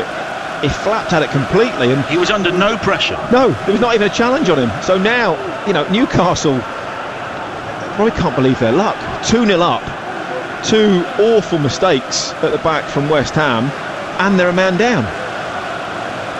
Well, we will learn a good deal about West Ham's character, which has been praised so much throughout the season here. Trailing by 2-0 with 2.5 minutes to play in the first half, as Sam Maximan plays it wide to the far side, and Joe Linton now with a break into the penalty area down the right. Joe Linton is still going, has support on his outside, but he goes alone, and this time Fabianski makes the save at the near post. I'm going to go as far as say West Ham are even making Joel Linton look good at the moment. They're leaving so many spaces. I bet David Moyes cannot wait to get them back into the dressing room. You know, he needs to give. There won't be teacups thrown, but there might be a few hairdryers in there at half-time. You know, this West Ham side, they need to reorganise. They need to sort themselves out and get back into this game, because at the moment, Sam Maximan's picking the ball up 10 yards inside his own half and making Newcastle look dangerous from that position, and that can't be right. Well, they've gone to a back four in the absence of Dawson, who of course was sent off as Dummett just barges over Bowen. And then they have Souček and Noble holding in midfield with the front three. Fornals, Lingard and Bowen looking to try and create some nuisance value with 90 seconds to play in the first half here. Newcastle leading by 2-0. And you really need to see both goals later on to just emphasise how bad they were defensively for West Ham. And in the aftermath of the first goal, Craig Dawson was rightly shown a second yellow card by Kevin Friend. I think you have to say, on the balance of play, Nigel, I think Newcastle have shaded it. I'm not sure they deserve to be 2-0 in front. As you say, two horrific mistakes by West Ham. You know, that the first one by Fabianski and Diop, huge communication error. Diop couldn't sort his feet out, and then Fabianski for the second one from the corner is woeful. You know, that there are no excuses for that. It's just woeful goalkeeping. Now Almiron inside the centre circle. West Ham backing off once again. He's up towards the edge of the penalty area, wide towards Murphy, who can come in field from the right. Challenged though by Johnson, and the flag's up for offside anyway. It's currently Newcastle 2, West Ham 0. For the latest odds, head to Betfair, the official betting partner of Talk Sports Premier League coverage. Right now you can get Newcastle at 9-4, West Ham at 13-8. The draw is 2-1, all thanks to Betfair. More ways to bet, more ways to win. 18 plus, begambleaware.org. And we are into a minimum of 2 more minutes at the end of the first half. And David Moyes looks like a man who can't wait to get his team into the dressing room to iron out one or two things. We all thought this would be the day when Callum Wilson would return to lead the Newcastle line and score the goals against a team he enjoys such a good record against, but it's Sam Maximan and Joe Linton who have provided the inspiration so far. I bet Callum Wilson cannot wait. He'll be in the manager's ear at half-time. Get me on, Gaffer, get me on. Desperate to score. He's probably looking at this thinking, no, Newcastle will be heading down the slope towards the Gallagate end in the second half. He'll be thinking, what a great opportunity to start running in behind this West Ham defence, especially as they get tired with 10 men. Now Noble for West Ham, finding Lingard. And West Ham have done so well to overcome the injury problems they've had in recent weeks, but they're really missing somebody like Mikel Antonio to give them a focal point in their attack so far today. Fornals. There is that, Nigel, but equally defensively shambolic. Yeah, you can't defend like that, can you?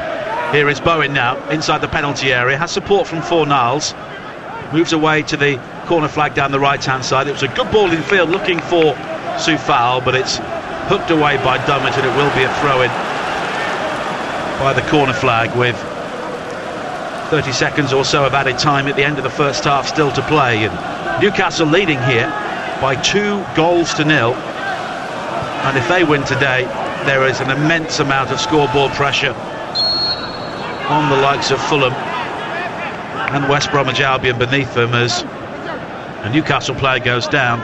Almiron's on the floor, isn't he? I think he might have landed more awkwardly. Oh, I don't know. He does get caught by an elbow. It's a free kick to West Ham following the clash involving Almiron. Although Kevin Friend is bringing Lingard out to the touchline on this near side. If Newcastle avoid defeat today and Sheffield United lose at Wolves on TalkSport later on tonight, the Blades are down. Well, Newcastle are currently up to 15th in the table. It's unbelievable, isn't it? Lingard over the free kick. Of course, a West Ham goal could maybe impact on Newcastle's brittle confidence in the longer term. But they'll be feeling good about life at the moment, leading by 2-0. Lingard's delivery high towards the 6-yard area. Nobody gets a touch as Souček will try and keep the ball in play. And that is the half-time whistle. And this is not in the script. Newcastle leading West Ham by 2-0. 2 goals late in the first half. Craig Dawson upending Joe Linton, but play was allowed to continue. Saint-Maximin's weak shot was eventually turned into his own net by Issa Diop. Craig Dawson was then correctly sent off by Kevin Friend in the aftermath. And a couple of moments later, a corner high into the penalty area, dropped by Lucas Fabianski under no pressure at all. And Joe Linton was there to poach from 6 inches out to make it 2-0. And West Ham's top 4 hopes have received a real battering here late in the first half. At half-time, it is Newcastle United 2, West Ham United 0. Thank you, Nigel Adley. Yeah, the players heading down the tunnel now. West Ham going there pretty sharpish. Danny Mills, it's been an extraordinary first half, absolutely extraordinary. Is that more to do with West Ham's mistakes or Newcastle doing well? I think Newcastle do what they do. They work hard at times. They rely on Saint-Maximin for so much energy and for so much attacking prowess. We've watched him at times. He's picking the ball up on the halfway line, and then he's looking to run to goal on his own. Often, 4 or 5 defenders around him. He had that one ludicrous shot from 35, 40 yards out. But he's a real threat, and he's causing problems. Almiron's busied himself at times. And I think, as the game started to open up, when those players are picking the ball up, turning, running, it's great. But you can't rely on that. You can't keep relying on players to run 50 yards with the ball and score a goal. It doesn't happen. That's what Saint-Maximin did for the goal. After Dawson dived in. And you just think, as scrappy as it was a good run. Yeah, Newcastle just need to get further up the pitch, start those attacks. The defenders are going to be nearer the halfway line, so when they're winning the ball back, they're higher up the pitch already. Because you can't expect those attacking players to run 50 yards every time to get a shot on goal. But the goalkeeper and Diop, shambles. Yeah, absolute shambles. It was a shambles, wasn't it? Joe Linton made it 2-0. Let's get the latest from Betfair, shall we? I'm interested to see how this might have changed. Betfair, of course, the official betting partner of TalkSport's Premier League coverage. Game day on TalkSport with Betfair. More ways to bet, more ways to win. Try Betfair today. 18 plus, begambleaware.org. Sam Rossbottom from Betfair, I imagine this has had quite an impact on the odds. Yeah, absolutely, and I'll be honest with you, this is not going to the script so far. Not a lot of people expected 2-0 Newcastle at half-time. It was matched at 119-1 in play on the exchange, which is incredible. But now looking at the match odds, Newcastle now 1-18 to record back-to-back wins for only the second time this season. West Ham have got a lot of work to do with 10 men. The 74-1 to turn this around and get the win. The draw 19-1. It is crazy, isn't it? What about the charity bet? I imagine that one's gone out the window as well. Well, listen, never say never. We are still in it. We've backed West Ham to win. We've backed Souček to score any time, and we have backed the game to have over 2.5 goals in the match. That we've combined all those selections with Bet Builder on the sportsbook, and if West Ham were to turn things around and win, and Souček was to score, then we'd have a winning Bet Builder. Okay, Sam Rossbottom, great to talk to you. As always, that odds update is all thanks to Betfair. Returns accurate as of 10 minutes ago. For verification, see betfair.com. Over 18s only. Conditions apply. Do go to begambleaware.org. Game day on TalkSport with Betfair. More ways to bet, more ways to win. Try Betfair today. 18 plus, begambleaware.org. Okay, half-time scores in the Championship now. Let's go to James Savundra at the Brentford Community Stadium for Brentford against Millwall. Yes, Richmond, it's Brentford 0, Millwall 0. Brentford in need of a win to keep their automatic promotion hopes alive, but are currently heading for a 5th draw in 6. Best chances have actually fallen to Millwall. Their wing-back Scott Malone with 2 really good chances on the left-hand side. As for the Bees, they managed 5 last week against Preston, but have offered very little going forward today. Ivan Toney looking for a record-equalling 30th goal of the season, but he's been feeding off scraps so far. If they cannot find a winner, then Norwich will be promoted back to the Premier League. That's if Swansea also fail to win. At half-time, it's Brentford 0, Millwall 0. Thanks, James Abundra. We'll see how Swansea are getting on at the Liberty Stadium. It's Lawrence Mora. Swansea 0, Wickham 0 at the break. Given Swansea's lofty position in the table, that first 45 for the Swans, Watford and Brentford is probably why Norwich have run away with things. Here at the Liberty Stadium, the Swans suffered a big blow in the opening 10 minutes. Andre Ayew having to be replaced by Wayne Routledge. We'll find out the damage as soon as possible, but he has been a big miss for them in this first 45. A mostly scrappy performance, which saw the two Connors go close for the home team. Roberts first up, sent through one-on-one, but Stockdale saved with his feet. And then the keeper throwing himself across goal as Harahan's left foot drive flew narrowly wide. Wickham have mixed it well. Ikpeazu setting up Adrian for their best chance, but the ball going narrowly wide. At the break, it's Swansea 0, Wickham 0. Thanks, Lawrence Mora. It is such a busy day in the Championship and across the EFL. Stay in touch with every goal as it goes in on TalkSport 2 with Nigel Pearson here at St James's Park. It is Newcastle 2, West Ham United 0. A big second half is coming up after this. Game day exclusive on TalkSport with Now. The only place to watch Wolves vs Sheffield United live tonight on Sky Sports for just $9.99. Search Now Sports. 18 plus. Stream via internet. Terms apply. Oh, what a strike, Jim! And just look at the celebration. He's run straight over to the bench and picked up his mobile phone. Absolutely, Jim. He's heading to thesun.co.uk to read all about what he's just done. Oh, not sure the ref will think much of that, Steve. I don't know, Jim. Looks like he's checking it out too. For every single twist and turn of this roller coaster season, head to thesun.co.uk/football. With Betfair, football could be made even more exciting. Put together your multiple on the Betfair app, and you'll get a £5 free bet when you place £20 worth of football multiples. Dial up the excitement as you check the scores and watch the results come in. The games are coming thick and fast. Betfair. Maximum one free £5 bet per day, valid for 72 hours. Each bet must have at least one selection at minimum odds of 1.5. Free bet valid on multiples, excludes cashed out bets and bet builder bets. T's and C's apply. 18 plus. BeGambleAware.org. You can always trust a bit of stargazing to put a twinkle in your eye. So if you're on the lookout for someone to do that building renovation, complete with stargazing skylight, simply visit trustedtrader.com. There you'll find plenty of vetted, reviewed, reliable professionals in an abundance of trades, like a builder who'll provide the star treatment. For trusted tradespeople, let the superstars align. TrustedTrader.com. We've got it at Selco. Selco, it's where the trade goes. At Selco Builders Warehouse, we've got real deals on a wide range of trade quality building products. In April, we've got a 1x8 metre roll of ICO Torch-On green cap sheet roof felt for £34.99 ex VAT. Now that's a real deal. Find even more real deals at Selco Builders Warehouse and online at selcobw.com. We've got it at Selco. Selco, it's where the trade goes. That charged at 20%. Hey there. Boy, aren't you glad it's Monday, Wednesday, Saturday? That perfect time to hit up Just Eat for our McDonald's, KFC, Greggs. No worries, we'll deliver for just £1.99, £1.99, less than £2 when you spend £5. So order now and let's go wild, let loose, chill out.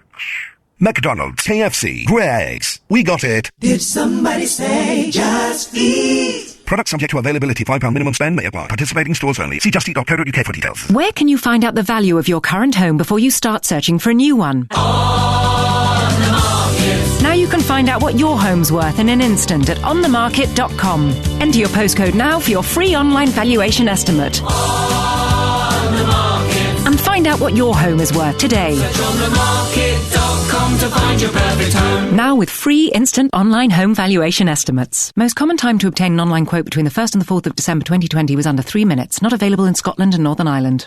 Game day exclusive on TalkSport with WeBuyAnyCar.com.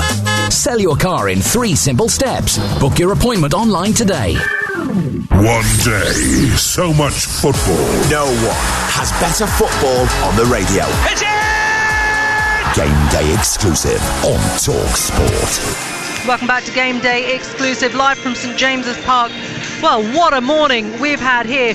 Newcastle United against West Ham. It was a bit of a slow start, wasn't it? But it again burst to life on the 36th minute. An own goal from Issa Diop and Joe Linton scoring 5 minutes later, and Newcastle are 2-0 up against West Ham, a side hoping to finish in the top 4. A win today would take them into the top 3. 45 minutes to really turn around for David Moyes' side. Coming up at 5:30 this evening, TalkSport will bring you live commentary of Manchester City against Chelsea in the FA Cup semi-final.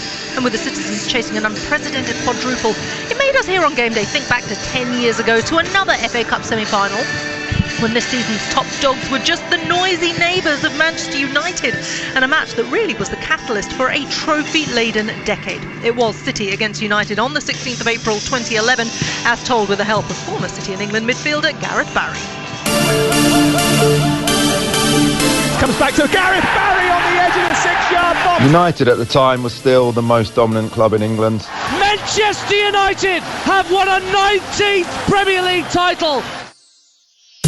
Still felt we were big underdogs, but in a strange way, because the investment that the club had put into the players, the amount they've spent, we just felt the pressure was slightly more on us. Hi, my name's Les Chapman, and I was the Man City kit man for the 2011 semi-final at Wembley against Manchester United. I think the players were very confident on the day. You've got characters like Mario Balotelli in there, and Vincent Kompany will be doing the team talk. Get the lads together in the middle of the dressing room and just give us 30 seconds of real intense motivation. Hi, I'm David Mooney and I run the Blue Moon podcast all about Manchester City. City hadn't won a major trophy since the League Cup in 76, and then after that it had kind of trundled on this record. All through this time, you know, United fans would always tell you that they weren't bothered by City, and yet they had a banner in the stadium that would count down the years that City had not won a trophy for. Well, so much anticipation when the draw was made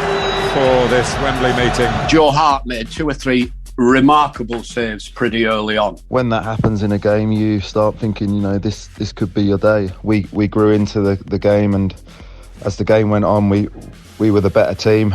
Didn't have great chances, but you know, when the one did fall to Yaya.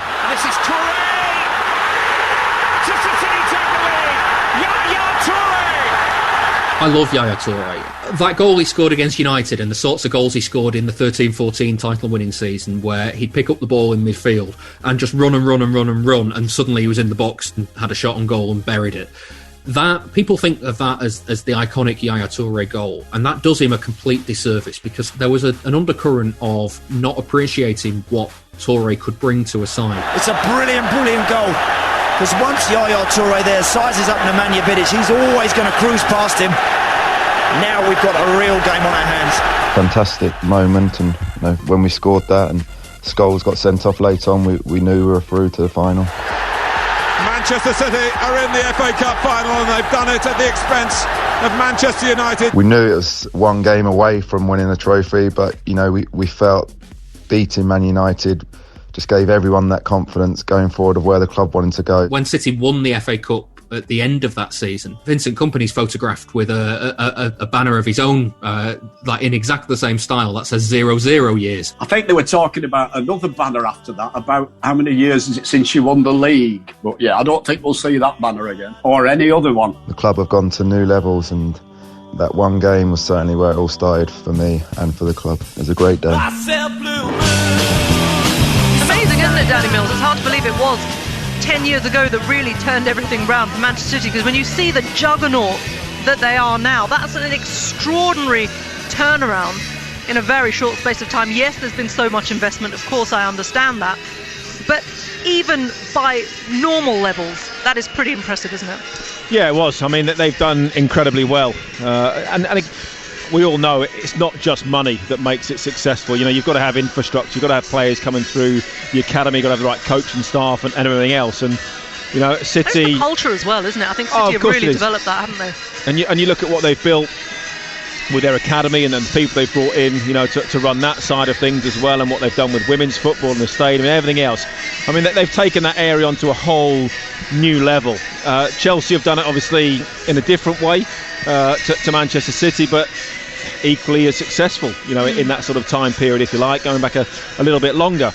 But I think it's going to be a fascinating game, because Chelsea have a squad to rival cities, I think. When you look at all the players, and when you look at the players that can't get in at the moment, sort of Pulisic is only just coming back in. You've got Ziyech in there, Werner can't get in the team.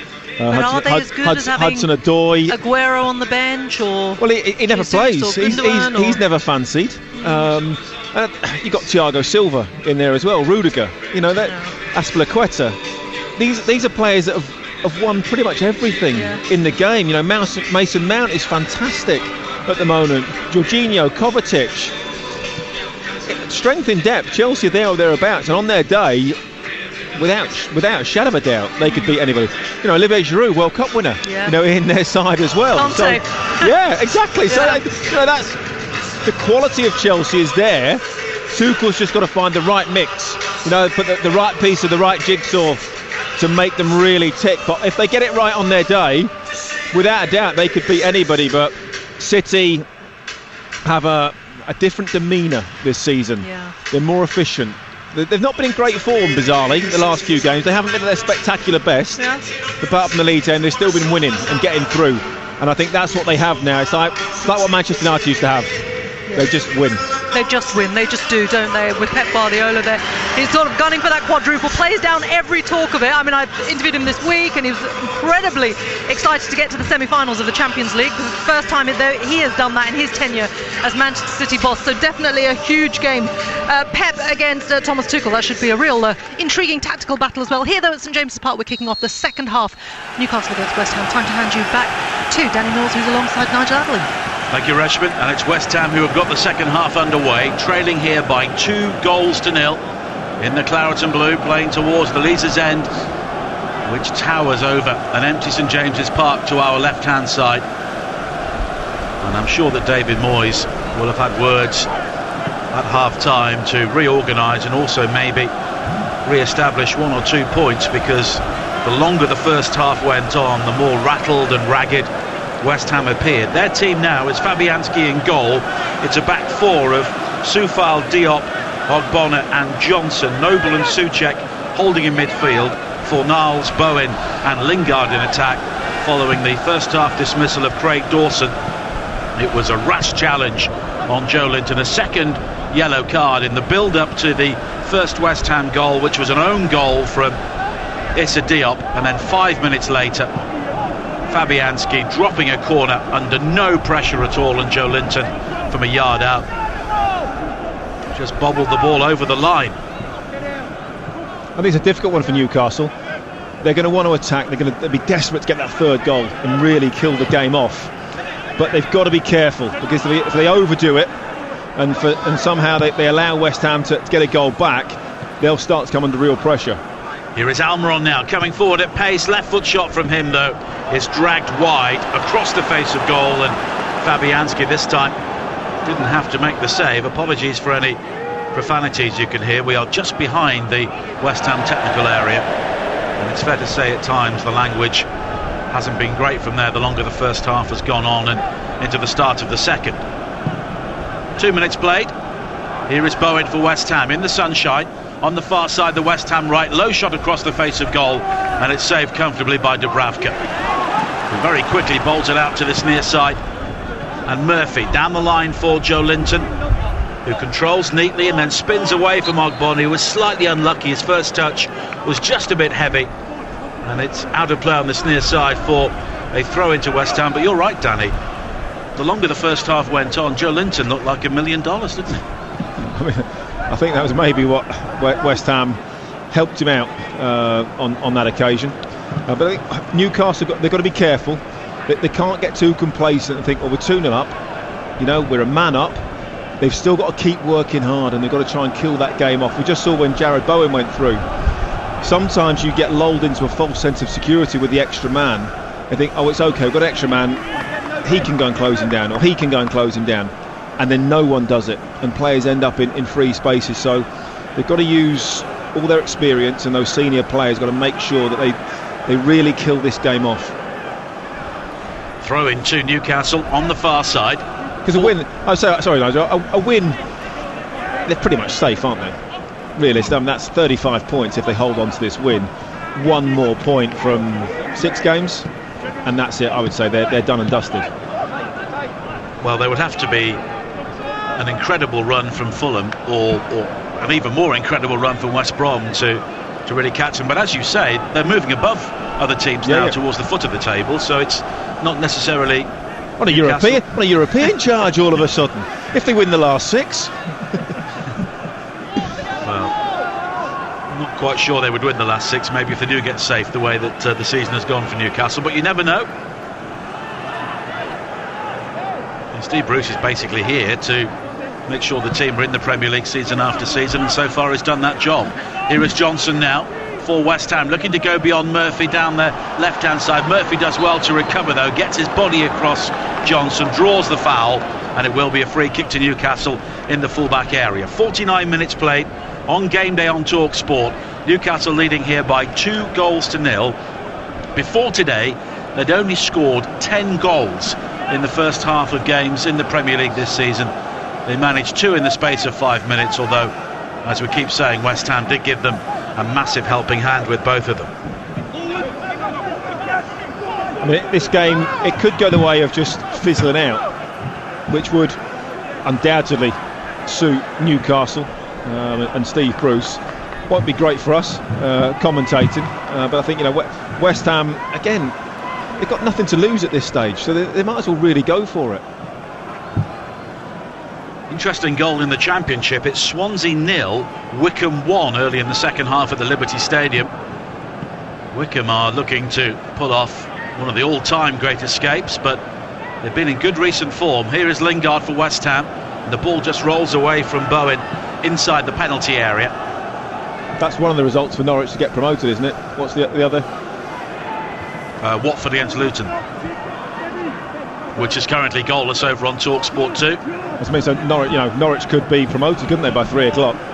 And they'll definitely be promoted if they win tonight live on TalkSport 2 against Bournemouth at 8 o'clock, as Johnson with a cross into the penalty area on this near side for West Ham, but it's just not happening for them at the start of the second half, with 10 men trailing by 2-0 in a game which was teed up for them to really cement their place in the top 4. But here is Saint-Maximin now coming forward, high stepping towards the edge of the West Ham penalty area, but this time he's given the ball away, and Souček will quickly find Lingard, who has had a rare off day in a West Ham shirt so far, but he comes forward now towards the edge of the penalty area. The shot is blocked now for Niles, 20 yards out wide to the right hand side, and Soufal, but the cross from him is woefully overhit, head in hands from the Czech international, and it's a goal kick to Newcastle. Yeah, I think David Moyes just looking round at the bench and just thinking, right, well, what can I do?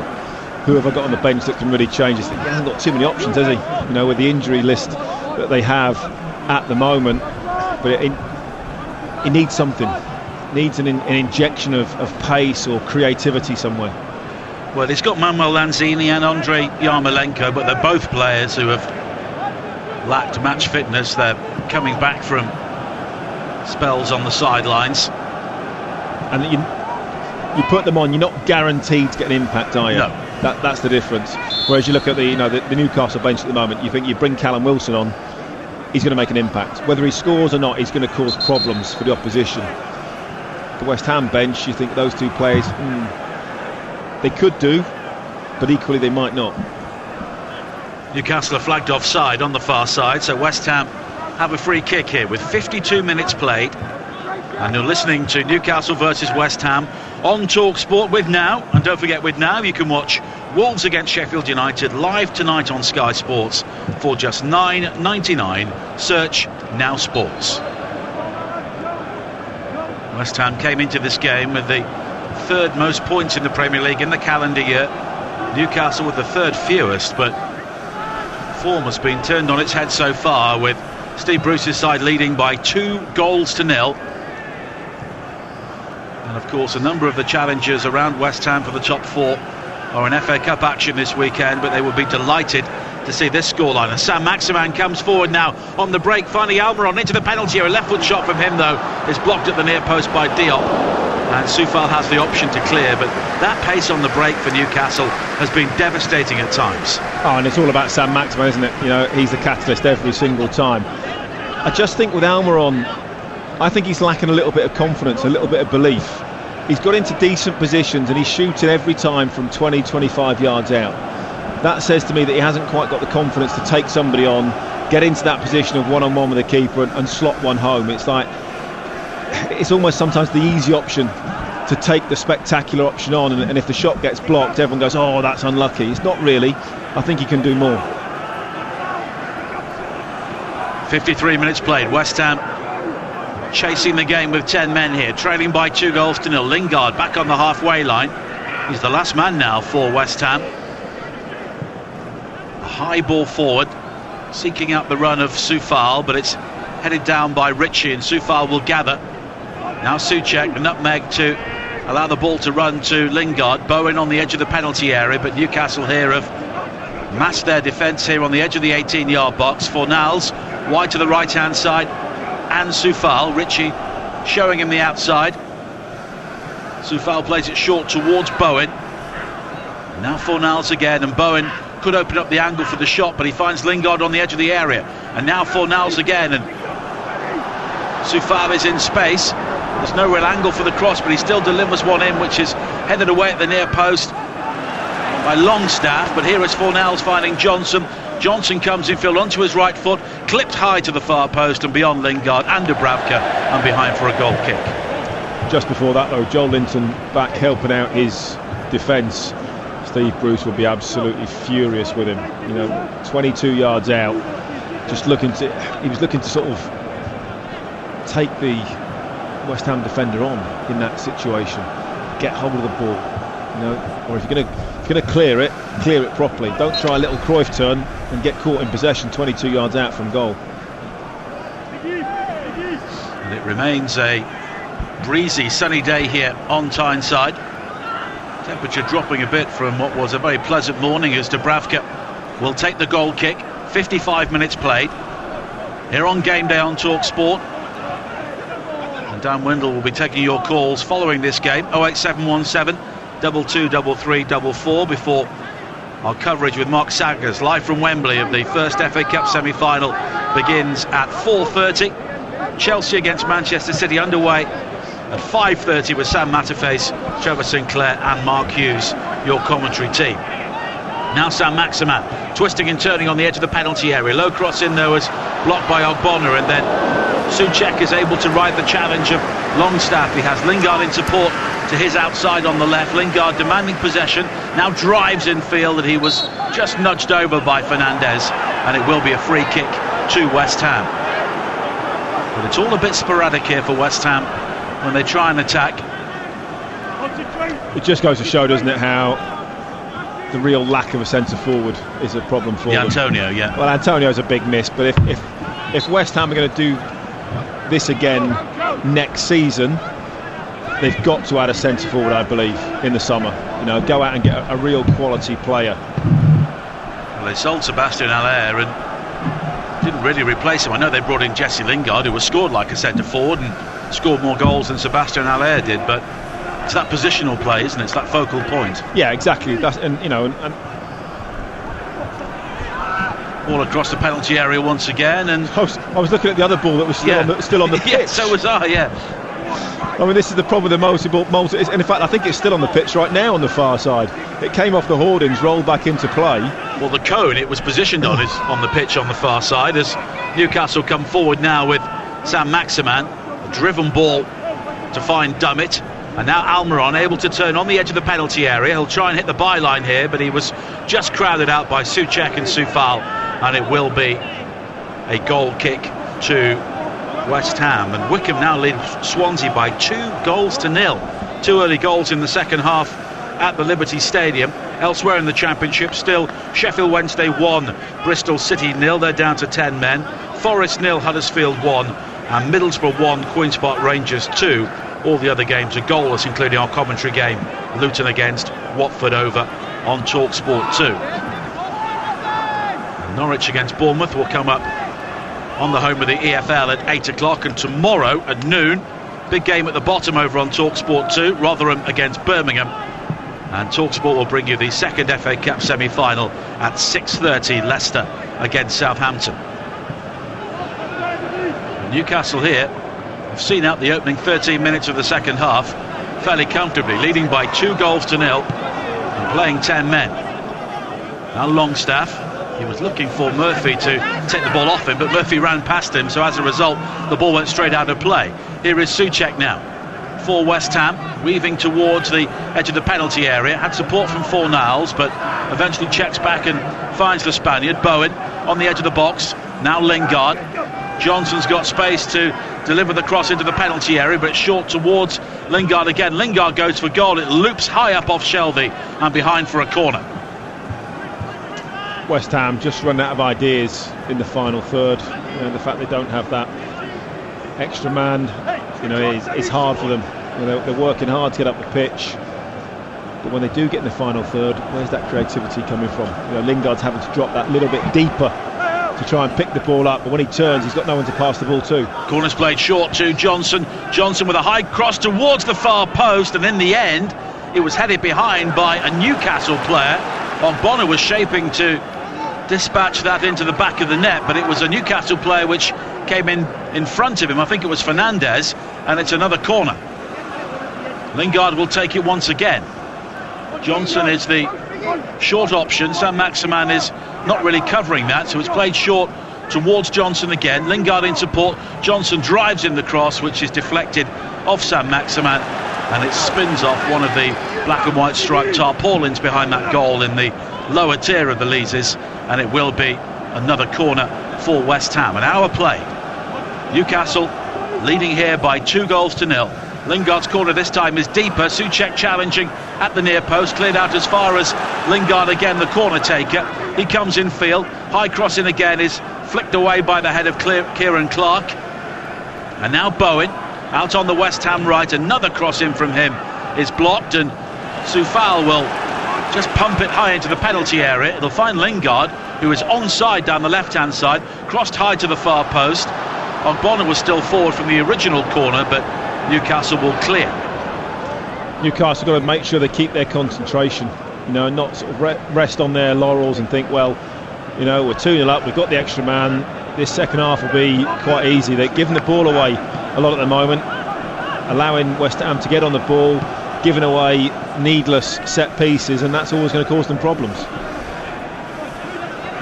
Johnson wide towards Lingard down the left for West Ham. Fornals takes over, and they are dominating possession now, even with 10 men, but not really creating too much. Lingard goes for goal. It was very ambitious, right-footed, coming in field from the left-hand side, and it swung away from goal, and it will be a goal kick. He was a little bit off balance when he hit that. He was looking to try and come inside and bend it in the far corner, but because he was off balance, hit it straight and then just sort of started to fade away towards the corner flag. But Newcastle looking fairly comfortable here at the moment, heading for back-to-back victories in the Premier League for only the second time this season. They're away to Liverpool next, live on Talk Sport next Saturday lunchtime, before a home game here with Arsenal. West Ham's next game in the Premier League is also live on Talk Sport, 5:30 next Saturday. What a huge game it will become if they lose this one at home to Chelsea. I'd be tempted, if I was Steve Bruce, to make a change, just to freshen things up a little bit. Maybe bring Callum Wilson on, even Joe Willock, just to add something in that midfield area, forward area, because at the moment West Ham are starting to get a grip of things and get hold of the ball. They should not be happening against 10 men. Long downfield, over the top, looking for Soufal for West Ham, who was just checked there. It was clever. It was very, very clever. He waited for he was never, once he'd headed it past Fernandez, he was never going to get to the ball, and he just waited for the contact, and as that contact came, threw himself to the floor and gets the free kick. Clever play from him, naive defending. 62 minutes played, Newcastle 2, West Ham 0, here on Game Day on Talk Sport. And it's fascinating watching David Moyes in the West Ham technical area at the moment,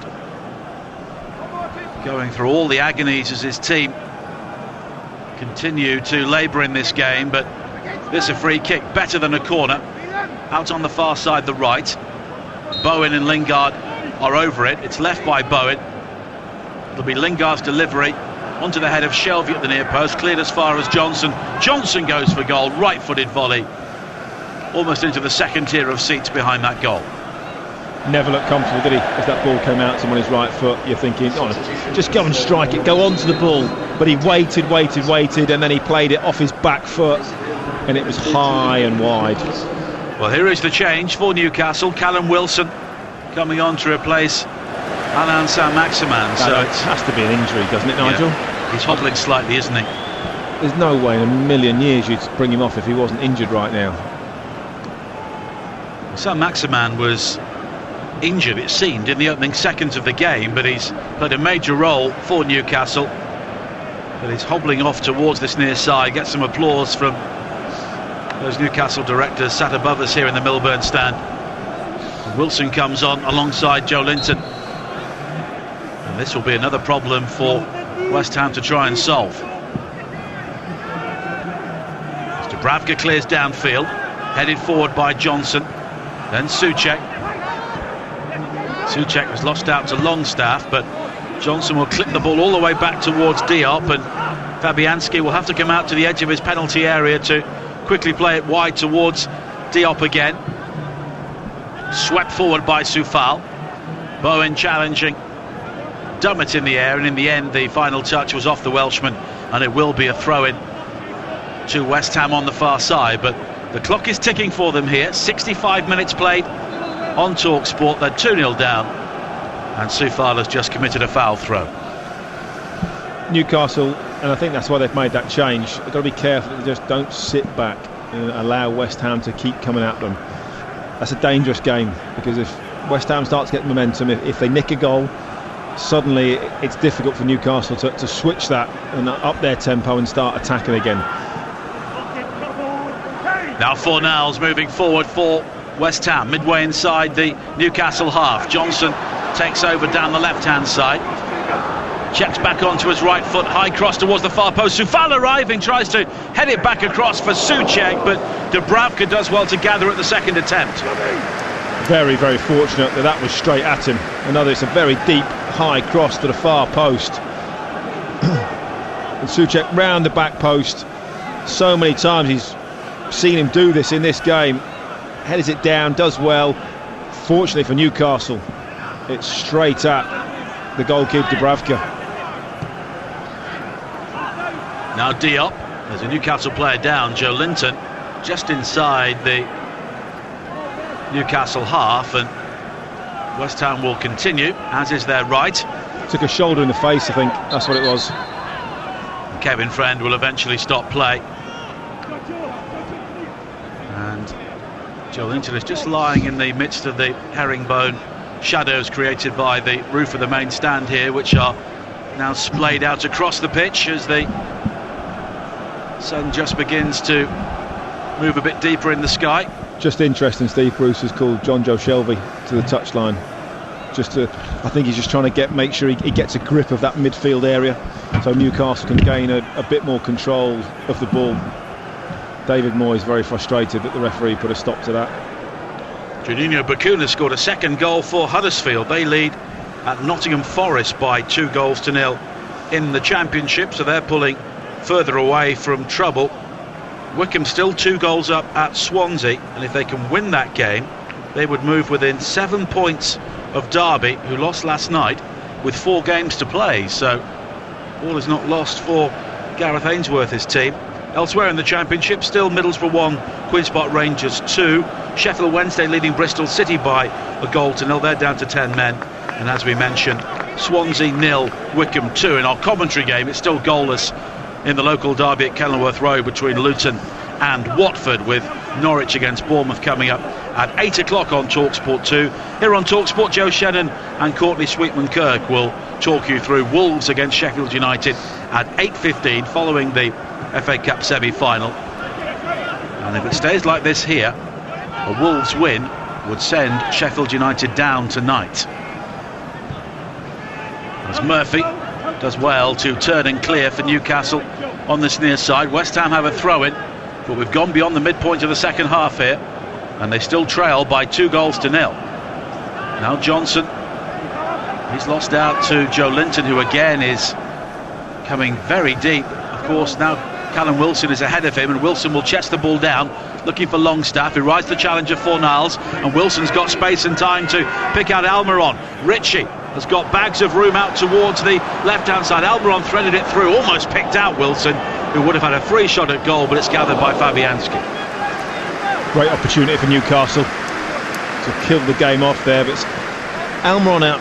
He's busy, he's industrious, he's lively. I think sometimes when he's on the ball, just needs to calm himself down a little bit. He's excited, isn't he, when he's on the ball? And because of that, I think a few times that final pass has not been quite accurate enough, and he's given the ball away.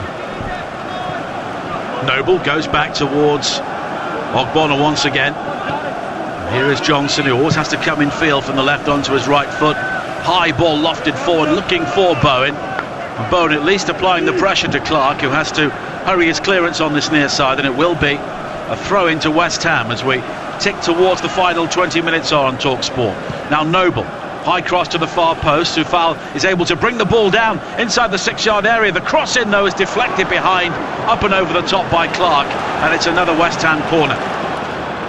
Again, West Ham causing problems for Newcastle, and at the moment I think West Ham are the dominant side, aren't they, with 10 men? You know, playing most of the game in the Newcastle half. I mean, Newcastle, they've got to get hold of the ball. Another corner they've got to defend, and they've looked very, very vulnerable, Newcastle, from crosses and set pieces. Bowen will take the corner this time from the right-hand side. It will be an in-swinger, high into the 6-yard box. It's Callum Wilson who rises to clear.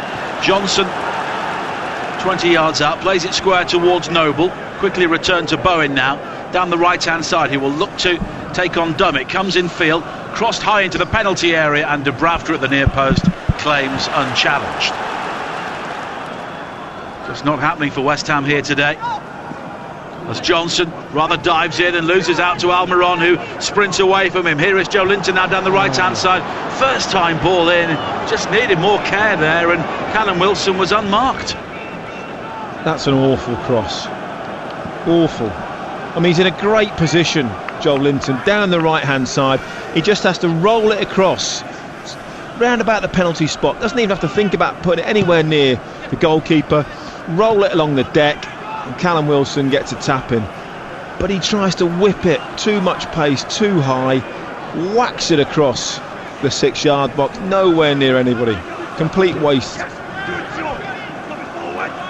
Now Johnson forward towards Bowen, who peels away from Shelvey. Square to Fornals. 19 minutes to play here on Game Day on TalkSport. This would be a real turn-up at both ends of the table, with Newcastle leading West Ham by 2-0. Soufal now with a cross in from the right-hand side, and once again it's defended well. Newcastle just doing what they have to do in terms of that area of the field. And it's another corner for West Ham as Said Benrahma prepares to come on. All credit to West Ham, because at the moment you cannot tell who's got the 10 men. No, Newcastle not using the extra man at all.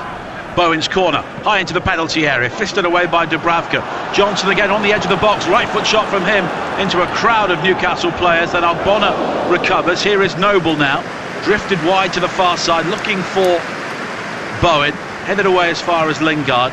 And it will be a throw-in to West Ham, taken quickly by Lingard. Bowen now with a cross in, looking for Diop with the header, and West Ham are back in the game. Issa Diop with a free header right down the centre. Newcastle wondering just where he came from, and the 10 men have trimmed Newcastle's lead. It's 2-1. I've said so many times during commentary so far that Newcastle looks suspect from crosses and set pieces. There's 3 defenders in there, and again, is it that because they've got the extra man? It's like they pass on responsibility. Nobody takes responsibility for picking him up, and it's a free header. Well, there's a VAR check for offside, and they're just having to wait here. Well, if it is or it's not, but that shouldn't happen. Should not be allowed a free header from, what was it, 8 yards out? It's way too easy. Goals given.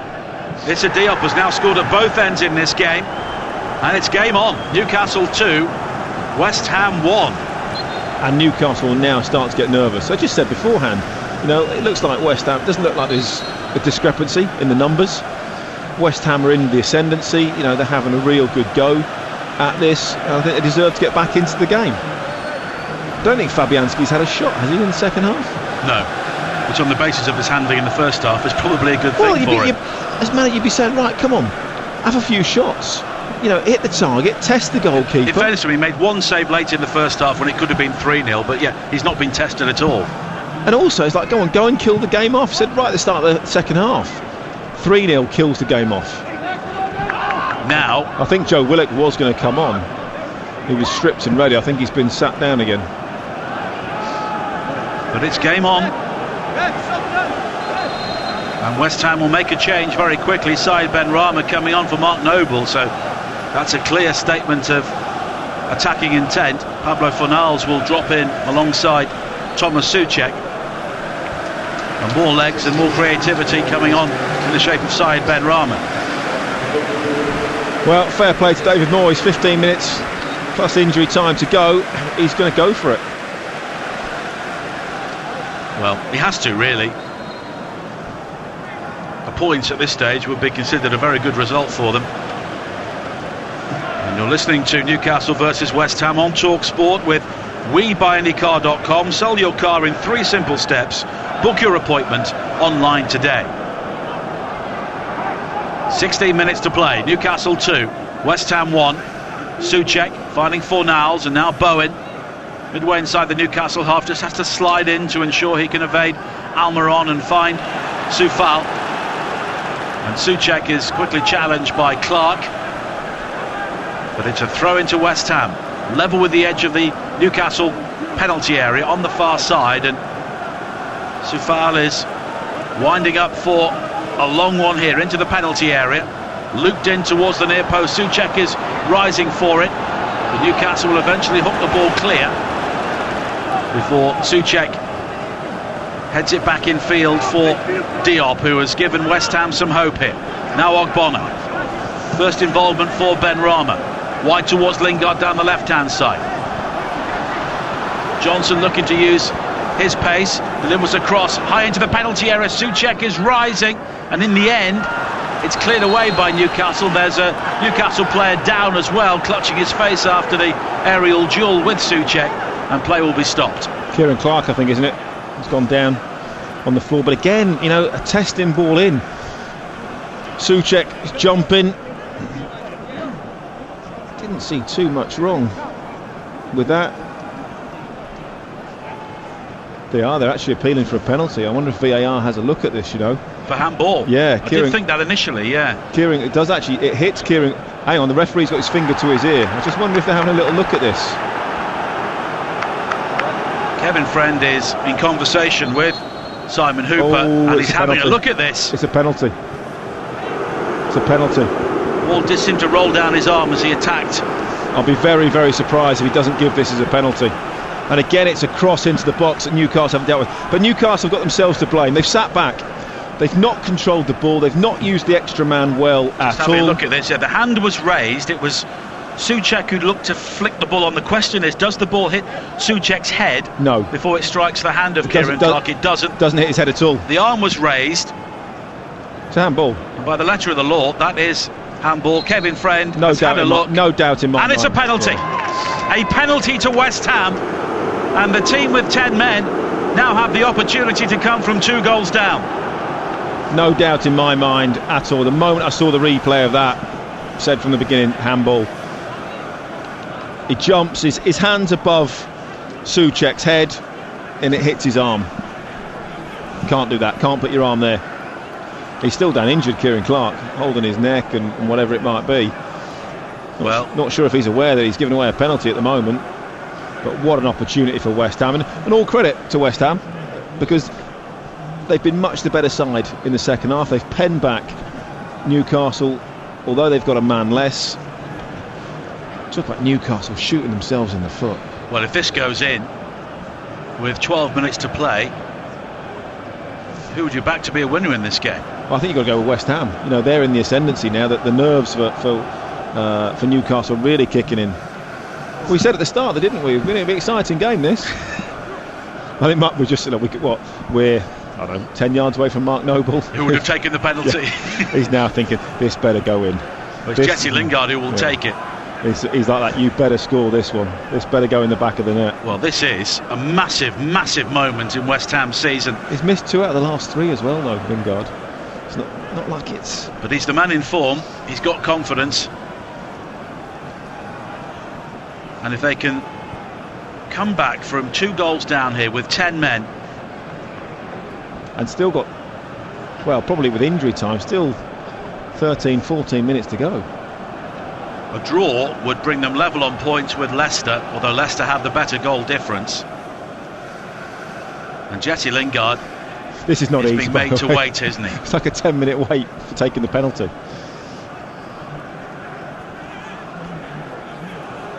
Well, what a moment here for Jesse Lingard and West Ham inside a hushed St James's Park.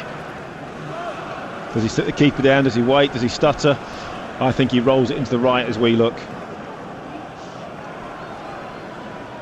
West Ham were 2 goals down, a man down. Now Jesse Lingard can bring them level here at St James's Park. It is Lingard against Dubravka. Lingard, right-footed, makes absolutely no mistake. He hammers that into the back of the net. And what a comeback. What character here from West Ham. Down to 10 men, 2 goals down. It is now 2-2, and they will be looking for the winner. Really good penalty, in off the post. Goalkeeper has absolutely no chance. There would have been a point where his heart was in his mouth just as it hits the post, clips the inside of the post and goes in. But a really good penalty. We're just seeing the reaction of Fabianski, who must be mightily relieved that they've got it back to 2 each. But let's see what West Ham now can do with 10 men. They've been the team pushing forward, up the slope. Everything's been against them in this second half, but fantastic spirit that they've shown. 9 goals in 10 games for Jesse Lingard. What a signing he has proved to be in the January transfer window. Now Joe Linton for Newcastle at the other end. Of course, they came from behind to win last week. Even a draw will feel like a defeat here, having been 2 goals up, playing 10 men for more than half the game. They've sat back in the second half, haven't they? They've just got them.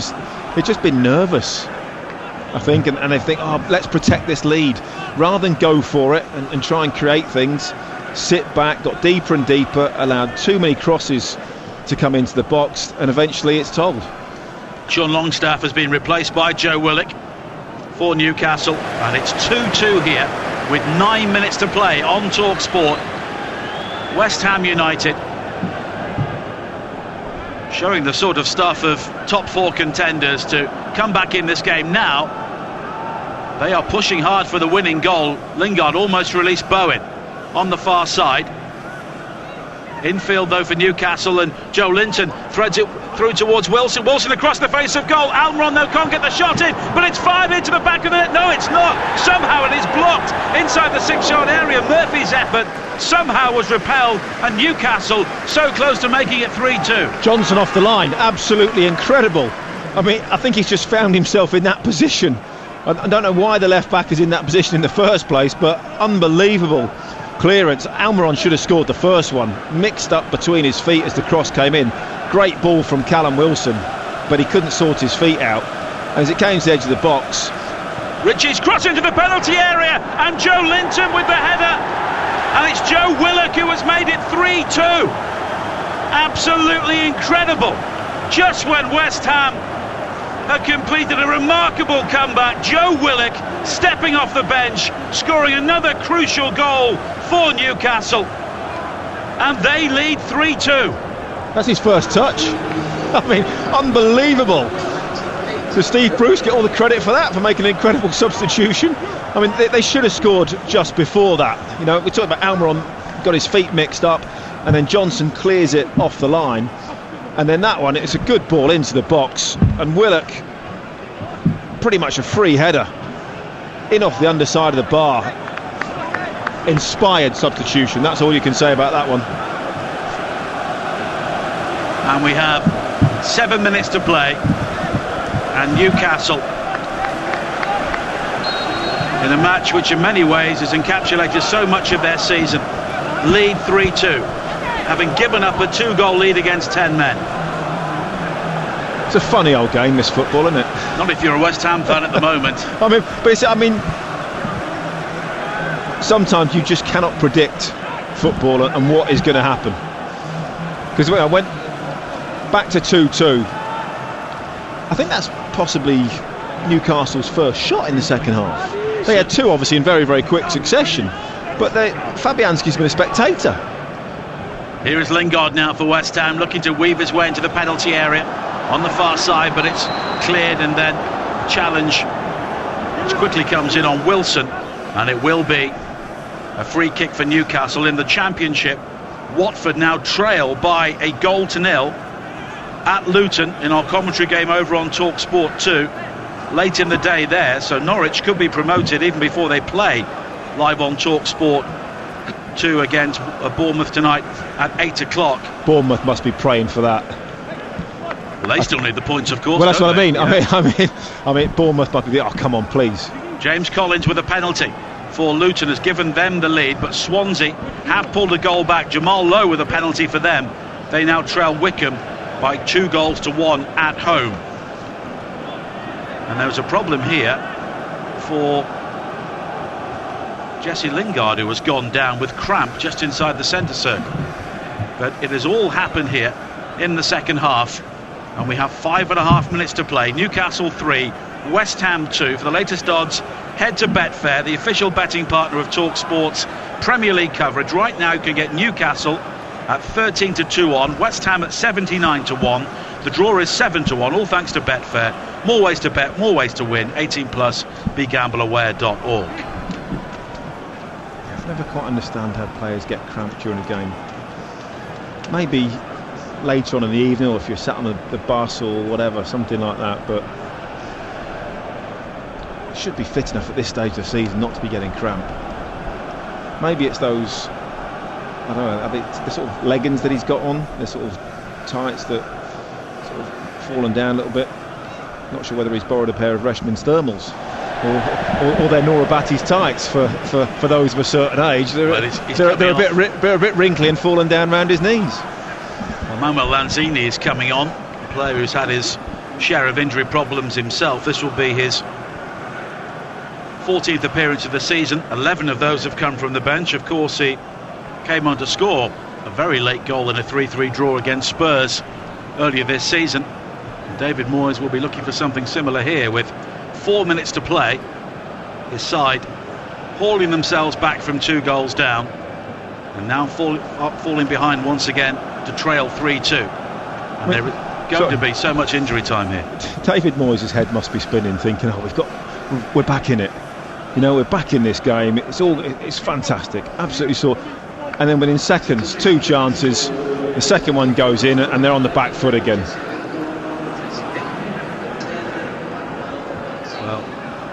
I know he can dance, but that's a strange ensemble, isn't it, for those leggings, tights, whatever they are. Well, it's a very stiff-legged walk from Jesse Lingard towards this near side, and Lanzini comes on as West Ham have to chase the game once again here. Newcastle have got to be sensible now. They've got to play in West Ham's half. They've got the extra man, keep the ball, and if necessary, play the ball over the top. And if you're going to hit a bad ball, hit it out of play towards the corner. Give away throw-ins in the corner. You know, it's down the slope as well, you know, towards that Gallagate end. And whatever people think, if you haven't been here, trust me, when you're out on that pitch, that's a big slope. And as you get tired towards the end of the game, it seems to grow as well. Now Swansea 2, Wickham 2. Liam Cullen has scored the second of 2 goals in 3 minutes for Steve Cooper's team at the Liberty Stadium in the Championship. In the commentary game over on TalkSport 2, it is still Luton 1, Watford 0. That would be a very rare defeat for Watford in recent times, as Federico Fernandez almost collides with David Moyes there. I think Moyes thought the ball was out of play and Fernandez disagreed, and he was ready to grab it, wasn't he, David Moyes? Fernandez came in with a high foot. I thought David Moyes was going to challenge him with his head. I still think he'd have won it. He's a former central defender, of course. And had he taken a boot in the face, I don't think he'd have gone down either. I don't think he'd have gone down. He certainly wouldn't have been squealing. Now it's flicked on by Souček, looking for Bowen, but Clark wins it back initially for Newcastle. Bowen, though, seemed to nudge over Murphy, but he's allowed to continue. Lanzini finding Fornals. Fornals wide to the far side, and Souček. We have 2 minutes of normal time to play, but I would imagine at least 5 or 6 minutes of added time here. Yeah, definitely. Now Benrahma down the right-hand side for West Ham. Crossed into the penalty area, looking for Souček, who's done well to find Lanzini. Lanzini turns and finds Benrahma once again. The shot from him, though, was blocked by Murphy inside the penalty area. Newcastle are panicking, aren't they? Anytime Newcastle get anywhere near their penalty area, it's just sheer panic at the moment. They've just got to get hold of the ball. Almiron looked to use his pace on this near side, but he was just nudged off it by Ogbonna. That's what I'm saying, be professional. You know, even for a centre-half now, if you hit a long diagonal ball and it runs out of play down near the corner flag, by the time you've gone down to retrieve the ball, then the whole team can push up the pitch. That wastes a couple of minutes in itself. This is not about being pretty. This is about getting 3 points now, by hook or by crook. Wilson just slips over on the far side and then goes down. Kevin Friend had a look and eventually gives a free kick to Newcastle. And we have 40 seconds of normal time to play here on Talk Sport. Newcastle 3, West Ham 2. We have had 3 goals in the final 17 minutes here as West Ham came from 2 goals down. Sorry, I'm just laughing at the two managers. I've no idea what's coming up. It might be 6 or 7 minutes. But David Moyes is going 8 minutes. David Moyes is going, yeah, right, that's right. And then Steve Bruce has come out on the other side. You've got to be kidding me. and they've both looked at each other and just had a little giggle. Well, they've known each other for a long time. Of course, they've both managed Sunderland. I think they probably both agree that it's probably fair. It's probably about right, 8 minutes. But how they both see it, obviously completely different perspectives. Long time to go, though, for West Ham to try and find another equalising goal in this game. Joe Linton plays it wide to the far side, and Ritchie, now Shelvey. Back to Dummett. Dummett's ball forward was almost cut out by Soufal, but Ritchie will continue now on the far side for Newcastle. Runs into Soufal, and it will be a throw-in for Newcastle, and they've managed to eat up 30 seconds of the added 8 minutes here on Game Day on Talk Sport. 08717 223344 is the number to have your say following this game. And we have the FA Cup semi-final between Chelsea and Manchester City coming up live from Wembley. Our coverage begins at 4:30. I mean, surely Newcastle fans have got to phone in. This is one of the most entertaining games ever. They've been moaning all season that they've not been entertained. Maybe not quite so in the right way. Scored 3 goals. I think the bar was set very high by the team in the mid-90s, wasn't it, for entertainment? And maybe there is a touch of sarcasm and irony in my statement there. Long ball played forward by West Ham again, but it's too long into the arms of Dubravka. And we have 6.5 minutes of added time still to play, with Newcastle leading here by 3 goals to 2. When West Ham scored their second and got obviously back on level terms, I thought there's only, it's going to be a goal. Here is Wilson now breaking towards the penalty area, infield onto his right foot. The shot is blocked. Willock will try and win it back. Almiron, though, is now pressurised by Fornals, and here is Fernandez wide to this near side, poked forward by Murphy to find Almiron. Willock in space, scored the equaliser against Tottenham here, may have come up with the winner against West Ham, the player on loan from Arsenal. Lanzini back towards Fornals again, and there's a problem for Diop, who just pulled up there as the ball was played towards him across the penalty area. I don't think he's hurt, I just think he wasn't able to make the run across, and he was covered anyway by Soufal. Ritchie, though, wins it back. Both players end up on the ground by the corner flag, and then Ritchie goes down again, and eventually Soufal is penalised. I mean, they try to keep passing the ball around Newcastle. Bizarrely, it's not the actual most efficient thing is to get the ball in the corner. No. I mean, everybody thinks that's the right thing to do. If just keep the ball, make the pitch as big as possible. You've got the extra man. You should be able to keep the ball away from those West Ham players. But I tell you what, it's got to go down as an inspired substitution, isn't it? By Steve Bruce. Joe Willock with his first touch, getting them back into it. I know Newcastle fans aren't his biggest fan, but I think he's done what he's had to do. You have to hold out here, which I know I said that earlier at 2-0. But if they hold out, they get that 3 points, they're pretty much safe. He's done his job, kept them in the Premier League. And it's character as well, isn't it, to come back and it just goes to show when they've got Sam Maximan in the team, when they've got Callum Wilson, they're a different team. They don't have a big squad, they haven't got strength in depth. Their transfer budget is certainly not extensive in any way, shape or form. Steve Bruce has tended to finish between 10th and 14th in the main during his time in the Premier League at various clubs, and that's probably when Newcastle could finish this season now. So you bring a manager in that's his average. You expect him to be there or thereabouts. You can't suddenly expect him to be in the top 4. Now Johnson with a good ball forward for West Ham. Here is Ben Rama now. On the far side, the right, he can attack the penalty area. He comes in field, he continues, but he invites the challenge from Ritchie, who's done well to find Joe Linton. Fornals, though, quickly wins it back. Sorry, don't give it away there. So sloppy from Joe Linton. Ben Rama's cross into the penalty area, and it's sliced at the near post by Kieran Clark. And a corner kick has been given, and that was so close to an own goal. He's incredibly fortunate. He's already given away a penalty. I mean, it's one of those 99 times out of 100 that comes off his boot and ends up in the back of the net. Very, very fortunate that it's bobbled and hit his shin and somehow spun away for a corner. Johnson comes off, Fredericks comes on for West Ham in the 95th minute here, trailing 3-2 at St James's Park on TalkSport.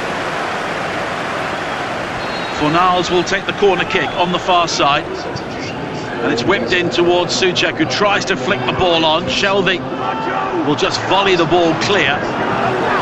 First touch for Fredericks, but he's lost out to Willock, but the ball actually bounces back into the path of Fredericks, and now Soufal with a high ball forward, volleyed away by Joe Linton in the defensive area, and West Ham are scrambling to get the ball back in play for a throw-in here. Fredericks will take it high into the penalty area, looking for Ogbonna. The ball, I think hits Ogbonna on the shoulder. He then scrambles and loses his footing inside the area, and it will be a goal kick for Newcastle, and we have 2.5 minutes of added time to play. Newcastle just got to see this out in any way, shape or form. I mean, I get it, they're playing out from the back, but I'd be tempted to play it into one of the centre halves and then just launch a diagonal down. Get it up the other end of the pitch. That's what they need right now. Get it in towards the goal. Give away throw-ins. It's not a problem. Jacob Murphy's also received a yellow card. This play will eventually get back underway here. Kevin Friend has another look at his watch, so we may go beyond the 8 minutes of added time. Diop heads it forward. Player who has scored at both ends in this game. Soufal has just stumbled and allowed Callum Wilson to get possession.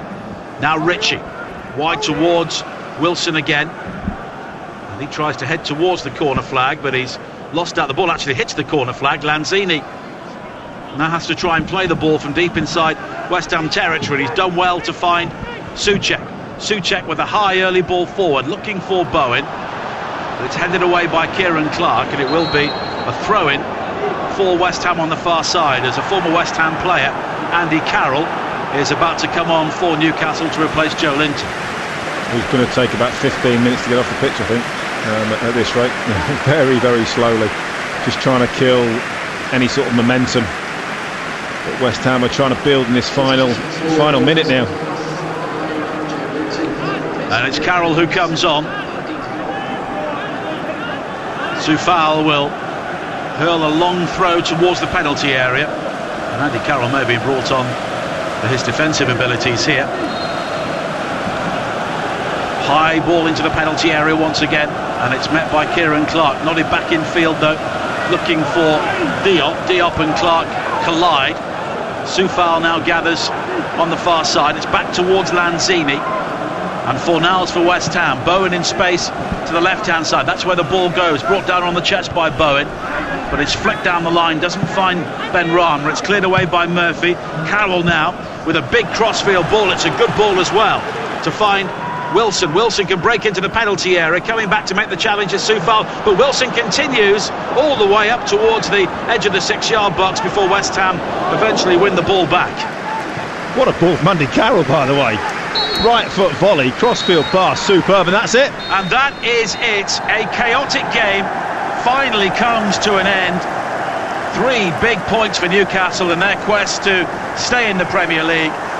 But it's a damaging result for West Ham as they look to finish inside the top 4. They came from 2 goals down with 10 men to equalise before Joe Willock's first touch was a late winner for Newcastle. They will survive this season surely now. Whether West Ham finish in the top 4 is now open to question. It is finished. Newcastle United 3, West Ham United 2.